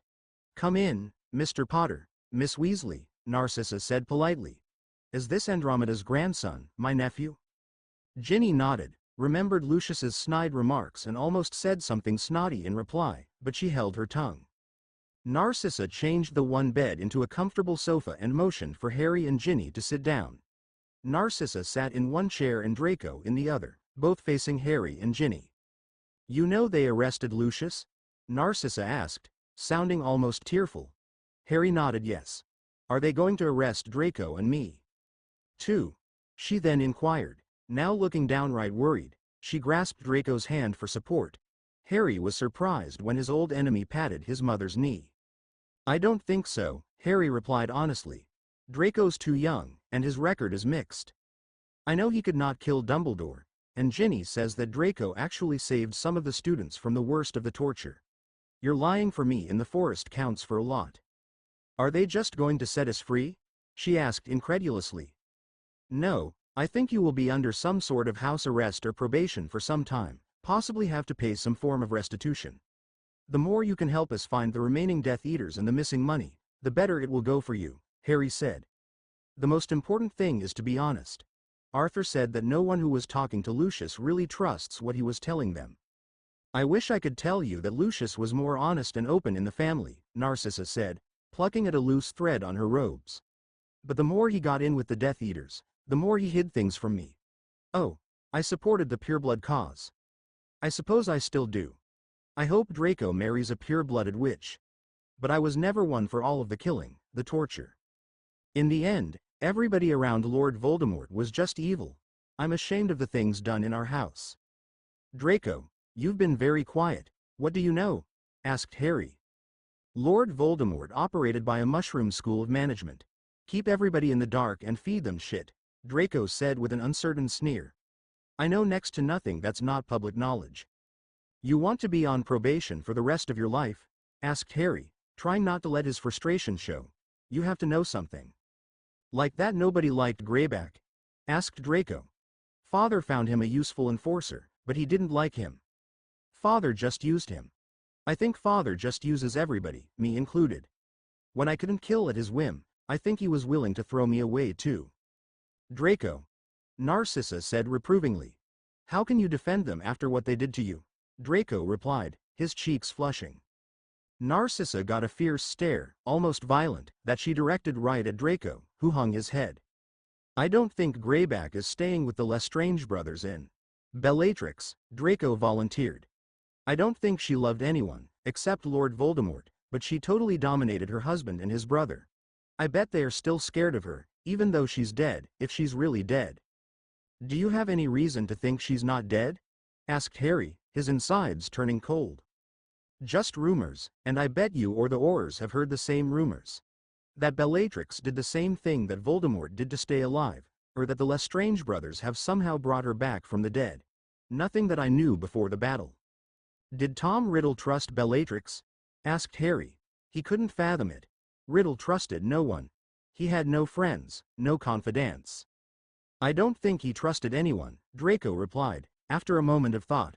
But I think he knew she was totally faithful to him. She went to Azkaban rather than denounce him.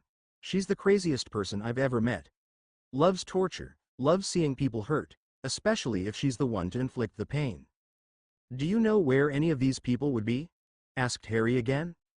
No, Draco replied. I know we lost and that I am going to have to suck up to you and your kind to win back anything. Nobody told me anything. Father even said a couple of times, best if you don't know. Nothing useful. Harry heaved a weary sigh and turned back to Narcissa with his eyebrows raised. I suppose I could give you the addresses for some of the old family homes. My sisters-in-laws also have a couple of places on the continent as well. But I don't really expect that they're using anything so public, she said without further prompting. Harry took the addresses Narcissa gave him. Supposing that this was the best he might be able to do, he thanked the Malfoys for their time and told them to inform him immediately if anything new came to mind or if anyone that was involved with the Death Eaters approached them. After breakfast on Saturday, May 17th, a large crew got ready to apparate to the Burrow. Arthur and the Aurors went first, followed by Molly. All of the boys went, as well as Harry, Ginny and Teddy, and Andromeda. Finally, the Appledorn and Bayleaf families apparated to the Burrow. The Burrow was gone, destroyed. Both the house and the shed burned and were cursed down to ashes. Maybe I should have come here first, before bringing you all here, said Arthur, his voice hard. I wanted us all together to make plans on what needed to be fixed, and who would do what. I just did not expect to find nothing. We always planned on having some of us stay at Grimmauld Place, said Harry. Arthur said, we need something to start with to rebuild, and there is nothing here. Molly looked around. All of the memories are gone. The house we could fix, rebuild, but the memories, all of the letters and photographs, my household spellbooks with all of the notes in them. Oh Arthur, it's all gone. Arthur, pulling his wife to him, said, I knew something was seriously wrong, but was hoping that there was something we could use to start to rebuild, even just some of the possessions that we could repair and save. For the second time in her life, Ginny saw her mother break down and cry. Her mother was always strong, always the mother hen in charge of her large brood of children. But the Burrow being gone, totally gone, was just too much. So many memories, so many little things. It may not have been worth many galleons, but it was us, our family, sobbed Molly. Things we'll never be able to replace. Arthur tried to console Molly with, well, Molly Wobbles, we are just going to have to start building some new memories with this fantastic family we have around us. Ginny was holding on to Harry, wearing Teddy on her front. Harry was also holding on to Andromeda, who was whimpering again.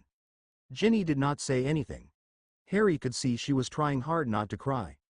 Harry had heard the day before that the Burrow was gone, but here seeing the evidence, he was trying hard not to cry himself.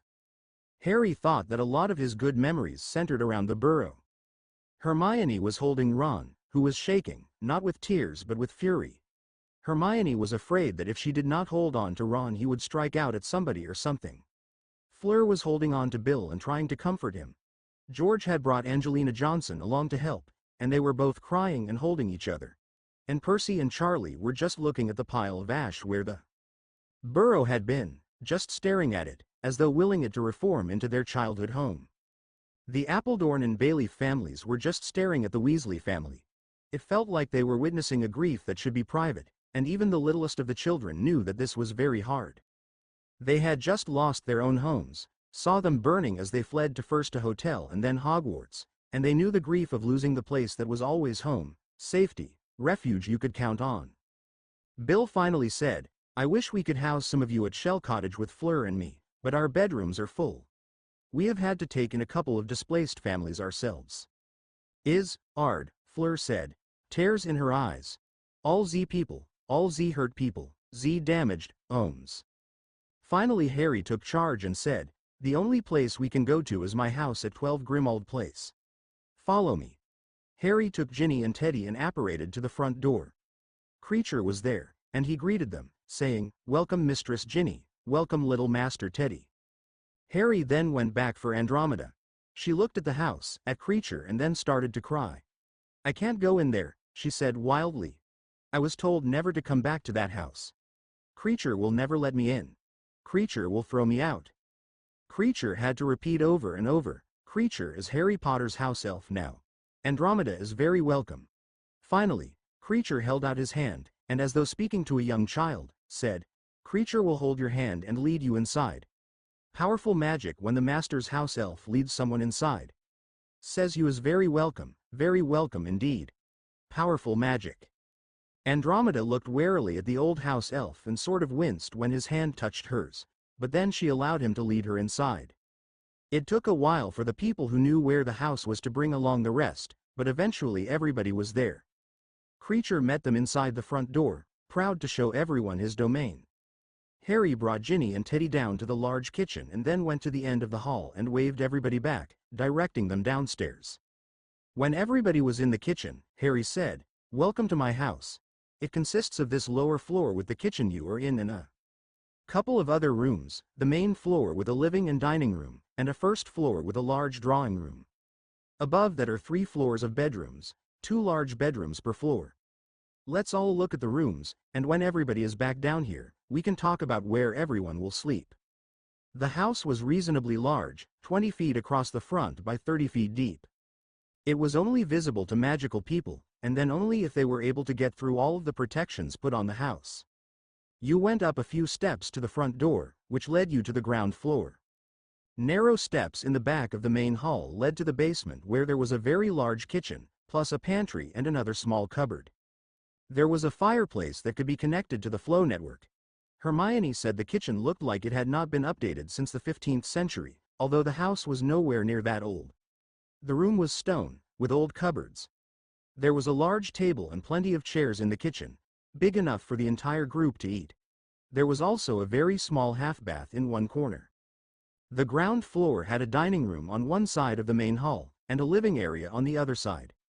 The hall was full of portraits, the most prominent being that of Walburga Black. Although it was covered by curtains, Walburga could sense that muggles or part muggles had entered the house, and she was screaming at the top of her lungs, "Mudbloods! Scum! Spawn of mudbloods! Get out of my house!" Harry said, "I wish we could get rid of that. There is no way to remove the portrait. It has a permanent sticking charm on it." Andromeda, making sure Walburga could not hear her, in a small voice said, "You could paint over it with muggle paint. That will keep her quiet." Harry looked at Kreacher, who nodded yes. "Not first portrait in frame," said Kreacher. "Others also painted over." The ground floor also had a large formal staircase leading up to the first floor, most of which contained a magnificent drawing room, although there was also a small bedroom and another half-bath. Harry later learned that the drawing room was, when it needed to be, 30 by 30, which was of course impossible given that the house was only 20 feet wide, another of those magical uses of space that Harry loved. The second, third and fourth floors were very similar. They each contained 2 large bedrooms, one facing out the front, one facing out the back. The third floor was clearly meant to be the master suite. There was a connecting door between the two bedrooms and each one had a large private bathroom. At the top of the fourth floor was a ladder hidden in the ceiling that led to a large attic. There was no electrical wiring in the house. Lighting was by gas lamps or magic. There were radiators and a gas furnace, but it was an old gravity furnace that did not need any electricity to work. There was a garden area that provided light for the windows in the rear of the house. It was also 20 feet wide by 30 feet deep, the same size as the house.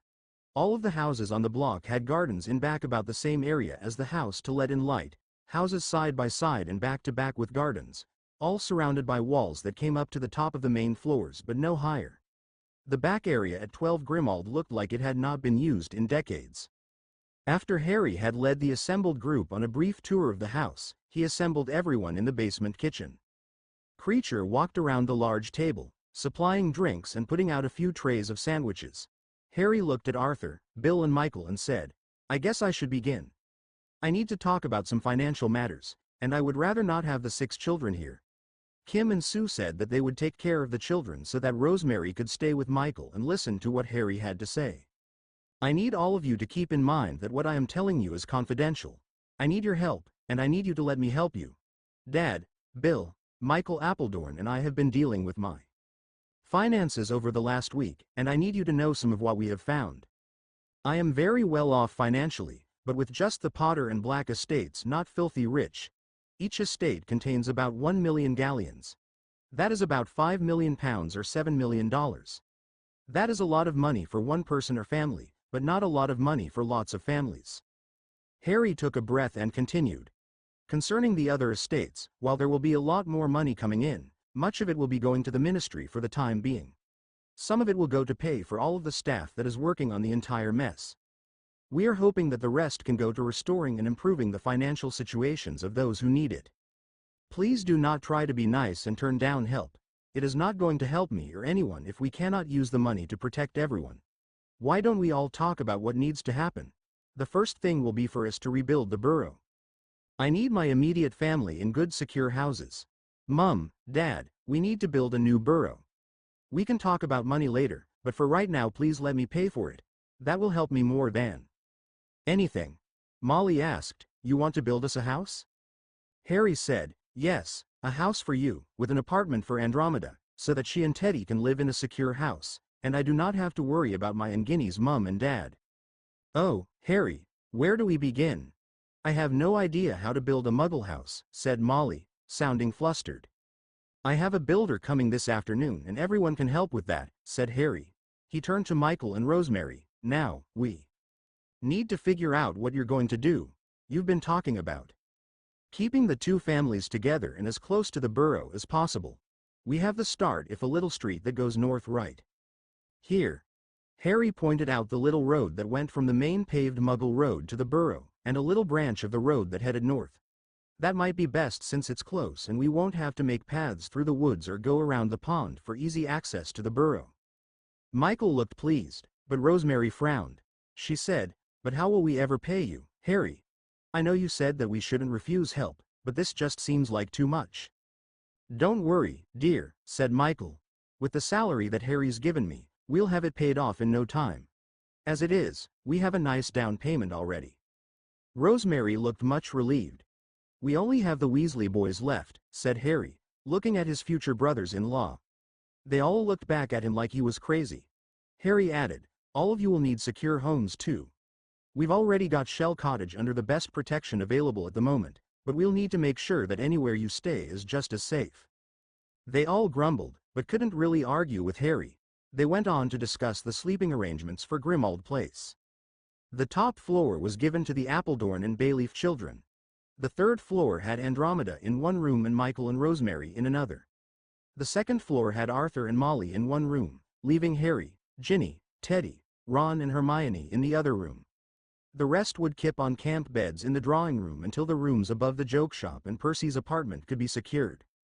"Not much change here," said a reasonably cheery Molly, recognizing that at least she and Arthur would be in the same room that they had while staying there during the early days of the Order. The small bedroom off of the drawing room would serve as temporary housing for the Aurors who would be staying, although the couples each had their own apartments to go to when they were off duty. Since there was nothing to move or fix, George, Angelina Lee, Charlie, Ron and Hermione left for Weasley's Wizarding Wheezes. There was a great deal of work to do, if they were going to reopen the shop anytime soon. Michael and Rosemary went upstairs to unpack and get the bedrooms ready, as did Andromeda. After Molly had the room fixed for her and Arthur, she went into the bedroom where Andromeda was going to be staying. Andromeda was almost paralyzed with fear, and Molly had to put the few things that Andromeda had with her away into the wardrobe and appropriate drawers. Michael and Rosemary volunteered to paint over the portrait. Harry did not have any Muggle money on him and neither did anyone else, so he asked Creature if he could get them what they needed. A short time later, Creature came back with a bag of 200 galleons and 10 100-pound notes. Harry gave Michael one of the 100-pound notes and Michael left to buy paintbrushes and paint. Creature then said quietly to Harry, "Master Potter, there is a potion you can put in Muggle paint to help keep Mrs. Black quiet." "Where can we get some of this potion?" asked Harry immediately. "Potion room downstairs, under kitchen," Creature responded. "I shows you." And that was how Harry found out that he had a large, very well-equipped potions room under his kitchen. They eventually called the area the dungeon. It also contained a utility room and a couple of small storage rooms. At about 2 o'clock the builders came. Both Mr. Griffin and Mr. Grunt were there. Mr. Griffin was the Muggle, so he joked he did the grunt work, a pun that they must have used for many years. They had books of house plans. Molly looked at the plans and said, "Everything is huge, we can't accept this." "Well, Mrs. Weasley, we have a problem," Mr. Grunt said. "We need to cover over all of the cursed soil, and it's going to take one of these here large houses to do it." Until the end of her days, Molly was never sure if that was the whole story, although in general it was, so she graciously accepted the offer of a very large house. After about 4 hours, they settled on a house that met all of their needs. It was a very large house, although not a mansion by English standards. There was enough space to accommodate the rapidly expanding family and more to come. The builders suggested a mother-in-law apartment, so that Andromeda could stay with them but still feel like she had her own space.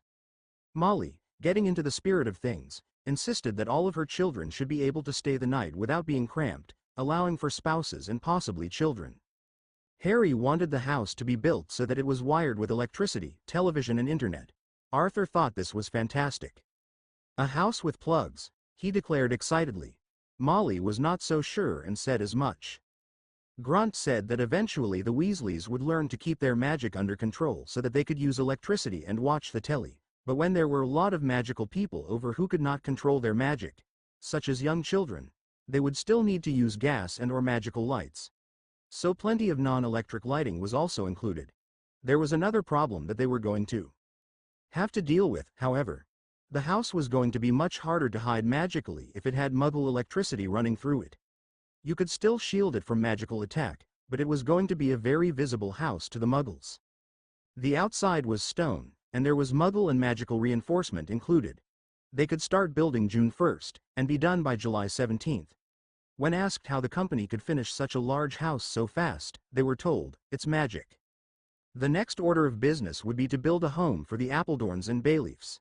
There would also be a small school, so that Molly and Rosemary could teach the children in an easy atmosphere. It might also serve well once Molly's children started having little ones of their own, she thought. Harry was happy they had a plan. Arthur, Molly and Ginny were amazed at how Harry had taken command and engineered the plans for this complex of homes. He explained that he wanted 8 to 12 houses in the area, with wards over the area, more wards over the individual houses, and some additional layers of Muggle and magic security.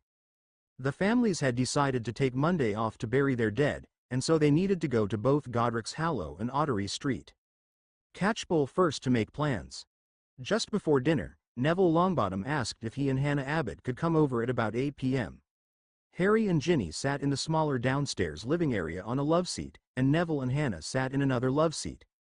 Neville said, "Hannah and I are getting married next Saturday afternoon, and we would like you two to be our best man and maid of honor." Harry and Ginny looked at each other and nodded. Harry said, "We would be delighted to stand up for you. When is the baby due?" "Mid-December," said Hannah, blushing prettily. "We have another favor to ask. We know you are going to share a suite of rooms at Hogwarts. There is another suite of rooms next door. If we moved into that, the kitchen area would be available for both of us," said Neville. "I'd really appreciate it if you could let us live next to you, Ginny," said Hannah. "You are so comfortable with children. When I was small and at home, Mum would have new mothers over to show them what to do. She has become the expert in anything mothering. So, I saw nappies being changed and changed a few myself, held a lot of babies, heard my mother talking about nursing to lots of women.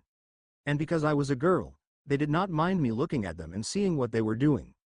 If I do not know the answer to a mothering problem, I can always call the expert, my mum.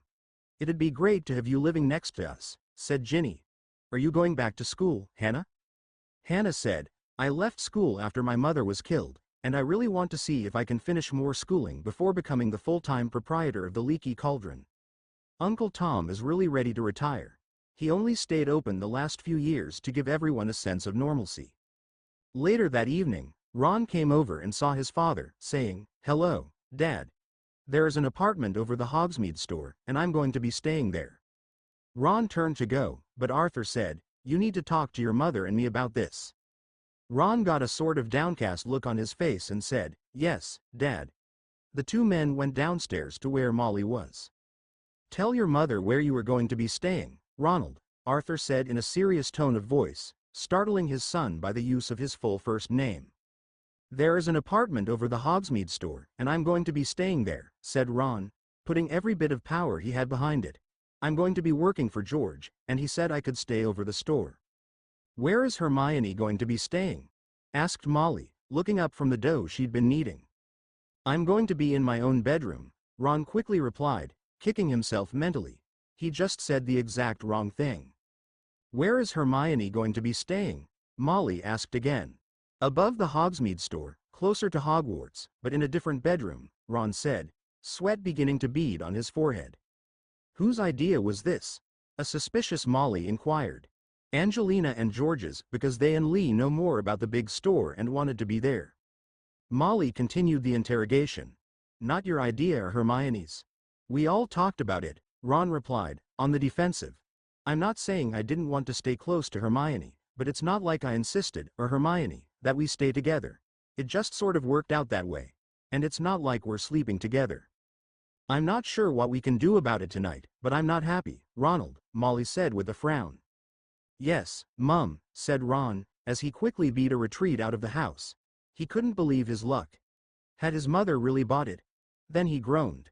Of course she hadn't, but at least he had a reprieve. He and Hermione could talk about it. As soon as Ron left, Ginny went into the bedroom and made sure there were only 2 beds, side by side, for her and Harry, plus the crib for Teddy next to her bed. Shortly afterwards, Molly came into the bedroom. "I sort of feel married already," Ginny said to her mother, somewhat excited and slightly frightened as well. Molly thought of the formal betrothal contract they had signed. She did not have any idea how to respond to Ginny. She really did not want to tell her 16-year-old daughter that engaged witches and wizards, especially if they were betrothed, seldom waited until the wedding night for sex. Molly was not even sure why, but she hoped that Ginny would wait until she was 17 and they'd had a formal wedding ceremony to give herself to Harry. A very frustrated Molly gave Ginny a big hug and walked out of the room without saying anything. Before they went to bed, Arthur stopped at Harry and Ginny's room. He looked at his daughter and said, "Your mother and I are not comfortable with you two sleeping together like this." "I promise we will not have sex, Mr. Weasley," said Harry volunteered. Arthur looked at him sharply for the renewed formality, but he quickly realized that Harry had done it deliberately. Harry was being the polite and responsible man that he was. Arthur knew where the blame lay and looked at Ginny, who glared back and did not say anything. "We're doing our best to be good," Harry added. "And I get up when Teddy fusses and change him, and it really is handy having both of us here taking care of Teddy." "Well, I guess it is acceptable then," said Arthur, kind of heavily. He really did not know how else to arrange the room, and he was anxious to get back to sleeping with Molly in a private room, and to be honest, do more than just sleep with Molly. If we do get married when Ginny turns 17, said Harry kind of warily, "I don't want to sound stupid, but Aunt Marge kind of acted like it was, like sex was, kind of dirty and, when is it all right?"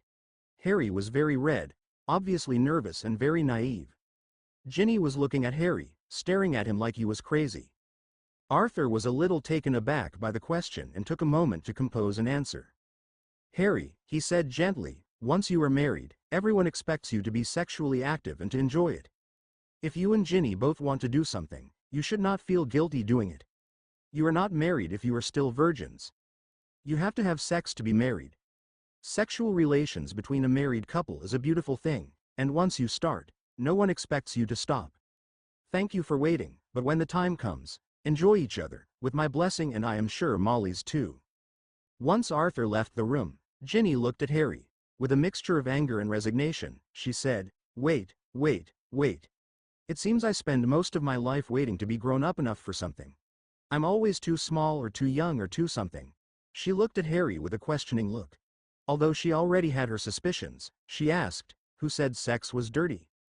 No one at the Dursleys taught me anything about sex, said Harry, his embarrassment obvious. Vernon thought I was a freak and should never breed. So I am sure that if I asked him anything, I wouldn't get an answer. I overheard Aunt Petunia, my mother's sister, and her sister-in-law, Vernon's sister talking.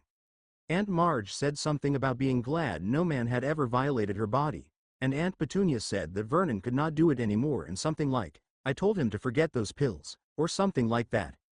I don't understand it, but it doesn't sound like they still do it. I'm almost sure Mum and Dad still do it, said Ginny, looking as though she might be sick. I wish you had said that we'll try to be good and not have sex instead of we won't. Harry laughed. You'd just consider that a challenge, wouldn't you? Still do, said Ginny, pouting but with a sneaky smirk. Finally she said, Harry, I don't know why, but in some ways I just feel so married already, having signed that contract, with Theseus rings on our fingers. I know, Ginny, Harry answered, looking at the rings. Somehow, after signing those papers, I just felt like we were really sort of married too, even though we won't be until August 11th, but I promised your dad. For Ginny and Harry, the best thing about not having Ron and Hermione in the room was that it made it much easier to talk to each other and do some snogging. The worst part for Ginny was that Harry still insisted that anything beyond snogging should wait until she was 17.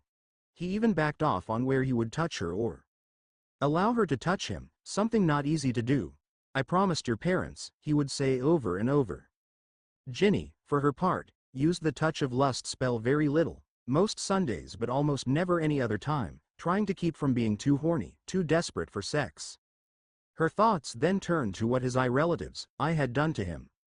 Now he felt inadequate because they'd implied that making love was something of which to be ashamed.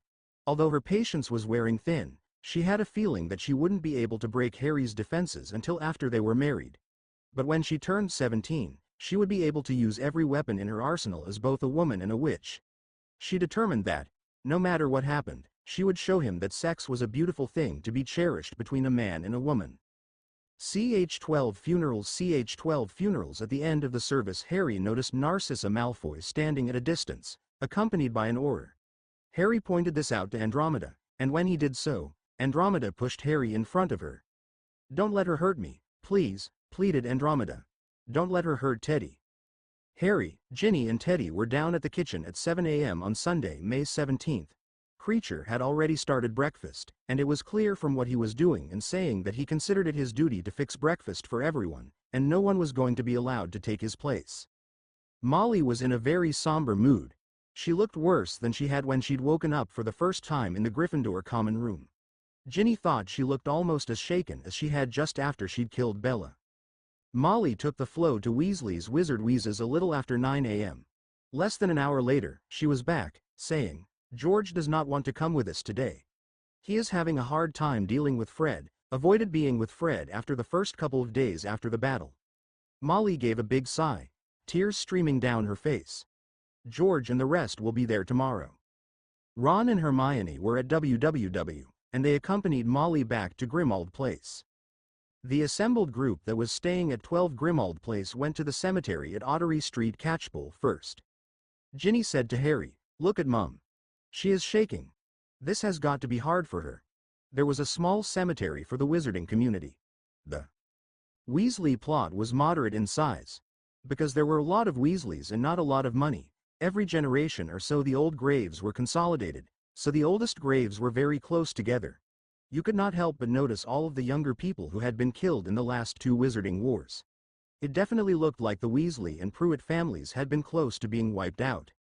Harry had never seen this graveyard, and after Arthur pointed out all the dead, their parents, brothers, cousins and others, he said, "You are responsible for stopping the deaths, Harry, not causing them. It's down to you, Ron and Hermione and all of my family that fought alongside you three that brought an end to it. We can never thank you enough. I just hope that Fred is the last family member we have to bury because of Voldemort and his kind." Patrick Pruitt stood in front of his father's grave, Fabian Pruitt, Molly's brother, whom he'd never known. "Mother has to come here," he said. "She needs to move on with her life. She misses her family." Finally, they came to the place where Fred was going to be buried. Ginny said, "Mum's in as bad shape as she was just after Fred died." Molly sat down by a tombstone right next to the plot where Fred was going to be buried. It said, "Fabian Pruitt Weasley, born November 12, 1974, died March 16, 1975. Beloved infant son of Arthur and Molly." Molly was shaking and sobbing. Arthur was sitting down on the ground holding Molly, and he was also crying, just not sobbing loudly like Molly. Ginny turned to Ron and said, "Did you know?" Ron faintly said, "I had no idea. It took almost half an hour for Molly to calm down. She kept saying, 'I couldn't hold on to him, I lost him.'" Finally, with tears still in his eyes, Arthur said, "Fabian is the reason there is a big gap between Charlie and Percy. Bill knows about Fabian. If Charlie does, he never says anything about him, and I do not think Percy knows." For years every time anyone mentioned Fabian, Molly started to cry. Molly was shopping with the three boys and Death Eaters attacked. She tried to apparate with the three boys, but when she got to the burrow, Fabian was not with her. She's still not sure why, although she still has scars from the attack. Someone may have hit the baby with a spell or something that pulled him away from her. She sent an urgent Patronus for help, but by the time we got to where she had been, the Death Eaters and Fabian were gone. Bellatrix Lestrange tortured that poor baby. At this Arthur broke down, held on to Molly and sobbed loudly for about 10 minutes, trying to get control of himself. It was so out of character for Arthur that everybody was shocked. "I hope she spends all eternity in hell for what she did to that poor baby," Arthur said, spitting the words out with a venom so strong that everybody shuddered. Several families left Britain when they saw or heard of what Bella did. Molly finally got up and said, "Maybe I am cried out. I'm sorry I never told you about Fabian. I just tried to bury the memory. When I got my clock with all of our names, I did not want Fabian on it. The memory of what she did to him is just so horrible. If anybody deserves to burn in hell for all eternity, that bitch does." Molly's fury at Bella also took everyone by surprise, and it became clear why Molly had had the emotional strength to take on Bella and cast such strong spells, why she hated Bella so much that she could have meant it when she'd thrown the Avada Kedavra curse. Ginny went and gave her mother a big hug, which lasted for several minutes. Then Molly hugged everyone else who was there. For the first time, Ginny realized why her mother had said after the Battle of Hogwarts that a mother should not have to bury her, plural, children. Fred was the second of her children to die that she would have to bury, killed in the war with Riddle. Ron told his father, "I'll make sure Charlie and George know about Fabian." George told Mum that he did not think he could go to the gravesite more than once. "I really think George needs Lee and Angelina around to remind him to keep working on getting the store back together. When he does that he's all right. But when he goes off quietly by himself, we can see he's having a hard time." After finishing the arrangements for a gravesite for Fred, Michael and Rosemary picked out gravesites for their spouses.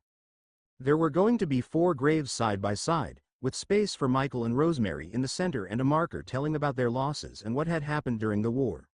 Rosemary and Michael were going to get married soon and combine their names to Appleleaf, in honor of the Appledorn and Bayleaf families, and so all 6, and maybe more, children would share the same last name. As they were getting ready to go to Godric's Hallow, Ginny asked Rosemary, "Do you love Michael? Have you fallen in love with him?" Rosemary answered, "We decided after his wife and my husband died that it would be better for the children, and for us, if we got married. I love him not because we fell in love. We obviously did not fall out of love with our spouses. But love can be a decision as well as an emotion. We decided that we needed to live together as husband and wife, and so we decided to love each other. And we are starting to fall in love with each other. Remember, Ginny, you decided to love Harry Potter. That is a decision which you must honor even if someday life is hard and maybe you do not like him very much." Ginny thought back to the happily ever after discussions. It seemed that this lesson was being taught over and over. Loving Harry Potter was a decision, not an emotion. The next couple of months were going to be hard, and it was good that she was reminded of this. At Godric's Hollow there was a small church with a modest-sized graveyard. When Ted Tonks had died, Andromeda purchased 4 gravesites side by side. That way, her daughter and son-in-law could one day be buried together as well. Never had she imagined that that day would come so soon, but in a war one takes precautions.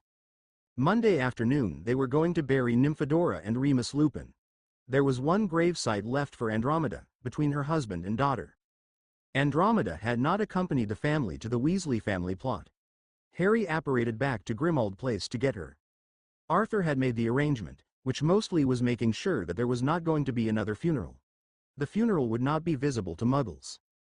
They apparated to a place a couple of 100 yards from the graveyard and started to walk towards it. Before they got to the gates, Andromeda started to scream. Molly looked at Arthur with tears streaming down her face and said, "Take me to St. Mungo's, Arthur." "Harry, take Andromeda. We are both going to need some help getting through tomorrow." Harry did as he was told. There was a modest-sized section of St. Mungo's that had been set up for grief counseling. Arthur told Harry he could go, unless he felt he needed to talk to the counselors himself. "I need to get back to Ginny," Harry said. He had an awful feeling in the pit of his stomach, like maybe tomorrow was going to be as bad as 5 of Dumbledore's funeral, but he did not want to leave Ginny alone. Once Harry was back at Grimmauld Place, he asked Ginny if she wanted to go see the house where he had spent his first year. Rosemary agreed to take Teddy, and Harry and Ginny apparated back to Godric's Hollow. Harry wanted to show Ginny his parents' graves first. Harry spoke first. "Hi, Mum and Dad. I was here last winter but didn't say anything. Thank you for being with me when I went to face Voldemort. That was really hard, and I don't think I could have done it without you. I want you to meet the girl I am going to marry this summer. Dad, she is really pretty, like Mum, and has red hair like Mum. She is so strong. She's the toughest girl I know. Mum, I'm sure you would like her. I just wish you could be here to meet her." Ginny said, "Mum, Dad. Can I call you Mum and Dad? Your son is so brave. You know, I am sure, that he defeated Voldemort. He is also the nicest, best person I know. I guess you can tell that I am in love with him. I wish I could get your blessing to marry your son, but I guess this will have to do." They then went to the house. Ginny was expecting a large house, but it was a small neat little house at the end of a lane. You could see where the upstairs bedroom had been blown open. They looked at the notes on the gate and memorial sign at the outside of the property. They cautiously went into the house. It might have been protected from anyone else from getting into the house, but apparently Harry could enter without any problem. Ginny said, "It's just an ordinary house." Harry said, "Just an ordinary house with an ordinary little family that Riddle tore apart, and I spent the next 10 years living in a closet under stairs. Ginny, I have to get out of here." They left the house and went over to a place where they could apparate to 12 Grimmauld Place. Everyone in the house was in a somber mood. The 5 bodies were gathered from Hogwarts. They were some of the last to be picked up, but not the last. The war had been so horrible, and so many people were displaced, that everyone who died had not had next of kin notified. The ministry was going to have to bury 1 or 2. The bodies were placed in the living room. They were all wrapped in white burial shrouds and were in the plainest wooden coffins. The last 2 weeks had been so busy that the full extent of the losses had not hit home to them yet, and from the reaction of many of the family members it was apparent that the reality of burying Fred, Remus and Tonks was hitting home in a way it had not up to now. Michael and Rosemary were also having a hard time. They were both trying to comfort their children and be strong for them, while at the same time contemplating the changed family they seemed to be shepherding through these terribly troubled times. By early afternoon they were done. Harry and Ginny had a chance to really talk. Ginny asked Harry, "Are you happy with your life? Are you happy with what you are doing?" Harry answered, "Life is a lot better than a couple of weeks ago. Maybe I'm just too busy to think about it. Being with you is the best thing I've ever had happen to me." "What do you want to do? You know, when you grow up, when you get older?" asked Ginny. Harry thought a bit and said, "I guess I feel pretty grown up. I want to become an Auror, work with Shacklebolt and your dad to reform the ministry. I hope to keep doing some good. I really want a normal family, with children, like you had growing up." Nothing special, just normal and loving. What do you want to do when you grow up? Ginny thought. Well, one of my great dreams was to marry Harry Potter. Ginny smiled at this and squeezed Harry's hand, and then said more pensively, I want to graduate from Hogwarts. I want to have children someday, but not right away, I don't know. Harry pushed a little more. Any other dreams? What is your dream job? What would the future Mrs. Potter like to do for a couple of years before she is ready to have children? Ginny knew just what she wanted but was not sure how to say it. Well, I do have a silly dream, but it's just a little girl's dream. Promise me you'll not laugh, Harry said. I'll never laugh at your dreams, Ginny. Then she said, well, I really like playing Quidditch and would love to play for the Holyhead Harpies. But that's just a silly girl's dream. You have to be really good to play for the Harpies. But Ginny, said Harry, looking perplexed, you are really good. You should be able to make the team. You just need to do a good job next year at Hogwarts. Sure. With a crappy broom and no time to practice this summer, she mumbled, her tone downcast. Harry brightened up and said, I've got an idea, come on. He grabbed her hand, led her to the fireplace, and they took the flow to WWW. Come to lend a wand? Asked George excitedly. Ginny looked at Harry, unsure of what his intentions were. Maybe later, mate. Right now we have some shopping to do, replied Harry, leading Ginny out the door. She gave her brother a shrug and waved. She began to guess her fiancé's destination when they turned down the street. I can't afford a new broom, Harry, she exclaimed. He stopped and gave her an exasperated look. Don't you remember our talk about how to handle money matters? Of course, but this would be a very expensive personal purchase, not something for our house or a 10-sickle pair of socks. Well, I don't know about you, but I need a new broom. Unless you'd rather fly that old silver arrow. He smiled when he saw the light in her eyes at the thought. Harry laughed when she began to splutter and pulled her along the cobblestone path. At the Quality Quidditch shop, Harry found a Nimbus 2000 touring model that was good for long trips, comfortable and ideal for his new job as an Auror. It cost 700 galleons. Harry winced at the price tag. He couldn't believe that McGonagall had spent so much gold on him. He'd have to think of a few nice Christmas gifts for her. He probably would have anyway, with everything she'd done both during and after the war. The best Quidditch brooms were the Firebolts, and the best Firebolts were the special editions, customized to the player and position. You purchased a Firebolt for 15,000 galleons, and the company did its best to set the spells to your weight and position. There were charms on the broom that recorded your playing, and you could take it back to the factory to get the broom adjusted as often as you wanted. Harry thought that they ought to do all of that, considering the price. Ginny looked at the broom, listened to the sales pitch and was told that they could do the special spells and let her try out the broom. Once she tried out the broom, she said, Oh Harry, this is the best broom I have ever been on. I would love it, but it is so expensive. Harry said, Sure, it's expensive. You want to be a professional Quidditch player. I want to make you happy. Nothing would make me happier than to see you on this broom. Take it from me, please. When she still hesitated, he added, This is an investment in your career.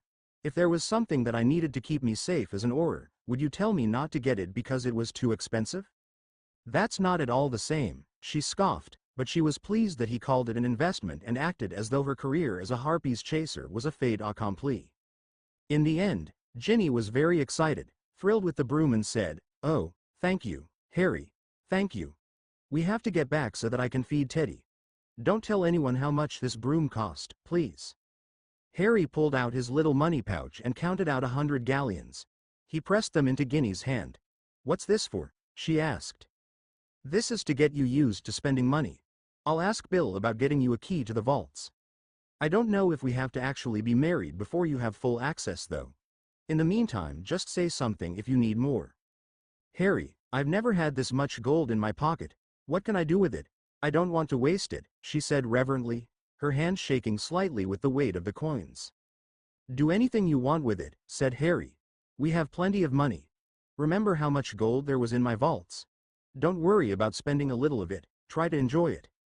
I've always had to be so careful about spending money, Harry, Ginny said. Thank you for giving me some. Let me know when you need more, Harry replied. There is no reason for you to ever be short of money. You're sure you have enough? Asked Ginny, feeling worried. What if she accidentally spent it all? I'm sure, Harry assured her. And it's, we have enough, not, I have enough. That gold belongs to both of us. Monday, at about 9 in the morning, everybody was gathered in the large drawing room of Grimmauld Place. The old wizard who seemed to preside over every wedding and funeral was there. How are you holding up? Arthur asked the little man, imagining that there was a great deal of pressure on the elderly man just then. Toughest 2 weeks in my life, the little man said. Too many funerals and way too many young people. There were another 20 people killed before or right after the battle. Thank you for asking, Arthur. The little wizard then said, this will be the last chance you have to view your loved ones. This is the place in the funeral where there is one last chance to open the burial shroud and look at the face of your loved one, if you want to say a brief goodbye. Michael Appledorn went first. He opened the shroud and looked at the face of his wife, perfectly preserved by the coroner's charms. We're not going to live out our lives side by side like we'd planned, but I got gravesites next to each other so we can spend eternity together. God, I'm going to miss you, Grace. Dick, the middle son, looked at his father and mother. She's really dead? We're never going to see Mum again? Tom said to his brother, she's really dead, Dick. What's dead? When will Mum be back? Little Harry asked, breaking the heart of every adult in the room. She's not coming back, boys, Michael said. When we die we will all be together again. Until then we have to live without her. I want Mum back, Harry said, his eyes showing his horror at his father's words.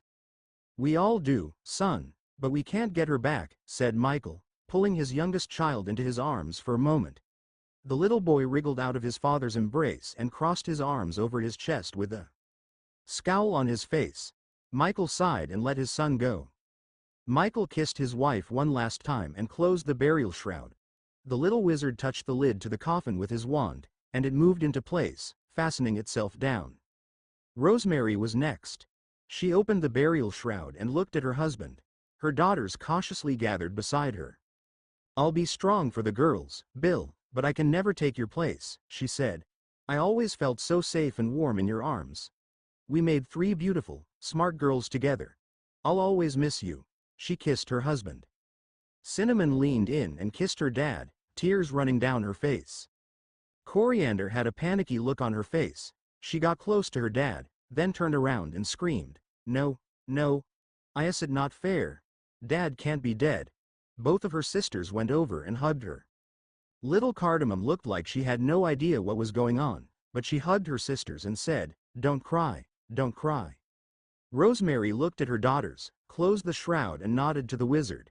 He put the lid on the casket. It took about 15 minutes before the girls were calm. The little wizard turned to the Weasley family. I don't need to see your face, Fred, George said, standing next to the coffin but not opening the shroud. I see it every time I look in a mirror. I can't get away from you. I just feel so incomplete. I've spent my whole life waiting for you to say something and now everybody expects me to take the lead. We've talked about how much fun a funeral could be, with fireworks and pranks. Damn it, Fred, funerals are no fun. The problem with being dead is that you're so damn permanently, finally dead. George looked at the rest of the family. Can we close the lid now? He asked. Arthur and Molly both nodded yes, even though they hadn't gotten to say goodbye themselves. Andromeda was sitting in the corner with 2 witches from St. Mungo's, one on each side of her. She looked down at the floor, not at anyone, obviously shaking. I can't, she whispered. Harry took Ginny by the hand. Ginny was carrying Teddy, and the 3 of them went over to the coffins of Nymphadora and Remus Lupin. Harry opened the shroud of Remus first. We'll take care of Teddy, Remus. Teddy is going to grow up knowing that his father was one of the finest people I ever knew. A hero not only at Hogwarts but in his whole life. You didn't have nearly enough peace and happiness in your life. May you rest in peace next to the woman who loved you and gave you this beautiful child. Harry kissed Remus and Ginny did as well, and they closed the shroud. Then they opened the shroud for Tonks. Ginny looked at her face, down at Teddy and just lost it, the tears and sobs racking her body. Molly got up to comfort her daughter. But she took one look at Tonks, looked at Andromeda, and she started to bawl too. Arthur rushed up to comfort his wife. It's a mother's worst nightmare, Molly finally got out. dying and leaving a nursing infant. We can never take your place, but Teddy will grow up surrounded by love. I promise you that, Tonks, I promise you that. I'll do my best to be his mum, when I can, Ginny said, cuddling the baby closer to her. Harry and I just can't start a family right now or I'll never take your place, Tonks. Thank you for making me Teddy's godfather, Harry said. We will make sure that Teddy is taken care of, and Tonks, we'll take care of your mum as well. I'll make sure they will never lack for anything they need and make sure that they have more love than they need. They are going to live with us, Tonks, said Molly, sniffling. They will never be without a loving family, I promise you that. Goodbye, until we meet on the other side. Harry kissed Tonks and turned to the rest of the family. First Ginny, then Molly, then Arthur did the same. Andromeda was still sitting down and shaking. Harry indicated that the coffin should be closed. We are leaving Andromeda here while we go to the Weasley family site, Arthur said, the healers nodding to let them know that they wouldn't leave her side for a moment. Monday was gray and somber, a little windy, with a threat of rain. It stayed that way all day, but it did not rain. Michael and Rosemary each dug part of their spouses' graves. Since there were so many strong Weasleys, they helped finish those graves. Then the Weasleys dug Fred's grave, everyone helping. Molly seemed to have mostly cried herself out over Fabian and was able to concentrate on Fred's funeral, although you could tell she was trying hard not to look in the direction of Fabian's grave. George Weasley was holding on to Angelina Johnson like his life depended on it as the family tried to say something about Fred and all of the Fred and George adventures. George would smile at the mention of some of the adventures, but the tears never really stopped. There would be time later to remember Fred, but the attempt at levity died pretty quickly. The tears were a lot better than how George had behaved just after Fred had been killed, however. George had spent hours not showing any emotion, just staring off in space. When everybody was done, George pulled Angelina close to himself and whispered something to her. She said, George is working on a tombstone for Fred. A really unusual stone befitting the pranksters. When he is working on it he seems happy, pleased he can give Fred a great send-off. Then it gets to be too much, and sometimes I have to go down to the workshop and rescue him. Plus we have to keep the business running. He told me yesterday what he sort of wanted to do but asked me to let you know what was going on if all this got to be too much. I guess it has. Thank you, Angie, said George. It's been getting better, but, and he went around to each family member and gave each one a hug, ending up with Angelina again. George the prankster had no jokes, no pranks, just lots of sobs and tears. When his handkerchief was so wet that it would hold no more liquid, she pulled a few more out of her bag and used one of them herself. In that moment, she knew that she would give anything in the world to be on another of those awful dates with both George and Fred, even if it was just once more. The little wizard took his wand and lowered the casket into the ground. He said a couple of spells silently over the grave.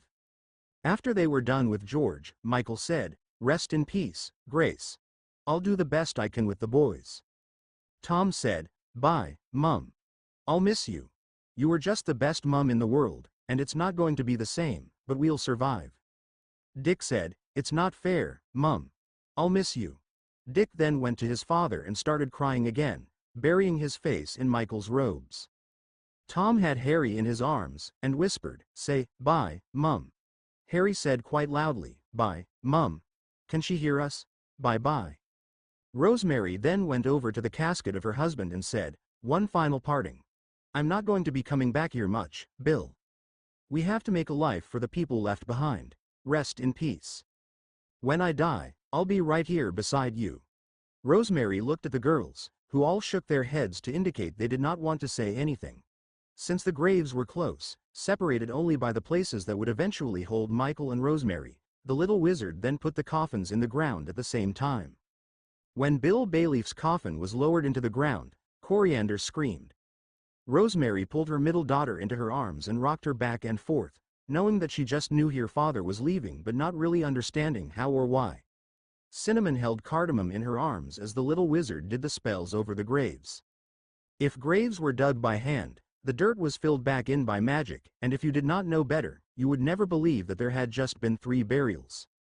There were a lot of people in Ottery Street Catchpole who knew the Weasleys, and despite the day and time, there was a fair representation of people from the town. Most of them greeted Arthur and Molly and the children that they knew. There were very few people helping to mourn the Appledorn and Bailey families. They had been cut off from their Muggle relatives by the war. And some of their magical friends, seeing how first the Appledorn house and then the Bayleaf house had been destroyed by Death Eaters, were afraid to come. There were about a dozen Aurors around the group at the funeral, and a couple of wizards apparated in the vicinity of the funeral and just as promptly disappeared. They'd remained unobtrusive, just making sure that no one could disturb this important family's time of sorrow. The extended Weasley clan then went to Godric's Hollow. Arthur went back to get Andromeda, who came accompanied by the two healers. Again, they dug graves for Nymphadora and Remus, while Andromeda watched. "Andromeda is having a hard time even being here," said Molly, in an aside. Arthur said, "We all know what a tragedy this is. We are just going to put the bodies in the graves, and say the anti-coroner's spells." There were a fair number of people from Godric's Hollow to help the families mourn Nymphadora and Remus. They hugged or greeted Andromeda and usually the Weasley family as well. At the end of the service, Harry noticed Narcissa Malfoy standing at a distance, accompanied by an Auror. Harry pointed this out to Andromeda, and when he did, Andromeda pushed Harry in front of her. "Don't let her hurt me, please," pleaded Andromeda. "Don't let her hurt Teddy." She looked wildly around for her grandson. Ginny held him a little tighter to reassure Andromeda. Molly said, "I'll go over and talk to Narcissa." She walked the few feet to Narcissa. In a voice that she tried to make kindly and not accusatory, not all that successfully, Molly asked, "What do you want?" Narcissa said, "I am so sorry. I wanted to tell Andromeda that I was so sorry that her daughter was killed. Sorry that your Death Eaters killed her husband and daughter and son-in-law. Sorry that your family disinherited her." Molly was even less successful that time, letting the venom drip from her tongue. "I am so sorry," said Narcissa again quietly. "I killed your sister," said Molly, in a cold voice. "She tortured my baby and was trying to kill my daughter. May she rot in hell for all the evil she did."